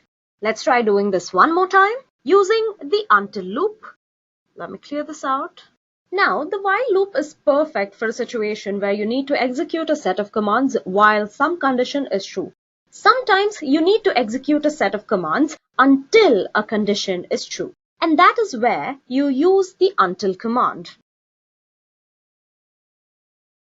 I'm going to go back here and you'll notice that the structure of until command is pretty similar to that of your while. Again, you have your until statement, then the command or the condition, then you have your loop beginning, whatever you want to happen in the loop, and then done. Here, once the shell command is evaluated, if the resulting value is false, the given statement is then executed. If the command is true, then no statement will be executed and the program jumps to the next line after the done statement. So again, because I'm lazy, I am going to do the exact same thing as I did twice before, but this time using the until command. Same thing, here instead of while, it's until. So until your a is not less than 0, it's going to keep printing a and then incrementing the value of a. So even if what gets printed is the same, you know for a fact that how the procedure was gone about was different. When you use the while command, your statement is executed while your condition is true. But when you use the until command, your statement keeps executing until your condition is true. With that, let me clean this out and then we shall move to nested loops. Let me get out of here. Okay. Now next, let's talk a little bit about the nesting of loops. Now all the loops support nesting concept in Linux, which means you can basically put one loop inside another similar or different loop. This nesting can go on up to unlimited number of times based on what you require. Now let me give you an example of nesting using the while loop. So remember the simple while loop that you ran, which went from 0 to 9. What we're going to do is basically we're just going to add another while inside the previous one. So nano. Okay. Remember till here, it's pretty much the same as the previous one. That is your first loop. Inside, we are going to assign the value of a to b. And while your b remains greater than 0, it's now going to go to a new line, which is this n flag, print b, and then increment b. Once it comes out of the loop, it's going to increment a, and so on and so forth. Let me show you what this looks like. Now the result here is not very important, but what you need to understand is how the basic structure of the loop is and how it works. So again, like you can see, a starts with 0. Now, while a is less than 10, 0 being less than 10, a is assigned to b. Now while b is greater than equal to 0, which now b is, it is 0, it's going to go to a new line and print b. It printed 0. Then it's going to increment the value of b and turn it into 1. And now once b is incremented, it gets out of that loop, followed by the increment of a, which now a becomes a plus 1, that is 1. And it keeps going on and on and on and on till finally your a is no longer less than 10. So with that, let's move on to our next topic, which is of loop control. Here we are going to discuss some very important concepts. But before I introduce the concept of loop control, first we need to understand what infinite loop is. So let me create an infinite loop. So let's start with a equals, suppose 10, and let's go saying as long as a is greater than 0, start your loop, and you're going to print a, and then we are going to increment the value of a, and then done. Control O.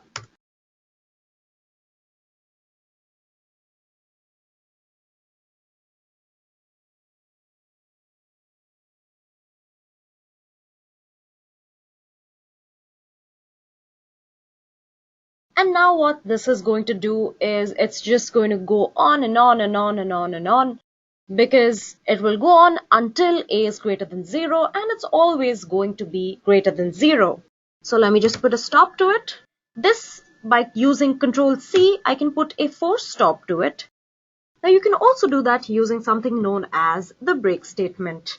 Now the break statement is used to terminate the execution of an entire loop after completing the execution of all the lines of code up to the break statement.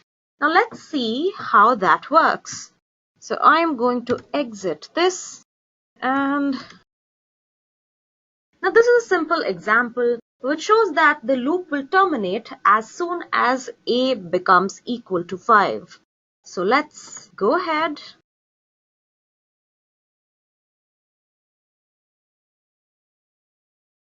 And you go and 1, 2, 3, 4, 5.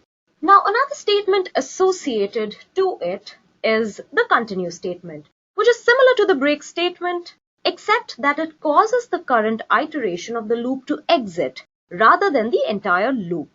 So this statement is useful when an error has occurred, but you want to try to execute the next iteration of the loop. Let's look at one of those. So basically what you see in this script is that this loop makes use of the continue statement to return from this particular statement to the next one, which is the found odd number statement.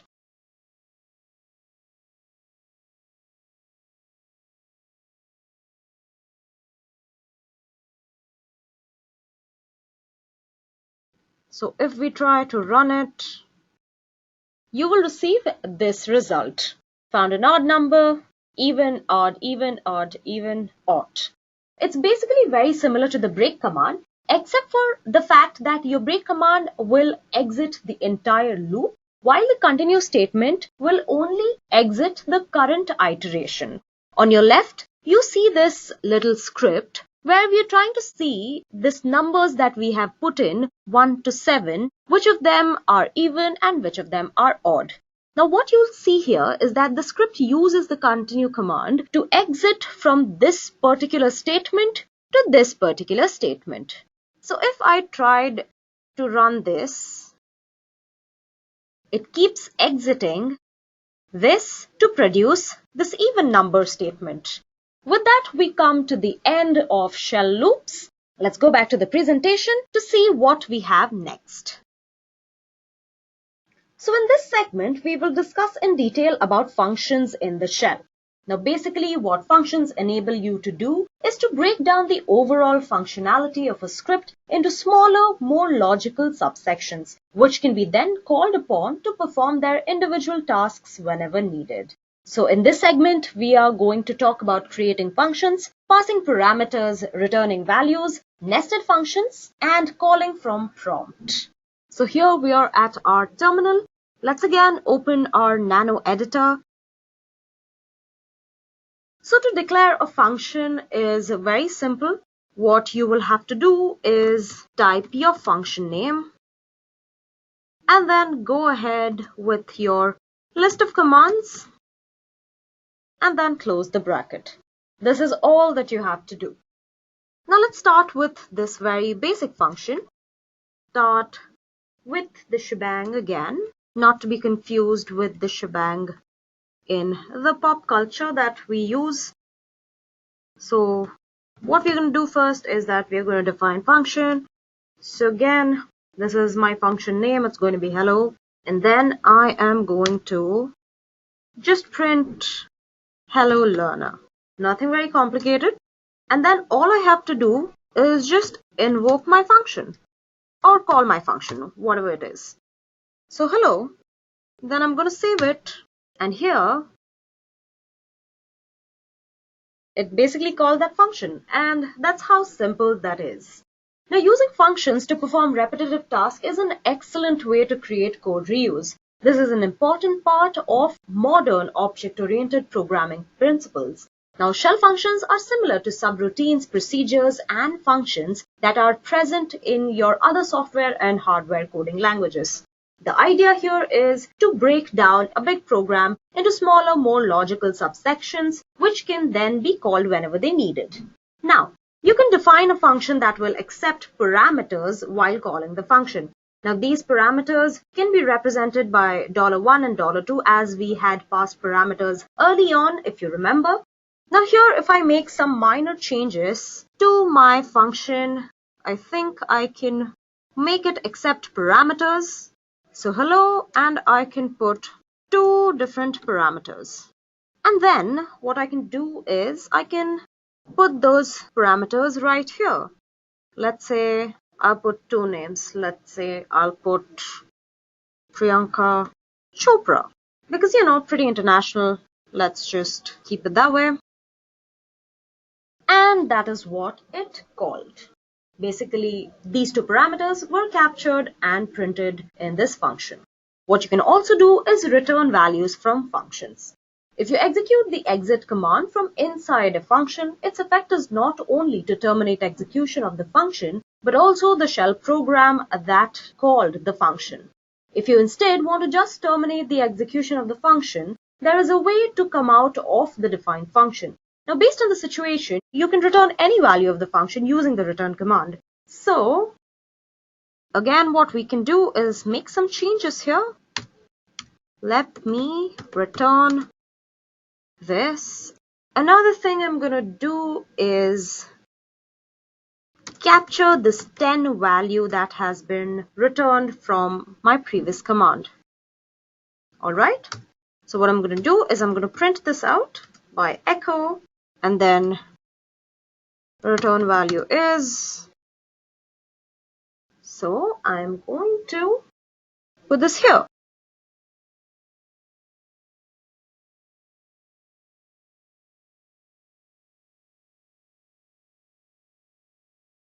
So here, as you can see, the parameters that we had passed and the value that has been returned. Now, one of the more interesting features of functions is that they can call themselves and also other functions. A function that calls itself is known as the recursive function, as most of you might know. Now, I'll also give you an example demonstrating the nesting of 2 functions. So let me just clear this out.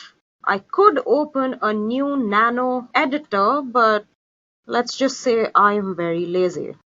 So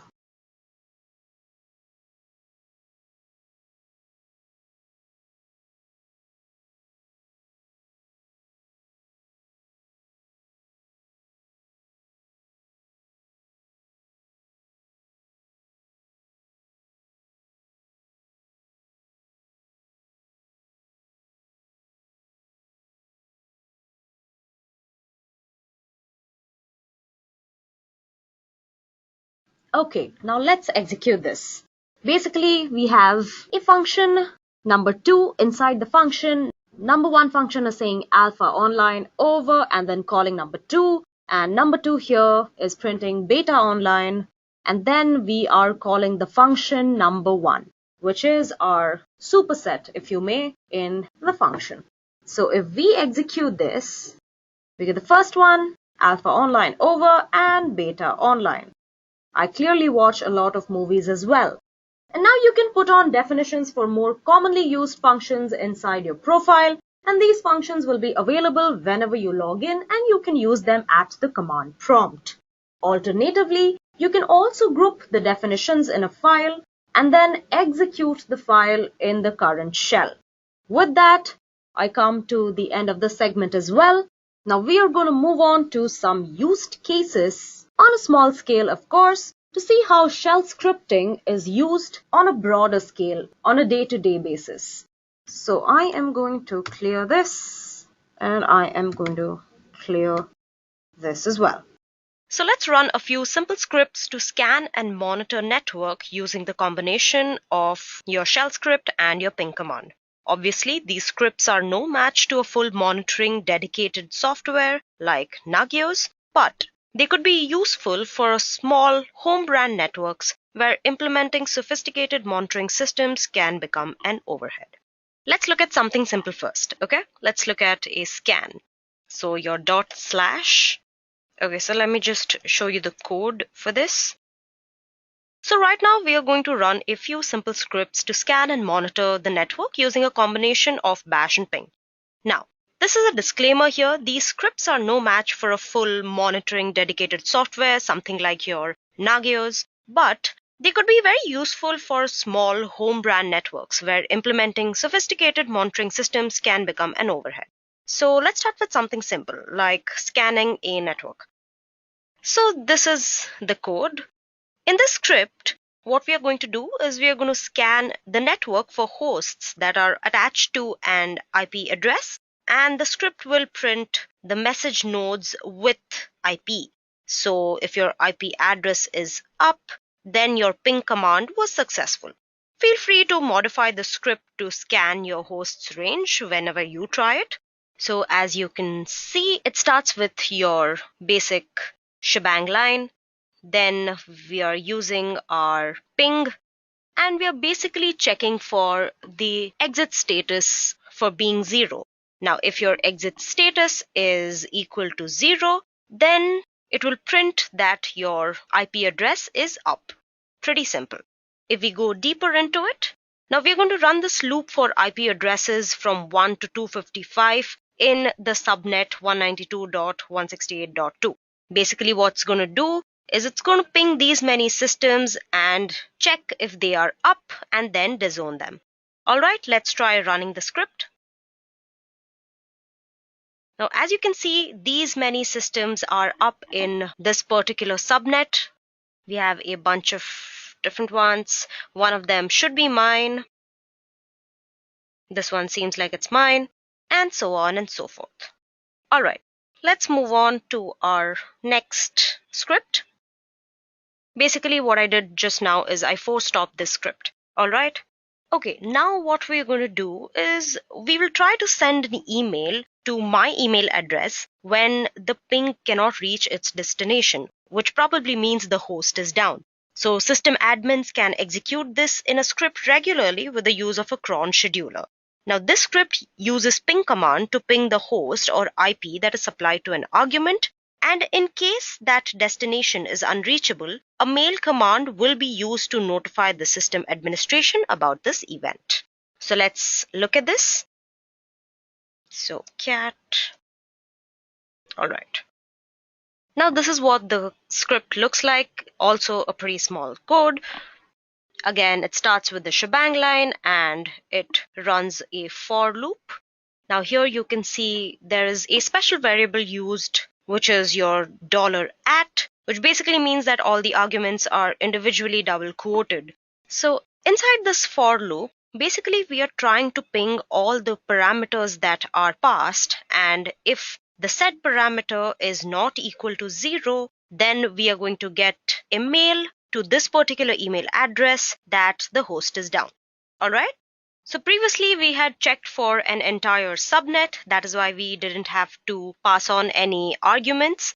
But here, since we are not running it for an entire subnet, we are going to try it on some trusty websites.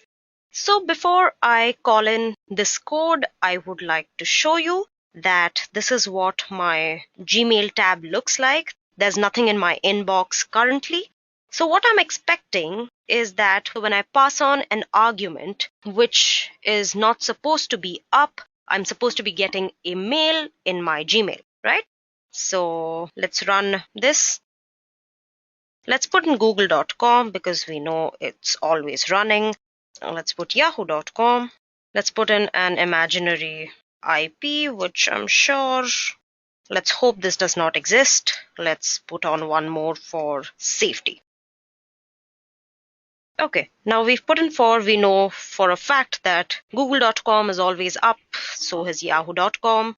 Now we'll have to check which of these two IP addresses is not up. Now let me open my Gmail and check. And as you can see, I have 2 new messages. And if you open the mail, you can see the message that we had put in as input. All right. Now that we've done these 2 things, let us try an extended version of the same thing. Now I force stopped this particular script from running because it will go on and on and on and on. Now what we're going to do is that we're going to create a monitoring log. So the last example I'm going to show you here is a modified version of the previous 2 examples. Now this example that I'm going to show you is a modified version of what I just showed you. When the mail is not configured on the system, the script will create a log file. Now, the core of the script is wrapped into this endless while loop, which is set to execute ping and check every minute. Feel free to modify the script according to your own needs, and you can also go ahead and remove the endless while loop when you intend to use the script with a cron scheduler. All right, so let's see what our script looks like.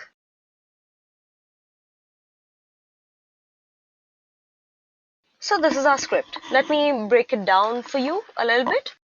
So first of all, I've created this log file which is going to save if your host is up or down in a temporary log file. It basically is a directory.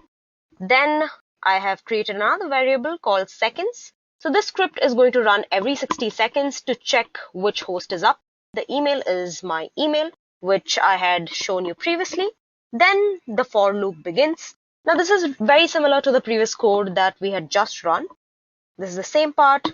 And here we have an infinite loop, which is basically what we're going to run to check if a host is up. So we're going to ping the various arguments that we're going to pass. And if the said argument is not equal to 0, then the status gets logged into our monitor log. And if the status is down, then again, like our previous code, we get a mail that our host is down. Else, if the host is up, you just ping okay, the host is up, and there is no mail. Now the reason why I'm not sending a mail when the host is up, if suppose somebody uses this code to check a subnet of a lot of systems, you do not want to spam yourself with a bunch of different mails saying the host is up. That is not important. We want to know when a host is down. And then this if condition closes with an fi, and your argument being up is also sent to the log. And then we have sleep for the seconds variable, which we have put up as 60 seconds. So as I had mentioned, the script is going to run every 60 seconds. So let's run this. I'm going to check for google.com and this imaginary IP address, which as we had previously seen is not up. And then let's put in yahoo.com and yahoo123.com, which I'm hoping is not an actual website. Let's put in this 2.2.2. Now let's run the script. This might take some time, so kindly be patient. Let the script run. So while it runs, let me explain this to you. As you can see, the core of the script is wrapped into an endless loop, which is set to execute ping check every 60 seconds. Whenever you try the script, feel free to modify it according to your needs. And if you intend to use the script with a cron scheduler, feel free to remove this endless loop, because that's what a cron scheduler will do on its own. Okay, so I think that's enough time. Let me just stop this. And as you can see, I've already gotten the new messages here. Again, as you can see, this does not exist, this does not exist. The hosts are down, so our ping has failed. And so we've gotten these mails. Now, what else can we do with it? Let's try to understand a script to create a network backup sort of a file. So let's see what that code looks like. So for this code, I'll have to go back to root. Let's check if our file is here, and it is. So let me show you the code for creating a backup of a file in your network to your local system. All right. Now this is what your code should look like. So first of all, you're going to mount the shared directory, which basically means you're not creating a copy of the directory, but if you make any changes in your local file, it will be reflected in your shared file and vice versa. So CIFS is basically used for sharing your window file.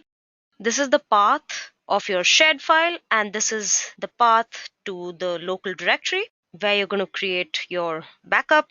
We've had a username Edureka and we've set the password Edureka. That is what -o does. So again, we've mentioned what are we going to backup. This is the file that we're going to backup, and this is our destination. Now basically, we're going to create a backup and save it in the name of the day. So for example, today is Thursday. So if I create this backup today, then it's going to be saved in a folder called Thursday. Our host name is localhost, and so our archive file is going to be localhost hyphen the name of the day, which is Thursday. .tgz is basically your tarball file extension, and then we've put in a print of the start status message, which is basically supposed to inform us that we have started creating the backup. What CZF does here is it basically creates a zip file because we're obviously going to import files into the local system. And in the end, it is going to show us a message called backup finished. And finally, we are going to unmount our shared directory. So first, let me show you the file that I am trying to back up over here. So now that we know what the code looks like, let's give it a run. So /. So as of now, it's creating a backup, and remember I had told you this is how it's going to name it, localhost _ Thursday.tgz. Localhost being our host name and Thursday being today's day. And it's also showing us that these are the folders that are present in our backup directory. So how are we going to see it? Let's first head on home, change directory to Edureka.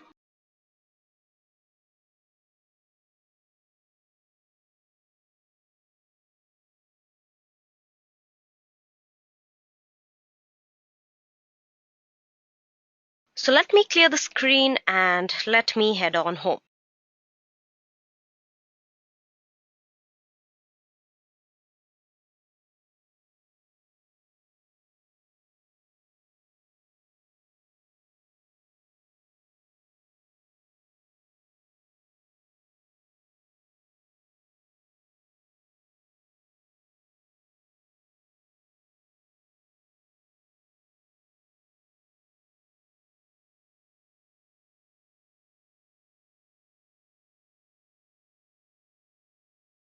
So here I'm home at Edureka, and this is the list of everything that is there.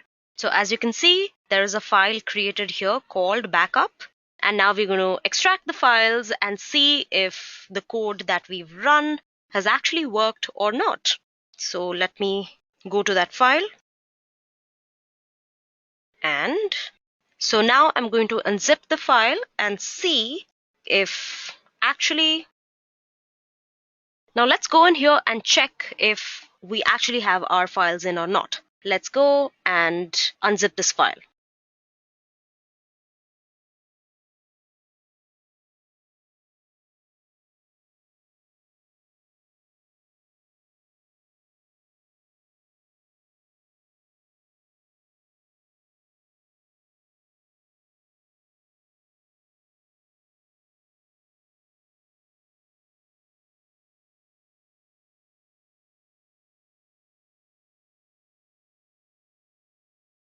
And here are all the files that are present in that particular folder. We have a bunch of PNG images, as you can see. Now, if the same thing I had to show you in GUI, so I'll go to home, and this is my backup file. This is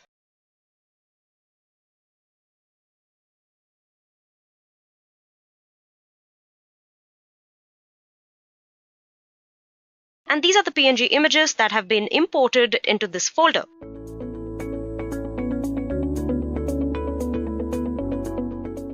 Let's straight up move ahead to the questions. So first of all, the most basic, what is a shell? Now the shell is a command line interpreter. Basically what it does is it translates the commands entered by the user and then converts them into a language that is understood by the kernel. The typical operations that it performs include file manipulation, program execution, and printing texts. So basically the shell is the utility that processes your requests. When you type in a command at your terminal, the shell interprets that command and calls the program that you want. The shell uses standard syntax for all the commands. So obviously the next logical question is, what is a shell script? And can you name some of its advantages? So shell script is basically a computer program designed to be run by a Linux or a Unix shell, which is in the form of a command containing text file which has one or more commands that are written in an order of execution. It has two main advantages. One is it facilitates you to develop your own OS with relevant features best suited for you. And secondly, you can design software applications according to your desired platform. Next, what are the different types of variables that are used in the shell script? Now, there are basically two types of variables. There are system variables and user-defined variables. So the system variables are defined or created by the operating system or Linux itself, whereas the user-defined variables are created or defined by the system users. Now, the system-defined variables are generally defined in capital letters and can be viewed by the set command, whereas the user-defined variables can be viewed using the command echo. Question number 4. What are the different kinds of commonly used shells on a typical Linux systems? Now, firstly, there are two main kinds of shells. You have your Bourne shell and your C shell. Some common derivatives of Bourne shell that we use, some very popular ones are the Bourne shell or the regular shell. You have the Corn shell, you have the Born Again shell or Bash, and the POSIX shell. Some common C shell types are the C shell, the 10x C shell, and the Z shell. Next, how do you create a shortcut in Linux?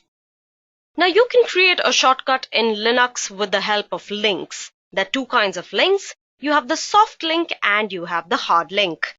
So before you understand what a soft link is and what a hard link is, I'd also like to explain what an inode is.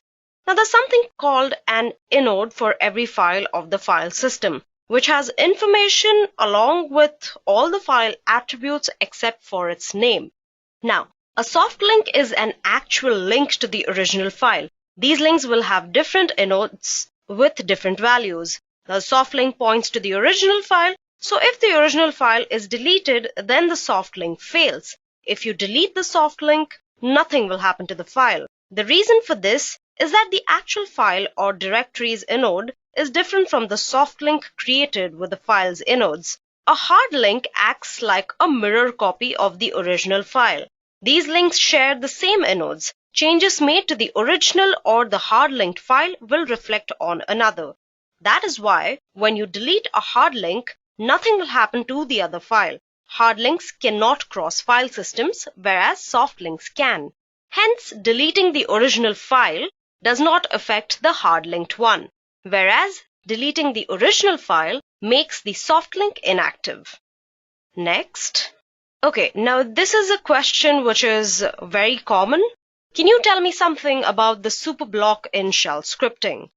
Now, the superblock is basically a program that contains all the information regarding a specific file system. It contains information such as the size of the file, the block size used by its number of free data blocks, and the list of free inodes and data blocks. Question 7. What is GUI scripting? Now, when we talk about Linux, mostly what we talk about is the CLI or command line interface scripting. But there's also something known as graphical user interface, which is used for controlling a computer and its applications. Now, the GUI scripting supports different applications, which mostly depend on the OS. Next, what are the various stages of a Linux process? that it passes through. Now basically there are 4 stages, namely they're waiting, running, stopped, and the zombie mode. Now waiting is basically when the Linux process waits for a resource, then it starts running, which means the process is being executed. Then after successful execution, the Linux process is said to have stopped. Now the 4th one is an interesting one, which is called a zombie stage. Now it is known as a zombie because the process has already stopped, but in the process table, it is still active. Question 9. What is the difference between the break and the continue statements? Now, a lot of the times when you do basic scripting, you might use break and continue statements for pretty much similar things, but they are actually a little different. The break command is a way to escape out of the entire loop in progress, whereas the continue command causes you to escape only the current iteration. You do not skip the whole entire loop. So when you want to test whether each iteration of your loop is executable, you use the continue statement, in which case it just jumps out of every iteration that has an error and goes on executing those which don't. Next question. What is the significance of the shebang line in shell scripting? Now you might have seen the shebang line at the top of each script. Basically what it does is that it determines the location of the engine which is to be used to execute the script. It simply provides information regarding the location where the engine is placed. It is also neglected by some of the users if they want the same. Now with that, let's move on to some questions which we can execute in our terminal. So how do you pass an argument to a script? For this, let me just go ahead and increase the size of this so you can see better. I think this is okay. So basically, this is how you pass an argument to a script. You use the cat command and the $1 sign, which basically is used to take an argument. Just going to exit from here. We're going to change its permissions and then we're going to execute it. So basically, this is how you take in an argument. This simple script is basically used to show the file name. This $1 is a special variable which displays the file name. The file name here is question11 or q11.sh.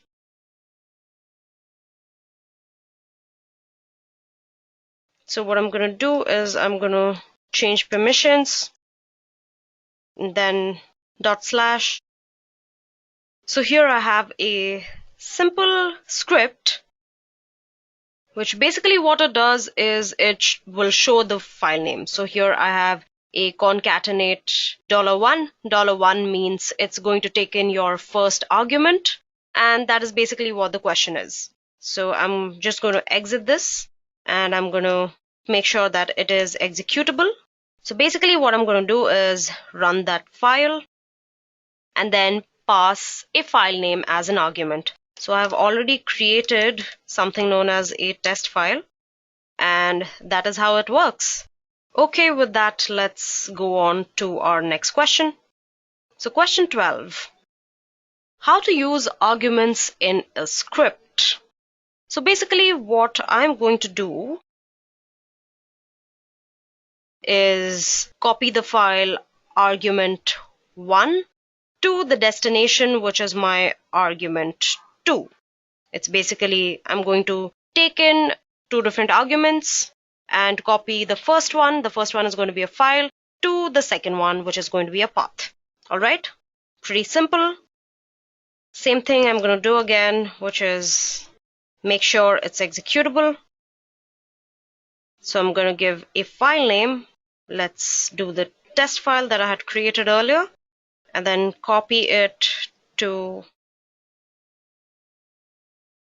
public. And if I put in the same path,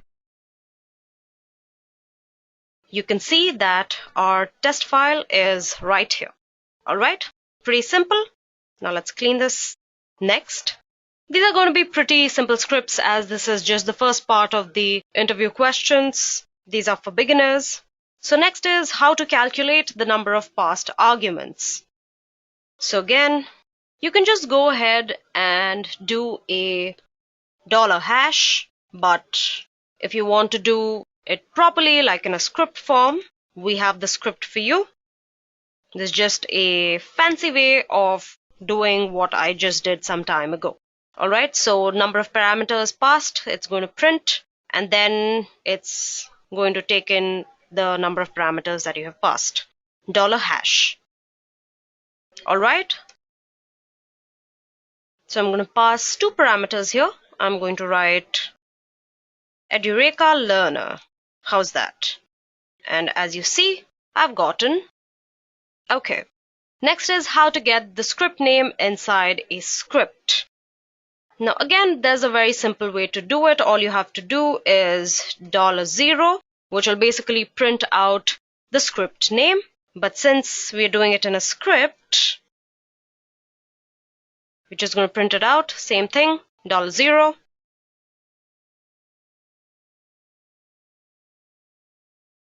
And it prints out the name of the script, which is Q14. Alright. Next, how do you check if a previous command has been run successfully? Now you might have noticed that I haven't really cleared my screen out. This is so that you can see my previous command has been run successfully, right? So to check if it has been run successfully, what I can do is simply go $ and question mark, and put in print, which is the echo. And if the answer is 0, basically your script has run successfully. If it is 1, it has not. Now there may be other numbers shown to you depending on the kind of error that is there in your script. Now such a thing can also be done in a script form. So if you want to do it in a more organized manner, you can do this.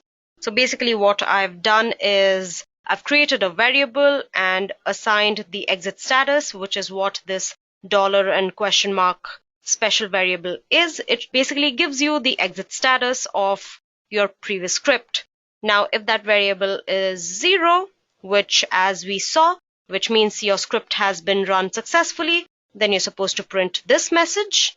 And if it's not, you're supposed to be printing this message. Alright, so let me exit this. And because our previous script was run successfully, it prints this message. I can see my spelling mistake here, but this is a scripting tutorial and not an English tutorial, so we can just let that slide. So let me clear that out. Next, we have question number 16. How to get the last line from a file. So basically, it's a very simple way to get the last line from a file. All you have to do is tail and -1, and then you put in your file name.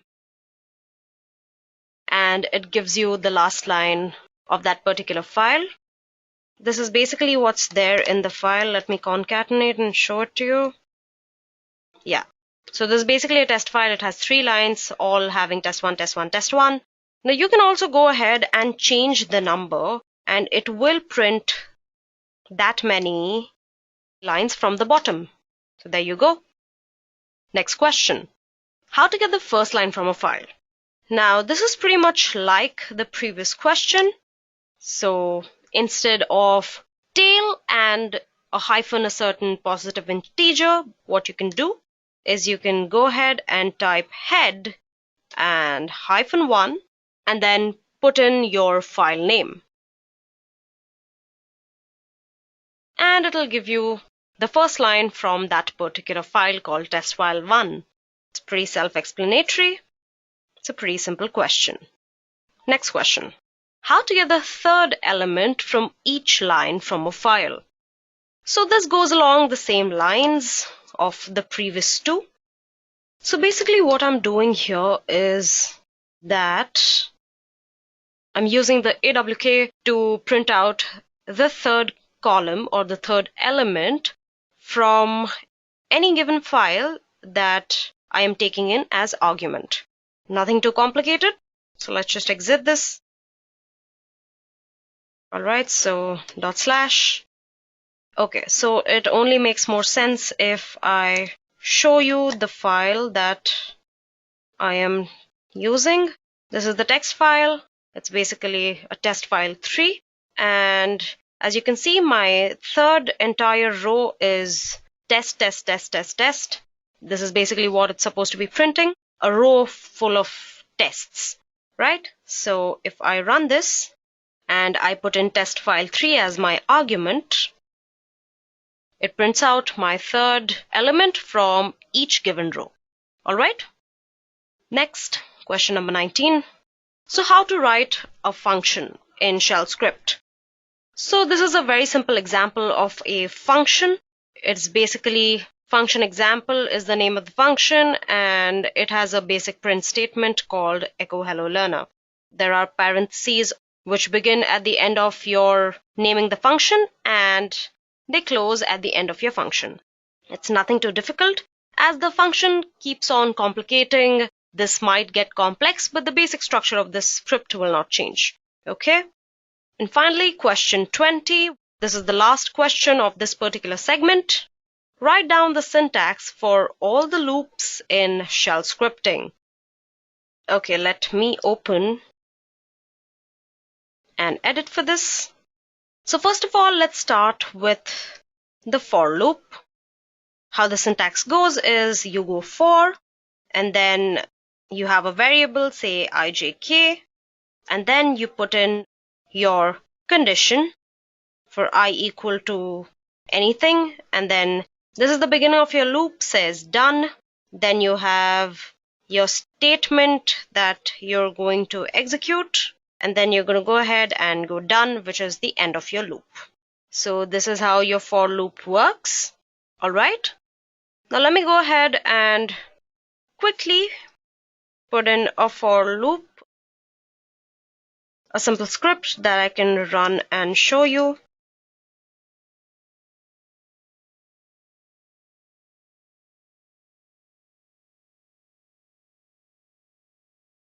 And upon execution, you will get this result. It was a very simple for loop, printing out all the variables from 1 to 9.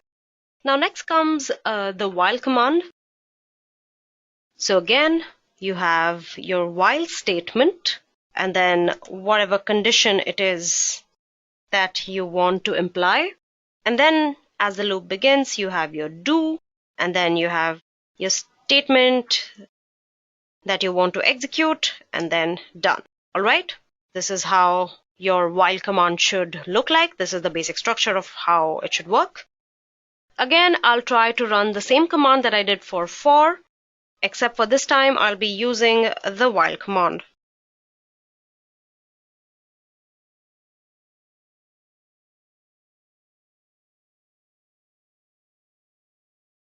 And when we try,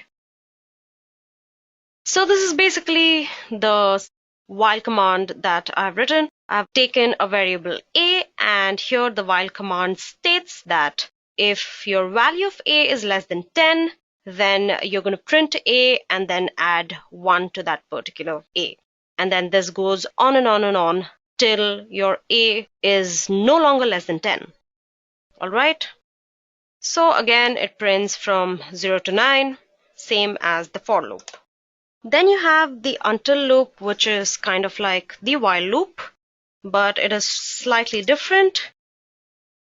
So I am going to clean this out.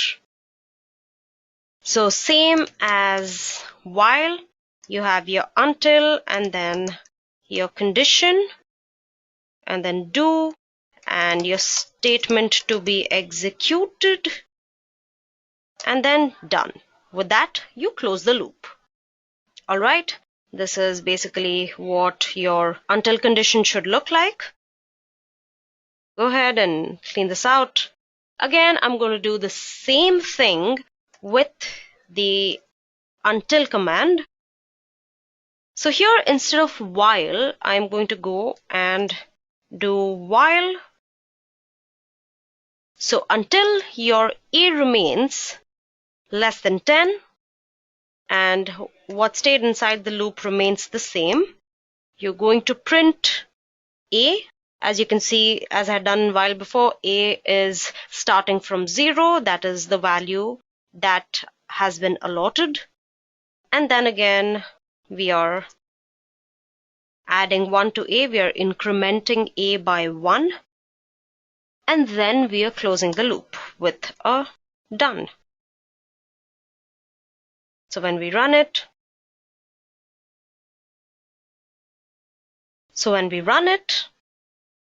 we get the same exact thing. Now that was 3 different loops for the same exact result, but see how differently those things are executed. Here I have put them in for achieving the same thing, but there are different loops for different utilities in shell scripting. With that, we come to the end of the first segment of our shell scripting interview questions. Now let's move ahead to slightly tougher ones, which are for the intermediate level of professionals. Our shell scripting interview questions. Now let's move ahead to slightly tougher ones, which are for the intermediate level of professionals. So the first question in this segment, where exactly can you store the shell programs in the system? The answer is pretty simple. They're stored in a file which is tagged as sh, or the Bourne shell. As you might have noticed, there is the shebang line that you put right in the beginning that basically points to the file where your program is going to be stored. What makes C shell a more preferable option than the Bourne shell? Well, there are 3 points which speak more in favor of the C shell than in the Bourne shell. Firstly, all the commands in the C shell can be aliased, whereas in the Bourne shell, all of them cannot be aliased. Secondly, C shell is great for reusing your script. Lengthy commands can be used again and again in the C shell, whereas in the Bourne shell, it does not allow the same access. And the third and final thing is the access to command history, which is there again in the case of C shell and not there for the Bourne shell. Okay, so the next question is, what is the difference between these two special variables? One of them is a $ and asterisk sign, and the other one is a $ followed by the @ sign. Now, the meaning of these two are pretty identical when not quoted or used as a parameter assignment value or as a file name. However, when you use it as a command argument, what the $ and @ sign does is that it treats each quoted argument as a separate argument. But when it is the $ followed by an asterisk, it will consider the entire set of parameters as one single string. So, if you're passing a sentence as a number of parameters to a script, what the $ and @ sign will do is that it will print each word on a different line because it treats them as different parameters. But the asterisk, which follows the $, will not do the same. It will take the entire sentence as one single string and print them on one line. So now let's move on to the next question. How would you compare the strings in a shell script? Now basically you use this command known as the test command, which is used to compare the test strings. Now how this works is that this command will compare text strings by comparing each character in each string. So suppose I have 2 strings, both the same, called word. First, the test command is going to check the first character of each, which is W. Once that matches, it's going to go to O, and so on and so forth. Once all of these match, it declares them to be the same string. Next, how do you redirect both standard outputs and the standard error to the same location? Now, there are 2 methods to redirect standard outputs and error to the same location, and they are what you see on your screens right now. These are the 2 commands which will redirect your standard output and standard error to the same location. Next is a differentiation between single and double quotes, which I shall demonstrate further in this segment. So your single quote, you use it when you do not want to evaluate the variables into values. So if you say echo and put in a single quote where you are calling a variable, it is going to print that variable as is. Whereas in a double quote, you use it when all the variables that are inside the quotes need to be evaluated. So in a double quote where there is a variable that is being called, it is going to replace that particular variable with the value stored in it. This I am going to demonstrate in a little while in this very segment. So the question is, when should shell programming or shell scripting not be used? So when the task is very complex, like writing an entire payroll processing system, or there's a high degree of productivity required, and it involves various different software tools, it is not the most ideal to use shell scripting. Next question is, what is the lifespan of a variable inside a shell script? So the lifespan of a variable inside a shell script only lasts until it is executed, that is, until the end of execution, and that is it. Any further than that, the variable inside the shell script is not of any use. So what is a file system? Now basically it is a collection of files which contain information that is related to the files. In computing, a file system controls how the data is stored and retrieved.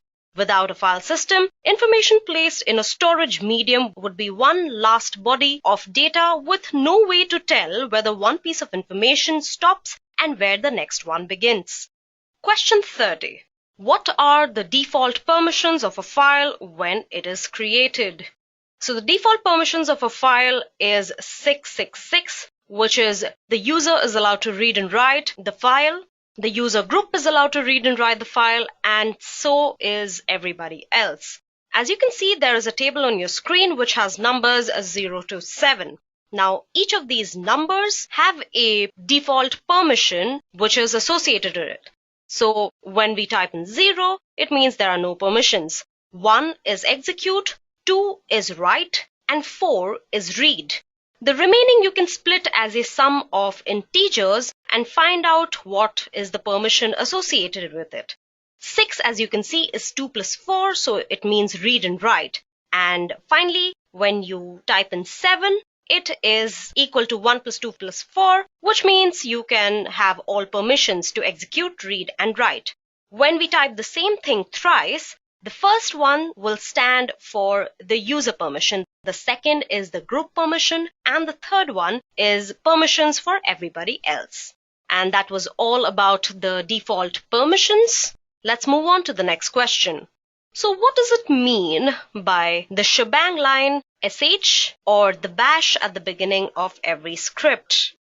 I'm here at the terminal and I am going to open up a simple script to demonstrate. Now, as you can see, there is this shebang line, shebang slash bin slash sh, which is there, which you will find in the beginning of every shell script. Now, what this line does is, it's nothing but the absolute path to the shell interpreter. It consists of the shebang, which is the hash and bang, followed by the full path of the interpreter such as bin slash sh or bin slash bash. All the scripts under Linux using this particular interpreter are specified on the first line. The shebang must be the first line because it is interpreted by the kernel, which looks at the 2 bytes at the start of the executable file. Since the kernel will only look at the first 2 characters and has no notion of further lines, you must place the hash and bang in the first line. So the program loader mechanism parses the rest of the file's initial line as an interpreter directive. That was all about the significance of the shebang line. Let's go back to the presentation and look at the next question. Now this is determine the output of the following command kind of a question. So obviously we are going to go to our terminal. So in bash or the Bourne shell or any similar shell, this is basically a shorthand way of writing an if statement. So basically, if this is true, if this non-zero bracket is true, then echo 0, else echo 1. For a simple test like this, if you do not want to waste a lot of time or waste 5 lines of valuable screen editor, vertical space, then you can take advantage of the logical AND, which is these 2 ampersands, and the logical OR, which is these 2 pipes, and how they work in a shell. So echo 0 is executed if this statement is true, and echo 1 is executed if this statement is true and this one is false. So basically it returns a non-zero exit code. And this is why it should not be used if there is any chance of that occurring. This will give you a result of 0. and that is why it should not be used if there is any chance of the latter statement to come true, which is the output of 1, even though this condition is true. In other words, it's almost equivalent to these 5 lines of code, which I'm going to put it right here. It's basically equivalent to these 5 lines of code.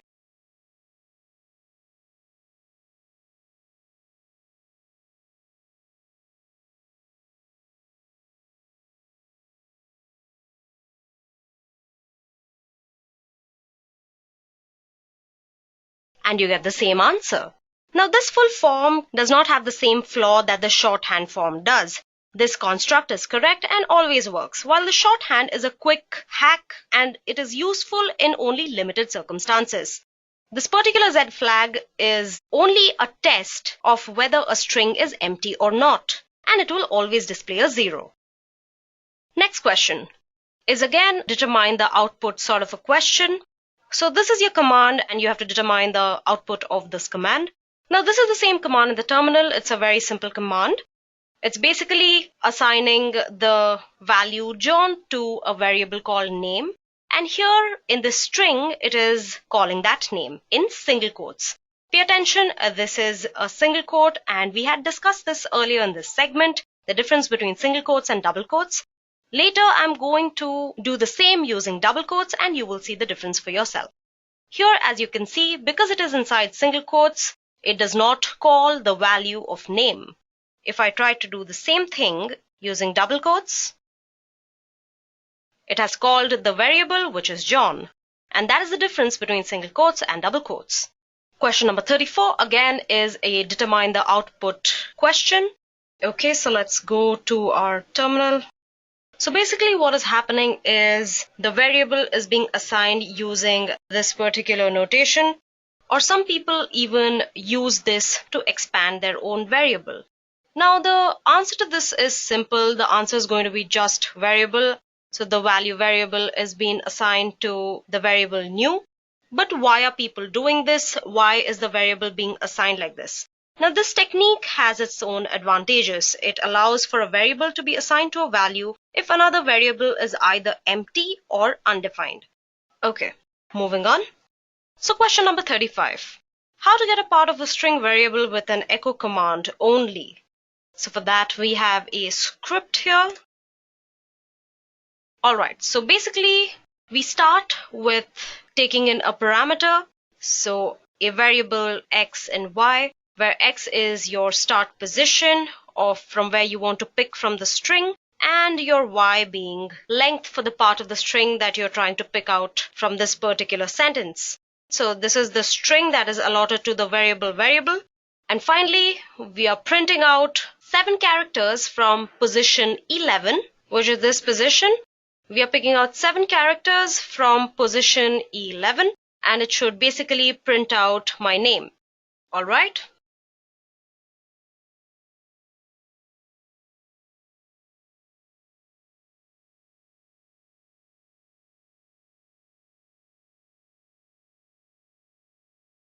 And it prints out 7 characters from the 11th position, which is basically Upasana, that's my name. So question number 36. So rewrite the command that is given. So here it is I like and whatever variable we are calling. So rewrite the command to print the sentence and convert the variable to plural. So let's see how we can rewrite and convert this. Okay, so this is what's been given to us. I like this certain variable. So firstly, I am going to allot something to that particular variable. So I'm going to go ahead and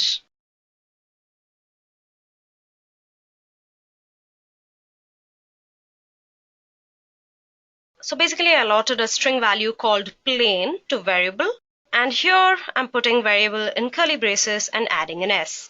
So it will take whatever is there in the curly braces and switch it with the value of the variable, and that's it. It changed to I like plains, and it's as simple as that. Question 37. How to print all the arguments provided to the script? The answer is pretty simple actually. you can just go ahead and do a dollar star, or you could do a dollar at. If you want to see how it is executed, you can just do echo dollar star and then happy learning, and it prints happy learning. It's as simple as that. Next question is how to print the PID of a current shell. It's simple, you just go ahead and use $2. So if I do echo and $2, you get 6023, which is the PID or process ID of this particular shell. Okay? Next, how to print the first array element.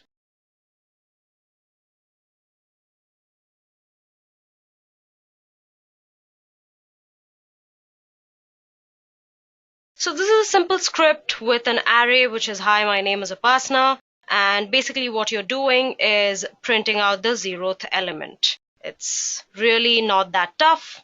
You might have done the same while using any programming language, that is.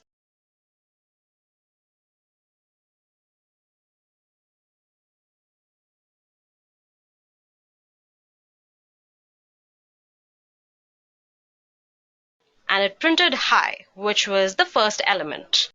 And this is the final question of the segment, how to print all the array elements and their respective indexes. So again, it's the same array that I've taken. Here I'm printing out all the arrays. I'm using the @ sign, which is used for all the arrays. And here, if I just use the bang before your variable, I can print the indexes. And by bang, I mean the exclamatory sign here. In Linux, it is called the bang.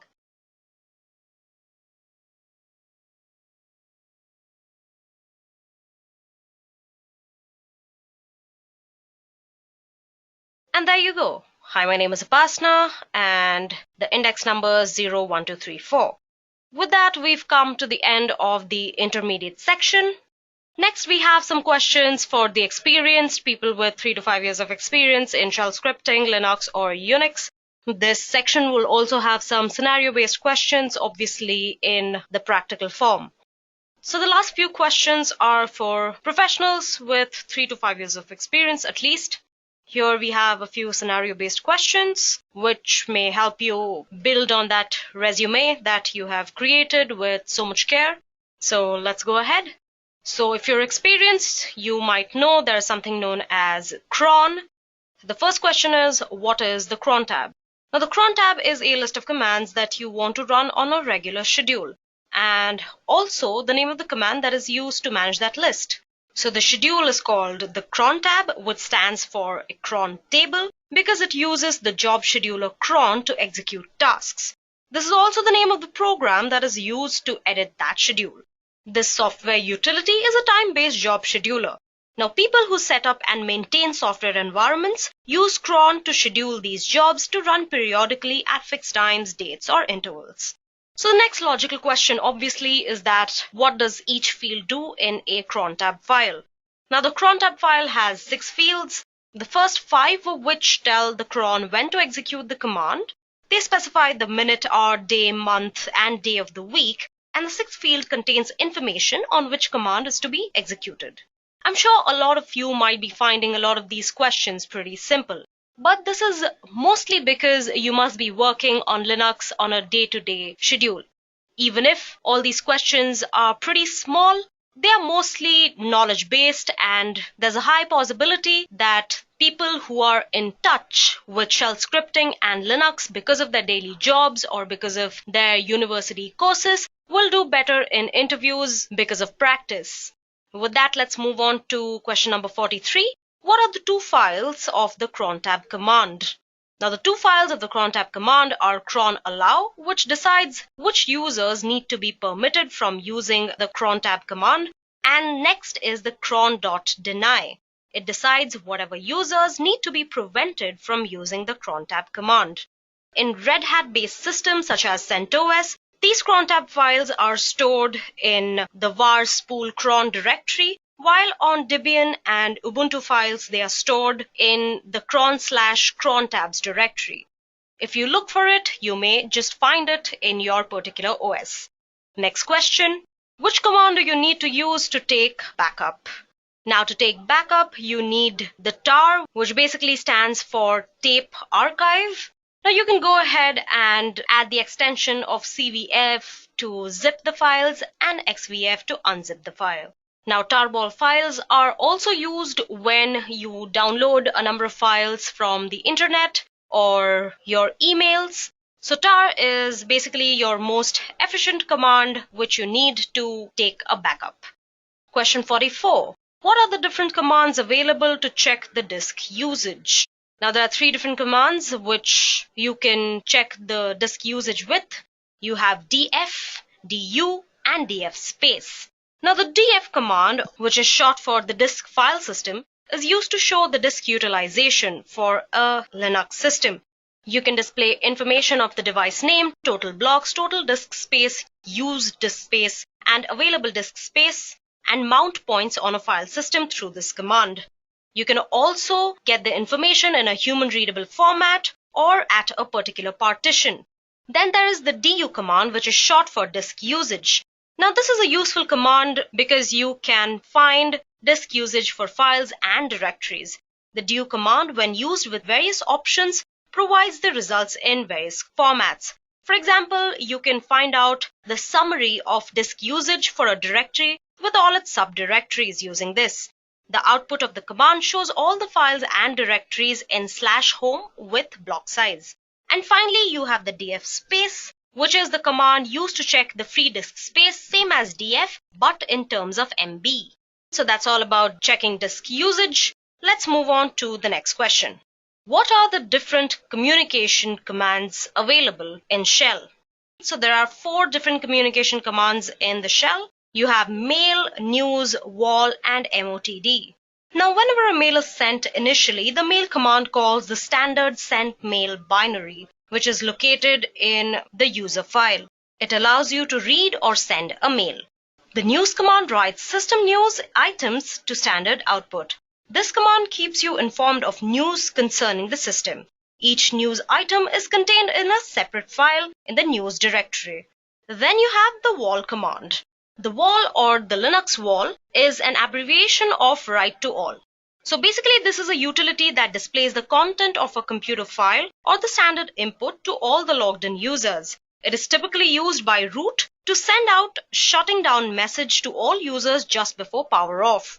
And finally, you have MOTD.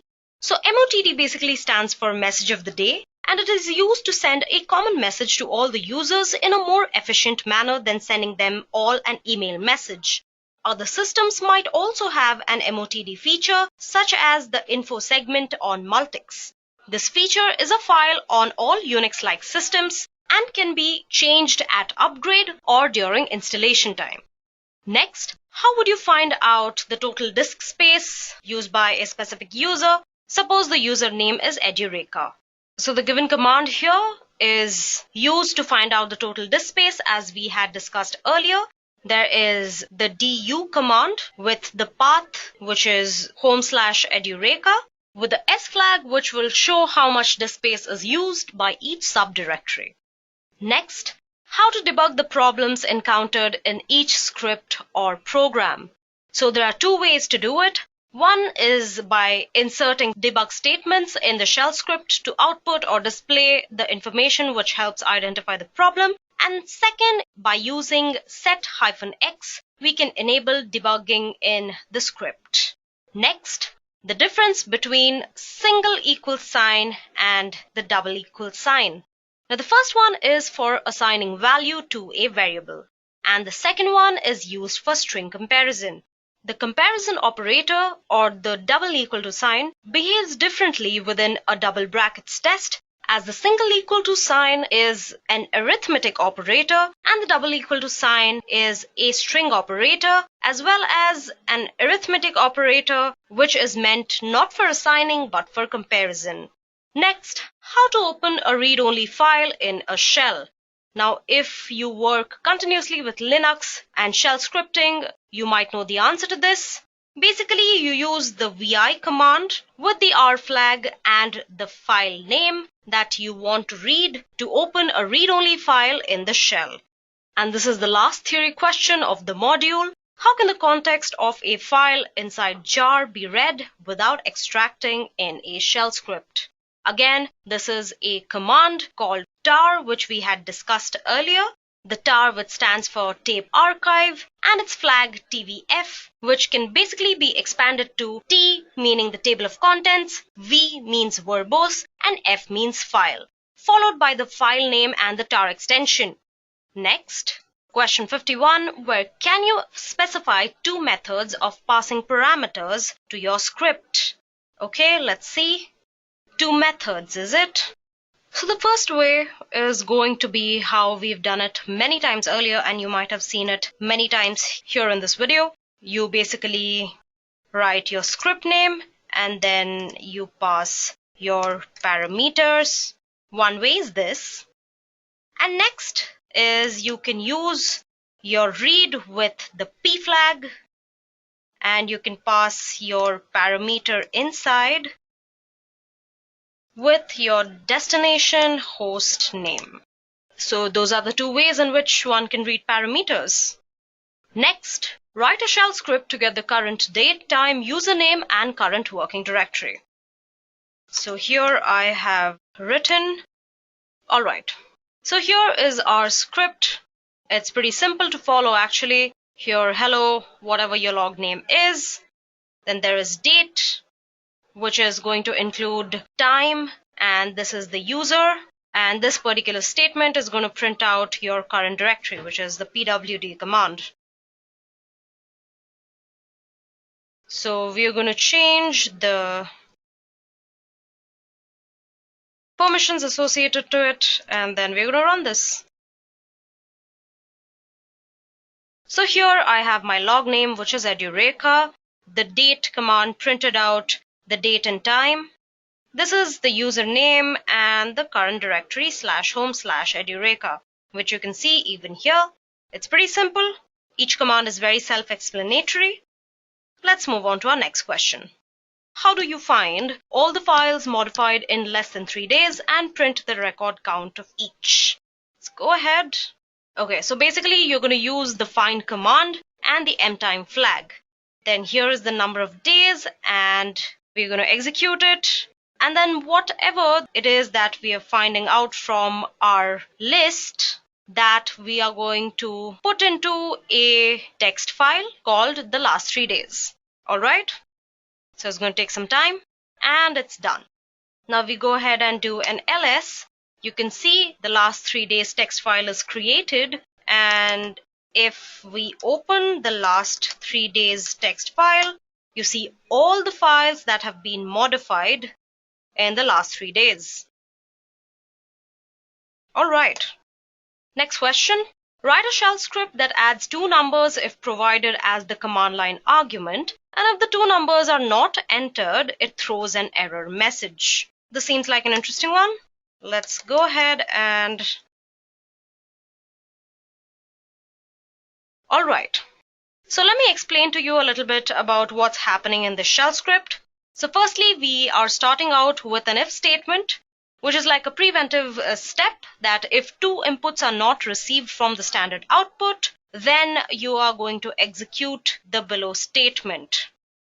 And then you're going to explain to whoever the user is that you have to put in two integers for which I will print the sum. And that is what is written here.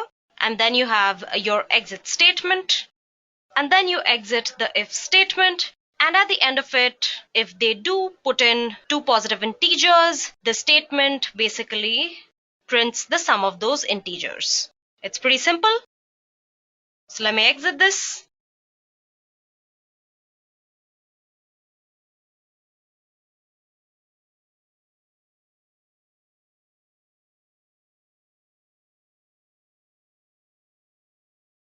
So first I'm going to run the script without entering two numbers as command line argument. So let's see what happens if I do that. Here, prints out this statement. It asks you for two numbers x and y, where X and Y are two numbers for which the script is going to print the sum. Next again, let's try to enter X and Y. When the numbers are entered as we are instructed, it says sum of 5 and 3 is 8. And that's how simple it is. Hence, this script fulfills the condition as suggested in the question. Next, it asks print a given number in reverse order using a shell script such that the input is provided using the command line argument only. So let me open. Alright, basically this is what the algorithm is. Let your input number be n, which is going to be taken in by the command line, and then we are setting the variable reverse as 0, and SD or single digits is set up to 0 as well. Then your single digit is going to be achieved by taking n modulo 10. This will find and give the single leftmost digit. Then you're going to reverse the number that is generated as your reverse into 10 plus your single digit, and then decrease the input number by 1. Now then, if your n is greater than 0, then you go back to step number 3 and then print reverse. And hence, finally, your reverse number is printed.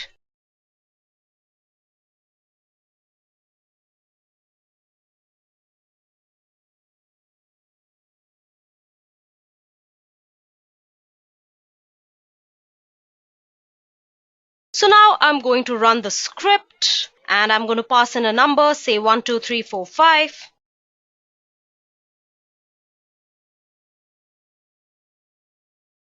Now here I haven't put in a number.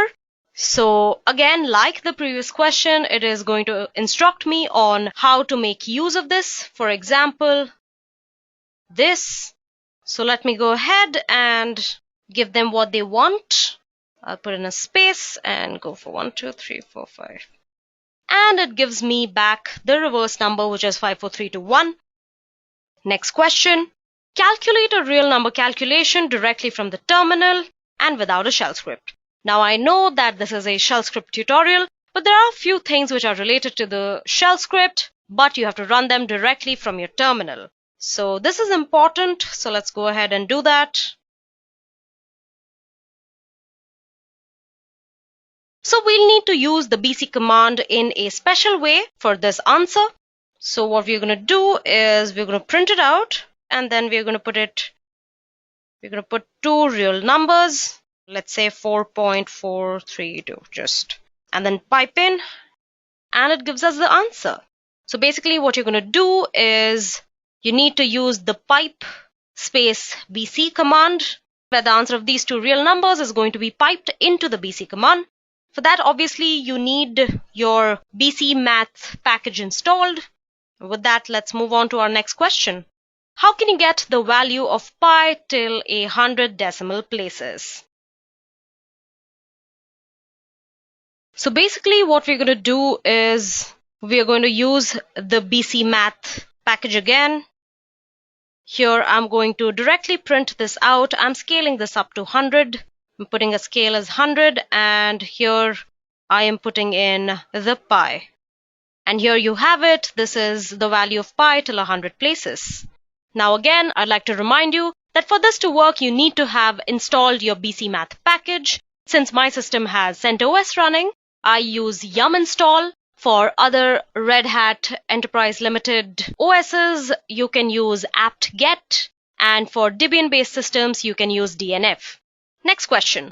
How to check if a directory exists?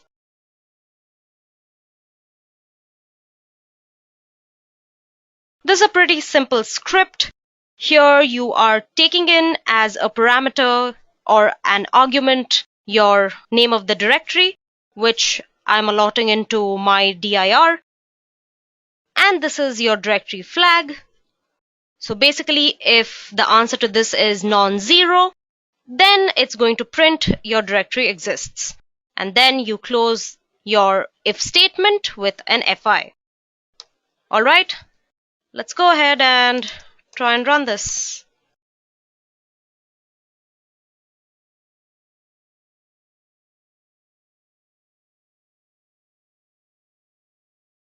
put in the name of a directory, say public, and then it says directory exists. So if I go ahead and type, this is your question 58, and says, let's see, public, and you know the directory exists because if I open my list of directories, here you can see in blue, you have public. Okay, so let's clear this out. So question number 59. Can you write a script to portray how set-x works? Now, as we had discussed earlier, this is a way of debugging a script. So let's go and see how it works. So here I have written a script which obviously is going to throw an error at me. So if I comment out this set-x line, let's see the answer that we get. It basically shows this. As I said, it is a script that is supposed to throw an error at me. Now let me go back and uncomment this particular line. And there you have it.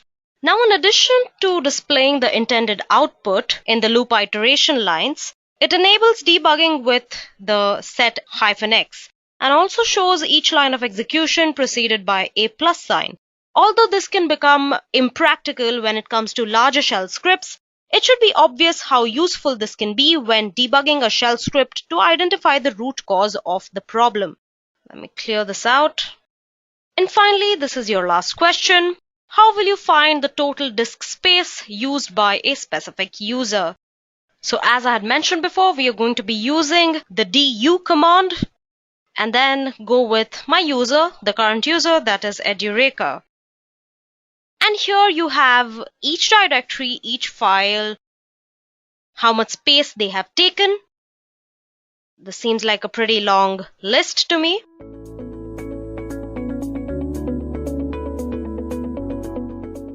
Let's move on to Linux versus Windows. This might be the reason most of you are still hooked onto this session. So let's start up with users. Now, there are three types of users in Linux. You have regular, administrative, and service. Now, a regular user account is created for you when you install Ubuntu on the system. All your files, folders are stored in /home/, which is your home directory. And as a regular user, you do not have access to directories of other users. Next, you have the root user or the administrative user. Other than your regular account, another user account is called root, and it is created at the time of installation. The root account is a super user account who can access restricted files, install software, and have administrative privileges. Hence the name administrative user. Whenever you want to install software, make changes to the system files, or perform any administrative task on Linux, you need to log in as a root user. Otherwise, for general tasks like playing music and browsing the internet, you can use your regular account.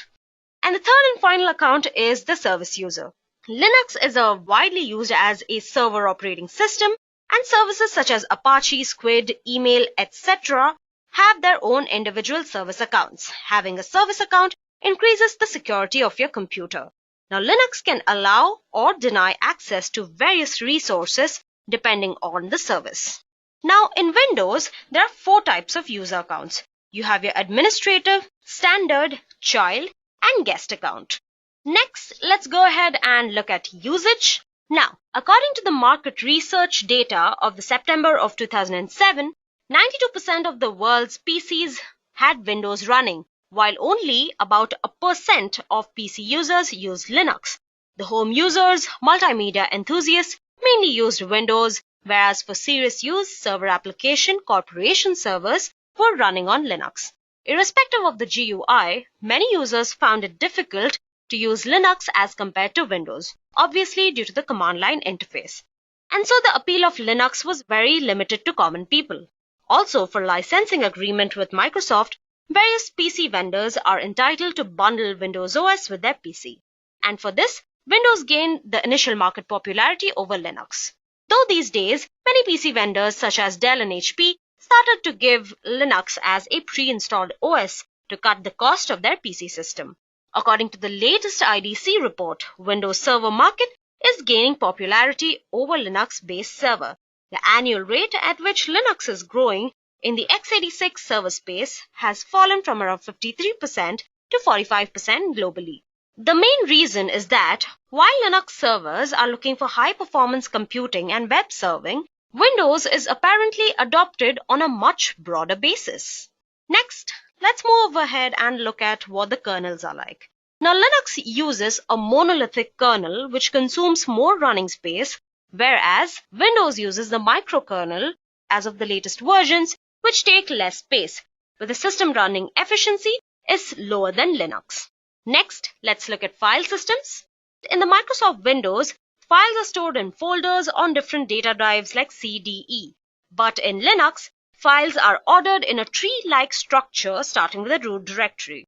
Now, this root directory can be considered as the start of a file system, and it further branches out various subdirectories.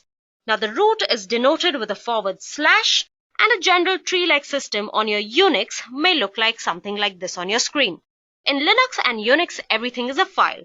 Directories are files, files are files, and devices like printer, mouse, keyboards are also files, which is not the case in your Microsoft Windows. At number 5, we have security. Every Windows user has faced security and stability issues. Since Windows is the most widely consumed OS, hackers, spammers all target Windows very frequently. Consumer versions of Windows were originally designed for ease of use of a single-user PC without a network connection and did not have the security features built in. Now, Microsoft releases security patches through its Windows Update service approximately once a month, although critical updates are made available at shorter intervals when necessary. Many times, users of Windows OS face the blue screen of death caused by the failure of the system to respond, and eventually the user has to manually restart the PC. This is super frustrating, and it also may cause you to lose valuable data. On the other hand, Linux is a very stable OS and is more secure than Windows. As Linux is community-driven, developed through people collaboration and monitored constantly by the developers from every corner of the world, any new problem raised can be solved within just a few hours, and the necessary patch will be ready at the same time. Also, Linux is based on Unix architecture, which is a multi-user OS, so it is much more stable than a single-user OS such as Windows. Next, let's look at compatibility of the two. Here, Windows shoots and scores. Here is where the Redmond offering wipes the floor with Linux. Despite recent improvements in software being ported or developed to Linux, Windows is still the king. Users of Windows can be certain that most softwares will work, and even obscure, outdated software will continue to work even when it is abandoned by developers. Windows has good legacy support, plain and simple. I know of commercial software that still relies on technologies like Silverlight, ActiveX, and Internet Explorer 11. Linux, on the other hand, can struggle with the basics that Windows users take for granted. Adobe Flash Player is something else that is missing on Linux for a really long time. And even when it did appear with repositories, it was not as actively developed as Windows versions. With regard to file systems, Linux can also read and write to NTFS and FAT formatted devices and USB sticks, whereas Windows will have no idea what extension 4 is. At number 7, we have ease of use. Now, this is a tough one to call. Linux over the recent years has made huge leaps in usability. Distributions like Linux Mint have made installation and setup pretty simple. Even non-technical users can install and use software and do normal day-to-day activities like web browsing, answering emails, playing music, and watching videos. Windows, due to high market proliferation, is the default OS of many devices. Now think of it, people like you and me, we grew up on Windows, right? Buy a new laptop or a PC, there is a very high chance that it comes with Windows installed. Users are used to clicking the toolbar, opening their favorite programs, which makes it good for power and non-power users. Next, we have privacy. Linux users have a private operating system that does not spy on them and does not phone home with any degree of seriousness. Period. Choosing Linux means the system is yours and yours alone. Add to the mix that most Linux systems come with an option of a built-in military-grade encryption, and users can be sure that the device theft poses no real problem to their own data. As a contrast, increasingly over the last few years, Windows has gotten more advert-driven. Users are given the choice to opt out, and there are some clever registry hacks that can help. But advertising is now a part of Redmond's plan. Windows can also watch what users do, offering syncing to Microsoft OneDrive service, or to learn behavior to make Cortana, the Microsoft personal assistant, better. Personally, I do not favor these kind of intrusive tools, but some users do like these features. Like, who wouldn't want a personal assistant in your laptop? You already have your Google Assistant and your Siris, right? Next, you have source code. Now, this all of you might know, Linux is open source, whereas Windows is commercial. So users have access to the source code of Linux and can alter the code as per user need, whereas Windows users do not have any access to their source code. Now, this has its own advantages in Linux, like bugs in OS will fix at a rapid pace, and disadvantages like developers may take advantage of any weakness in the OS if they are found. In Windows, every user would not have access to the source code. Only members of a selected and qualified group will have access to it. Next, you have license. Now, the Linux kernel and the GNU utilities and libraries which accompany it in most distributions are entirely free and open source. You can download and install GNU Linux without any purchase. Some companies offer paid support for their Linux distributions, but the underlying software is still free to download and install. A funny folklore here is that Linus Torvalds actually was an introvert and did not want companies to communicate with him through email. He did not want to be spammed by all these big companies running the industry to buy the source code to his kernel. So basically what he did was he made it open source for everybody to access. Funny, isn't it? Now, on the other hand, you have Microsoft Windows, which usually costs between $99 to $199 US for each licensed copy. Now, Windows 10 was originally being offered as a free upgrade to current owners of Windows 7 or 8.1 if they upgraded before the 29th of July 2016. But that offer is no longer available. Then you have reliability. Now, Windows as we know it becomes sluggish day after day. You will want to reinstall Windows after a while when you encounter crashes or slowdowns on your system. If you're using Linux, you will not have to worry about reinstalling it just to experience a faster, smoother system. Linux helps your system run smooth for a longer period of time. In fact, much longer in my experience. Also, with Windows, you will have to adapt to a habit where you keep on rebooting the system for just about everything. If you just install software, reboot. If you recently uninstalled software, reboot. If you just installed a Windows update, reboot. And if the system seems to slow down, you guessed it, reboot. However, in the case of Linux, you will not have to reboot for the situations previously mentioned. You can comfortably continue with your work and Linux will not bother you. Another fact that proves Linux to be a reliable source are the web servers. You could observe that most of the internet giants like Google and Facebook run on Linux. Even most of all the supercomputers run on Linux. So why isn't Windows preferred over Linux? It is because Linux is far more reliable than Windows. Period. No arguments. Finally, we have support. Now, Windows has a support which is easily accessible, online forums or websites, and it has paid support as well. In a Linux system, you need not hire an expert to solve a problem. You just need to search for a familiar thread on the web for a solution or post a thread to let others know of the problem. Within minutes of posting the thread on any Linux forum, you may expect a reply along with a detailed solution which would finally help resolve your problem at no cost. It's like Linux has its own Stack Overflow community, doesn't it? Now, there are a lot of active Linux users who are always ready to respond to a relevant thread that might have created. The number of community users active on such forums is more than the number of active members on any Windows-focused forum any day. However, the community response might be depending on the Linux distribution being used. With that, I come to the end of my Linux versus Windows segment. The last category is distributions. Now, before we begin, I need to address one of the more confusing aspects to the Linux platform. While Windows has maintained a fairly standard version structure with updates and versions split into tiers, Linux is far more complex.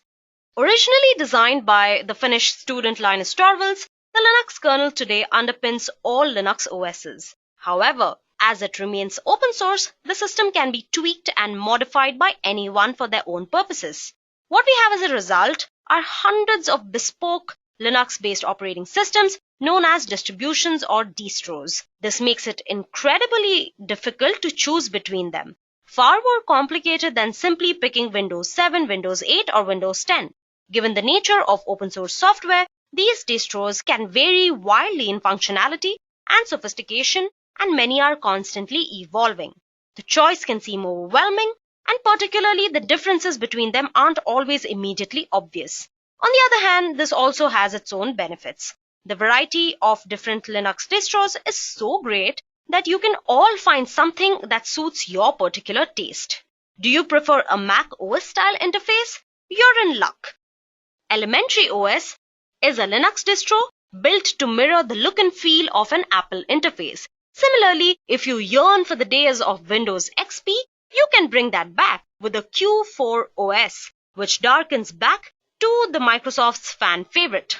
Now, there are more specialized Linux flavors, such as distros designed to give ancient, low-powered computers a new lease of life, or super secure distros that can be booted from a USB drive to keep you safe when using an unfamiliar PC. Naturally, there are also numerous Linux versions for running servers and enterprise-grade applications. For those who are new to Linux, I'd like to recommend Ubuntu as a great starting point. It is very user-friendly even compared to Windows, while still being versatile and feature-rich enough to satisfy experienced techies. It is the closest thing Linux has to a default distro, although we would urge everyone to come and explore various distribution options available and find out what is your favorite. Next, let's look at which OS is most suitable for you. Now, this one depends on what you need to do. Both Linux and Windows are rich in multimedia applications, though setting up sound and video options in the older versions of Linux can be difficult for some users. The main advantage of Linux is that most of the multimedia applications are freely available, while in the case of Windows, users might have to pay a hefty amount to get the software, although many open source free versions are often available. Moreover, if anybody buys a copy of Windows on a CD-ROM, they do not get any application software with it, other than the bundled Microsoft software. But if the same person buys a copy of a Linux, it typically comes with a lot of free application software such as OpenOffice, a complete free Office suite, including spreadsheets, presentation, so on and so forth. A new computer with Windows pre-installed may have additional application software, but that is totally up to the PC vendor. But each Linux distro comes with multiple flavors. The more expensive versions come up with more application software. If you're a gamer and need 100% compatibility with a particular software or want a user-friendly system, hands down, Windows wins. Steam, amongst other clients and options, provides a huge number of games for both AAA publishers and small indie developers. While Steam for Linux now allows you to install Windows games, it is still in beta phase. And not all Windows games will work. It can be a little frustrating for Linux users like myself, and no doubt the situation will change in the future. But as of now, in 2019, many Linux users miss out on the top games with their choice of OS. The graphics card vendors also tend to support Windows platforms rather than Linux. They provide timely updates and new features that don't always filter to other OSs. If you're an advocate of open source software, or if your device simply is too old or lower spec to run Windows, or just plain tired of all the forced updates and reboots in Windows, then Linux is a great option. Linux supports almost all major programming languages, Python, C, C++, Java, Perl, Ruby, etc. It offers a vast range of applications useful for programming purposes too. Now, the Linux terminal is superior to use over Windows command line for developers. You would find many libraries developed natively for Linux. Also, a lot of programmers point out that the package manager on Linux helps them get things done easily. Interestingly, the ability of bash scripting is one of the most compelling reasons why programmers prefer Linux OS.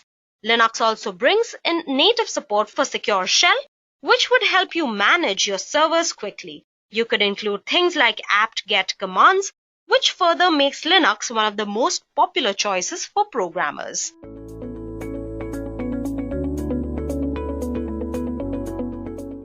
Let's move on to the differences between both of these OSs. So let's look at our first basis of difference, the use. Now, Unix is mostly used in internet servers, workstations, and PCs, while Linux is used by everyone, from home users to developers and computer enthusiasts alike. Because Linux OS can be installed on various types of devices like mobile phones, tablets, and computers. Development and distribution. Now, Unix systems have different versions, and these versions are primarily developed by the AT&T as well as other commercial vendors. While Linux, as most of us know, is open source and thousands of programmers collaborate online and contribute to its development. It features through forums, etc., and is distributed by various vendors. Now, talking about the architecture, Unix is available on PA, RISC, and Itanium machines. Solaris is also available for x86 or x64 based systems. Now, Linux originally was developed for Intel's 86 hardware. So the ports available are for over 24 CPU types, including the ARM. Now let's talk a little bit about the processors of the two. Now, Unix supports your x86, x64, SPARC, Power Itanium, PARISC, PowerPC, and many others. Whereas the Linux has a wider variety of processors that it supports, which include dozens of different kinds of processors. File system support, or the supported file type.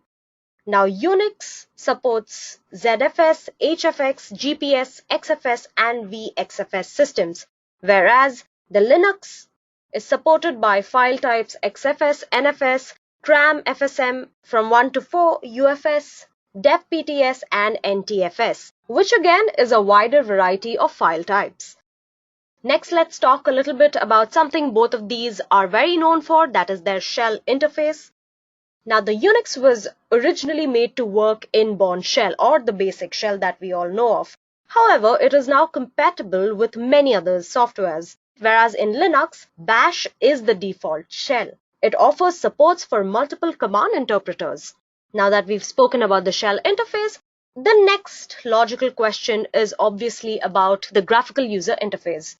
Now, the Unix has a common desktop environment and also has GNOME, whereas Linux provides two GUIs, which are the KDE and GNOME, though there are many alternatives such as Mate, XFCE, etc., which are just a few of the millions of alternatives that it has.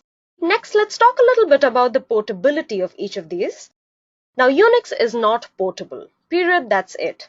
But Linux is portable and is booted from a USB stick, which is a big plus in the side of Linux. Now, of course, this is the next question, security, which is one of the most important features when we move to a certain OS. Now, till date, there are between 80 to 120 viruses that have been reported in Unix, whereas Linux has had about 60 to 100 viruses listed to date, which are currently not spreading. So the next most logical question is the threat detection and solution procedures. While Unix users require longer wait time to get the proper bug fixing patch, threat detection and solution is very fast in Linux because Linux is mainly community driven. So if Linux users post any kind of threat, a team of qualified developers start working to resolve this threat. Now next, let's talk a little bit about the source code. Now this must be an obvious to all of you, As we all know, the source code of Unix is not available to anyone, whereas Linux, being an open source OS, the source is available to the general public. And finally, the license. This is something most of you must be waiting for. Now, in Unix, different flavors have different pricing depending upon the type of vendor, whereas Linux is freely distributed, downloaded through magazines, books, websites, etc. There are priced versions for Linux as well, but they are normally cheaper than that of Windows. Now let's discuss a few limitations of each of these OSs, starting with Unix. Shall we? Now the limitations of Unix. Firstly, it has an unfriendly, terse and inconsistent and non-mnemonic user interface. Apart from that, the Unix OS is designed for a slow computer system, so you can't really expect a fast performance. Versions on various machines are slightly different in Unix, so it lacks consistency.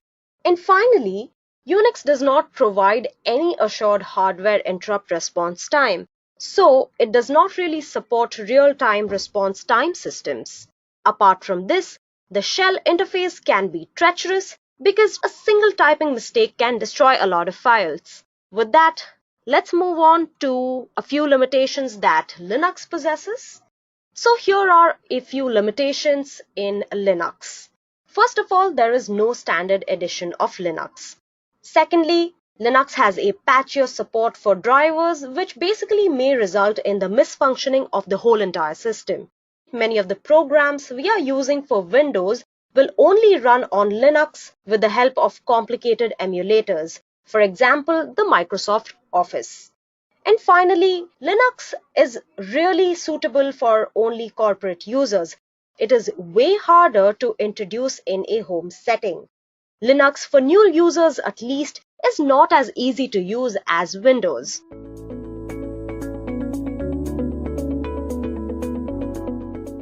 So let's get with the interview questions here. The first question, the basic question would be, what is Linux? Okay. So as a layman, as an interviewer, if I ask this question, what is Linux? The first answer would be, it is an operating system. So before I get into Linux, first of all, let me explain you like what is an operating system. Every time you switch on your computer, you see a screen where you can perform different activities like read and write or browse the internet or watch a video. What is it that makes the computer hardware work like that? How does the processor on your computer knows that you're asking it to run a MP3 file? Well, it is the operating system or the kernel which does this work. A kernel is the program at the heart of the operating system that takes care of fundamental stuff like letting hardware communicate with software. So to work on your computer, you need an operating system. In fact, you're using one as you read this on your computer. Now, you may have used popular OSs like Windows, Apple OS X, but here we will learn what Linux is and what benefits it offers over other OS choices. So Linux is an operating system or a kernel which germinated as an idea in the mind of young and bright Linus Torvalds when he was a computer science student. Linus Torvalds is considered as father of Linux operating system. So when he was as a computer science student, he took a Linux kernel and he developed from the scratch. He used to work on Unix operating system, which in those days called as a proprietary software, and thought that it needed improvements. However, when his suggestions were rejected by the designers of Unix, he thought of launching an operating system which will be receptive to changes, modifications suggested by its users. The benefits of using Linux operating system. What are the main benefits and why it gained more popularity compared to other operating systems? The main benefits are it offers a free operating system. You do not have to shell hundreds of dollars to get the OS like Windows. Being open source, any modify its source code. The Linux operating system now offers millions of programs, applications to choose from. Most of them are free. Now, once you have Linux installed, you no longer needed an antivirus because Linux is highly secure system. More so, there is a global development community constantly looking at ways to enhance its security. With each upgrade, the OS becomes more secure and robust. Linux is the OS of choice for server environments due to its stability and reliability. Mega companies like Amazon, Facebook, and Google use Linux for their servers. A Linux-based server could run non-stop without a reboot for years on end. Okay, this is all about Linux. So Linux is just an operating system or a kernel, okay, which has been developed from Unix operating system. So this is what we have discussed. And coming to the next question, how different is Linux when compared to Unix operating system? You might face different types of questions when you attend this type of interviews in Linux operating system. Like, what is the comparison? What is the differences did you find between like Linux and Unix operating system?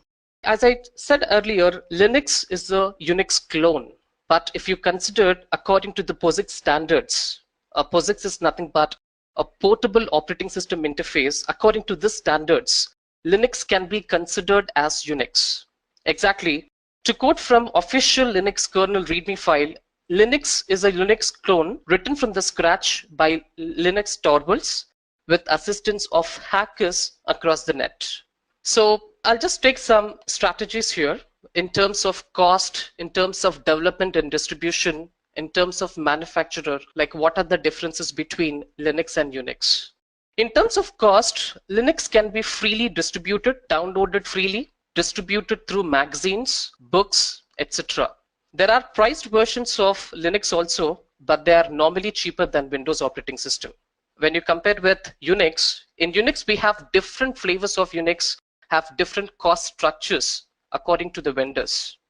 In terms of development and distribution, Linux is developed by open source development, that is through sharing and collaboration of code and features through forums, and it is distributed by various vendors. When coming to Unix, Unix systems are divided into various other flavors, mostly developed by AT&T as well as various commercial vendors and non-profit organizations. In terms of manufacturer, Linux kernel is developed by the community by Linus Torvalds. Linus Torvalds will oversee the things. And when you talk about Unix, three biggest distributions are Solaris, which is now acquired by Oracle, AIX by IBM vendor, HPUX, it's by Hewlett-Packard, and Apple makes OS X, which is also a Unix-based operating system. Okay, so I've just taken three aspects here, like cost, development and distribution, and manufacturer. Like this, we have many such differences between Linux and Unix operating system. Okay, so this is what we have discussed.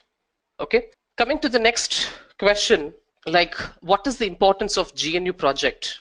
GNU project was launched in September 1983 by Richard M. Stallman to create a complete operating system which is free software. The main intention of GNU project is to create an operating system which is completely open source, which is completely freely available for all public users. The main licenses of the GNU project are the GNU GPL, which is nothing but the general public licenses. The name of the GNU project is derived from the recursive acronym, which is nothing but GNU's not Unix. Okay, the full form of GNU, it's a recursive term. GNU's not Unix. Unix was a very popular operating system in the mid-80s.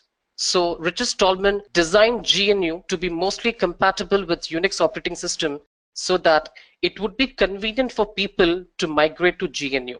So the GNU project was intended to create a Unix-like operating system, but it should be freely available for all the public users, and it should be an open source operating system. So this led to the birth of Linux operating system, okay, with the help of Linux kernel and the GNU utilities. The importance of the GNU project, the free software movement started by Richard M. Stallman. Okay, you see the full form of GNU. GNU's not Unix. It's a recursive term. Okay, and coming to the next question, the question is like, what is Linux kernel? Okay, so this is an important question, would be asked in different types of interviews, and most of the people will get confused in answering this question. what is Linux kernel? Let me explain you in a simpler way. With over 13 million lines of code, the Linux kernel is one of the largest open source projects in the world. But what is a kernel and what it is used for? A kernel is the lowest level of easily replaceable software that interfaces with the hardware in your computer. It is responsible for interfacing all of your applications that are running in user mode down to the physical hardware and allowing the processes, which are known as the services, to get information from each other using inter-process communication. Technically speaking, a kernel is nothing but the core of any operating system, and it is responsible for translating the user commands into equivalent language understood by the computer hardware. Okay? So kernel, it is nothing but the heart of any operating system. It's a core of any operating system which is responsible for translating the user commands into equivalent language understood by the computer hardware. Okay, so if you can see this, a pictorial representation on the left pane, okay, you see applications. On top of kernel, you see applications. And bottom of the kernel, you see the hardware devices like CPU, memory, and the devices which are attached to the computer. Okay, so in order to interact with the kernel, okay, applications, you see on top of operating system, you have applications. So in order to interact with an operating system, applications need to have some kind of language, right? So kernel would be acting as a mediator between applications and hardware devices. It just translates the user's language to the machine language and machine's language to the user's language. It's a core. Kernel is nothing but the core, the heart of any operating system. Okay? And coming to the next question, what is a shell? And in shell, what is exactly called as a bash shell? Okay? First, let me explain you what is exactly a shell. A shell is a user program or its environment provided for user interaction. A shell is a command language interpreter that executes commands read from the standard input device, which is called as a keyboard, or from a file. Shell is not part of system kernel, but uses system kernel to execute programs like creating files, creating directories, etc. Okay? So please remember, shell is exactly called as a user interface. In order to interact with operating system, we need one kind of interface, right? That interface is called as a shell. Okay? Shell is a command language interpreter. Most of the people often confuse between interpreter and a compiler. Okay? Please remember, interpreter is type of a mechanism that executes commands which are read from the standard input device or from a file. Okay, so when you talk about shell, in shell we have different types in Linux and Unix operating system. We have bash shell, we have single shell, we have corn shell, we have C shell, we have public domain corn shell. We have different types of shells used in Linux and Unix operating system. But bash is the default shell. Bash has been adopted as the default shell for most Linux systems. Okay. Bash is a shell or a command language interpreter for the GNU operating systems. Once again, I'm using the term GNU. Okay, GNU operating systems like Linux. In most distributions of Linux operating system, Bash is incorporated as the default shell. Okay, the name is an acronym for the Born Again shell. Bash stands for Born Again shell. Okay, it is named after a person called Stephen Born. Okay, he's the author for Born Again shell. Now, why Bash has been incorporated as the default shell? Because in Bash we have many such features like command aliasing, command completion by using the tab keys, and the command history also. Okay, like in order to execute the commands, like no need to remember all the commands in Linux operating system. Okay, with a lot of ease, you can execute all these commands by the features of Bash shell. Okay, command aliasing, command completion or file completion by using the tab keys, and the command history. Okay, in order to execute like previous commands, no need to type the commands again and again. You can recall those commands by using the up and down arrow keys. Using that, you can recall all those commands. Okay. If I show you practically one particular example, we have one command called clear in Linux. See, this is the terminal I'm using, the command line interface, the terminal where we can gain access to Linux operating system. I'm just giving one particular example, like why bash has been incorporated as the default shell. Okay, let's see what is exactly a command aliasing. I'm executing a command called clear, the command clear which is used to clear the screen. So every time you want to clear the screen, you run the command clear. Once you press enter, the screen will be cleared. Now instead, for this lengthy program, and what I'll do here, I'll just make an alias. C is equal to clear. Now once you press enter, for that particular command clear, I've been aliased to C. Now instead of running command clear, I can run the alias command called C. Once you press enter, the screen would be cleared. Like this, for any such programs or applications, if you want to do aliasing, this is possible with bash shell.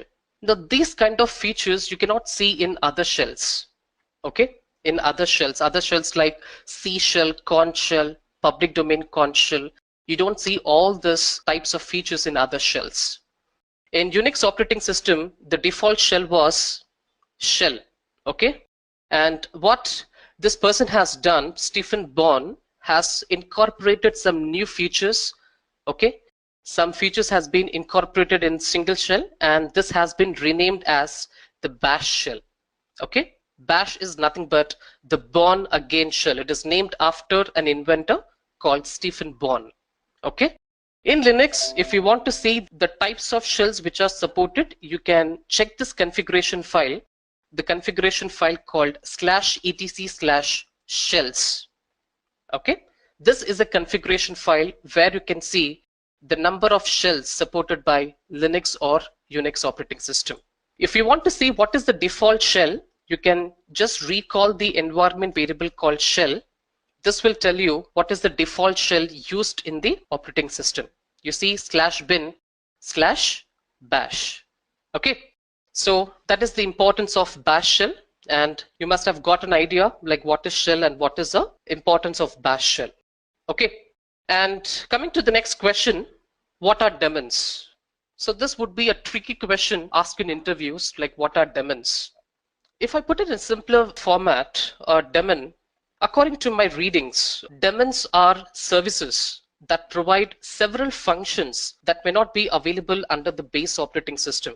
Its main task is to listen for service requests and at the same time to act on these requests. After the service is done, it is then disconnected and waits for further request. A daemon process has no controlling terminal. It cannot open the terminal, for example, /dev/tty. If you do ps-ef and look at the pp-tty field, all daemons will have question mark for the tty terminal. Okay, I'll give one practical example here. If I run a command ps-ef, you see for most of the daemons, usually in Linux and Unix operating system, a daemon would end with D. Okay, you see, for example, let's take this particular daemon here, kthread D. Okay, at the end you see the character here D, which is nothing but a daemon. Okay, as I told you, a daemon process has no controlling terminal. If you check tty field here, for this particular daemon, you see a question mark. Okay, a daemon process is essentially a program that runs in the background and is usually started when the operating system starts up. Okay, if you want me to take one more example, a typical daemon process in a mail daemon that runs in the background, checking to see if you have received a new mail. When you do, it notifies you. Okay, so most daemons tend to last a long time, be owned by root or do something useful, but this is a very tricky question. Okay, what is the difference between a daemon and a process? Okay, so please don't get confused between this. A daemon is a service that provides several functions that may not be available under the base operating system. Okay, the main advantage, the main task is to listen for service requests, and at the same time it will be act on these requests. So that is about the daemons. Okay, one good example, you can always run ps-ef and You check all the daemons in the TTY field, you see the question mark. That means we have not initiated this system. The operating system has initiated all these daemons. Okay. And coming to the next question, what is a Lilo? A Lilo is a Linux loader. It's a bootloader for Linux operating system. It is used to load Linux into the memory and start the operating system.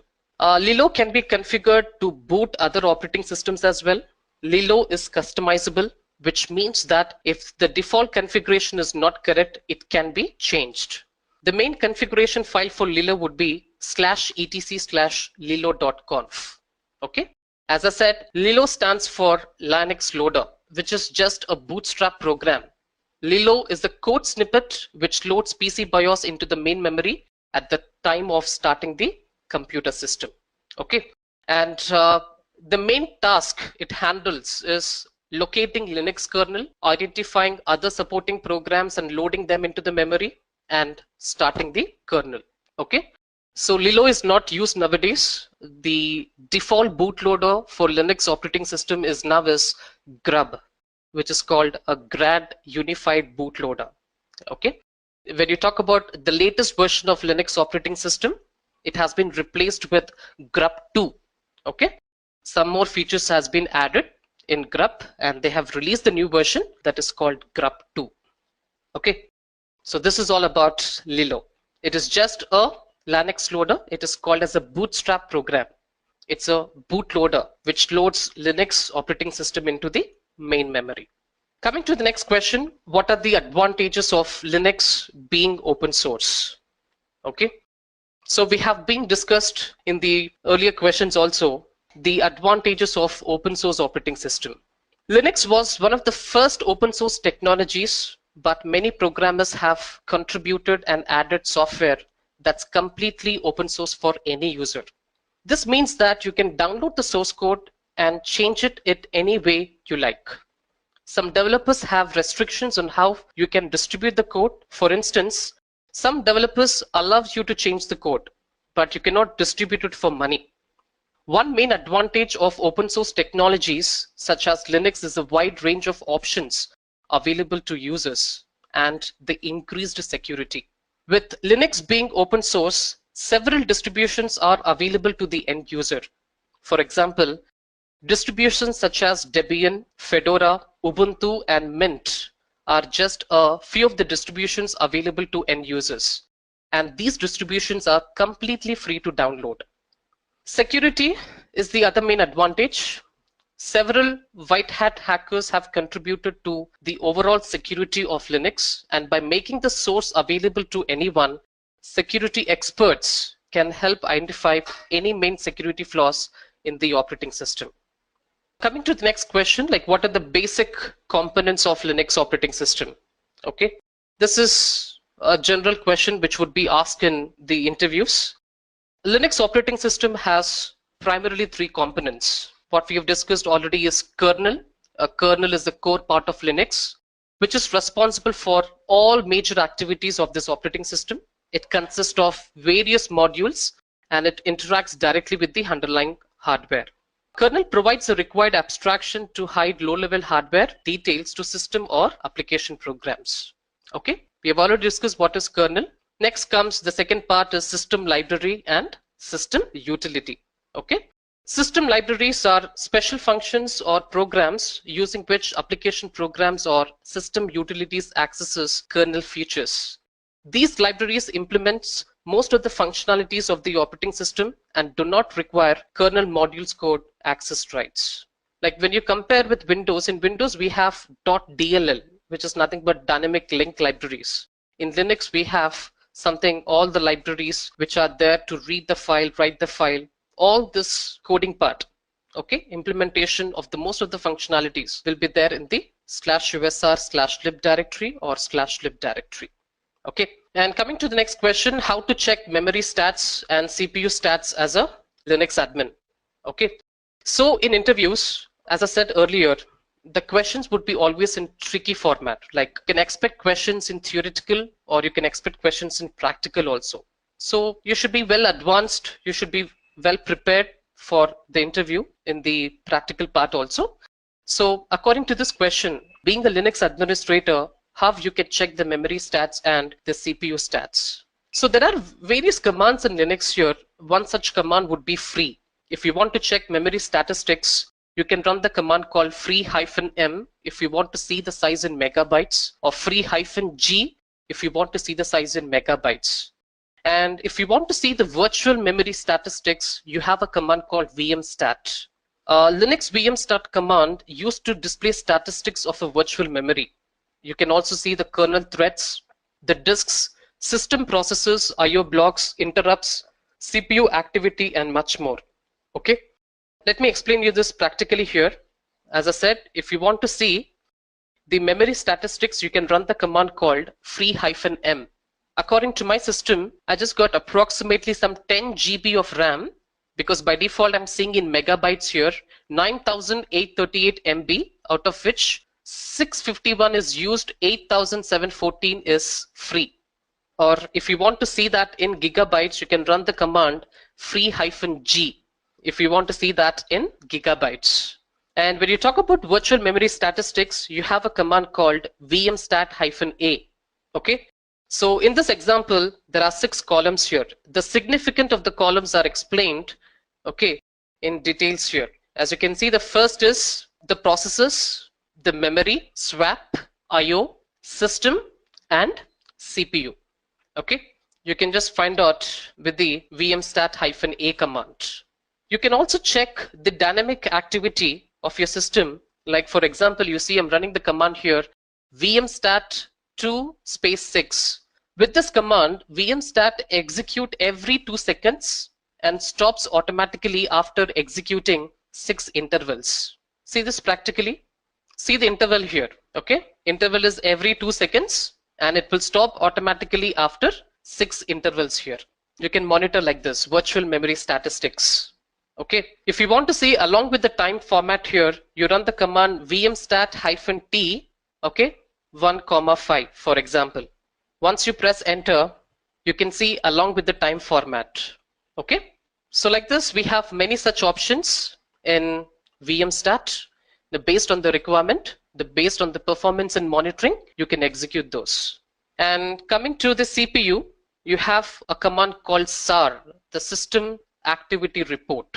Okay, with SAR-u, you can display the CPU usage. See, exactly, you can see the CPU usage. Okay, SAR-u displays the CPU usage for the current day that was collected until that point.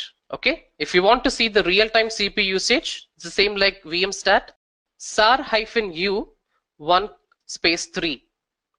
Okay, every 1 second, but 3 intervals here, you can see. Okay, SAR is very important command. It is used by every administrator to monitor the day-to-day activity. Okay, in SAR also we have many such arguments here. If you want me to discuss more, SAR-r to see the memory free and used, I'll give 1,3. You can also see with the SAR. You see the KB memory free, KB memory used, and memory used in percentage. You can see all that with the SAR command also.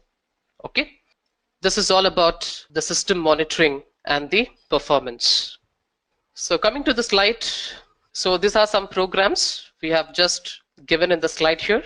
We have discussed about the free vmstat to see the virtual memory statistics. And when you talk about CPU statistics, you can always use the program SAR, which is nothing but System Activity Report. Okay, so I just gave you some basic examples, but if you dig more into these commands, you have many such options. Okay, and the frequently asked questions in interviews would be how to reduce or shrink the size of an LVM partition. Okay, this is a frequently asked question in interview. See, the main advantage, if you just compare between a partition and a logical volume, okay, the storage management can be created. Like whenever you want to create a partition, partitions can be created by using a tool called fdisk. But if you create a partition using fdisk, it is the fixed partition size. Later, it is not possible for us to modify or resize or shrink the partition size. That flexibility is not available using fdisk partitioning tools. Now, using advanced partitioning tool like LVM, which is called as a logical volume manager, we have a flexibility of either resizing a logical volume or reducing or shrinking the size of a logical volume. So let's see practically how you can do that in Linux operating system. I'm talking about advanced partitioning tool called LVM, which is nothing but the logical volume manager. Okay. So I've already created a logical volume manager here. As you can see with the command df-h capital T, you can see, for example, there is a logical volume here. The logical volume is Zoom Linux and the type of the file system is ext4. The size is 4.8 GB and currently this logical volume is mounted on the mount point called /lvm. So now I got a requirement of reducing this logical volume size.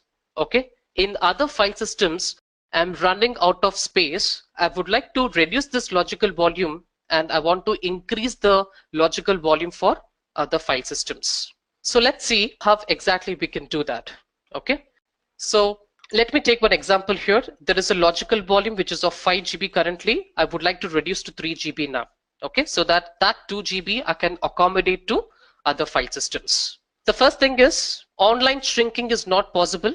So first you need to unmount a logical volume. The command is umount and specify either the device name or the mount point. And then you can check whether you have any problem with this particular file system. You run the command e2fsck-f and specify the device name. Okay. So this is must and should. Before you reduce the logical volume, you just need to scan your file system. Okay. e2fsck is the command to check the particular file system whether you have any problems or not. Now once you press enter, so exactly you should find this. Okay. So we have no problems with this particular file system. Now we can reduce by using the command resize2fs, specify the logical volume name. I would like to reduce from 5 GB to 3 GB. The current size is 5 GB. I would like to reduce to 3 GB and the remaining 2 GB I would like to accommodate to other file systems. Enter. Now you see the logical volume size has been reduced. Okay. So now we can run the command lv reduce -L 3 GB and specify your logical volume name. Now once you press enter, it will be reduced to 3 GB now from 5 GB to 3 GB. As you can see some information here, and then you can mount your logical volume to the mount point called LVM. Now you can see the logical volume size. Now it has been reduced from 5 GB to 3 GB. Okay. This is how you can reduce or you can shrink the size of a logical volume. Okay. So this flexibility is not available in fixed disk partitions. Once you create partition, that's it. Now you don't have a flexibility of modifying the partition size or shrinking the partition size. So this is possible only by using advanced partitioning tool called LVM, which is nothing but the logical volume manager. So let's get back to the slides here. So we were discussing about like how to reduce or shrink the size of a LVM partition or a logical volume. It's a 5-step process. First, you have to unmount, run fsck, run the resize2fs to 3 GB or whatever required size you want. And then you run the command lv reduce to reduce the logical volume. Then you can mount that particular file system. Okay. The next question being explain the functionality of a root user. Okay. So in computing world, the super user is a special user account used for system administration. Depending on the operating system, the actual name of this account might be root, or if we talk about Windows, we call as an administrator or admin or supervisor. In Unix-like computer operating system, root is the conventional name of the user who has all the rights or permissions to all the files and programs in all modes. Okay. The root user can do many things which an ordinary user cannot, such as changing the ownerships of files, binding to network ports numbered below 1024. So root is the default account every time Linux is installed. Okay. So there comes your question again. What is CLI and what is GUI? Okay. CLI is nothing but the command line interface, is a console or text-based representation in which the user types the commands to operate the software or devices. The main advantage of CLI is multiple steps can be executed by specifying a single command, which is not possible in graphical mode. Okay, so a GUI, which is nothing but the graphical user interface, is a graphical representation in which the users can interact with software or devices through graphical icons. Okay, simple definition. What is CLI and what is GUI? So how can you find out how much memory used in Linux operating system? It's again same question here. So how exactly you can find out? There are many such programs here. The command would be free. Okay, the free command is the most simple and easy to use command to check memory usage on Linux operating system. So here is an example, free-n or free-g. Or you can also cat the contents of /proc/meminfo. This will also give you the complete information about your memory. You can see here the total memory, okay, memory in free and memory available, and you see the used and everything here. Okay, you can use this command also. You can just cat the contents of /proc/meminfo. Okay, or better, the simple command would be free-g. Okay, what is swap space and what is the typical size for a swap partition under Linux operating system? So this is also one of the most frequently asked questions in interviews. So what is a swap space? Swap space in Linux is used when the amount of physical RAM, physical memory, which is also called as RAM, okay, is full. If the system needs more memory resources and the RAM is full, inactive pages in memory are moved to the swap space. While swap space can help machines with a small amount of RAM, it should not be considered as a replacement for more RAM. Okay, so people often get confused between main memory and swap memory. Okay, so if the CPU doesn't find free space in the physical RAM, so what CPU does is it just moves all inactive processes, all inactive pages from the main memory to the swap space. The swap space which is created onto the disk, okay, to ensure it improves your system performance. Okay, so the preferred size for swap partition is twice the amount of physical memory. Okay, amount of physical memory available on the system. If this is not possible, then the minimum size should be the same as the amount of memory installed. Okay, swap is used in normally desktops and laptops. Okay, not in servers, because in servers we have equipped with more RAM. We have 32 GB, 64 GB, 128 GB. On those systems, there is no need to create a swap space. Okay, swap space only for low-end machines where we don't have enough RAM available. Okay, so swap is just to improve the performance of the computer, nothing more. Okay, and how do you access partitions under Linux? What is the naming convention for devices in Linux operating system? Okay, as you can see here, I'm running the program fdisk-l, and you see the first device. I got two drives connected to my Linux system.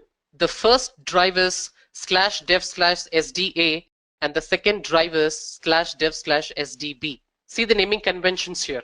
The conventions used for SCSI drives. In case you have IDE hard drives, the first convention would be /dev/hda, hdb, something like that. If you got SCSI drives or SAS drives, the naming conventions would be SDA and SDB. And under this first hard drive here, if you see, you have the partition starting from SDA1 to SDA13. The first partition /dev/SDA1 and the second partition SDA2, like that. Okay, so these are the naming conventions used for your storage devices. And this is how exactly you can access partitions under Linux operating system. Okay, you see here IDE hard drive starts with H. In case you got SAS and SCSI, starts with S, SDA, SDB, go on. How are hard drives and floppy drives referred in Linux? Just now I told you, right? SDA, SDB, and for floppy drives it would be FD0, FD1. Nowadays nobody accessing floppy drives, but it would be a question in interviews. how floppy drives would be referred in Linux. /dev/fd0/dev/fd1 based on the number of connections you have in your system. In case of hard drives, HDA, HDB. In case of IDE, if we have SCSI or SAS drives, SDA, SDB, something like that. Okay. These are the naming conventions used for floppy drives and hard drives. Similarly, in Linux, how are names assigned to different serial ports, what we also called as communication ports. The communication ports are identified as /dev/tt5s0 to tt5s1. If you see practically here, ls-l/dev/tt5s*, you see here the communication ports. Okay, tt5s0, tt5s1. Okay, what we normally called as communication ports in Windows, communication 1, communication 2, like that. Okay, coming to the next question, asking about printer ports. How exactly you can identify the printer ports in Linux? Same thing, /dev/lp*, LP0, LP1, LP2. These are the names to use for printer ports. Okay, and the very basic question asked in interviews is, what are the kind of permissions available in Linux? Okay, what are the basic file permissions or the directory permissions available in Linux? So there are basically 3 levels of file and directory permissions in Linux. One is read. Read, like users only read the files or list the directory contents. And the second permission would be write. As the name suggests, users can write information to the file or create files inside the directories of a subdirectory. And the third permission would be execute. The users can run the file or look up a specific file within a directory. Okay, so besides these, you can have a combination of all these 3 levels of permissions, and 2 of them or 1 of them some combinations, read, write, execute, or read, write, or read, execute. Based on the requirement, as an administrator, I can change permissions. Okay, basically there are 3 permissions. The 3 permissions what we see here, that is read, write, and execute. Okay, coming to the next question, like how do you change permissions under Linux? So there is a command called chmod. Chmod is a command to change permissions for files and directories. And the permissions can be changed in 2 formats. One is symbolic mode, another one would be absolute mode. Symbolic mode is nothing but using numbers, and absolute mode is nothing but like using characters. Okay, like RWX or 755 or 644. With the help of chmod, you can change permissions. Okay, in order to change ownerships, you have a command like chown and chgrp in order to change ownerships for files and directories. Okay, see here, the command chmod is to change permissions, and if you would like to change the ownerships, you can use the command chown and chgrp. Okay, on the left pane you can see some representation here, user, groups, others, and the permissions are read, write, and execute. Okay, plus is to add permission, minus is to revoke permission, and is equal to override the existing permissions. Okay, the permissions can be changed in 2 different modes, symbolic mode and absolute mode. Symbolic using like characters, RWX. Absolute is using numbers. Okay, combination of numbers. The read value is 4, write value is 2, execute value is 1. You can either use characters or you can use numbers. Okay, symbolic mode or absolute mode. Yes, chmod 700. What is 7? Read, write, execute. Applicable for owner. 0 means none permissions, applicable for group. 0, again none, and this is applicable for others. Okay, and coming to the next question, what are symbolic links? Very interesting question. Okay, symbolic links. So in Linux, basically we have 2 types of links. One is symbolic link, which is also called as the soft link. So symbolic link you can always compare. If you take an example, like in Windows we have shortcuts. Okay, we always create a desktop shortcuts. Now instead of going to the lengthy part or navigating into directories and directories, we can better create a shortcut on the desktop. Okay, for easy accessing and easy way of interacting with the operating system. Similarly, in Linux, it is called as a symbolic links or soft links. So this is one special kind of file that points to another file. Like I've compared with Windows, right? We have shortcuts. But please remember, symbolic link does not contain the data. Okay? Symbolic link will not have the data. All the data we have in the target file, but not in the shortcut. Okay? And what are the benefits of using symbolic link? It just allows instant access, easy of access of application or a program. Okay? Without having to navigate to multiple directories here. Let me show you one practical example here. For example, I just want to see the configuration file of my LAN card, network interface card. The command would be cat/etc/sysconfig network-scripts, and the configuration file would be starting like this. This is my configuration file for my LAN card, ENP0S3. See the path here, etc sysconfig network-scripts. Under this directory, we have a file called ifcfg-enp0s3. Now instead, what I'll do here, I'll create a symbolic link. See, ln-s is the command. ln stands for link. Now what type of link I'm creating here? I'm creating a symbolic link. The path would be etc sysconfig network-scripts ifcfg-enp0s3. For this particular file, I'm creating a shortcut under my root directory with the name called ifcfg. Enter. The link has been established. Now, instead of viewing the LAN information, instead of going to this lengthy path, better I can read from the shortcut.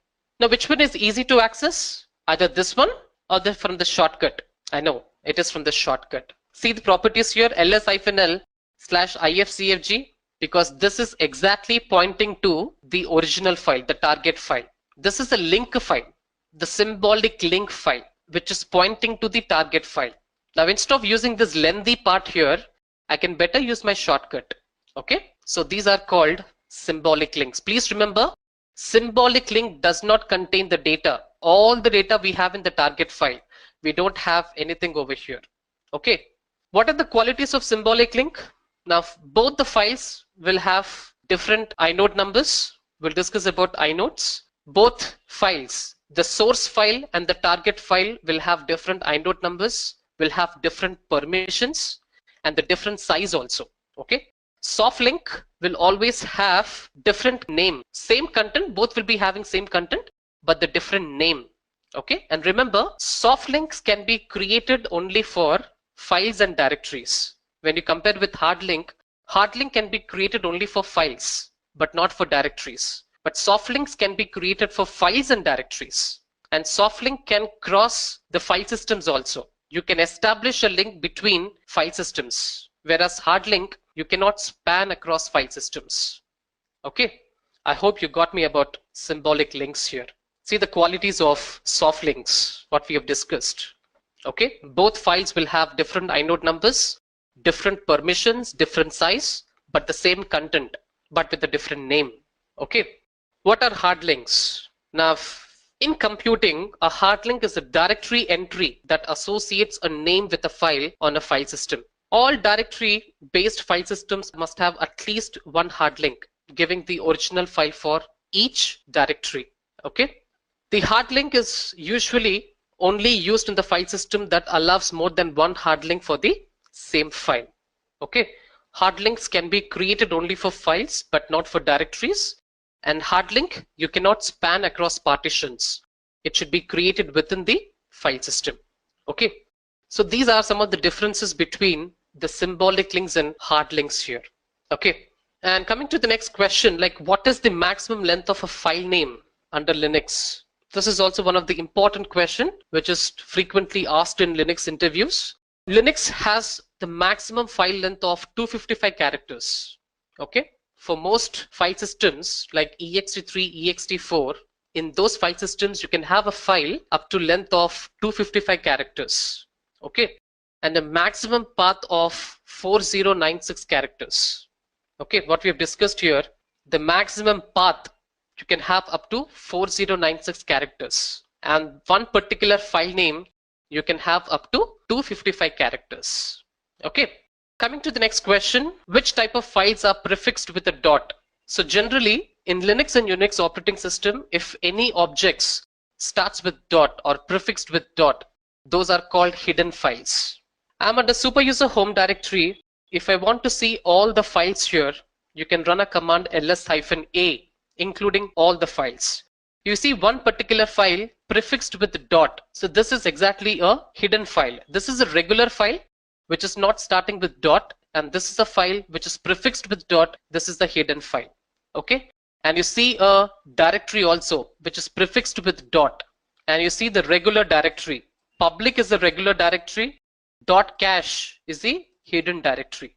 So these files can be sometimes called as the configuration files also, which holds some important data. If you see one example here, cat bash rc, some aliases has been mentioned here for that particular environment, right? So mostly in Linux and Unix operating system, if any objects begins with dot, those are called hidden files and hidden directories. Coming to the next question, like what is a virtual desktop? Virtual desktop, like whenever a user's desktop environment, when you talk about user's desktop environment, like icons, wallpapers, windows, like folders, toolbars, okay, is stored in a remote server rather than on a local PC, then it's exactly called as a virtual desktop. Okay, the desktop virtualization software separates the physical machine from the software and presents an isolated operating system for users. Desktop virtualization tools include like Microsoft Virtual PC, VMware Workstation, and Parallel Desktop for Mac operating system. The main benefits of desktop virtualization, it just includes like cost savings because resources can be shared and allocated as a needed basis, and more efficient use of resources and energy, improved data integrity because backup is centralized, and centralized administration. Okay, this is about the virtual desktop. What we have discussed, the benefits of virtual desktops. Okay, and what does a nameless empty directory represents? Empty directory, as you know, empty directory name serves as a nameless base for the Linux file system. This serves as a attachment for other directories, files, drives, and devices. Okay, empty directory. How can you create folders and files using the terminal? So in Linux operating system, if you want to create a directory, you can use the command mkdir. And to create files, we have many such programs. For example, like vi cat command, or you can use graphical based editors like gedit, nedit, pico, nano. You have many such programs to create files. Okay. You even have line editors, screen-based editors, graphical-based editors to create files in Linux and Unix operating system. Okay, but if you want to create a directory, you want to create a folder, use the command mkdir. Okay, and next question would be, what are the different ways to view the contents of a file? Okay, to view the contents of a file, once again, we have many such programs here. We have many such inbuilt Linux programs. You can either use graphical-based editors or text-based editors. Something like cat, vi, vim, gedit, you have pico, nano, you have many such programs. Okay, what are environment variables? One important and interesting question. What are environment variables? Environment variables are global settings that control the behavior of a shell. Okay, software packages installed in Linux and other processors. The path where the various softwares are installed will be stored as a environment variables. Environment variables are used to pass information into processes that are spawned from the shell. Shell variables and variables that are contained exclusively within the shell in which they were set or defined. While interacting with your server through a shell session, there are many pieces of information that your shell compiles to determine its behavior and access to resources. Some examples, if you want to see, in environment variables also we have different types. We have system variables and we have user-defined variables. In the case if we want to see the system variables, you can run the command env. Env is the command to display all the environment variables which are set by default with the operating system. Okay. One good example of an environment variable would be path. Okay. This is a system variable which has the information about the path of all your binaries, all your executables. Okay. If you take one more example, you see the environment variable called home. What is the super user home directory, which is /root. Okay, these are some examples here. Environment variables, okay, system variables and user defined variables. What is the functionality of a tab key in CLI? We were discussing about the features of bash shell, right? I was talking about command aliasing, command completion by using tab keys, and command history. Let me show you practically here. In the current working directory called /root, I have a file called anacondacase.cfg. Let's take one example here. There is a file called anacondacase.cfg. If I want to see the contents of this file, I can run a program called less or more or cat. You can do anything here. But I have to type the complete file name, case.cfg. Rather, what I will do here, I'll simply type few letters. I'll use the tab key here. Automatically, the file name would be completed. See, cat anaconda case.cfg. I'm not typing the complete file name. I'm just using a few letters and then I'm using the tab keys. Enter to see the contents of this particular file.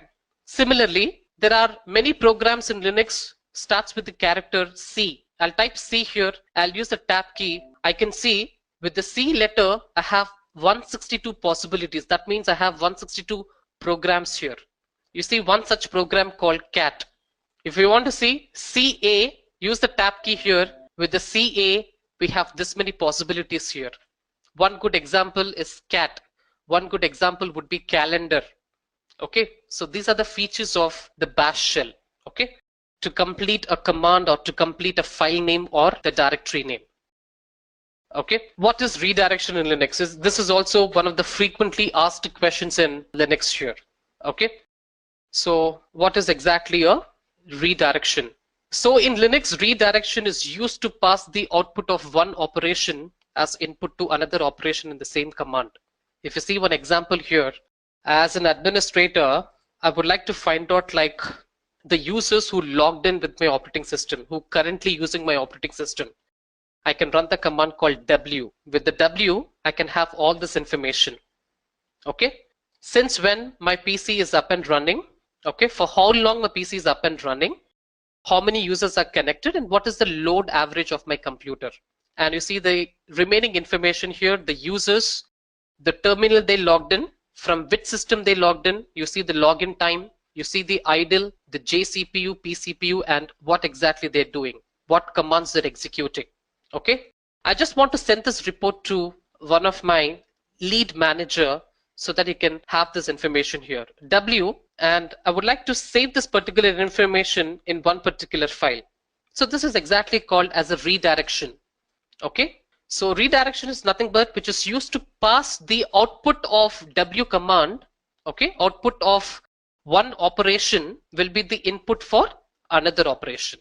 Okay, W will display all this information and this will pass to this particular file. See, cat log, all this information has been passed here.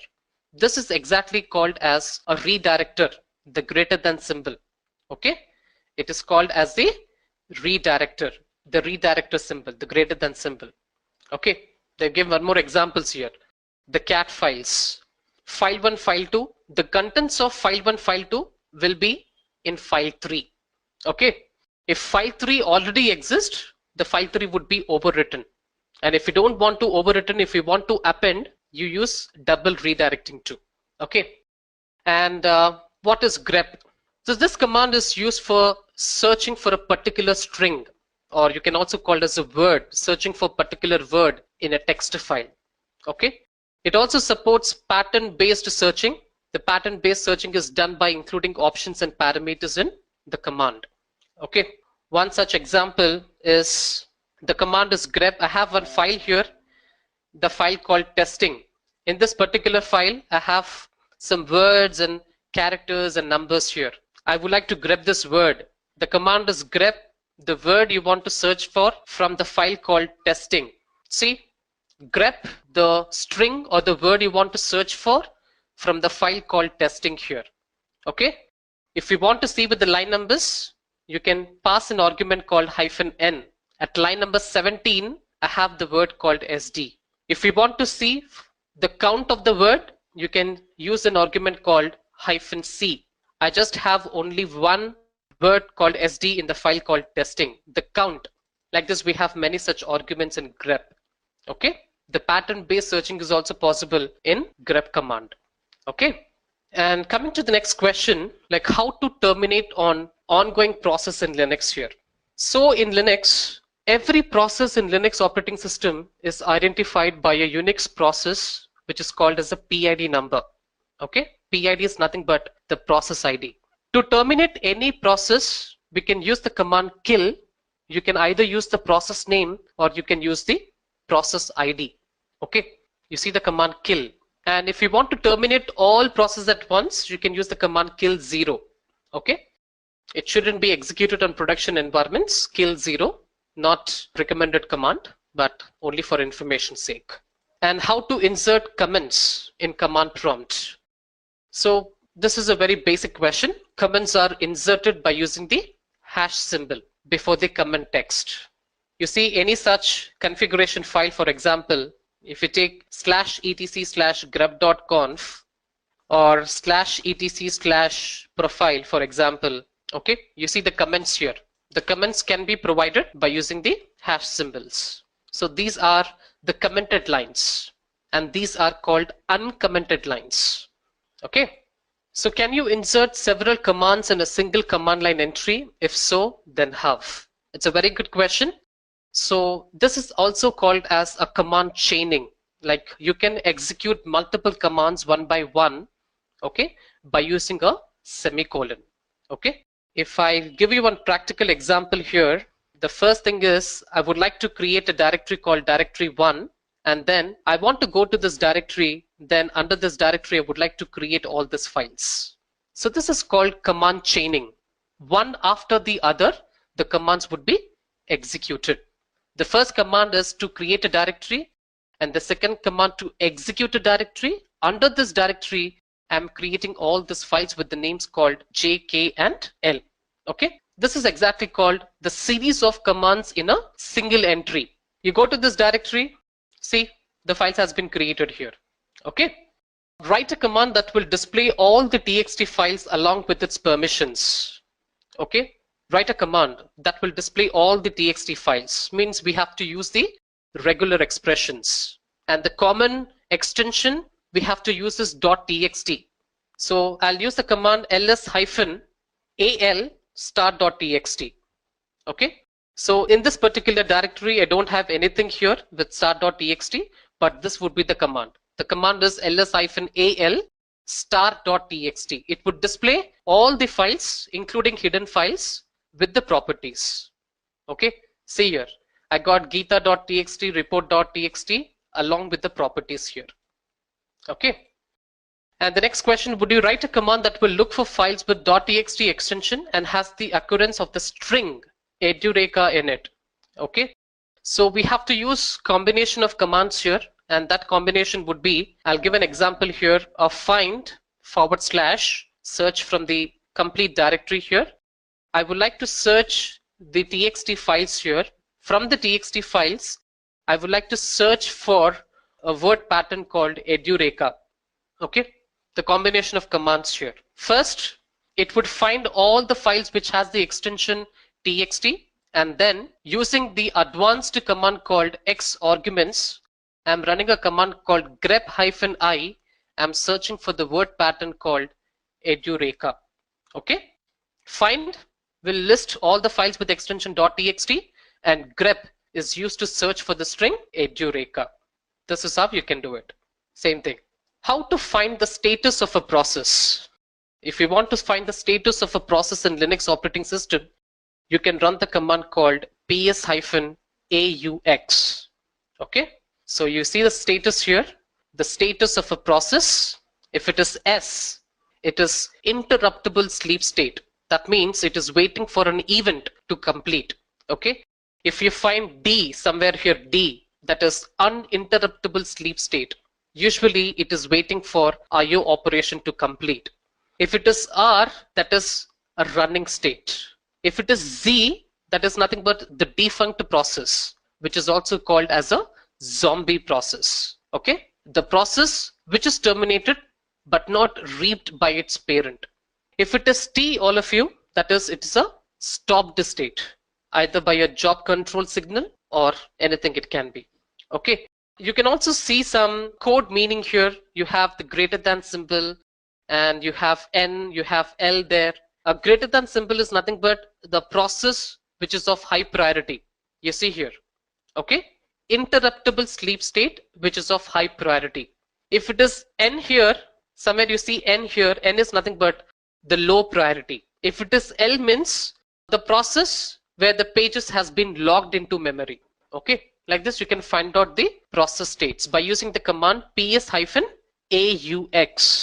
the status of a process. You should look into this column, the status of a process. Okay, and what is the command to calculate the size of a folder? This is also one of the important question, and you can find out with the command du, which is nothing but the directory usage, and with the arguments -sh of the directory boot. You see, for the directory boot, it is occupied 135 MB. Okay, the command du is to find out the directory usage of a particular directory. Okay, how to check the memory status of the system? The command is free-m or free-g. Okay, same thing. And how to log in as root in Linux from the terminal? I've already logged in as a root here. Let's say, for example, I have a user called Edureka. This is a user logged in. With the user Edureka, I want to gain access to super user. Okay, I want to log in as root. Simple. I can run the command sudo su- and I think I don't have sudos configured here. I'll simply run the command su- and then I need to provide a super user password. Then I can log in as a root. See here, the prompt has been changed from the $sign to the hash prompt. $sign is the prompt provided for all users, and the hash prompt is the prompt only provided for super user. Okay, the command su stands for substitute user. With the user Edureka, I gained access to the operating system as root user. Okay, like this you can do the command su. And the next question is, how can you run a Linux program in the background simultaneously when you start your Linux server? This is a very, very important question, and this is frequently asked in interviews. And the command would be nohub. Okay, the command is nohub. By using the nohub command, the process will run in the background. Okay, any process which receives the nohub signal, okay, will be terminated when you log out the program. Okay, until then, the process would be running in the background all the time. Okay, please remember the command would be nohub. Okay, by default, it just places the process in the background. Which daemon tracks events on your computer, events on a Linux system? Okay, we have the daemons like syslog-d, we have daemons like rsyslog, we have so many tracking events in Linux and Unix operating system. Okay, the answer should be syslog-d or rsyslog. Okay, so what is partial backup? So partial backup is nothing but a type of backup where the complete operating system is not taken as a backup. Okay, only certain files, certain folders have been backed up, but not the complete file system. That is exactly called as a partial backup. Okay, so when you select only some portion of a directory, okay, in a single partition, that is exactly called as a partial backup. Partial backup is not the complete backup, only certain files and folders have been backed up. Okay, so in Linux we have many such backup programs like tar, cpio, dump, restore. Okay, using this you can take a backup, either complete file system backup or the selected files and folders based on the requirement. And next question would be inode, very, very important one. Inode is nothing but the contents of any file will be stored in data blocks, whereas information about that file will be stored in inode. So when we talk about data, data has two parts. The contents. The contents will be stored in the data blocks, and information about the file, what we called as metadata, that metadata will be there in the inode. Okay. So information, what type of information is stored in inode? Like the file size, the permissions, the user ownership, the group ownership, the link count, when exactly the file was last accessed or last modified. Okay, All that you can see in inode.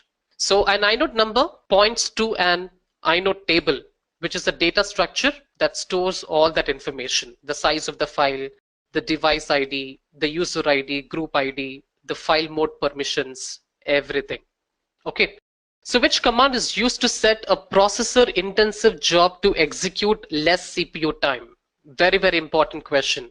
And the answer would be the command nice and renice. Okay. These are the programs which are used to set a priority. Okay. You can change the process priority using nice and renice programs. So nice command will launch a process with an user-defined scheduling priority. Renice command will modify the scheduling priority of a running process. Okay, so the process scheduling priority ranges from -20 to 19. Keep this in mind. This is very important. Okay, the process scheduling priority range from -20 to 19.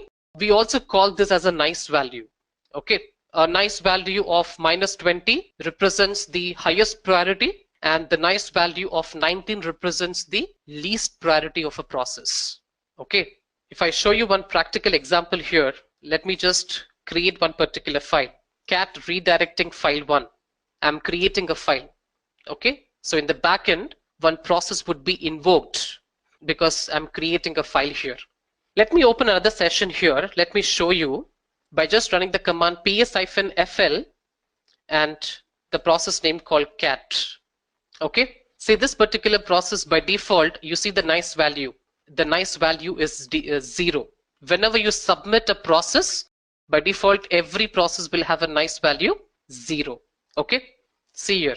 Similarly, if I submit a program with the less priority, for example, -10, okay, -10, cat redirecting file 1 here. Now you see the nice value. Let me open the this one. Let me recall the same command. Now you see the nice value for cat command. The nice value is 10. Okay, the nice value ranges from -20 to 19, -20 being the highest priority and 19 being the least priority. See, I launched a program with the nice value with the least value called 10. Okay, if you want to launch a program with the highest priority, I'll give -10. Okay, do not get confused here. It is not hyphen hyphen, it is -10. Now you see, now it is -10. Okay, that means this command requires more CPU time. Okay, similarly, unlike nice, if there is already a running process, that can be changed by using the command called renice. Okay, the command is renice -n, the priority you want. Okay, and you can give the process name or the process ID. You can do with the renice. Renice can be used if the program is already in used. Okay, very important programs. See here, the priority ranges from -20 to 19. -20 being the highest and 19 being the lowest priority. And the last question is like, what are shadow passwords and how they are enabled? So shadow passwords are given for better system security. Every user's passwords will be stored in /etc/password file. And by implementing shadow passwords, all passwords will be stored in encrypted format in a new file called /etc/shadow. Okay. The passwords in the original file will then be replaced with X. In multi-user environments, it is very important to use a shadow passwords. Okay. If I give one small example, like in Linux, we have two such database files here. One database file will have information about users, and other database file will have information about users' passwords /etc/shadow. Okay, we have two such database files here, which keeps information about users and users' passwords. Okay, so this is to improve the security. In earlier days, in earlier versions of Linux and Unix operating system, there used to be only one particular file which has everything, user and the user's file. See an example here, example called password convert cat /etc/password used to have everything like this in one particular file. You have users, the user's passwords and everything. But the problem is this particular file is readable by everyone. See here, /etc/password is owned by root. he got full permissions here. Even others got read permissions, okay, which does not impose security on this particular file. Okay, so that is the reason there are two database files maintained. One is etc password and etc shadow files. Now you see the shadow file is only has read permissions for root. For others, you see we have none permissions. Okay, so this is how we have two database files here, etc password, which has information about users, and etc shadow, which has information about users' passwords. Okay, not only passwords, you also have information about the password age also, for how long we can use this password, when password would be expired. All this information can be used in etc shadow file.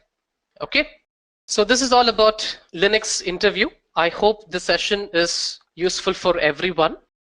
I hope you have enjoyed listening to this video. Please be kind enough to like it, and you can comment any of your doubts and queries, and we will reply them at the earliest. Do look out for more videos in our playlist and subscribe to Edureka channel to learn more.